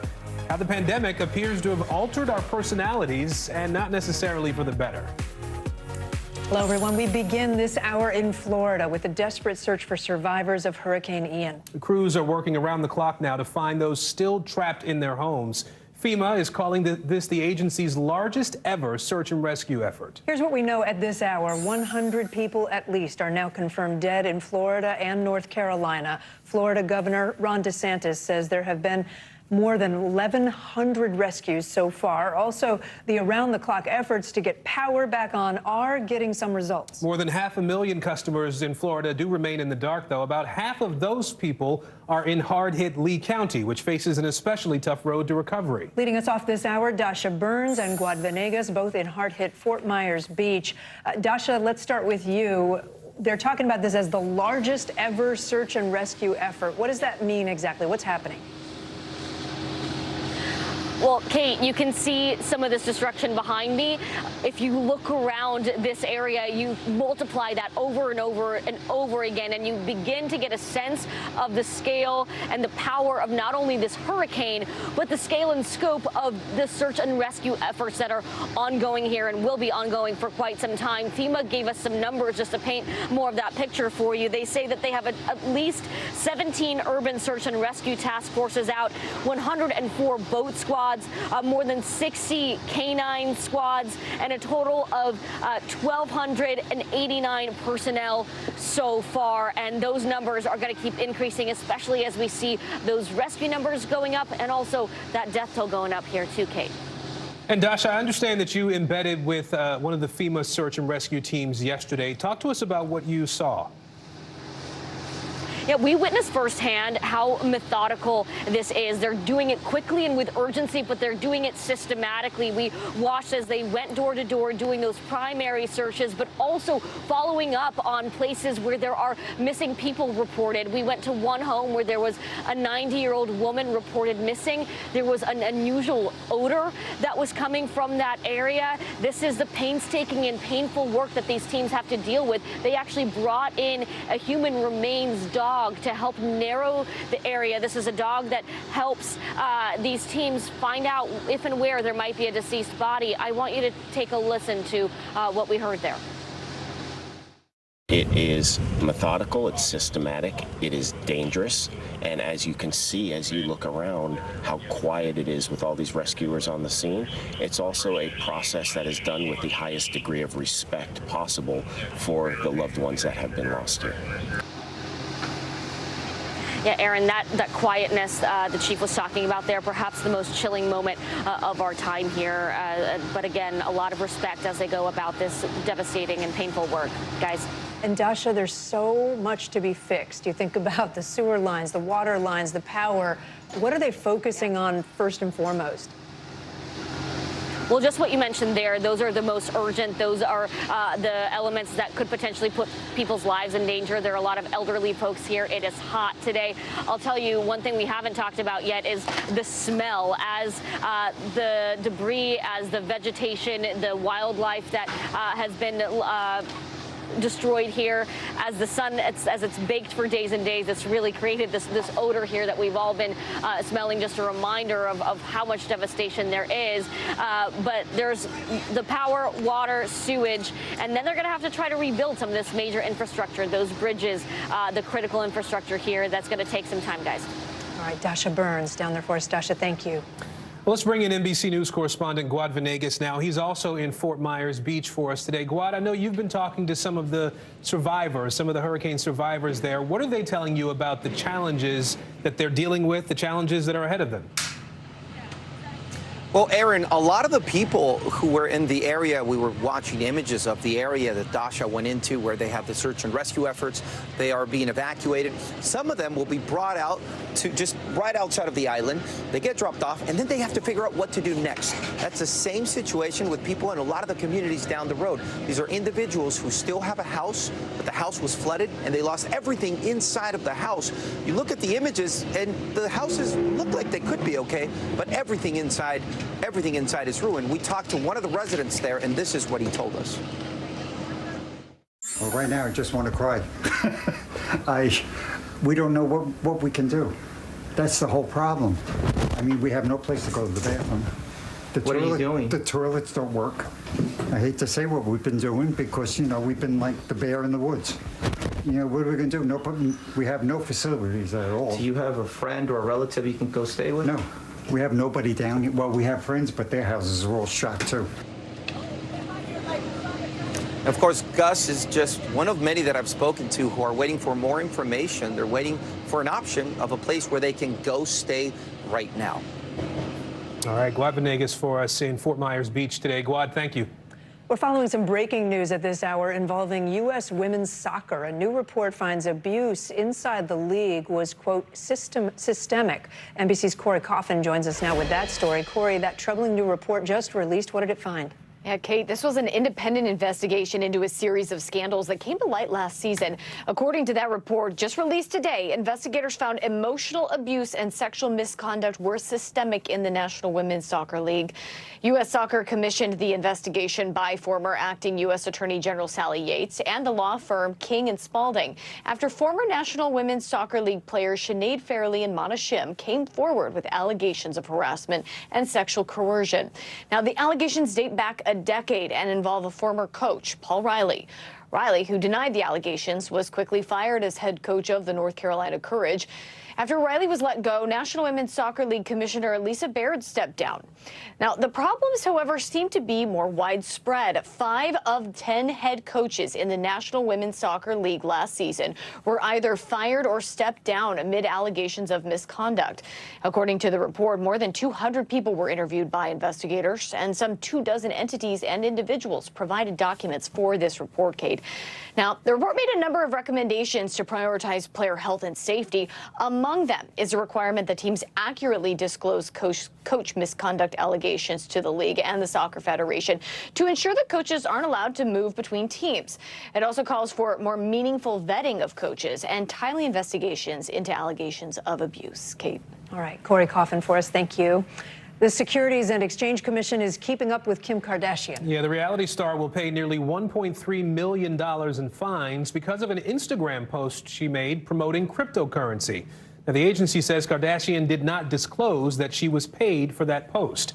NBC News correspondent Emily Ikeda is here now to walk us through this. So take us through the settlement here, Emily. But this is between the SEC and Kim Kardashian, right? That's correct. And so this all centers around a social media post from June of 2021 from Kim Kardashian, who, remember, has some 330 million followers on Instagram. That post reads in part, are you into crypto? This is not financial advice, but sharing what my friends just told me about the Ethereum Max token. She included a link to the crypto token's website. And at the bottom, if you can make it out, it does say #ad. And while she did disclose that this was an advertisement, the SEC says that didn't go far enough. She also needed to disclose how much money she was paid for promoting this Ethereum Max, and which in the case of Kardashian was some $250,000. So part of the settlement, and I should note that Kardashian didn't admit to any wrongdoings, say she was in the right or the wrong, but she is not going to promote any kind of crypto in the next 3 years. She's paying more than $1 million,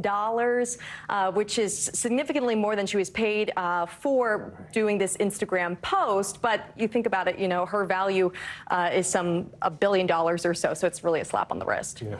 Emily Ikeda, thank you so much. Well, opening arguments are getting underway in a trial charging members of the Oath Keepers with seditious conspiracy. This is the most high-profile trial linked to the Capitol riot. Prosecutors say Stuart Rhodes, the founder of the far-right group, acted like a, quote, general overlooking the battlefield during the Capitol riot.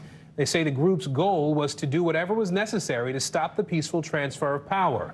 An attorney for Rhodes says he will testify and says the Oath Keepers were there on January 6th just for security. 4 other members of the group are being tried with Rhodes. A major cruise line is dropping COVID testing requirements, and liquor companies are canning their cocktails. CNBC's Christina Partsinevelos joins us now with today's Money Minute. Hey, Christina.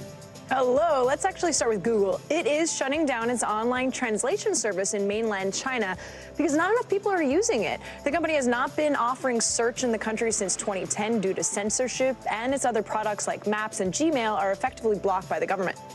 Starting tomorrow, Norwegian will be the first major cruise line to drop its COVID testing requirements for unvaccinated passengers. Passengers will still, however, be subject to local requirements. And as hard seltzer sales fizzle, beer companies are increasingly turning to canned cocktails. Heineken already sells a ready-to-drink margarita, and now Molson Coors is getting in the game, developing a new line it calls Topo Chico Spirited, featuring drinks made with spirits like vodka and tequila. And admittedly, I have a bunch of those in my cooler on my deck. I may have had a couple of those this weekend on the run with my sister. We're just giving free advertising to the company right now. There's it's a good lot stuff. of other brands little out ones, there too. The little tip-top ones, I've had those on planes. I slept for like a 7-hour flight once. Because they're very strong. They're very strong. Are noted that you really only need one. That's true. Yeah, it's true. None of that White Claw stuff, right? That 4%. No.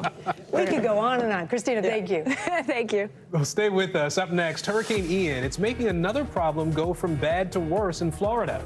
The insurance issues across that state and what it means for the recovery. You're watching NBC News Daily.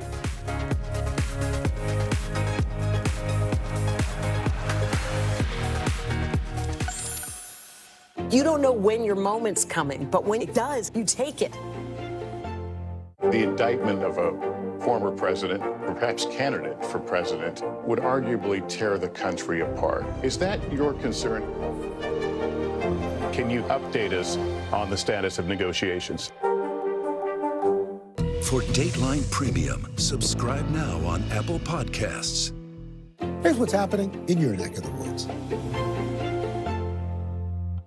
A masked killer takes aim and fires. A fatal attraction that leads investigators to turn towards their own. Internal Affairs, a new podcast from Dateline. Listen now wherever you get your podcasts. These days, it feels like the news never stops. So let's get into it. What's happening right now, what it all means for you for an hour every day. It can be hard to keep up, so let's get started together. Hallie Jackson Now, weekdays at 5 on NBC News Now. News is happening now. Look at what's making headlines around the world. Right now on Morning News Now. We're coming on the air with breaking news. And this is a significant moment.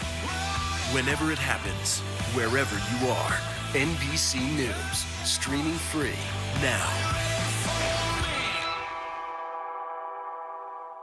And what do you love about fatherhood? The chaos, the learning. Is climate change one of your top priorities? What's your message to girls who want to make a difference in their own communities? Believe in yourself. Sometimes the news can be difficult and overwhelming for kids to understand, so we've created a newscast just for them. We hope your family will watch Nightly News Kids Edition. Internal Affairs, the new podcast from Dateline. Listen now. Good morning, I'm Joe Fryer. And I'm Savannah Sellers. Right now on Morning News Now. We're staying on top of the breaking situation in Ukraine. We are watching dangerous heat this week. Recession, I mean, is that where we're headed? Is there any way to avoid that? Morning News Now, streaming weekdays at 7. Sometimes the news can be difficult and overwhelming for kids to understand. Ukraine and Russia. Could you help me understand what's going on? So to help make sense of it all, we've created a newscast just for them. We hope your family will watch Nightly News Kids Edition. President Biden and the First Lady are getting a first-hand look at the devastation from Hurricane Fiona in Puerto Rico. The president announcing $60 million in funding to help the island recover. At least 25 people were killed there. Thousands are still without power. NBC News national correspondent Gabe Gutierrez is on the ground in Puerto Rico today. Gabe, what else did President Biden say about helping Puerto Rico rebuild from the storm? Well, Kate, actually, President Biden's remarks are just getting underway in Ponce, Puerto Rico. It's about an hour east of there. We were east of here. We were in Ponce a little earlier this morning watching power crews in the urgent struggle to try and restore power to the rest of this island that does not have electricity more than 2 weeks after Hurricane Fiona. We actually came to this community, San German, Puerto Rico, which is one of the communities that is still largely without power, and this road behind me was washed away by the wall of water that came here during Hurricane Fiona. We spoke with one woman, Kate, a short time ago who told us that she has been without power for 16 days. She is frustrated that she's been on the phone on hold with FEMA for hours. Their insulin was damaged, and she really doesn't know where to turn. So she is thankful that President Biden is visiting the island today, but she, like many others here, also skeptical about the federal government's response. And Kate, Luma Energy is the private company that took over power transmission here in Puerto Rico last year. It has faced a lot of criticism even before this hurricane about power outages, about increasing power bills. We spoke with some officials from Luma earlier today who say that they're working as fast as they can and that they have restored power to 93% of the customers on this island. But Kate, the frustration is building among some of these communities, including these more rural ones in the southwestern part of the island. They don't know when they'll get power. The local government here hopes that it's soon, but they just don't know. As for President Biden, he, as you mentioned, is announcing $60 million in funding to help rebuild infrastructure here in Puerto Rico and better protect the island against future storms. But some Puerto Ricans wonder whether that'll be enough, and they wonder about the here and now. When will they get their power restored? Yeah, that is crucial. Gabe Gutierrez down there for us. Thank you so much.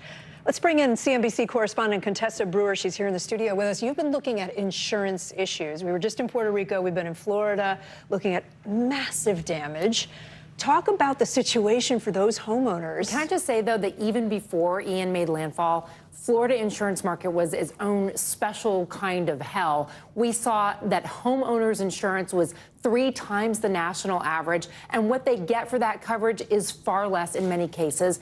We have seen insurers just fleeing the state. Some 15 insurers have decided that it doesn't make sense to operate in Florida anymore because they can't make money. Yeah. They've lost $1 billion in the last 2 years. Now, here you're seeing the CoreLogic estimate of what insured damages could be. These are insured losses and only on private property, so businesses and homes. This doesn't include what the damage is to the public infrastructure. You've heard President Biden say that the feds are going to go in and pay to rebuild schools and jails and things like that. Right. $47 billion in damages would be about equal to what we saw from damage from Hurricane Andrew, which was one of the costliest storms ever to hit the nation. All right, so when you look at that, what you're seeing is that a lot of these smaller insurers simply do not have the capital to pay on these claims.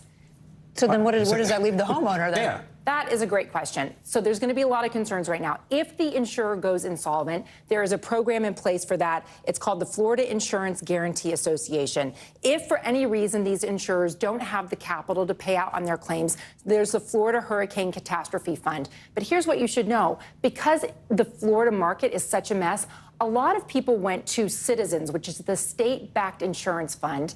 It has doubled the number of policies that it serves over the last 5 years. And guess what?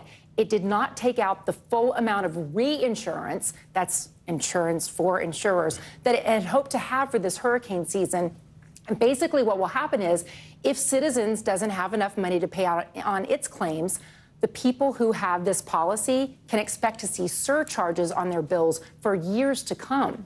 You know, I wonder what that means. You're going to have people who recently moved to Florida, people who are going to move to Florida. What does that mean for an insurance market that's already having these sorts of problems you just laid out? It's a mess, and the state legislature passed some laws to try and fix some of the skyrocketing litigation. They account for 80% of the claims from property claims insurance. They only account for 9% of the whole 9% of the claims for homeowners. It's outrageous. Yeah. The legislature has got to come up with something different because it's just not working. All right, Contessa Brewer, we appreciate it. Thanks. Still ahead, housing for thousands seemingly popping up out of nowhere. We'll take you inside one major city's effort to help asylum seekers. This is NBC News Daily. As we look out over the latest city-turned-crime scene, we see the things left behind. Back now with our NBC News exclusive.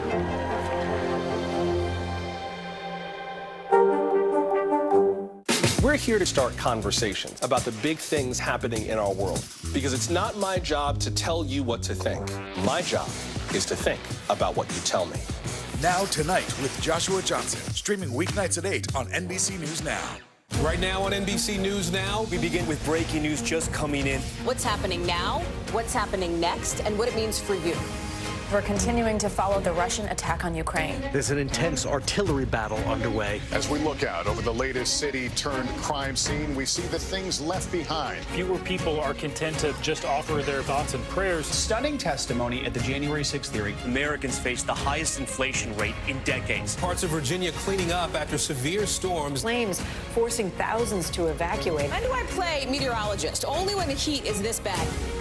Another special night of election coverage right here at NBC News Now. Results are coming in. This Tuesday is going to be huge. This is big when we're talking about November. This feels like an ideological fight to the death. Is there room for common ground? What do you think when you see the activism? Do you think this could have happened without social media? We're coming on the air with the news NBC Scoop. Bringing the news to you is not only a job, it's an honor.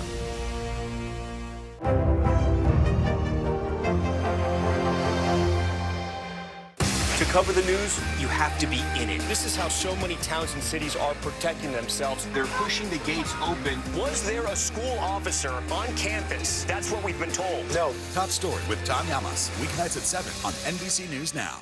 We're here to start conversations because it's not my job to tell you what to think.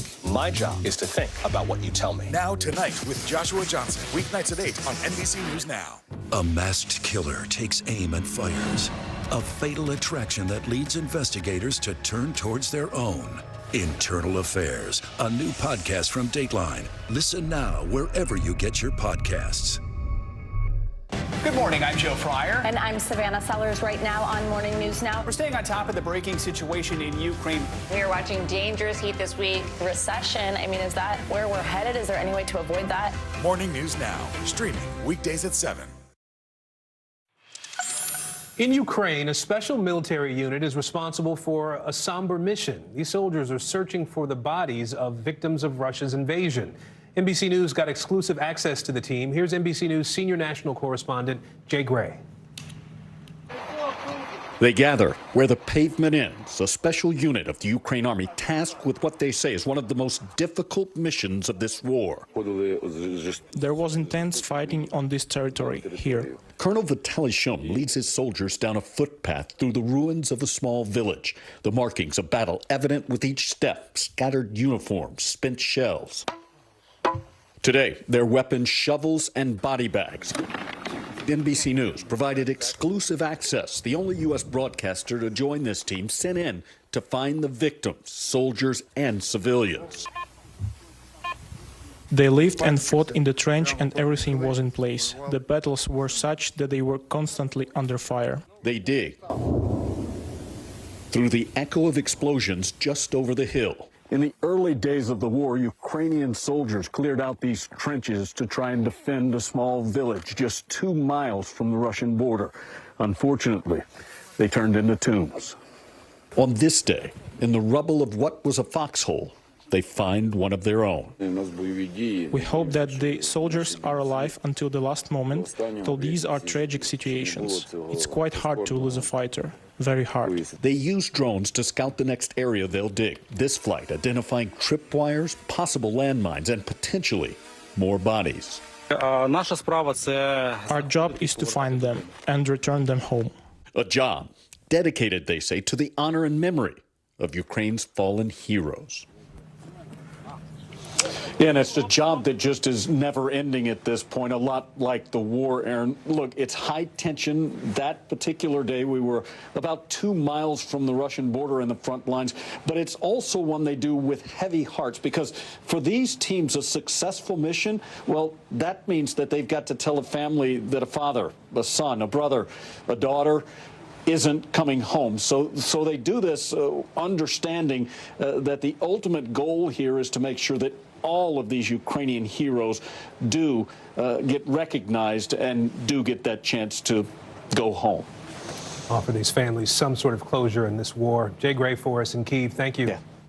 At least 125 people are dead, more than 320 people injured after a stampede at a soccer match in Indonesia.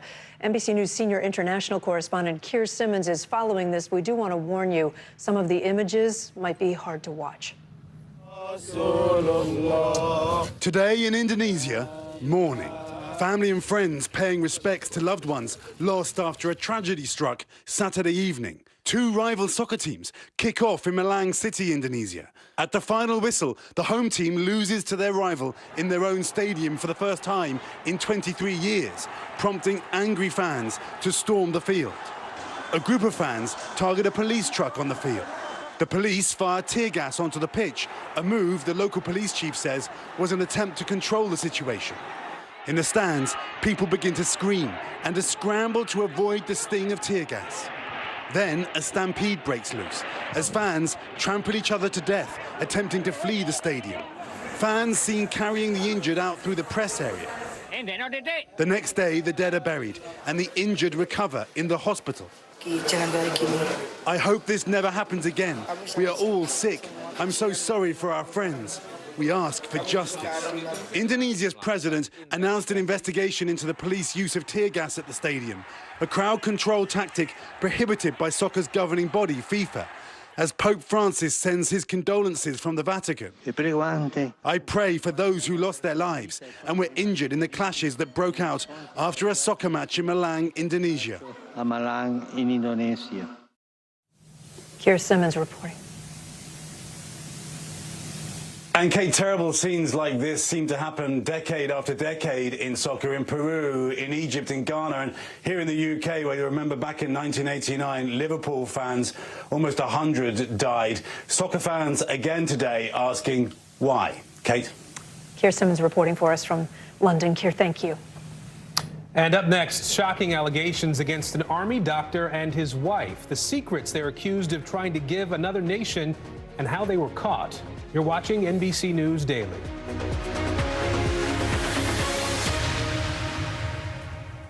Our show is about sparking conversations around today's biggest issues. The Fed raises interest rates. That controls inflation. Explain how that works. Is part of this that everyone's rethinking their jobs and their relationship to their employers? Could you just remind us why there are 9 justices on the Supreme Court instead of 3 or 20 or 2? It's not my job to tell you what to think. My job is to think about what you tell me. Now Tonight with Joshua Johnson, streaming weeknights at 8 on NBC News Now. Hallie Jackson Now, weekdays at 5 on NBC News Now. No stress, no mess, just yum. That's it. Good morning, I'm Joe Fryer. And I'm Savannah Sellers right now on Morning News Now. We're staying on top of the breaking situation in Ukraine. We are watching dangerous heat this week. Recession, I mean, is that where we're headed? Is there any way to avoid that? Morning News Now, streaming weekdays at 7. Hallie Jackson Now, weekdays at 5 on NBC News Now. Top Story with Tom Llamas, weeknights at 7 on NBC News Now. As we look out over the latest city-turned-crime scene, we see the things left behind. Back now with our NBC News exclusive.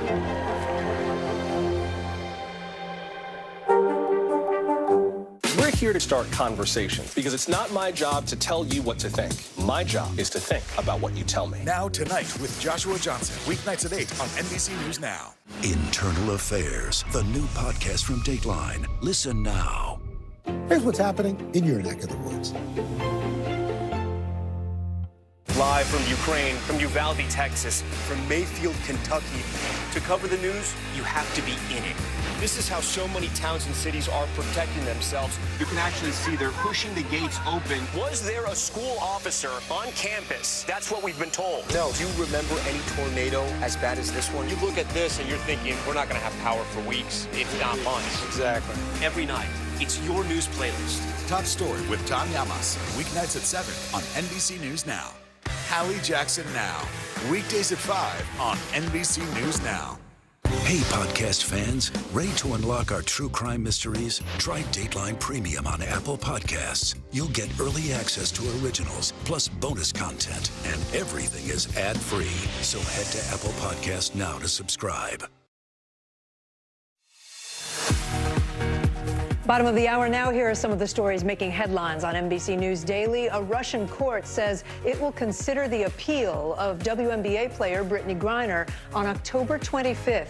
Griner is currently serving a 9-year sentence after Russian police said they found vape canisters containing cannabis in her luggage at the Moscow airport. Griner admitted to carrying the vape canisters but testified she packed them by accident and had no intention of breaking the law.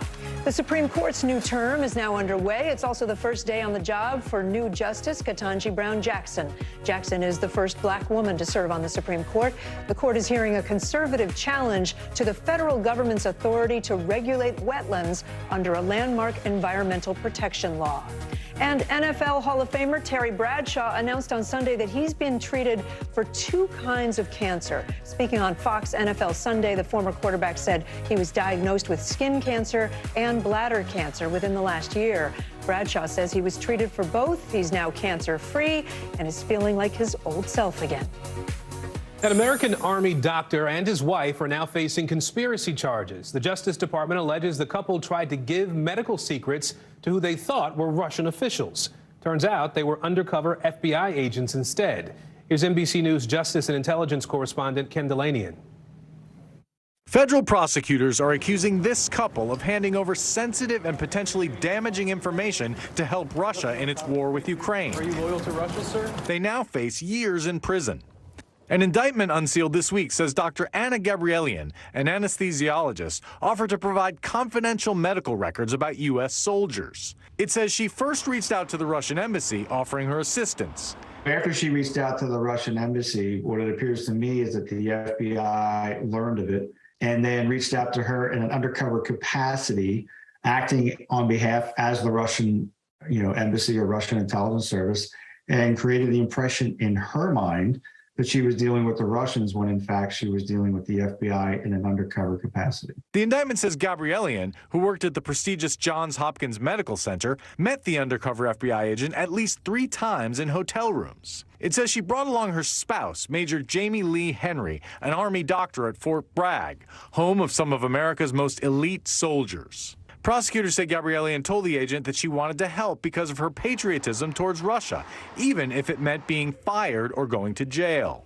The indictment says Gabrielian provided the undercover agent records of an intelligence officer's spouse and highlighted a medical issue the Russians could exploit. It says Henry tried to join the Russian army and quoted him as saying that the United States is using Ukrainians as a proxy for their own hatred towards Russia. Henry is accused of providing records on 5 people who were patients at Fort Bragg.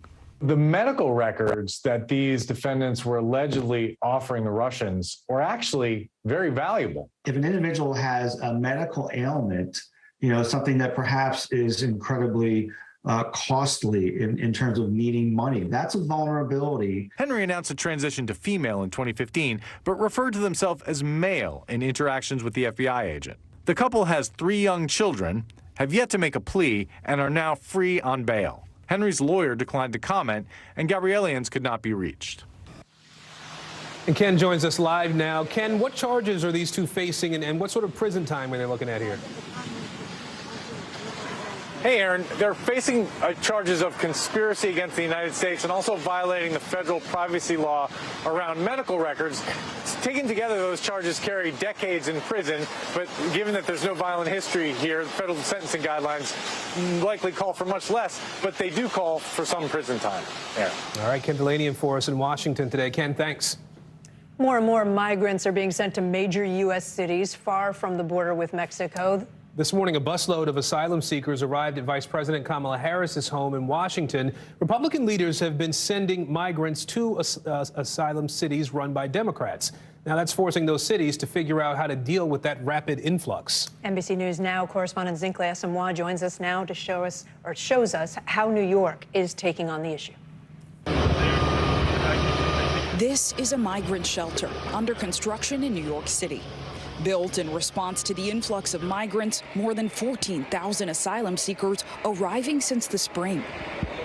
Republican governors Ron DeSantis of Florida and Greg Abbott of Texas busing migrants to sanctuary or Democrat-led cities. I think what we're continuing to do is use every tool at our disposal to insulate the state of Florida from the negative ramifications of his reckless border policies. I'm just helping out our local communities who are located on the border and moving migrants from those locations up to New York, to D.C., to Chicago, and maybe some other locations.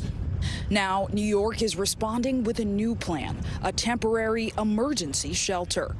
There are currently at least 6 large industrial structures up and under construction. City officials are calling it the Orchard Beach Humanitarian Relief Center. It's expected to be heated and house up to 1,000 migrants. I'm curious and I'm concerned, about the environment it's being built in. I heard there was flooding. Construction began in late September, and it has the community divided.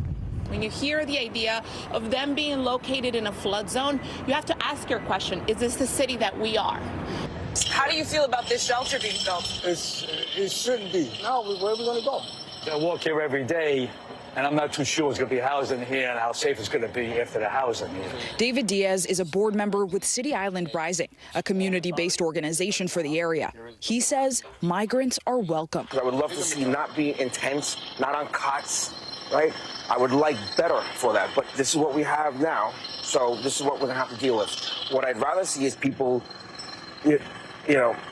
open up their arms and show what a community can do. But not everyone is on board with the idea. FEMA deeming this very parking lot a special flood hazard area. this becomes like a lake. How are they going to manage that? Bill Stanton is president of the City Island Civic Association, which represents residents of City Island and identifies as apolitical. He believes moving migrants to Orchard Beach is unsafe. Theoretically, you can have a gang member, a drug mule, amongst these innocent migrants, endangering their safety and endangering the safety of the citizens of City Island and New York City in general. If not here, migrants housed here, where should they go? We need to pick a place that's more secure for all involved, where there's better logistics and people could be transported. The government's response to the criticisms? People live in flood zones. You know, people live in flood zone, and when there's a flood that threatens that zone, we evacuate. And so there's nothing new here. The build set to be complete in at least 2 weeks as the city awaits the next onslaught of migrant arrivals. We don't know what's going to happen. So we're all upset. We can't control this. Interesting. Zinkley joins us here now. The city also considering using cruise ships to house some migrants? Yeah, so Kate and Aaron, we got a statement from the Norwegian Cruise Line, and they say they're in conversation with New York City discussing potentially putting migrants in these cruise ships. Now, nothing is confirmed, and it's important to point out that those tents you saw being built will not house children. The city has not confirmed where families with kids will go. Zinkley Asamoah, thank you. Thank you.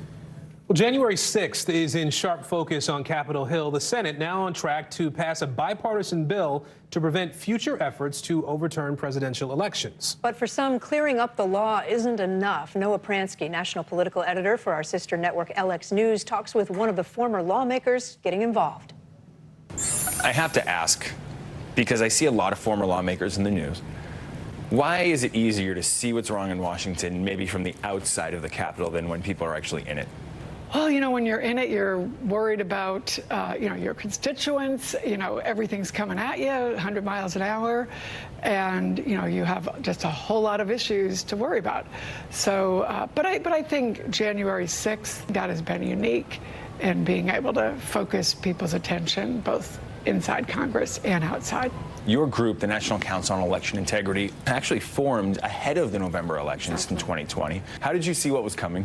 Well, you could see from really, the way he had handled things in 2016, when he said, well, gee, I don't know if I'll accept the election even then. So we had a group of us on a bipartisan basis, and they made sure they got, equal numbers of Democrats and Republicans to join in this group. You have more confidence in our election officials than the theories that say it's corrupt? I have absolute confidence in the system. And not only do I have confidence in the system, if you look at all the people who have testified in the January 6th hearing, Bill Barr and the entire Trump Justice Department had confidence in that system, and they all testified under oath to that. His White House counsel's office had confidence in the system, and they all told him that, and they testified under oath to that. So the American people need to understand, when you put Donald Trump's people under oath, that they have said the same thing that we're saying. So I think what we're trying to do is get back to integrity in elections instead of the grievances of Donald Trump and past elections. So this coalition, about half Democrats, half Republicans, has a strategy not just to convince some of their former colleagues of passing better laws, but also local strategy, convincing local voters to take a look at their local elections, get involved, because they find the more transparent local elections are and the more involved people get, the more trust they typically have in the institution. Guys? Yeah, makes sense. Noah Pransky from LX News with us today. Noah, thank you. We are closing in on Election Day, 36 days to go, and some new numbers are showing the electorate might be shifting. A just-released NBC News Telemundo poll finds Republicans are cutting into Democrats' lead among Latino voters. NBC News senior political editor Mark Murray joins us now. Mark, interesting poll. Break down some of the big takeaways for us. Where are the shifts happening? Yeah, Kate. So Democrats hold a 21-point lead on congressional preference when it comes to Latino voters. But that is down from past election cycles, including a decade ago in 2012, when Democrats had a 42-point lead. So that lead has gone from 42 points to 21 points. It's been cut in half.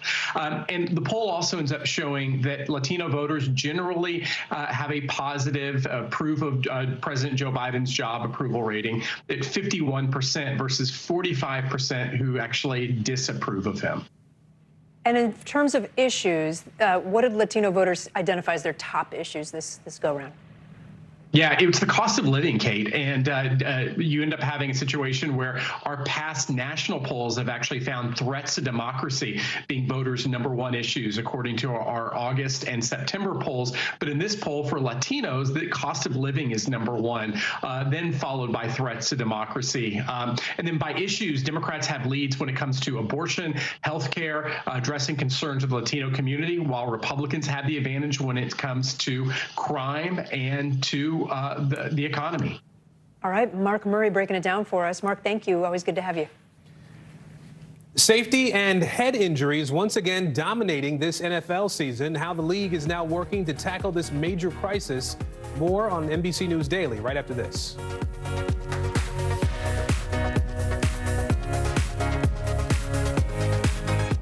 News is happening now. Look at what's making headlines around the world. Whenever it happens, wherever you are, it's here now. Mr. Secretary, when is this going to get better? You came into this job saying you were going to fight crime. Have you been successful? Found a way to put that. Can you update us on the status of negotiations? News is happening now. Look at what's making headlines around the world. This is a significant moment. Whenever it happens, wherever you are, NBC News, streaming free now. Internal Affairs, the new podcast from Dateline. Listen now. Right now on NBC News Now. As we come on the air, here's what we know. It has been dramatic, powerful. We begin with breaking news just coming in. What's happening now, what's happening next, and what it means for you. We're continuing to follow the Russian attack on Ukraine. There's an intense artillery battle underway. We're getting out of this area right now because more air raid sirens are sounding. As we look out over the latest city-turned-crime scene, we see the things left behind. Was there a school officer on campus? Because that's what we've been told. No. Fewer people are content to just offer their thoughts and prayers. And the House has answered the call to create new gun laws. The stunning testimony at the January 6th hearing on Capitol Hill. Americans face the highest inflation rate in decades. Parts of Virginia cleaning up after severe storms. A terrifying night of flash floods. Flames forcing thousands to evacuate. When do I play meteorologist? Only when the heat is this bad. Another special night of election coverage right here at NBC News Now. Results are coming in. This Tuesday is going to be huge for primary purposes. It's an interesting race here. I've just never covered anything like it. This is big when we're talking about November. How many doors do you think you've each knocked on? This feels like an ideological fight to the death. Is there room for common ground on this issue? What do you think when you see the activism that's happening right now? Do you think this movement could have happened without social media? A lot to talk about as we continue our rolling coverage. We're coming on the air with the news NBC Scoop. Bringing the news to you is not only a job, it's an honor. News is happening now. Look at what's making headlines around the world. Whenever it happens, wherever you are, it's here now. Now Tonight with Joshua Johnson. Streaming weeknights at 8 on NBC News Now. Well, the NFL is expected to announce new concussion protocols. The league is facing growing criticism over how it handles head injuries, most recently involving the Miami Dolphins quarterback. NBC's Stephanie Gosk reports. Repercussions after Miami Dolphins quarterback Tua Tagovailoa appeared to sustain 2 head injuries just days apart. One of the doctors who cleared Tua to play has been fired. I expect the highest level of medical expertise. And when we make decisions to terminate people, it's in respect to all of those considerations. The NFL is reviewing safety guidelines and is expected to update concussion protocols. The league and the league's Players Association will reportedly interview Tua as part of their probe into what went wrong, according to ESPN, citing anonymous sources. What's important is that we get this right, and if we need to make a change and make things better, that carries us forward and helps us do a better job. The investigation coming after 2 injuries last week. First, this hard hit during a game against the Buffalo Bills. Tua returned later that game, and 4 days later was back on the field and sacked again. You could see both his hands where you just get right away, you get concerned. This time the QB lay motionless for over 7 minutes before being taken to the hospital for evaluation. While Miami's head coach Mike McDaniel says concussion protocols were followed, the handling of Tua's injuries questioned ahead of NBC's Sunday Night Football. I think you always err on the side of caution there, and I was surprised he went back in. And earlier, former NFL coach Rex Ryan weighing in. Would you put your son back in that game? No way in hell I put my son back in that game. No way in hell. And you know what? No way in hell I put somebody else's son back out there either. Yeah. This is an epic fail. It highlights the intense pressure for professional athletes to play no matter what. Cardinals defensive end J.J. Watt taking the field Sunday just days after he says he went into atrial fibrillation. Watt tweeted he had his heart shocked back into rhythm on Thursday. Once my heart was reset, they said, "You're fine if you feel comfortable." The NFL's chief medical officer says any player with health concerns is evaluated by the team and independent consultants before playing. Miami's next game is against the New York Jets next Sunday, most likely without Tua on the field. One thing worth noting, in the 24 hours after Tua's injury against the Bills, the Buffalo Times reports fans gave more than $1,000 in donations to his foundation, supporting youth initiatives, health and wellness, and other charitable causes. Back to you. Okay. Stephanie Gosk, thank you. The height of the coronavirus pandemic might be behind us, but it turns out that many of us may never be the same. A new survey reveals the pandemic may have altered some of our personalities. NBC News health reporter Aria Bendix is joining us now. A little surprising here, Aria. How have personalities changed, and who's really impacted by this?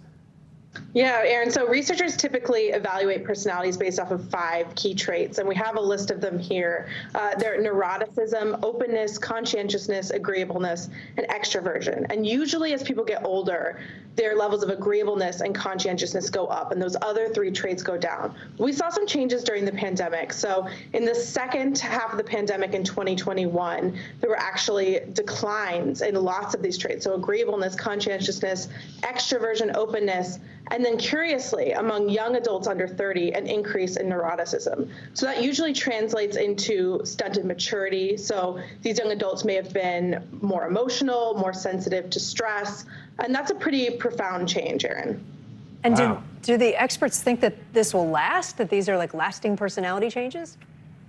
Yeah, I mean, it's hard to tell right now. They're hopeful that it will course correct over time as the pandemic draws to a close. But they're particularly concerned about these younger adults. Obviously, that's a critical developmental stage. And if young adults are more stressed, more emotional, less responsible during the pandemic, that could have spillover effects into later on in life, whether they struggle with mental health issues or have difficulty finding a job. So it's important to monitor to see if these changes actually play out over time. Well, I was going to say, do they recommend doing anything about this, or is it just something to watch for all of us to be watching? I think it's for all of us to be watching. I mean, it's no surprise that, after 2 years of maybe not going to a party, we might be a little less extroverted, but hopefully things, we'll get back on track soon. All right, Aria, thank you. There is much more news ahead. You're watching NBC News Daily. Together.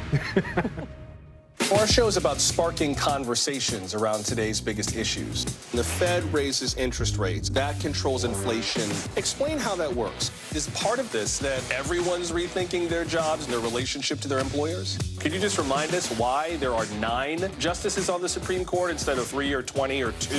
It's not my job to tell you what to think. My job is to think about what you tell me. Now Tonight with Joshua Johnson, streaming weeknights at 8 on NBC News Now.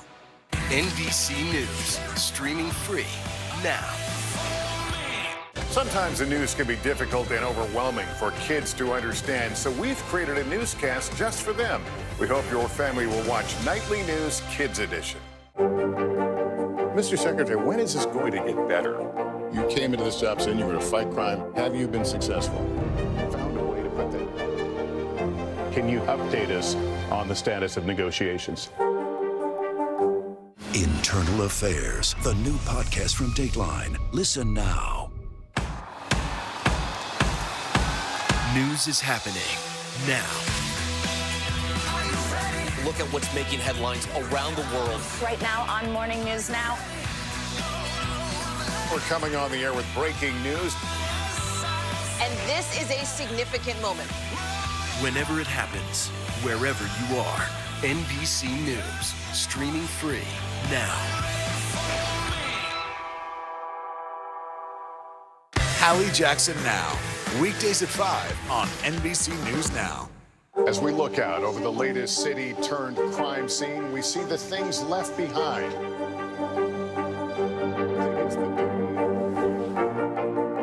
Can you tell us what it was like?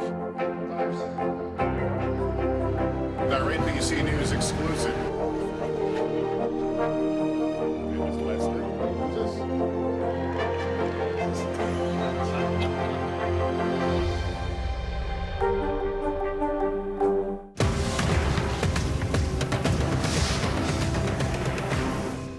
These days, it feels like the news never stops. So let's get into it. What's happening right now, what it all means for you for an hour every day. It can be hard to keep up, so let's get started together. Hallie Jackson Now, weekdays at 5 on NBC News Now. In San Diego, a young Latino TikTok star is quickly becoming a legend among street vendors. Here's NBC's Gotti Schwartz. ¿Cuánto venden las de limón? 1.50. Me da una, por favor. If there's anything more refreshing than a cold paleta on a hot day, le voy a dar 1,000.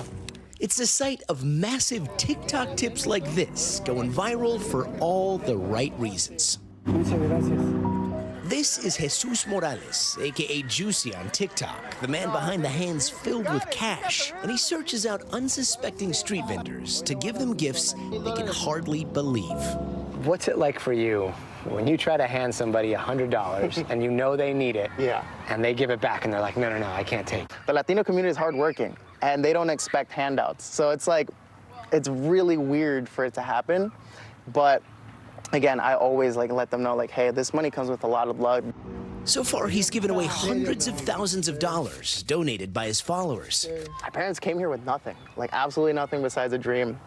And when they first came to the U.S., they were sleeping in a basement on a piece of cardboard. And I just imagine that. And it's just dude, my parents have sacrificed so much just to be here, and We tagged along on one of Jesus's famous surprise taco stand takeovers. Oh, Jesus has now told them that he is going to help promote their business. They don't know about what's coming afterwards. But now you're just giving free tacos to everybody. Free tacos for an hour. Free tacos, gratis. Come get your free tacos, guys, free tacos. Into the hour, the total bill just over $1,000. Sí, bastante dinero. They said that just with what they ate, it was about $50, so they think he's going to be spending a lot of money here. Plus an extra $1,000 tip. Y luego lo demás va a ser una propina para todos ustedes. Muchas gracias. So she just said that the owner of the stand, his son was involved in an accident today, was hit by a car, and he's in the hospital, and so they're here working. But this couldn't have come at a better time for this family.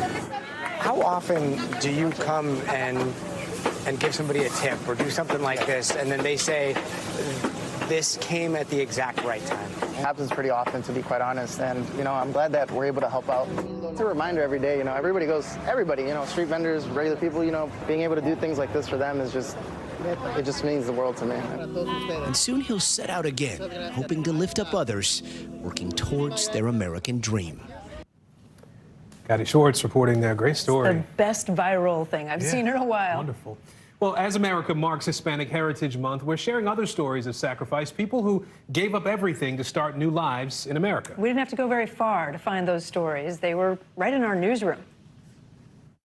My name is Camila Boehner, and I am from Caracas, Venezuela. Mi nombre es Roberto Bolaños, soy originalmente de Ecuador. My name is Sofia Burrell, and my family is from Argentina. I came to the United States when I was 17 years old. I landed in New York. It was January 20th. So you can imagine, I'm from Guayaquil. The weather's over 100 degrees, and then when I arrived, there was a snowstorm.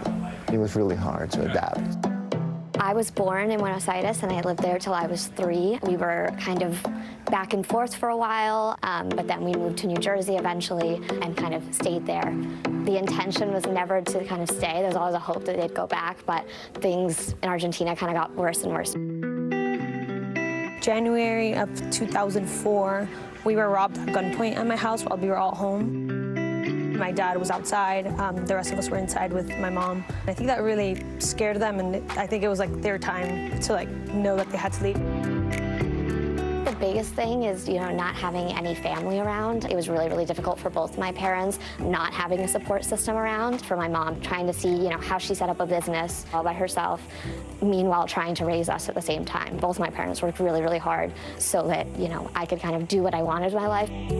Toda la gente latina. Somos humildes, pero muy, muy trabajadores. My mom in Ecuador, she's an attorney, and my dad, he's an accountant. But when they came to this country, they didn't have a profession. So I learned from my parents the work ethics, how to work harder, how to never give up. Yo creo que esa es la mentalidad del inmigrante. My parents have always taught us that you can't stop at anything to get whatever you want. And the fact that they moved, I think, kind of showed like that's how they are. As for moving, I don't think they see it as a sacrifice at all. I think they see it as like an opportunity for us to grow. Like, I wouldn't be sitting here in this chair being interviewed by you guys on Hispanic Heritage Month if it wasn't for them. It's a life lesson more than a sacrifice. News is happening now. Look at what's making headlines around the world. Whenever it happens, wherever you are, it's here now.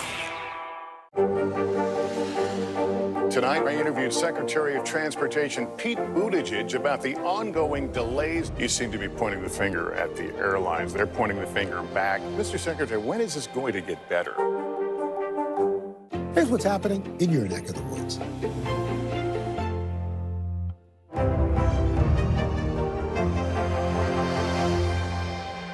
Stay on top of breaking news and the biggest stories of the day with NBC News Daily. Thank you so much for joining us. I'm Morgan Radford. And I'm Vicki Wynn. I'm Aaron Gilchrist. And I'm Kate Snow. Get in-depth reporting from across the country. What's your reaction to the president's comments? And around the world. Are Ukrainians continuing to make advances? And ways you can take care of your health. Who should be getting tested? And frankly, how often? And your wallet. Costs are skyrocketing. How to manage soaring prices. NBC News Daily. Weekdays from 12 to 4 p.m. Eastern on NBC News Now.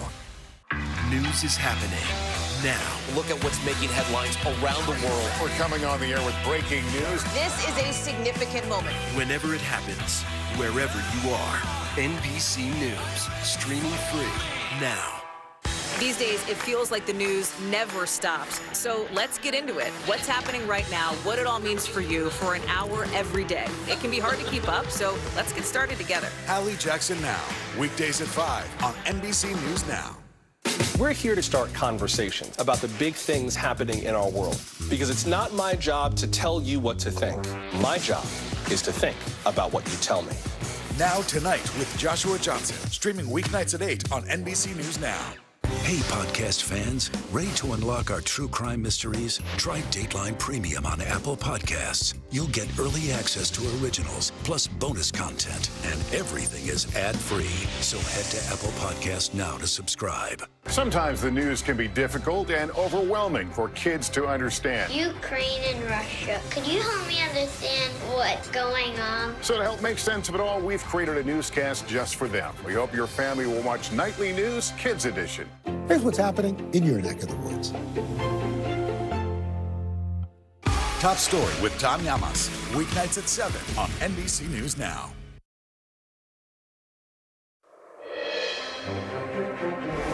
If it's Monday, search and rescue missions are ongoing right now. 5 days after Hurricane Ian first roared ashore in Florida, the death toll is rising as crews reach some of the hardest hit areas. And President Biden surveys the damage in Puerto Rico from a different devastating hurricane. Plus, a rise in violent and racially charged political rhetoric ahead of the midterms, fueled by former President Trump and one senator's very public warning it could cost someone in Congress their life. And the Supreme Court begins a new session amid ongoing protests over its last one, as the conservative court is set to hear cases on issues ranging from race to voting rights and the future of U.S. elections.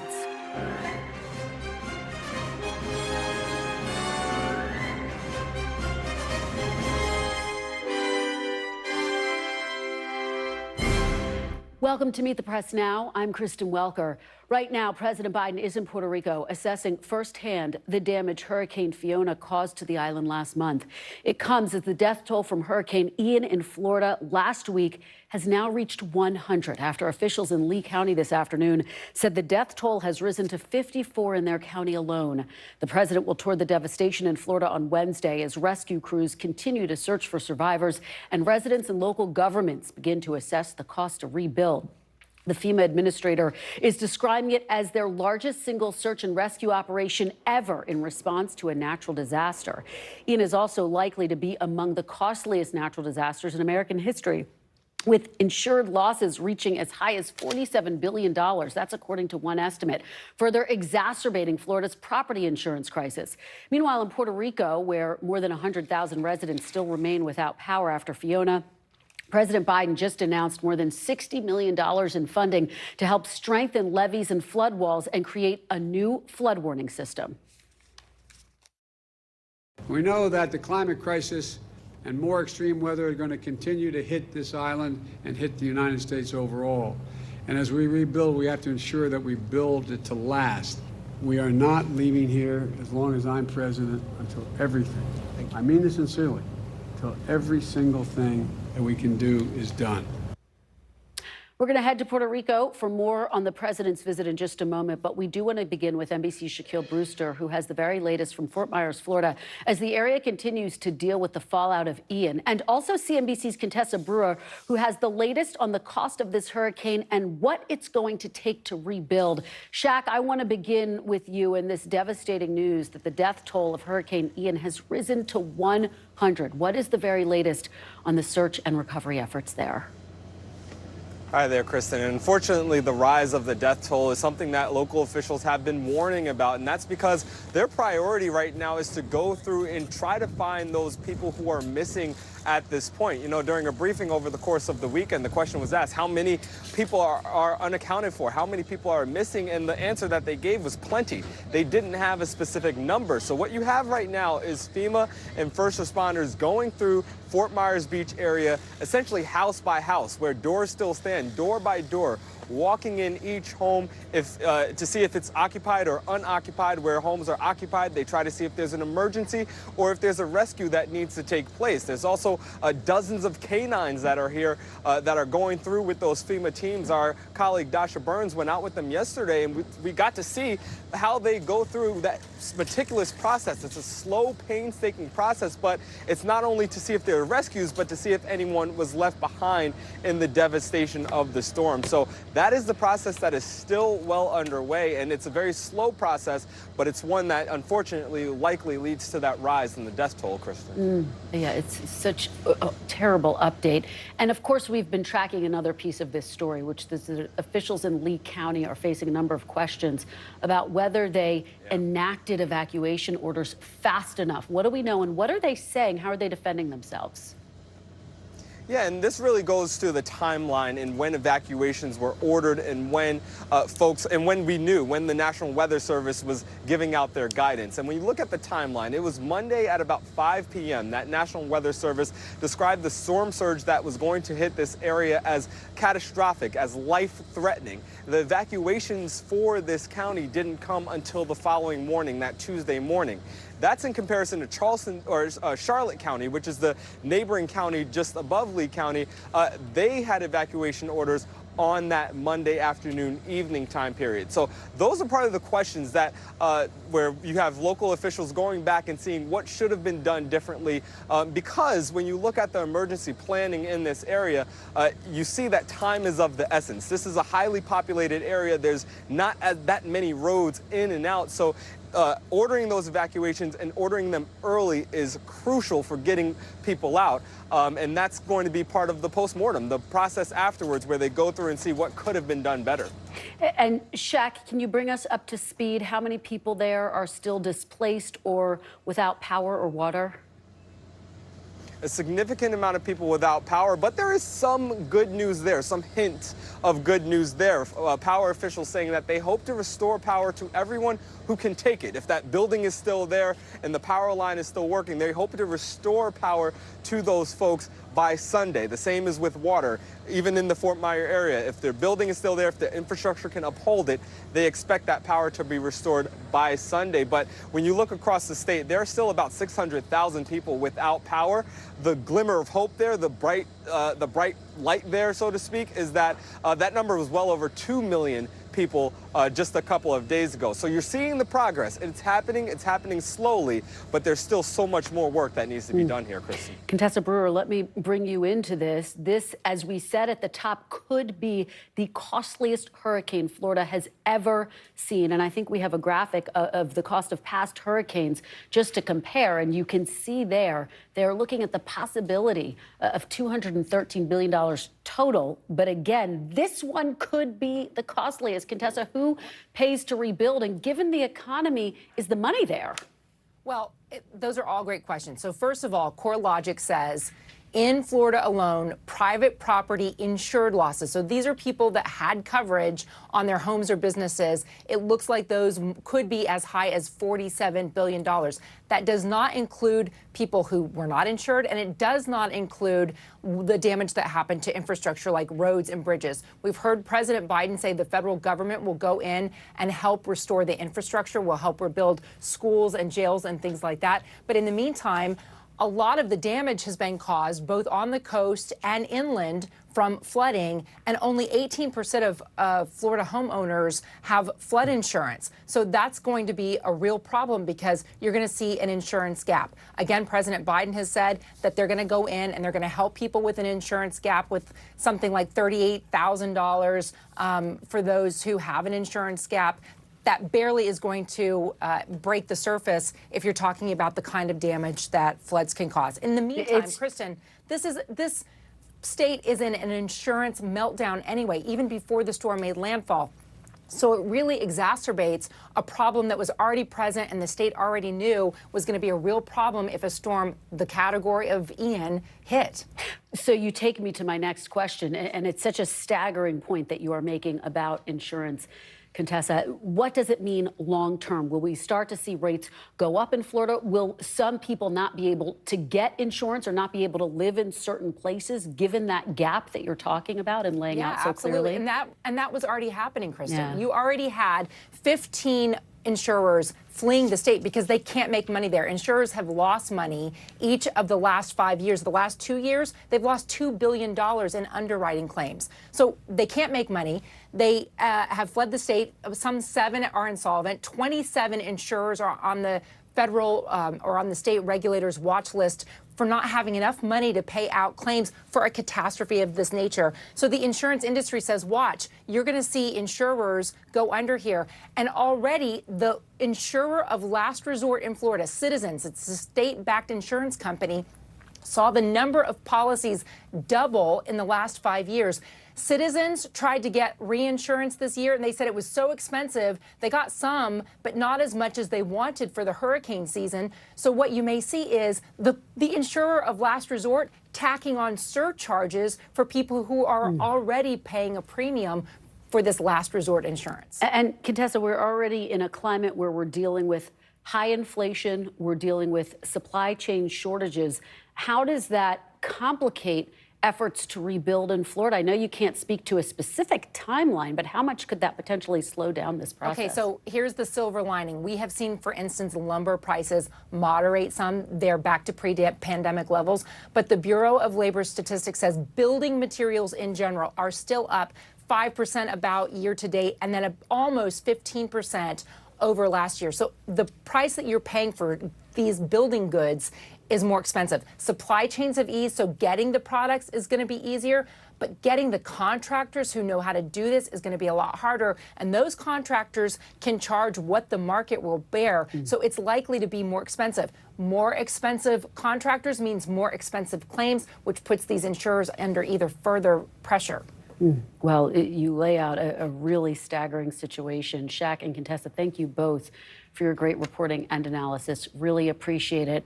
And I'm joined now by Jackie Lezak, president of the Fort Myers Chamber of Commerce. She told us she was able to evacuate at the last possible moment when the storm hit. Jackie, thank you so much for being with us. We are truly so glad to see you, and we're so sorry for what your community has been through. Thank you. It's been something that you can't even begin to describe, and you feel like you're in the middle of a horror movie and you don't really know how to get out of it. That's the best that I can say. Well, and that is why we are so glad that you are here with us today. And we know how personal this was for you. You said in a previous interview it was like coming back to another planet when you returned to your home. Take us through your experience of leaving and then coming back. Well, we have a fairly strong home. We're confident with the builder of the home. And we were in the home up until 9 o'clock that morning. My husband and my son finally convinced me, along with our fire chief, who is a good friend, look, it's just the way this is. You just should go. And I heeded their warning, and we had already gathered things. So we got in the cars and left. And my understanding now is about 30 minutes later, the water started to come in. So, and one of the things I have to mention is, for Hurricane Irma a few years ago, we were told we would have the same storm surge, 15 to 18 feet, 17 feet, whatever the numbers were. And we actually ended up being on the opposite side of the storm, and all of the water left our island. So I think many of the folks who stayed had that in their mind, and it didn't happen the last time. It's not going to happen this time. We're going to get lucky. And I think that's what caught folks really off guard. So it's unfortunate, and we've lost friends, we've lost coworkers. I've heard some stories that would make your toes curl. I'm so sorry for all of your losses, Jackie. And I'm so very much hearing you describe those 30 minutes, and it's just hard to imagine. And I wonder if you think the evacuation orders were given early enough and clearly enough and strong enough, given what you went through. It's hard to say, because you're in such a panic mode anyway when you're faced with this. And, we know, and we live in Florida, we understand the cone of uncertainty. We understand that if you're anywhere in that cone, that you could have this coming straight at you. And I think, hurricanes are unpredictable. They go one way, they go a different way. We haven't seen anything of this magnitude since Andrew. I was here for this then. I was not in Andrew, but I was on the other side of the state. And I think, sometimes memories fade a little bit. We had Charlie back in 2003, and it was bad, but it wasn't anywhere close to this. I had somebody tell me Charlie was a rainstorm compared to this. So it's, I think memories fade, and I can guarantee you they're not going to fade after this one for a long, long time. They certainly will not. Walk us through, if you would, the damage to your home and to your business. So we managed to get back onto the island. I am fortunate enough, I'm the chamber president on the island. I'm also a elected fire commissioner on the island. I own a small hotel that was called the Sea Gypsy Inn. I think you showed some of the video of that a little while ago. So as we were working our way down the island, and of course everyone told me to be prepared for what I was going to see. This is what's left of actually my chamber building. I'm as the chamber president, so that's what's left of my chamber building. They tell you to be prepared for it, but your eyes don't believe what you're actually looking at. And the pictures are square and small, but when you're standing there, it's 360 Panavision, and you're looking at my home. This is where we work. This is where we play. We don't have a restaurant left on the island. We don't, as the official business leader of the community, every single business on this island has been impacted, and it's going to take a lot of time to regroup and to rebuild. And our hearts go out to the workers on the island and the folks who, prepare our meals and serve us our meals and make our beds and welcome our visitors to the island. All of these folks have lost their livelihoods. Many, many of them have lost their homes, and a number of them have lost their lives. Well, it is so hard to look at those images and to hear you talk about the loss, particularly the loss of your friends and those with whom you work and who are in your community. And we're just so sorry for that. We know that there really no part of Fort Myers that was untouched by the storm. You just showed us all of those images.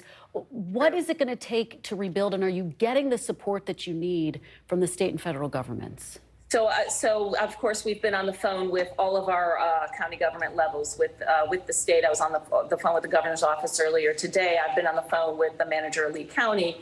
The town is providing the support. It's going to take a concerted effort with incredible amounts of good communication to get us all working together. The support that I have seen coming in from the volunteers and and the different folks who have been contacting me at the chamber. I cannot say thank you enough to all of them for everything from, can I lend you, some clothing? Can I give you a bed? Do you need cases of water? We'll bring food. I just want to give everyone a hearty thank you so much. No offer is unappreciated, and every one of those offers is very, very important to all of us. And I think communication is going to be the biggest key in this recovery effort. Well, Jackie, we know that over 1 million people visited Lee County this year alone. Tourism was such a big part of your commerce, and I know there are just so many concerns about getting back to that and getting back to that level of tourism and vibrancy. And please know our thoughts are with you. Thank you. If I can tell you one thing, we will be back, and we will be better than ever. And it is a beautiful island, and you need to come back to support us. When we're ready to be open, we are going to need you to come see us. Well, it is that type of determination that I think will make all the difference. Jackie Lezak, thank you so much for sharing your story with us. Thank you. Have a great day. You too. And we want to turn now to NBC's Gabe Gutierrez in Ponce, Puerto Rico, where President Biden spent the day surveying the damage from Hurricane Fiona. So, Gabe, we know President Biden announced $60 million in infrastructure funding for storm preparedness in Puerto Rico. What has the reaction been so far? Do people think that's enough? Oh, hi there, Kristen. Good afternoon. We've actually moved just a bit further west in Puerto Rico to San German. This is actually one of the communities that was hardest hit by Hurricane Fiona. And as you can see, Kristen, look at some of the damage that it has left behind. And this is more than 2 weeks after Fiona. This is a road that partially washed away when the wall of water came through here. And we've been speaking with residents here and also in Ponce, where we were this morning, who have been frustrated by what they see as a lackluster federal response so far. Now, here in Puerto Rico, Luma Energy, the private company that took over power transmission last year, now says that 93% of the customers on this island do have power. That is seen as good news, especially when you consider that it took months for many people in Puerto Rico to get power following Hurricane Maria 5 years ago. However, there are some communities, the other 7% of customers on the island, like San German, that are still struggling without power, Kristen. And we spoke with one woman who told us that she was waiting in line, on hold, rather, by phone for FEMA for hours. Her insulin was damaged. She did not know where to turn to, and she wasn't confident that either the government here in Puerto Rico or the federal government would help her. And so that is what President Biden was coming here today, along with the First Lady and the FEMA administrator, to try and play the role of consoler-in-chief after this hurricane. But yes, as you said, $60 million in new funding to better protect Puerto Rico against future storm, the Biden administration says. But there are questions about whether that will be enough, considering that after Hurricane Maria and also after this storm, the damage extends into the billions, Kristen. So again, some good news in the sense that more of this island has had power restored, but some of the most critical, some of the areas that need it the most are still waiting for power to be restored. And some mayors in some municipalities even took it upon themselves to hire private contractors rather than wait on Luma Energy to come and restore their own power, Kristen. All right, Gabe Gutierrez, we know it is still an incredibly urgent situation there. Thank you for your reporting from the ground. We really appreciate it. Coming up next, lessons from the Latino vote. We have fresh insight into this diverse and critical voting bloc. We'll break down the very latest NBC News Telemundo poll and what it could mean for this November's midterms. Plus, Donald Trump's feud with Mitch McConnell takes a darker and more dangerous turn than ever before. We'll explain. You're watching Meet the Press now.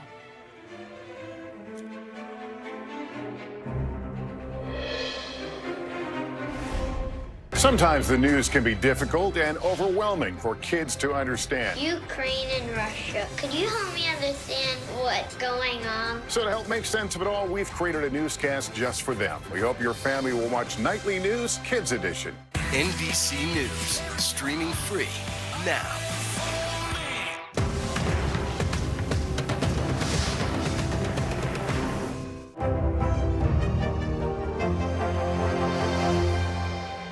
You don't know when your moment's coming, but when it does, you take it. We're here to start conversations about the big things happening in our world, because it's not my job to tell you what to think. My job is to think about what you tell me. Now Tonight with Joshua Johnson, streaming weeknights at 8 on NBC News Now. Good morning, I'm Joe Fryer. And I'm Savannah Sellers right now on Morning News Now. We're staying on top of the breaking situation in Ukraine. We are watching dangerous heat this week. Recession, I mean, is that where we're headed? Is there any way to avoid that? Morning News Now, streaming weekdays at 7. These days, it feels like the news never stops. So let's get into it. What's happening right now, what it all means for you for an hour every day. It can be hard to keep up, so let's get started together. Hallie Jackson Now, weekdays at 5 on NBC News Now. We're here to start conversations about the big things happening in our world, because it's not my job to tell you what to think. My job is to think about what you tell me. Now Tonight with Joshua Johnson, streaming weeknights at 8 on NBC News Now. Hallie Jackson Now, weekdays at 5 on NBC News Now. NBC News, streaming free now. Tonight, I interviewed Secretary of Transportation Pete Buttigieg about the ongoing delays. You seem to be pointing the finger at the airlines. They're pointing the finger back. Mr. Secretary, when is this going to get better?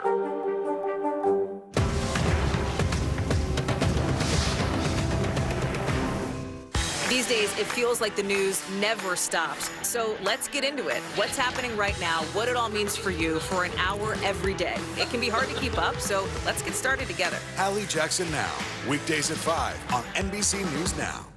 NBC News, streaming free now.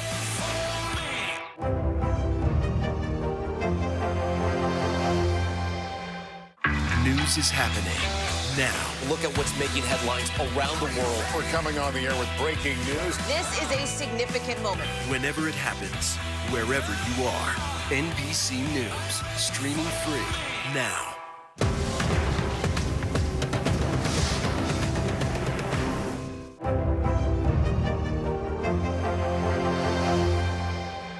You don't know when your moment's coming, but when it does, you take it.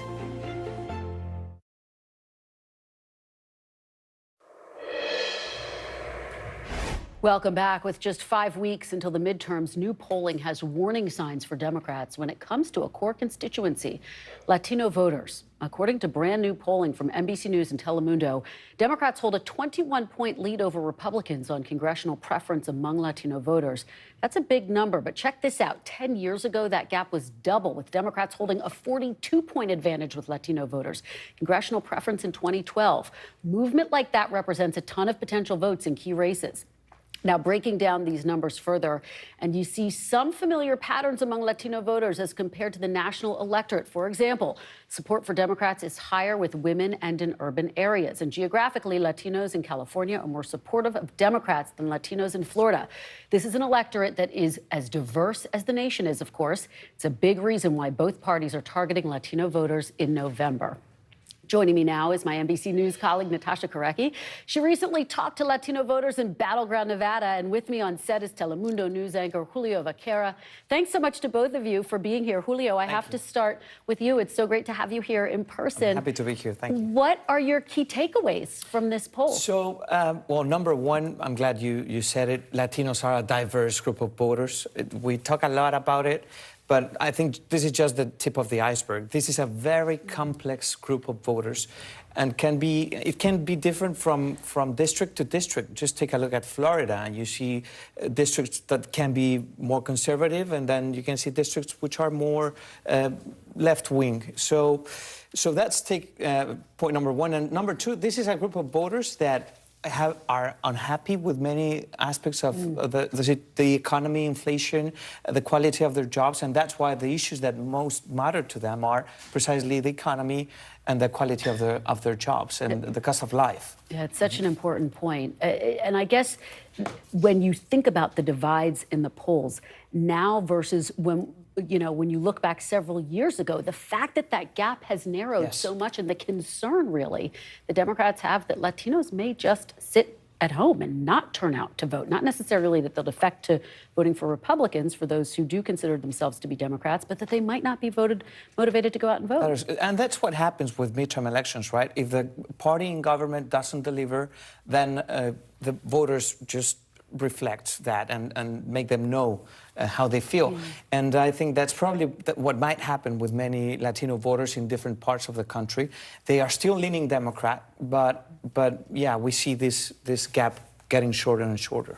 Natasha, weigh in here, because I know that you have been in Nevada and you've been talking to Latino voters who've been saying exactly that, and that there is some concern that some Latinos may stay at home. And I think Julio hits on a really important point, which is that the economy is still the top issue for so many voters.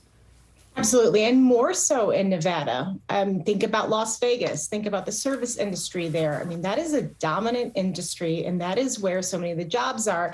And I talked to dozens of Latinos while I was there. I tried to have as many conversations as possible, so I knew what people were talking about. And that's very much it. It's some of them are back to work, but their jobs are not as good as they were before. They're harder. They're not getting paid as well, and there's still unemployment.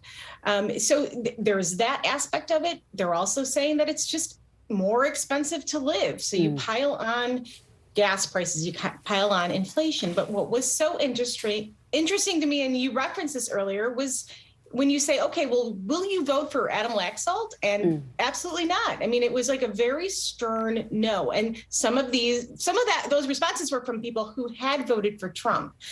So that part is very interesting, and it is a nuance here. I mean, the bottom line is these people are not going to show up for Democrats, and that still hurts Democrats. But Republicans aren't exactly, at this moment at least, reaching them with their messaging. Follow up on that point, Julio, and I think that, you know, just to delve into the Trump factor a little bit, our poll shows that Latino Republicans are more likely to support Donald Trump over the broader Republican Party. What do you make of that? Yeah, that's a very interesting discovery from this poll. Normally, around 30% of Latinos usually vote for a Republican candidate in a presidential election. And I think Trump adds up into the equation some values that some Latinos might identify with. For example, individualism, economic opportunity. And we have to think about Latinos, as we said, as a very diverse group, and generations matter here. First generation, second generation, or third generation Latinos, many of them, third generations or second, might see themselves as American first, rather than as Latinos. So all these elements matter when it comes to how they feel about a specific candidate. Yeah, it's such an important point. And Natasha, speaking of that, when you are trying to reach different voters across swaths of age groups, what are the messaging that we are seeing candidates use in Nevada?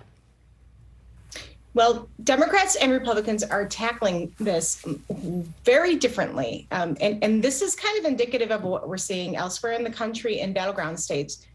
Democrats are leaning in heavily on abortion, really leaning in heavily.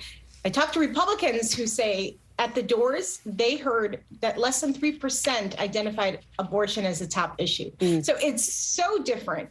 And so Republicans, economy all the way. You know, were you better off before, you know, than you are now.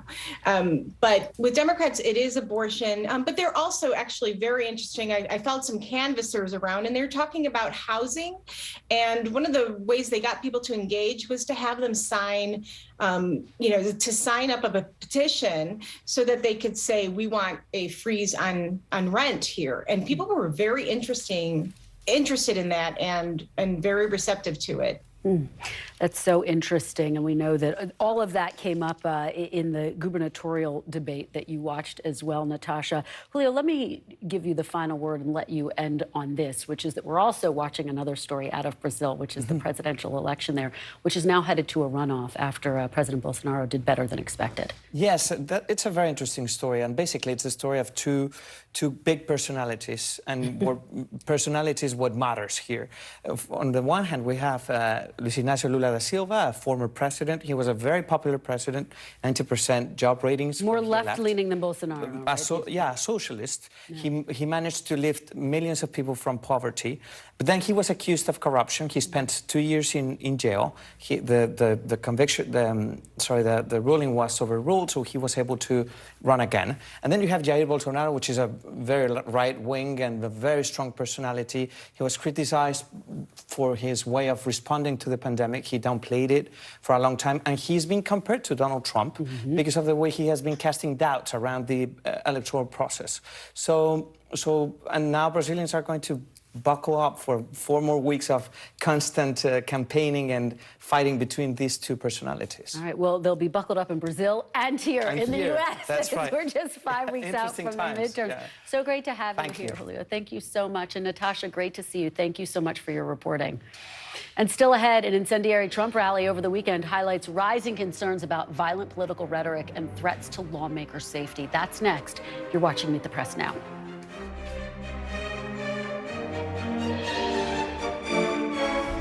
Good morning, I'm Joe Fryer. And I'm Savannah Sellers. Right now on Morning News Now. We're staying on top of the breaking situation in Ukraine. We are watching dangerous heat this week. Recession, I mean, is that where we're headed? Is there any way to avoid that? Morning News Now, streaming weekdays at 7. Tonight, I interviewed Secretary of Transportation Pete Buttigieg about the ongoing delays. You seem to be pointing the finger at the airlines. They're pointing the finger back. Mr. Secretary, when is this going to get better?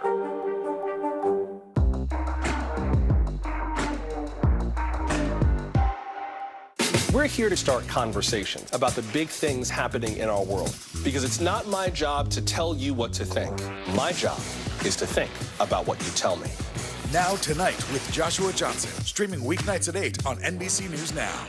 NBC News, streaming free now.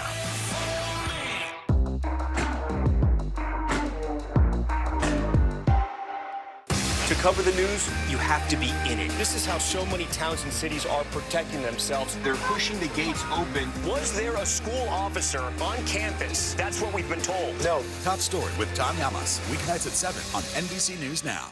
For Dateline Premium, subscribe now on Apple Podcasts. NBC News, streaming free now. Hallie Jackson Now, weekdays at 5 on NBC News Now.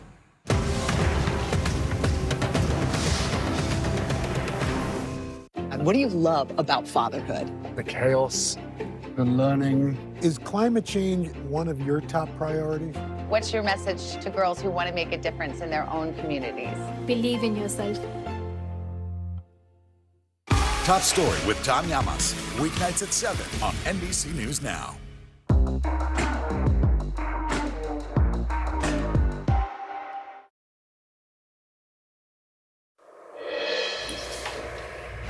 Welcome back. Former President Trump and some of his allies intensified their rhetoric over the weekend. At a Trump rally in Michigan, Georgia Congresswoman Marjorie Taylor Greene made some extremely incendiary and false remarks that, quote, Democrats want Republicans dead and they have already started the killing.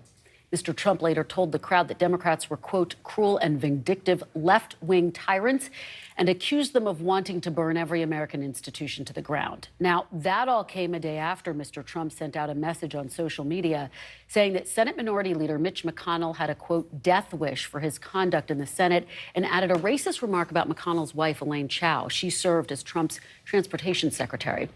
This violent rhetoric comes at a time when dozens are on trial for the January 6th attack on the Capitol, and as lawmakers are sounding the alarm about threats they're receiving. In fact, Maine Republican Senator Susan Collins says she recently had a window at her home smashed and told the New York Times that she wouldn't be surprised if a senator or House member were killed, saying that what started with abusive phone calls is now translating into active threats of violence and real violence.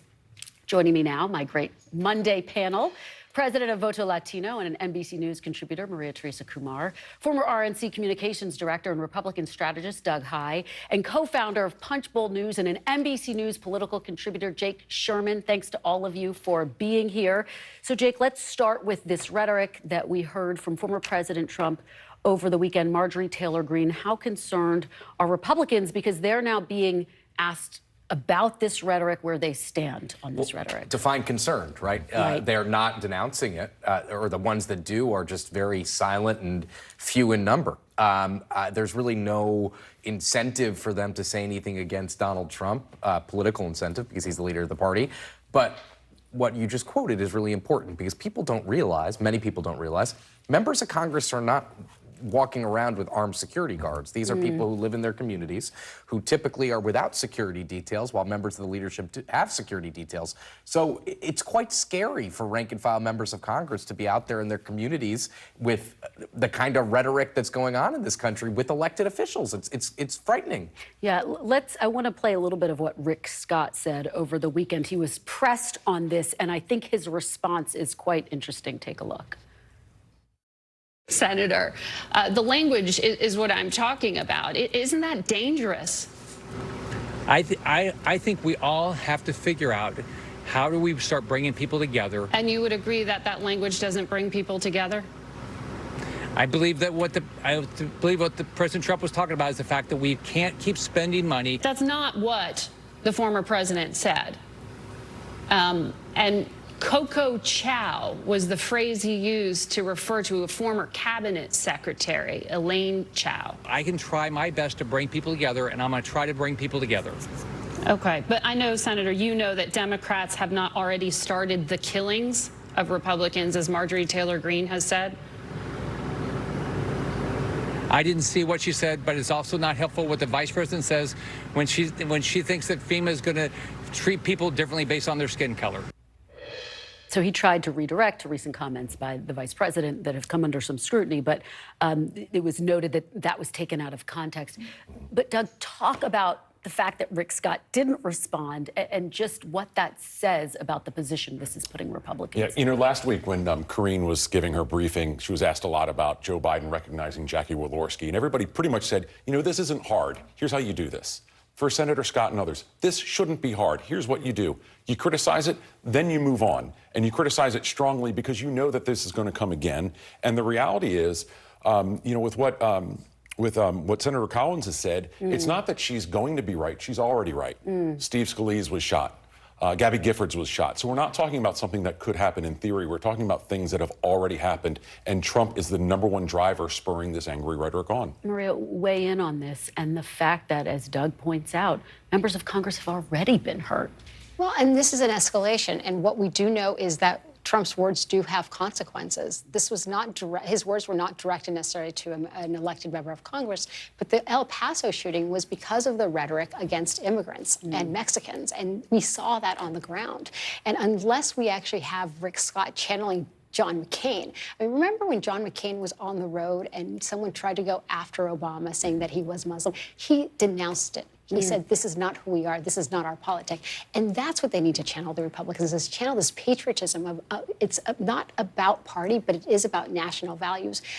One of the biggest challenges I see right now, Kristen, is the fact that we aren't having a conversation that our democracy is at stake. And these types of rhetorics, it's an intimidation model that you often see in banana republics. It's a way to intimidate people from being public servants. The fact that we have someone like Governor Whitmore, who had a kidnapping attempt without any consequences, is laying out the ground for someone to do something that is much more dangerous. Let's talk about the other thread that we have been following with just 5 weeks until the midterms, which is this new polling from NBC News and Telemundo, which shows that Democrats are losing support among Latino voters. They're still leading overall, but losing support, and real concern, according to reporting from our Natasha Korecki, which we just talked about, that they could stay home. Not necessarily vote Republican, but some of these voters might stay at home. Maria, what do you make of this? And that's the whole kit and caboodle, so to speak.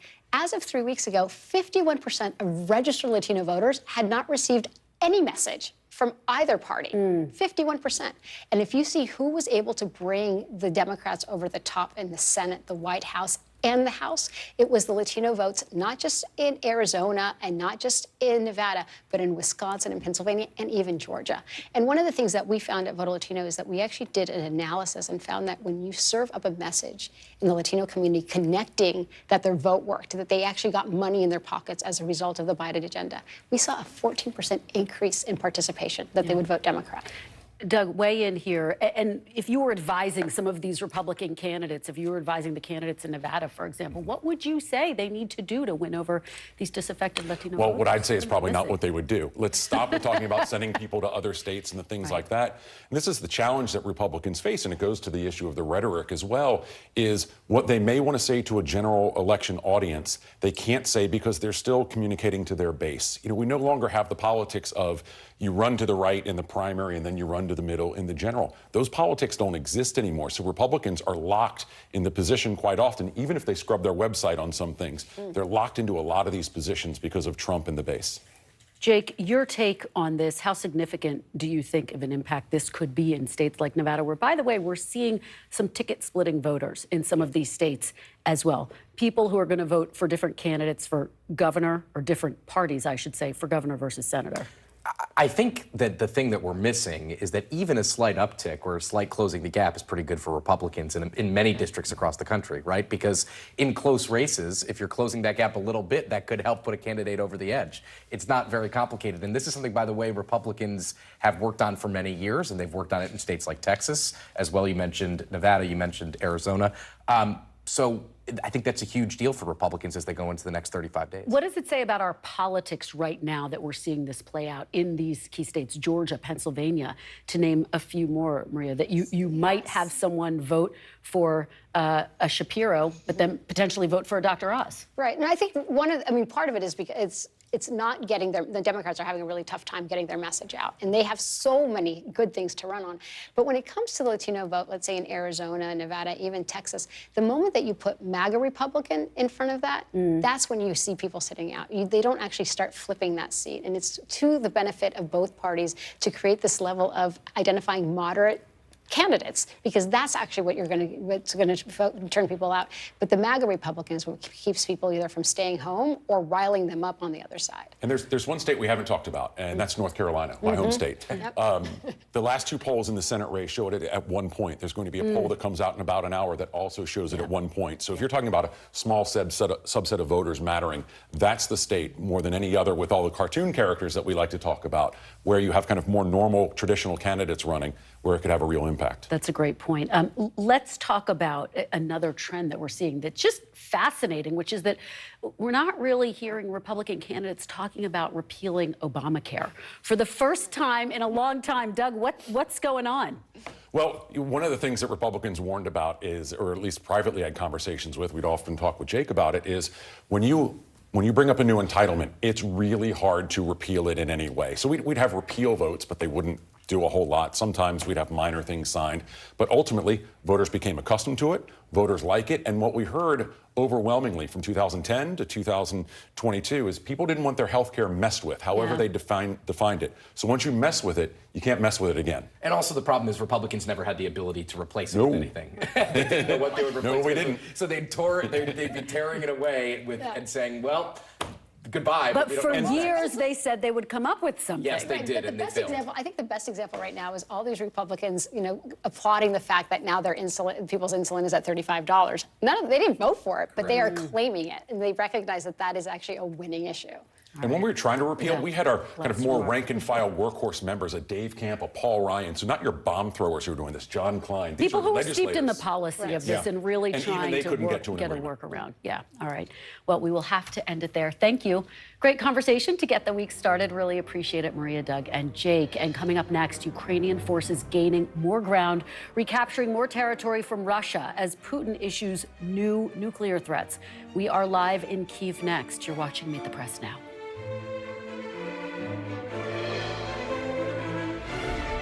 NBC News, streaming free now. Hallie Jackson Now, weekdays at 5 on NBC News Now. Top Story with Tom Llamas is your news playlist on NBC News Now. And now, you can listen to it as a podcast, available anytime and anywhere. And what do you love about fatherhood? The chaos, the learning. Is climate change one of your top priorities? What's your message to girls who want to make a difference in their own communities? Believe in yourself. Hallie Jackson Now, weekdays at 5 on NBC News Now.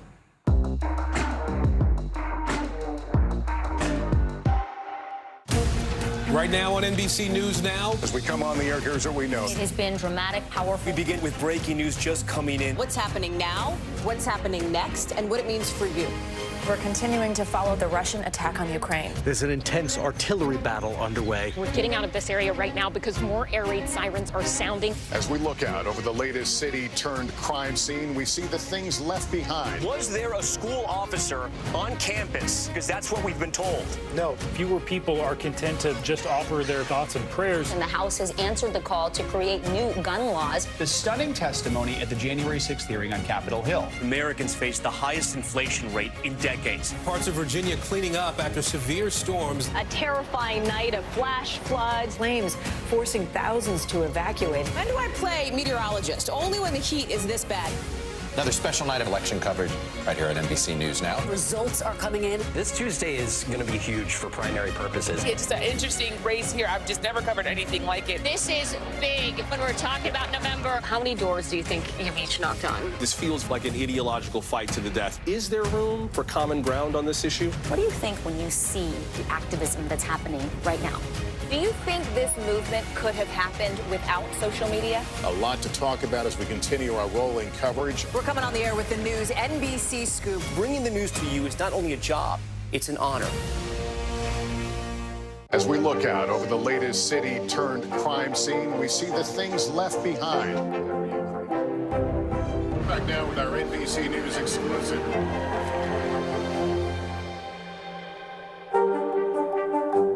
News is happening now. Look at what's making headlines around the world. Whenever it happens, wherever you are, it's here now. Mr. Secretary, when is this going to get better? You came into this job saying you were going to fight crime. Have you been successful? Found a way to put that. Can you update us on the status of negotiations? NBC News, streaming free now.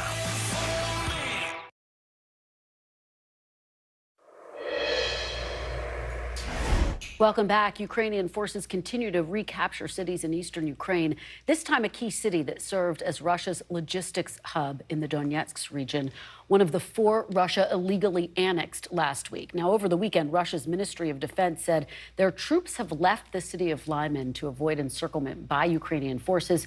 And yesterday, President Zelensky declared Lyman was completely cleared of Russian forces. The head of Ukraine's presidential office posted this video showing soldiers waving a Ukrainian flag in the recently liberated city. Ukraine's military is also making gains in Kherson, another illegally annexed region, with Russia's Ministry of Defense conceding Ukraine's tank units have allowed them to make gains in 2 villages in the region.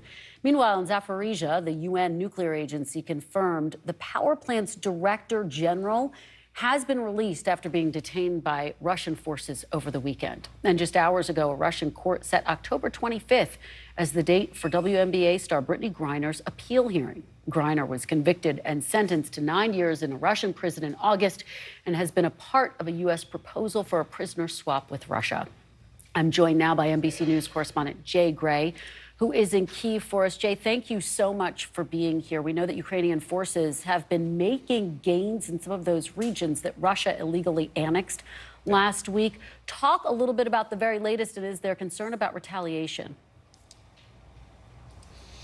Yeah, and I think there is, Kristen. Let's start with the progress, though, that the Ukraine forces are making. The counteroffensive has been going very well for the last couple of weeks, both in the east and to the south, pushing through Lyman, as you talked about, and moving forward and inching closer to Kherson, which would be a major capture as far as retaking a lot of the land that has been occupied for months by Russian soldiers. These teams that are moving in, taking back some of these areas, of course, bringing much-needed food, water, supplies for residents who, again, have been under Russian occupation for several months, some 7 months or more. And we've also not heard a lot from Ukraine officially about where they intend to go next or where things are going. What's interesting is we're getting a lot of that information from the Ministry of Defense in Moscow. So they are acknowledging that their troops are pulling back. They won't use the word retreat, but pulling back and reestablishing.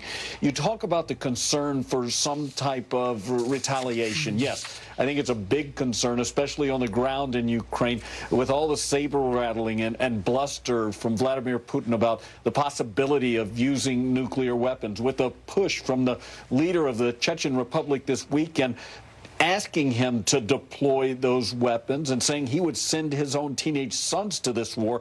I think a lot of people are wondering, when is this next step? When is the next shoe going to drop as far as retaliation from Russia? Absolutely. And we know that notably and stunningly, frankly, Putin admitted some mistakes were made with his troop mobilization. How are they reacting in Ukraine? And what's the significance of this? Because U.S. officials say that they've been watching all of these recent developments. And from their perspective, this all represents that Vladimir Putin feels backed into a corner and feels as though he's, frankly, desperate at this point. I think you make an excellent point, Kristen, and that's true. And I think that worries a lot of people because you don't know what he will do backed into that corner. On the ground in Ukraine, and especially in some of the smaller villages and towns, they see this retreat, they see the admission by the Kremlin of some tactical errors as evidence that the counteroffensive is working and going, frankly, better than many had thought. So they see this as energizing. It helps them to want to push forward.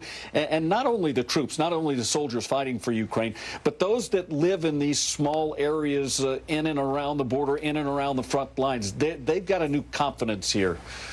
All right, Jay Gray, we thank you so much for your reporting from Kyiv, and please continue to stay safe. Good to see you. Still ahead, the Supreme Court welcomes its newest justice as a new session of the High Court begins. You're watching Meet the Press now.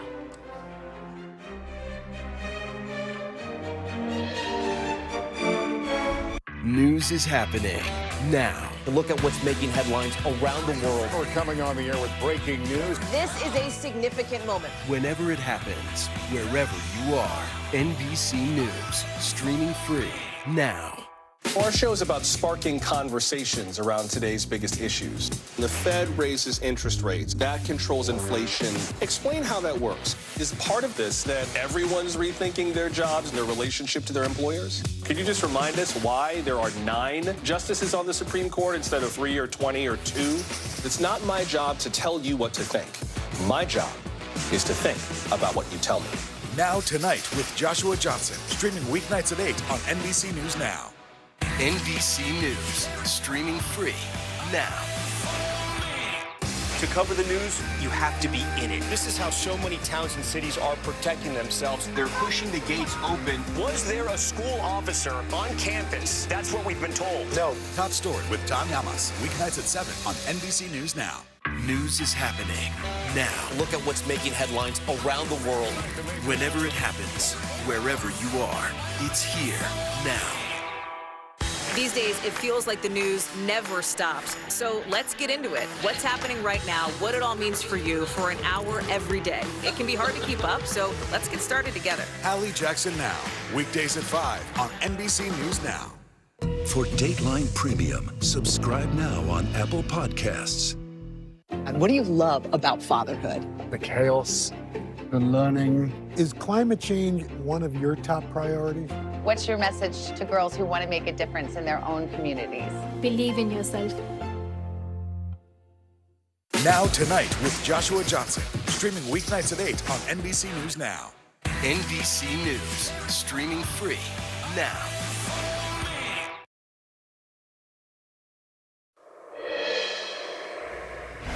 Welcome back. There is some news out of the January 6th committee this afternoon. NBC News has learned that the public hearing that was rescheduled because of Hurricane Ian is now likely to take place on October 13th. That is next Thursday. It is possibly the committee's last public hearing. Now, in other legal news, the Supreme Court's new term has officially opened. The High Court will hear cases on a number of divisive issues, including cases involving race, gay rights, and election laws. But the court is also contending with mounting scrutiny over its own legitimacy, with its own justices sparring publicly about the issue. Just 40% of Americans approve of the job the Supreme Court is doing. That's according to Gallup. That ties for a new low. That same poll found that just 47% of Americans trust the judicial branch altogether. That is a new low as well. I'm joined now to discuss this by former U.S. Attorney and current LA Times legal affairs columnist Harry Litman. Thank you so much for being here. Good to be here. Great to see you. So let's start by talking about this new term. What were your takeaways just from today, this first day of the first new term? Just from today, it was really noteworthy how active Justice Jackson was in questioning. So she was really mixing it up quite a bit, seemed unafraid from her perch on the far right where a junior justice sits. That was a big one. And then otherwise, it was a very active bench, but nothing new there. Well, what is notable, and I just talked about the range of cases that they are going to be addressing, from race to gay rights to election laws, all of these flashpoints right now in the U.S. And it comes against this backdrop of the fact that the court is dealing with record low approval ratings. Talk a little bit about what's at stake for the court and what you're going to be watching for.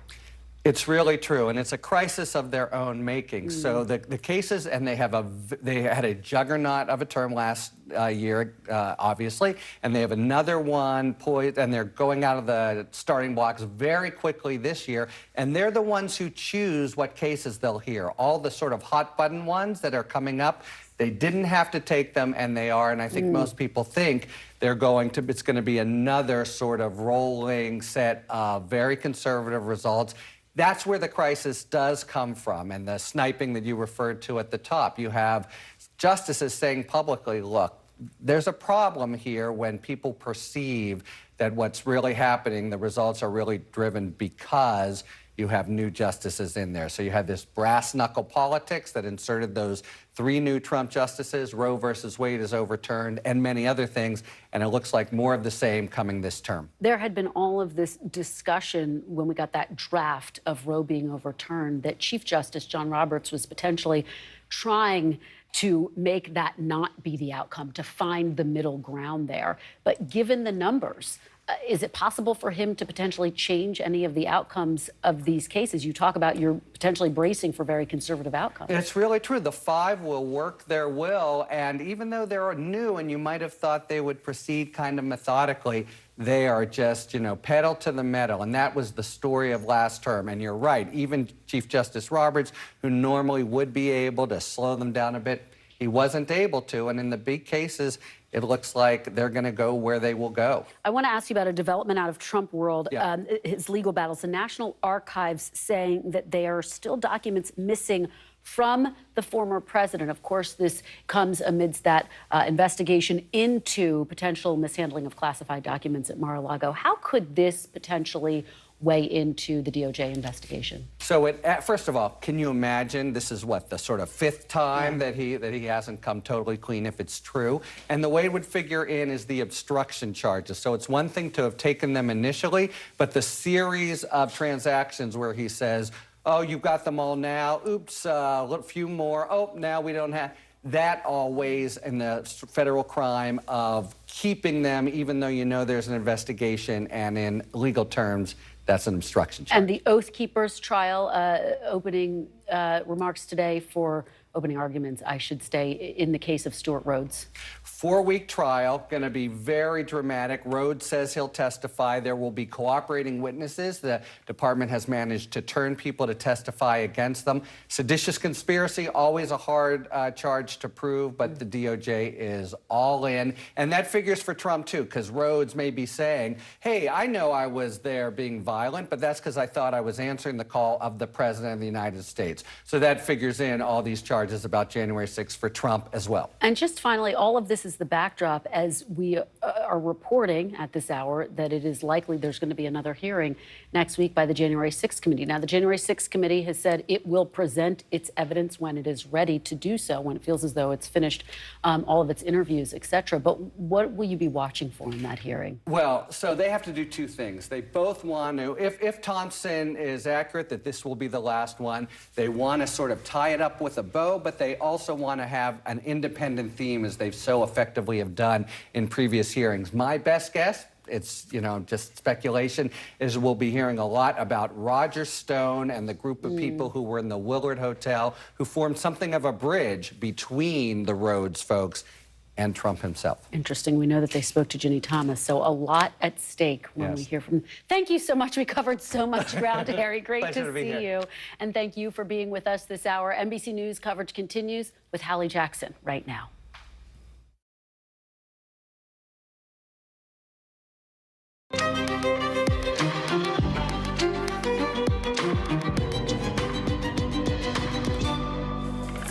Top of the hour, we are coming on the air with recovery efforts for 2 hurricanes moving as fast as they can right now. Emergency crews are still looking for survivors in Florida. As President Biden promises Puerto Ricans they will not be abandoned. We are live on the island with that. Plus, a bombshell report out today shows years of abuse at the highest levels of women's professional soccer, what that means for the future of the sport. And the Miami Dolphins quarterback will not play this weekend after a scary hit injury that is sparking changes to NFL rules. But can those rules really keep players safe? Also, a California community fearing that a serial killer may be on the loose. What police are saying about a potential suspect. Plus, Kim Kardashian ponying up $1 million. Not a lot for her, but it comes after the feds accused her of illegally promoting cryptocurrency. The fine also raising questions about whether she's being unfairly targeted. And in tonight's original, don't miss this, our exclusive interview with the editor-in-chief of the new dictionary on African-American English. That's coming up later in the show. Good day. I'm Tom Costello. We are in for Hallie, and at this hour, President Biden is on his way back to the White House after visiting Puerto Rico as Hurricane Ian is finally on its way out. But not before the Northeast could face its highest tides in a decade with millions under flood risks. That's a concern right now, and this is happening right now. The cleanup going on in Florida with what FEMA says might be its largest effort yet to help the people impacted by this devastation. Now 100 people are dead, many of them older than 60. And you see here, ground teams are using dogs to find people, the missing. On the ground, commanders say they have rescued 1,600 people already.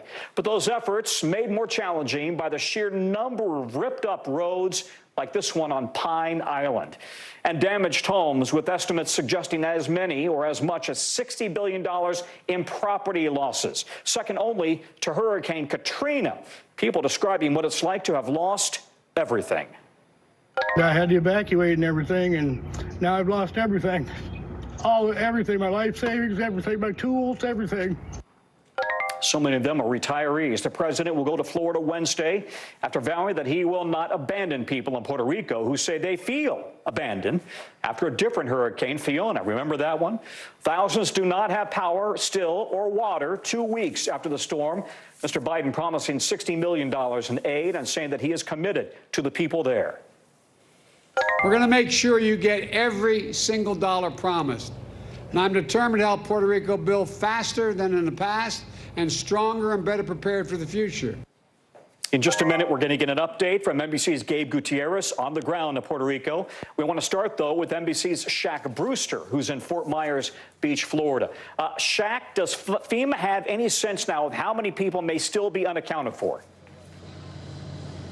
Tom, they really don't. You know, that was a question that FEMA and local officials got over the course of the weekend, and they acknowledged they don't have a specific number of people, but the word that they used was plenty. And that gives you an idea of why they're going through this process that they're going through right now.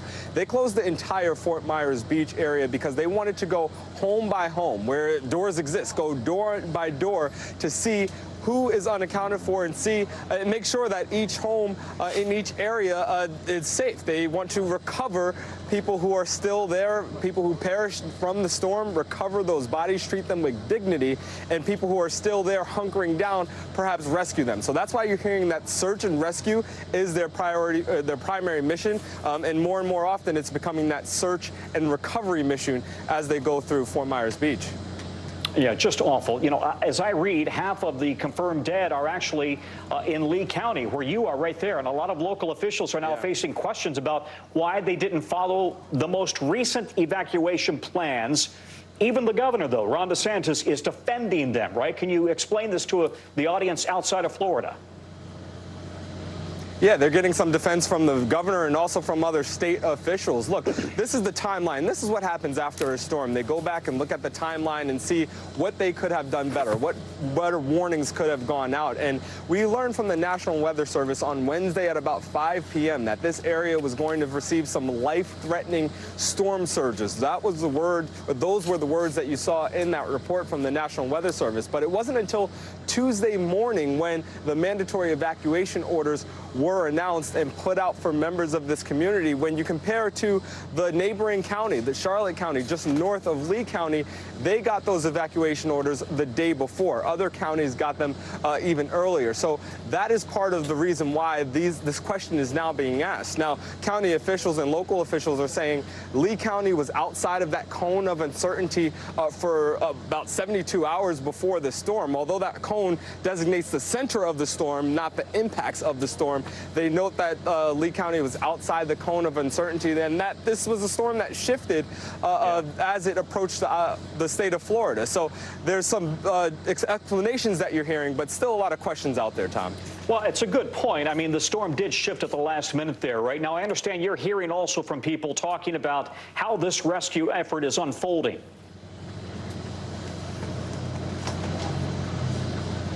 Yeah, that's exactly right. And, you know, a conversation I had was with an aid worker who came here from the state of Texas, who came from Houston. And she came in and she said that she was helping firefighters go through and recover people and rescue people in those early days. And she said since then, you know, one thing she notices is that folks are smiling. They seem somewhat cheery, people who are from this area. But she knows the pain that they're feeling. She's done this before after Hurricane Ike, after Hurricane Katrina. So she talked about the pain that she's seeing. Sometimes she encounters people who are still confused about exactly what happened. It's just a sense of the pain and the serious work that needs to be done in this area, Tom.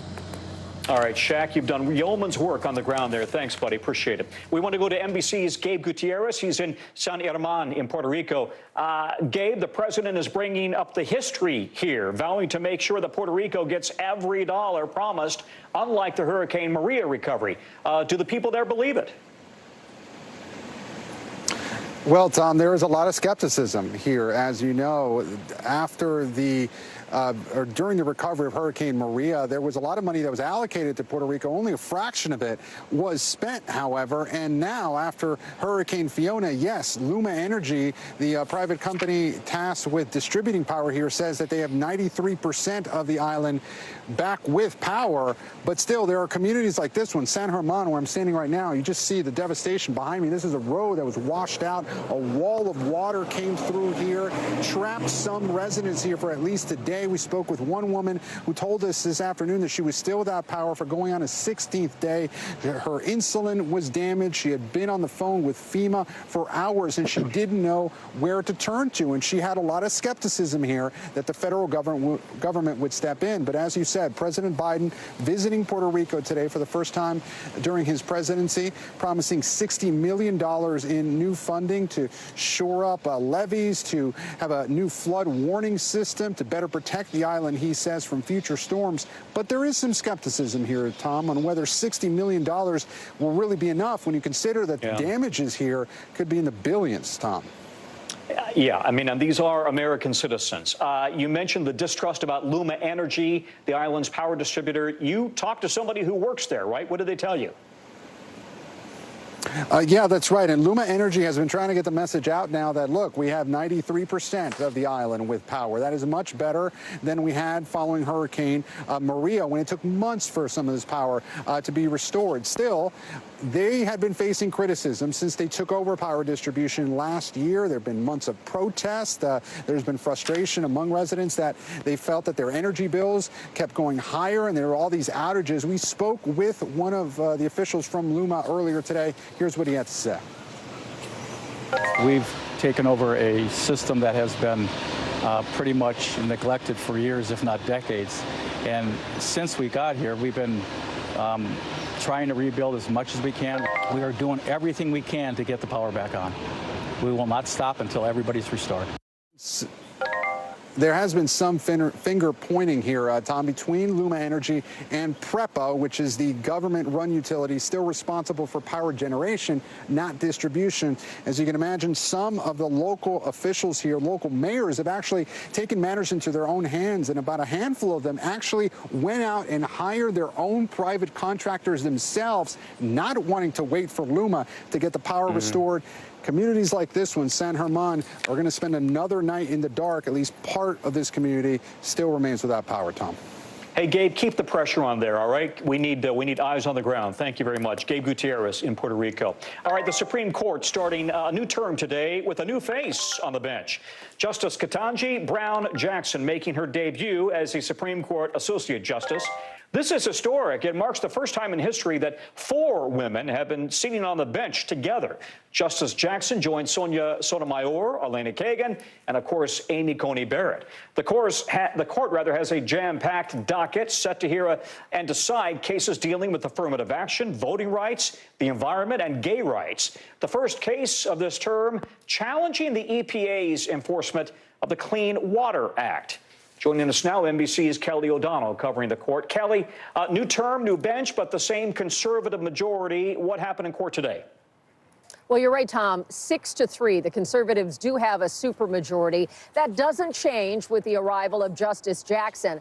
But she was engaged in the questioning today right away. So it wasn't a case of the new justice on the bench sort of taking it all in and watching as it all unfolded. She was quickly putting questions to the lawyers arguing this case. It's a case that deals with an issue of landowners in Idaho who wanted to build on their land. They were being hit with regulations dealing with the fact that their property is considered a wetland. It is regulated by the EPA. They were challenging how the government does that regulation. So it was a lot of discussion about the environment and about how much reach the government should have into issues like that and how to define some of the key terms about where, when, and how the government can control what a private property owner must do and some of the penalties, civil and criminal, that could come from that. So they're right into issues that matter and are part of the big national conversation when we're talking about the environment. Tomorrow, it'll be voting rights, dealing with a case in Alabama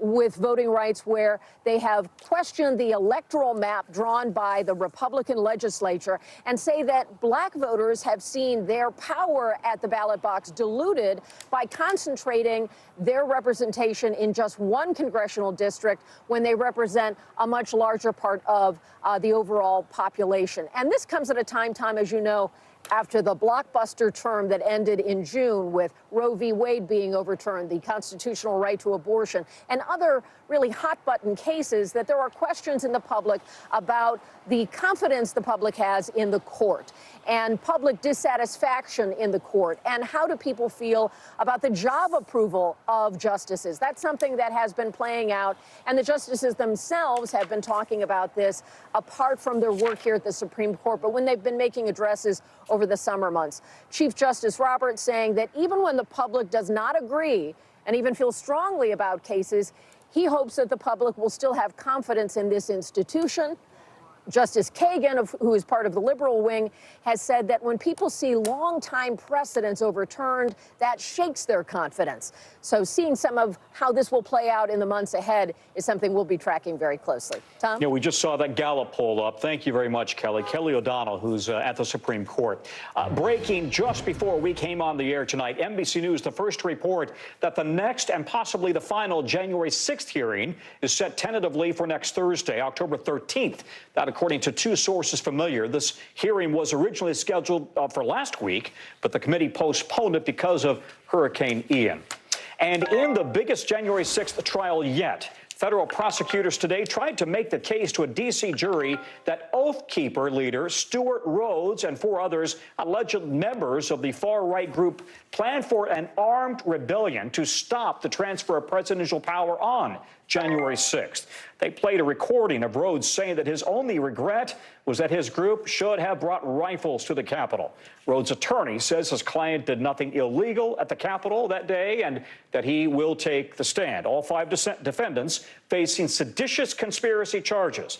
The first time in 3 decades that the DOJ has brought those charges forward, along with other charges of obstruction, tampering with documents, and destruction of government property. They've all pleaded not guilty. Joining me now, NBC News Justice correspondent Ken Delanian. Ken, talk about the strategy for both sides here, if you would. Well, what's interesting about this case, Tom, is that the facts really aren't in dispute. This is not a whodunit. You know, we have video of the Oath Keepers going in stacks in military formation into the Capitol. There are text messages and, as you said, recordings of Stuart Rhodes and other Oath Keepers talking about their plans before January 6th and after January 6th. The question is going to be a matter of interpretation. The Justice Department says this was a malicious plot to interrupt the lawful transfer of power, a direct threat to American democracy by people who brought guns and stockpiled them at hotel rooms in Virginia and talked about a bloody civil war, essentially, in these messages. The Oath Keepers argue, no, they were just there as a defense force at protests, and they were there in case Donald Trump decided to invoke the Insurrection Act and call them up as an unofficial militia. That doesn't seem like a very credible defense, but that's the one that that's the argument they're making to this jury, Tom. And as we saw from today, the government has some tricks up its sleeve. That is the first time we had heard that recording of Stuart Rhodes, who never was in the Capitol, by the way, saying that he wished that they had brought guns. That really undermines their defense that they were acting innocently, Tom. Yeah, can you talk about the bigger picture here? First of all, why this is such an important trial. What would happen? What would the message be if Rhodes won or if the government wins? How would that break down? Who would benefit? The stakes are very high. It would be the first time in 30 years that the DOJ would have gotten a conviction on seditious conspiracy if they win here. And there was a debate inside the Justice Department about whether to bring that charge because it's a hard charge to prove. But if they win, they have established that this was more than just a riot that ran amok on January 6th, a protest that got out of hand. This was actually a plot to overthrow a part of our democracy to stop the lawful transfer of power. Likewise, if they lose, if Rhodes wins, it's a huge blow to those who want to send that message that January 6th is a bigger deal than what Donald Trump and some of his minions are saying, which is essentially, a protest, a bunch of tourists who got a little exuberant entering the Capitol. We've seen the video. We know that that's not what happened, but the stakes are really high in terms of the message that this case sends, Tom. Yeah, it was a U.S. senator who said they were nothing but tourists. Ken Delanian, upstairs in the newsroom. Thank you, Ken. Appreciate it. A new twist in the case of Brittany Griner still being held in Russia. A Russian court has now set October 25th as the appeal date for the WNBC's NBA star. Griner is hoping to overturn her August 4th conviction for drug possession charges after Russian police said they found vape canisters with cannabis oil in her bags. She faces up to 9 years in a Russian prison. A new report out today finding emotional and sexual abuse were, quote, systematic in women's soccer, with women being exploited at every level of the sport. The report finds misconduct from coaches against players in the top professional league, the NWSL, saying that because the league did not respond when players would report them, coaches were able to easily move from team to team. Last year, U.S. Soccer Commission former acting Attorney General Sally Yates and the law firm King and Spalding to look into the sport after a number of accusations against the coaches came out last year. Today, U.S. Soccer's leadership says it is working on implementing the report's recommendations. U.S. Soccer president calling the findings heartbreaking and deeply troubling. NBC's Kristen Dahlgren joins me now.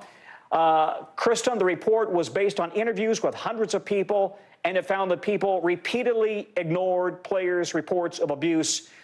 I mean, this is incredibly frustrating after all of the institutions that have failed their young people, whether it's the priesthood, whether it's schools, and here it is at U.S. Soccer. It's just outrageous. Right, absolutely, Tom. This was a one-year investigation. This report that came out today, 172 pages. And as you said, it is just case after case of verbal abuse, of emotional abuse, as well as sexual misconduct.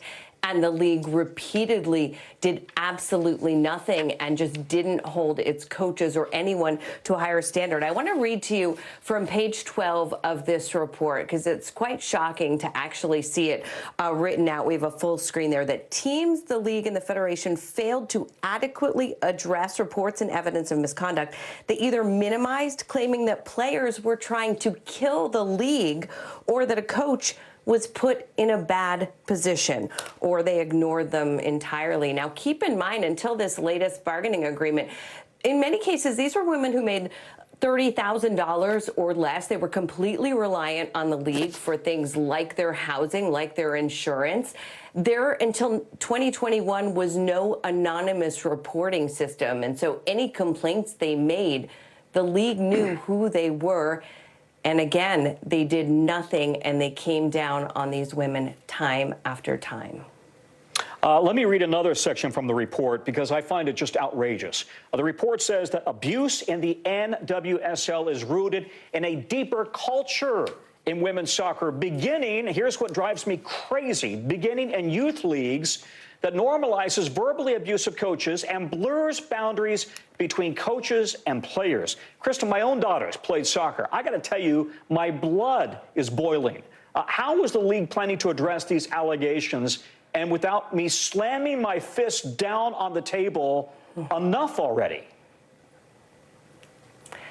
Right, and I know how you feel, Tom. I mean, I've got a 6-year-old who's just starting to play soccer this year. And so you read about, some of the verbal abuse that was happening at the earliest levels and just becoming systemic. And Sally Yates was talking on the call today about how the players didn't understand or couldn't recognize anymore what was appropriate conduct and what was inappropriate conduct from a coach. And so it was years and years of abuse. So there's a couple of things that U.S. Soccer said it would do immediately. Establish a new office of participant safety to oversee conduct and reporting, to publish records from Safe Sports database so that you can see which individuals have been disciplined. So at every level, you should be able to see who's been disciplined, and then also mandate background checks, and that is also at the youth soccer levels, Tom.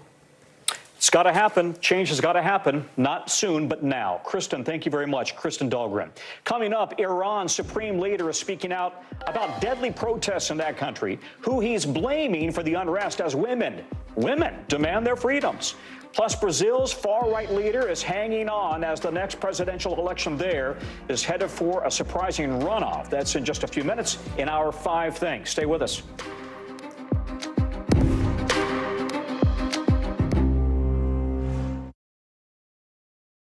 News is happening now. Look at what's making headlines around the world. Whenever it happens, wherever you are, it's here now. To cover the news, you have to be in it. This is how so many towns and cities are protecting themselves. They're pushing the gates open. Was there a school officer on campus? That's what we've been told. No. Top Story with Tom Llamas. Weeknights at 7 on NBC News Now.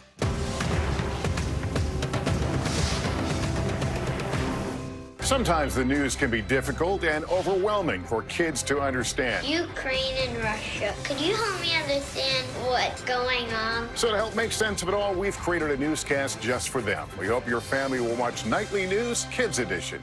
Right now on NBC News Now, we begin with breaking news just coming in. What's happening now, what's happening next, and what it means for you. We're continuing to follow the Russian attack on Ukraine. There's an intense artillery battle underway. As we look out over the latest city-turned-crime scene, we see the things left behind. Fewer people are content to just offer their thoughts and prayers. Stunning testimony at the January 6th hearing. Americans face the highest inflation rate in decades. Parts of Virginia cleaning up after severe storms. Flames forcing thousands to evacuate. When do I play meteorologist? Only when the heat is this bad. Another special night of election coverage right here at NBC News Now. Results are coming in. This Tuesday is going to be huge. This is big when we're talking about November. This feels like an ideological fight to the death. Is there room for common ground? What do you think when you see the activism? Do you think this could have happened without social media? We're coming on the air with the news NBC Scoop. Bringing the news to you is not only a job, it's an honor. Now Tonight with Joshua Johnson. Streaming weeknights at 8 on NBC News Now. Hey, podcast fans, ready to unlock our true crime mysteries? Try Dateline Premium on Apple Podcasts. You'll get early access to originals, plus bonus content, and everything is ad-free. So head to Apple Podcasts now to subscribe. Our show is about sparking conversations around today's biggest issues. The Fed raises interest rates. That controls inflation. Explain how that works. Is part of this that everyone's rethinking their jobs and their relationship to their employers? Could you just remind us why there are 9 justices on the Supreme Court instead of 3 or 20 or 2? It's not my job to tell you what to think.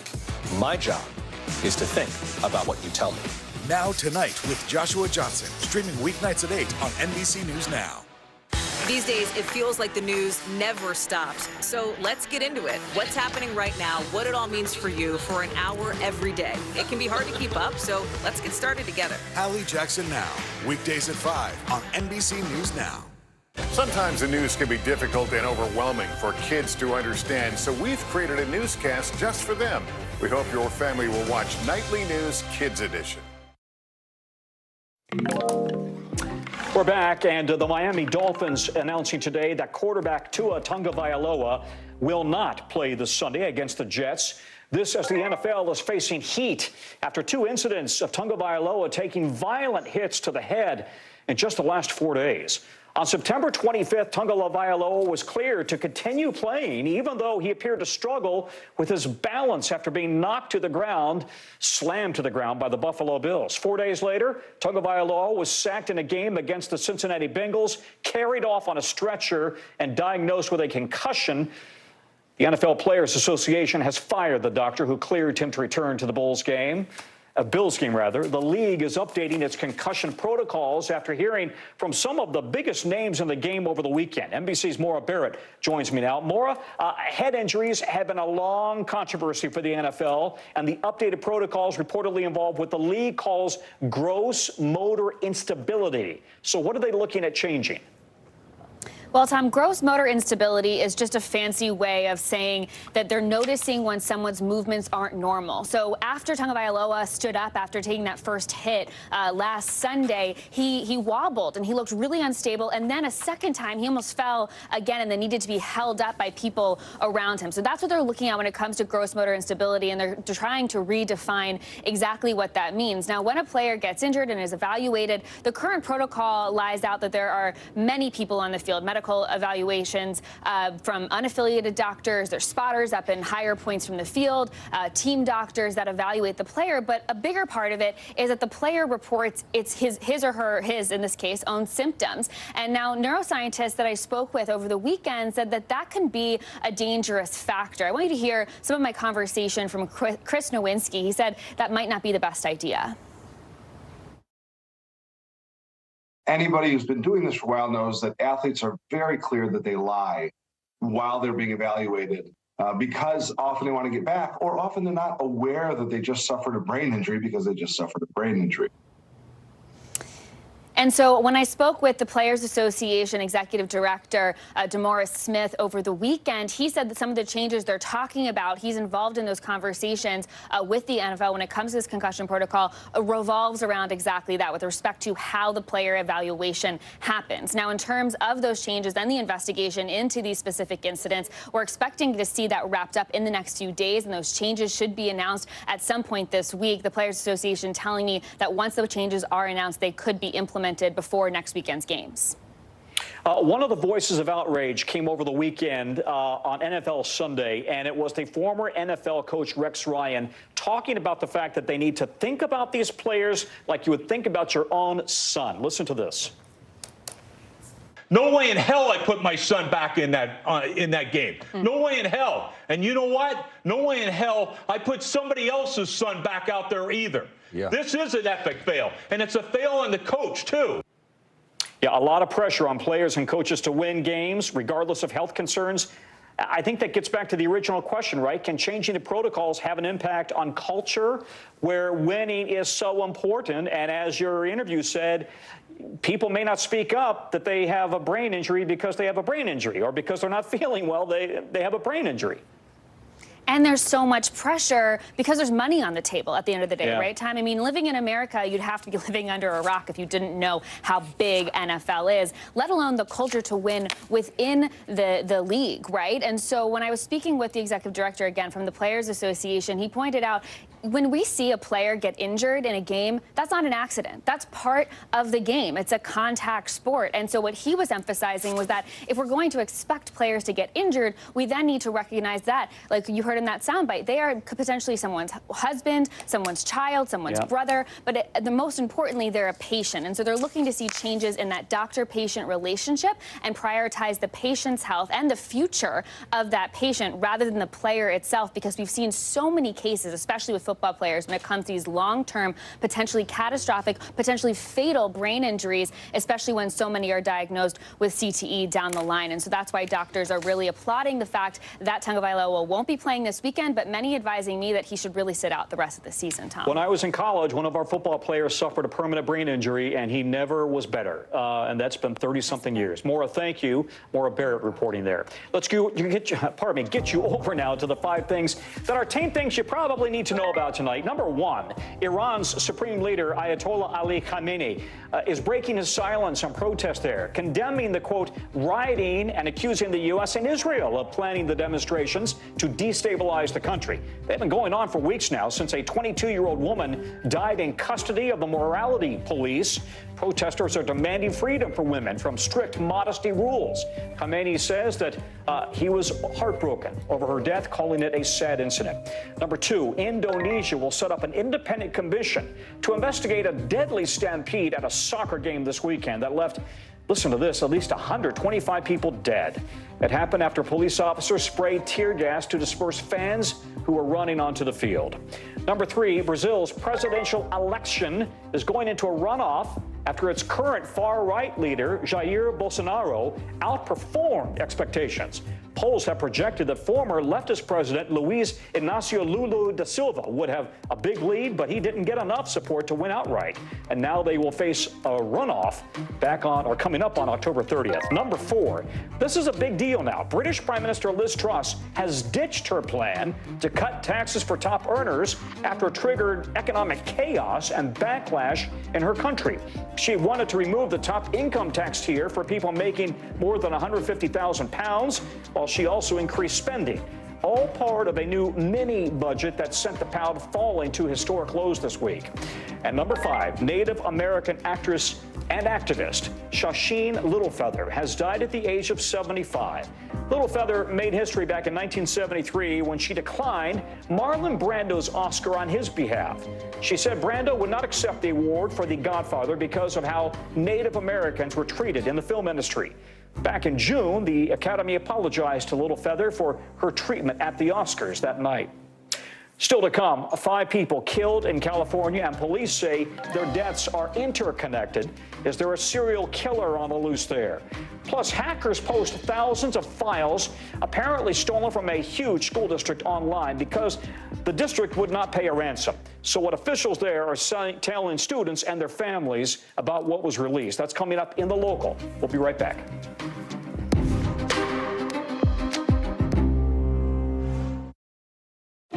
No stress, no mess, just yum. That's it. We're here to start conversations about the big things happening in our world, because it's not my job to tell you what to think. My job is to think about what you tell me. Now Tonight with Joshua Johnson, streaming weeknights at 8 on NBC News Now.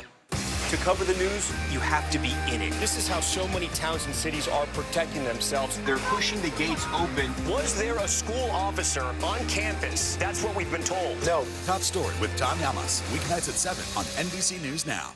NBC News, streaming free now. Hey, podcast fans, ready to unlock our true crime mysteries? Try Dateline Premium on Apple Podcasts. You'll get early access to originals, plus bonus content, and everything is ad-free. So head to Apple Podcasts now to subscribe. NBC News, streaming free now. Hallie Jackson Now, weekdays at 5 on NBC News Now. No stress, no mess, just yum. That's it. Live from Ukraine, from Uvalde, Texas, from Mayfield, Kentucky. To cover the news, you have to be in it. This is how so many towns and cities are protecting themselves. You can actually see they're pushing the gates open. Was there a school officer on campus? That's what we've been told. No. Do you remember any tornado as bad as this one? You look at this and you're thinking, we're not going to have power for weeks, if not months. Exactly. Every night, it's your news playlist. Top Story with Tom Llamas, weeknights at 7 on NBC News Now. These days, it feels like the news never stops. So let's get into it. What's happening right now, what it all means for you for an hour every day. It can be hard to keep up, so let's get started together. Hallie Jackson Now, weekdays at 5 on NBC News Now. No stress, no mess, just yum. That's it.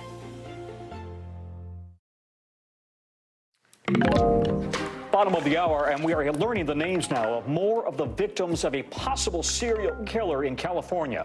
Police are offering $85,000 to anyone who can help officers track down a person of interest possibly involved in the murders of 5 men in Stockton. That's about 50 miles from Sacramento.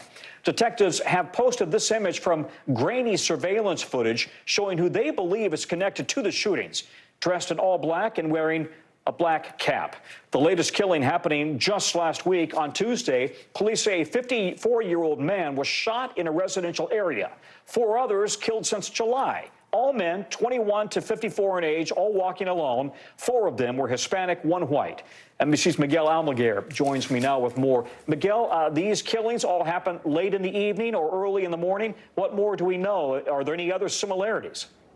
Well, Tom, this murder spree has really rattled the city and the surrounding area outside of Stockton. It appears police have tied the shootings to ballistics. All 5 of the men who were killed, who range in age from 21 to 54, were shot late at night, as you mentioned, while they were alone in poorly lit areas. A map of where the murders occurred shows they were all in a fairly small radius. Now, the first murder happened over the summer, which was followed by another every few weeks. But the last 2 were within just days of each other without a suspect, a motive, and what appears to be any strong leads. Investigators are worried that the killings will continue, Tom. I'll tell you what, can we bring up the surveillance photo again that police released? It's really grainy. It's hard to tell who this person possibly could be. All we really see is their back. Is that all investigators have to go on right now? That doesn't say much. I mean, maybe if you intimately knew this person, you might recognize their back.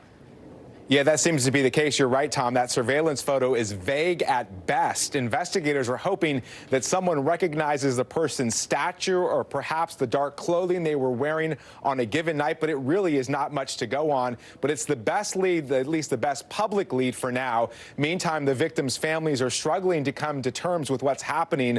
Lorenzo Lopez was the last known victim. Here's what his brother said about his murder. My brother's one, but there's also other victims that I, feel pain for their family as well.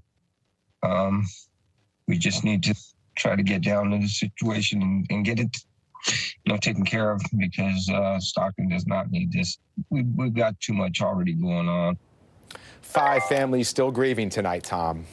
I was looking at the video. I mean, that's a lot of shell casings at the last murder scene. This was not just one shot or 2 shots. What are police telling people who live in the area? Well, there's a real sense of fear and obvious concern in the community. The police chief said everyone needs to be aware of their surroundings, to be alert, and to, quote, have your head on a swivel. The killings are happening at night when the victims were alone in poorly lit areas. Police are asking everyone in Stockton to avoid those situations, Tom. And it's been 20 years since the D.C. sniper in this area here, and this looks similar in many ways. I know you covered the D.C. sniper. Miguel, thank you very much. Miguel Almaguer, who's out in California. NBC covers hundreds of stories each day, and because you could not possibly read, watch, or listen to every one of them, our bureau teams have done it for you. That's what they tell us is going on right now in the regions. We call the segment The Local. From our Midwest Bureau, jury selection started today in the trial of Darrell Brooks. He's the man accused of killing 6 people, injuring dozens of others after he allegedly drove through a Christmas parade in Waukesha, Wisconsin last year. Darrell Brooks is representing himself. He has no legal training and is facing more than 70 charges. From our Northeast Bureau, a man died after falling from an escalator at yesterday's Steelers-Jets football game. Pittsburgh police say paramedics treated him at the scene, and the man was taken to a hospital in critical condition, but he later died from his injuries. Authorities are investigating what led to this fatal fall. From our West Coast Bureau, thousands of files allegedly stolen in an attempted ransomware attack of the LA Unified School District have now been released on the dark web. Hackers posted them after the district refused to pay a ransom. A law enforcement source familiar with the investigation tells our LA station that the files apparently included some confidential psychological assessments of students, contract and legal docs, and business records. The district has set up a hotline for students, parents, and staff who have questions about the cyber attack. Kim Kardashian is in hot water with the Securities and Exchange Commission. Yeah, that's right. The reality TV star agreeing to pay nearly $1.3 million in fines after federal regulators said she unlawfully promoted a cryptocurrency on Instagram. In June of last year, Kardashian posted this: "Are you into crypto? This is not financial advice, but sharing what my friends just told me about the Ethereum Max token." And you can see there at the very bottom, very bottom, it says #ad. If you didn't see that, you may not know it was an ad. And that disclosure was not enough to keep Kardashian in line with federal regulators, who say Kardashian also had to disclose that she was being paid. And how much? $250,000 to publish that post on Instagram. NBC's Emily Ikeda joins me now. So Kim Kardashian did not admit any wrongdoing. She just settled. You have heard now from the legal team, right? What did they say?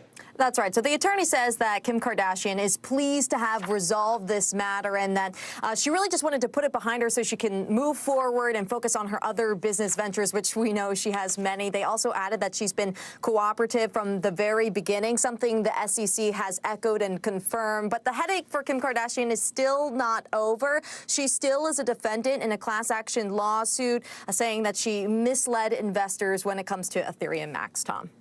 Yeah, I talked to CNBC's Andrew Ross Sorkin earlier about this. Here's what he had to say about this whole case against Kim Kardashian. The SEC is using Kim Kardashian as an example, as a shot across the bow to all sorts of other influencers, actors, models, and other people who use social media to promote different cryptocurrencies. Yeah, Sorkin making the point to me also, this is a traffic ticket for her. She's worth $1.8 billion. This fine is $1 million. She can pull that out of her pocket. But she isn't the only person who's done this, right? It seems like maybe the rules aren't being applied evenly to everybody. Yeah, Tom, I feel like we see celebrities, influencers post, promote, discuss crypto quite frequently, and I personally have never seen one of those social media posts or ads also disclose how much money they were being compensated for or being paid for to promote that crypto. The SEC chairman wouldn't specifically address other examples, but he did tell me that it's happening too often. I spoke with him a few minutes ago, and that they're just trying to play beat cop in this situation, Tom. Emily, thank you. Emily Ikeda there. You can watch my full report on this story, Kim Kardashian in trouble with the SEC, tonight on NBC Nightly News with Lester Holt. Coming up, Ukraine is gaining even more ground in cities held by Russia. And now we're looking at how the Kremlin is reacting. We're going to be right back with a live report.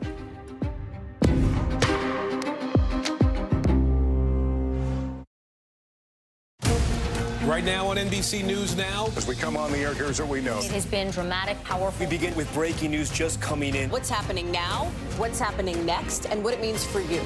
We're continuing to follow the Russian attack on Ukraine. There's an intense artillery battle underway. We're getting out of this area right now because more air raid sirens are sounding. As we look out over the latest city-turned-crime scene, we see the things left behind. Was there a school officer on campus? Because that's what we've been told.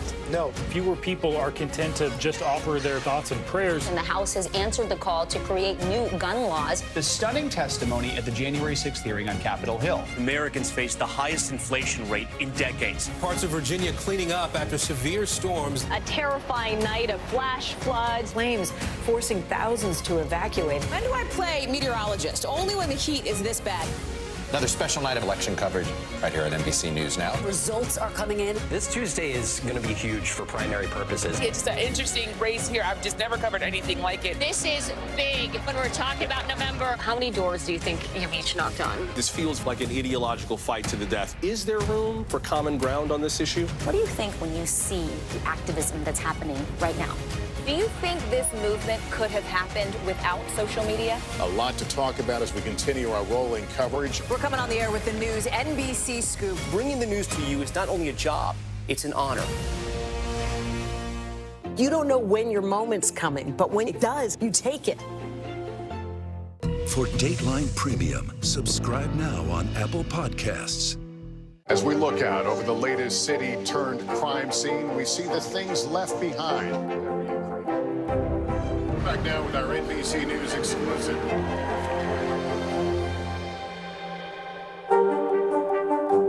Internal Affairs, the new podcast from Dateline. Listen now. To cover the news, you have to be in it. This is how so many towns and cities are protecting themselves. They're pushing the gates open. Was there a school officer on campus? That's what we've been told. No. Top Story with Tom Llamas, weeknights at 7 on NBC News Now. The day's biggest political stories with trusted insight now and expert analysis now. A daily look at the politics behind the headlines. Meet the Press Now, streaming weekdays at 4 p.m. on NBC News Now.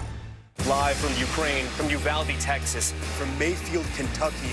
To cover the news, you have to be in it.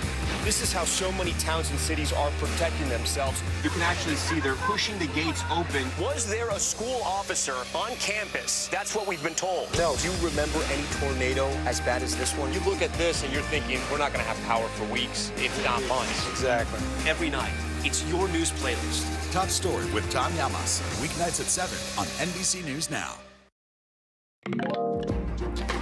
Quarter to the hour, and today, Ukraine's military is making gains in the country's south and east, forcing Russia to retreat from territory that it had claimed is now theirs. Russia's defense ministry today acknowledged that Ukrainian tanks have managed to get through Russian lines of defense in part of the Kherson region in the south.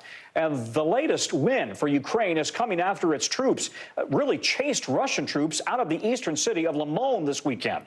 Russia said its troops had to get out to avoid being encircled. And when it comes to Russia's military, we're now seeing reports of Russian conscripts, listen to this, wearing flip-flops, being malnourished rather, and some even having to share old rusty guns between them. That according to the New York Times. NBC's Jay Gray joins me now from Kyiv. Jay, Limon had been a key Russian military supply hub in Ukraine, and Russia is also now losing ground in the south. Give us a sense of the scale of the progress that Ukraine is having right now.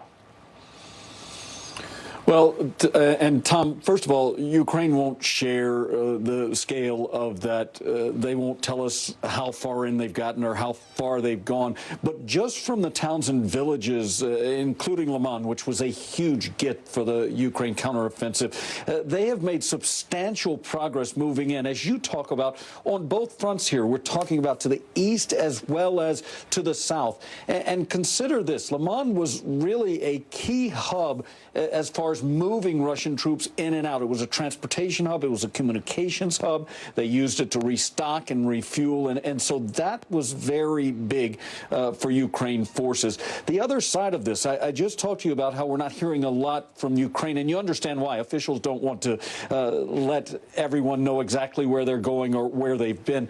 A lot of the information we're getting on these withdrawals, they'll never call them retreats, but these withdrawals and giving up of these areas is from the Ministry of Defense in Moscow. So they are acknowledging point blank, just days after Vladimir Putin said, I'll do whatever it takes to protect these lands, to protect these people who will be Russians forever.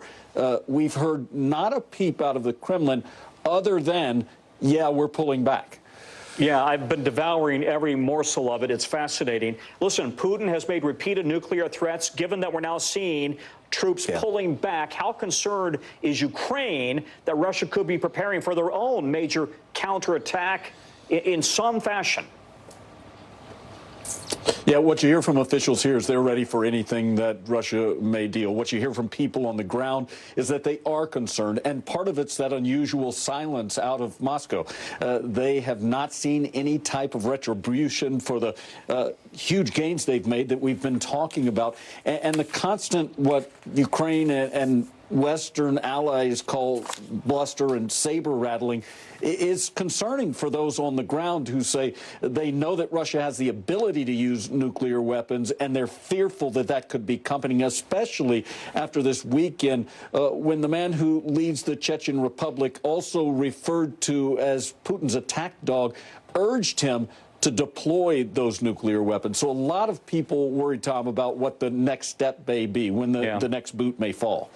Exactly the point I was hoping you were going to make. Jay, thank you. Jay Gray, who remains on the ground in Kyiv for us. All right, now months into the war in Ukraine, we know that millions have become refugees, forced to flee their home country. Ukrainians have spread out across Europe, and over 62,000 have come to the United States, like 8-year-old Yana.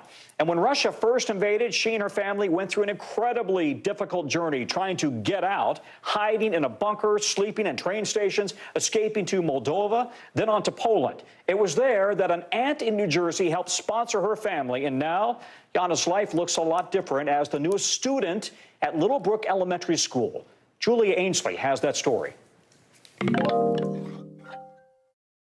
8-year-old Yana and her family fled Ukraine and escaped to Poland last March, desperate to reunite with family in the United States. It's very hard. Once struggling for food, today Yana is the newest member at Little Brook Elementary School in Princeton, New Jersey. She's one of more than 62,000 Ukrainians the Biden administration says it has let in under a program launched in April. Hey, Yana, how are you? Are you good? Ready for the day? Yana's father, Albert, recounts how their lives were upended when Russia invaded Ukraine. You don't know if you will wake up or not. You want to eat, but you can't.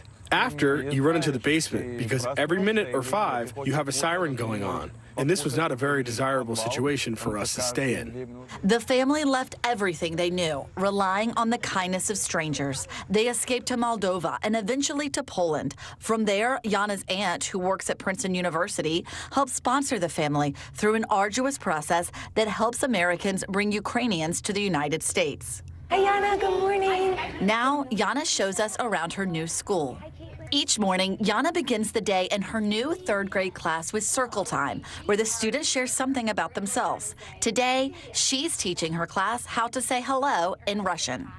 In Russian, why don't you tell the class nice and loud how we say that? Привет. Can we practice it? Привет. Привет. On the playground, Yana tells us she's making friends already. Do you like New Jersey? Yeah. Yeah? I school 7 and friends, 2 friends speak Russian. What do you all do to make Yana feel welcome here? We help her, like I translate. Raise your hand if you made a mistake. Hold it. Yana's teacher says the children in the class have been eager to help Yana find her way and settle into her new school. Why do you think we see that from kids this age? Kids this age are innocent. And they want to be friends. They want to help each other. And that's why I love this age. She says she has to find a balance between telling her students where Yana comes from while also protecting them from knowing too much about the horrors of war. The Princeton community has come together to provide free dental work, clothes, toys, bikes, and more. Janet Cohen is a recent retiree who has volunteered her time to teach English to Yana's family. It's extremely rewarding in so many ways. Julia Ainsley joins us now. Excellent story. I love how you did the interview. I got to ask you, though, she doesn't speak much English. So how is she getting through the day? She has a translator there to help her. Yeah, you know, the school's done a lot to try to help her out. That little girl is translating just because she speaks some Russian, because this is Princeton, New Jersey. There's a big international community given the university there. She also has an ESL teacher, but a lot of the day is hard. In fact, there's a little boy I talked to who doesn't speak any Russian, but just knew that she needed to be guided to the cafeteria and shown what to do. And that's a lot of what what we saw in this story is not only the community, adults, but little kids just kind of intrinsically knowing what it's like to start school in a new place, even though they don't know what Jana's been through. And it's amazing. The first time I met her was over Zoom when she was still trying to escape, and here she is right here starting school. But you can imagine she must feel isolated and needs friends. Absolutely. Julia, thank you. Thank Julia you. Ainsley. All right, when we come back, Oxford is getting a new dictionary on African American English. Harry Smith sat down with its editor-in-chief about how Black culture has shaped our language.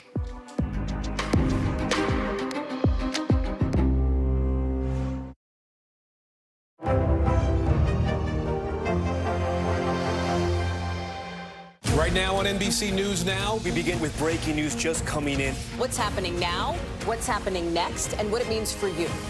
We're continuing to follow the Russian attack on Ukraine. There's an intense artillery battle underway. As we look out over the latest city-turned-crime scene, we see the things left behind. Fewer people are content to just offer their thoughts and prayers. Stunning testimony at the January 6th hearing. Americans face the highest inflation rate in decades. Parts of Virginia cleaning up after severe storms. Flames forcing thousands to evacuate. When do I play meteorologist? Only when the heat is this bad.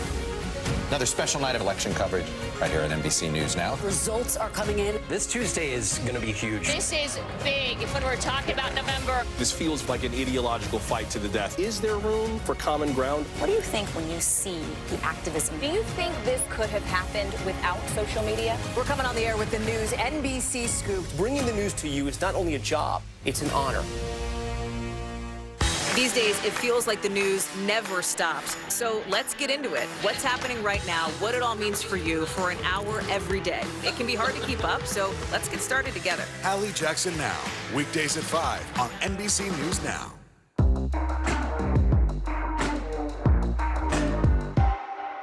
Hallie Jackson Now, weekdays at 5 on NBC News Now. Top story with Tom Llamas, weeknights at 7 on NBC News Now. The indictment of a former president, or perhaps candidate for president, would arguably tear the country apart. Is that your concern? Can you update us on the status of negotiations? News is happening now. Look at what's making headlines around the world.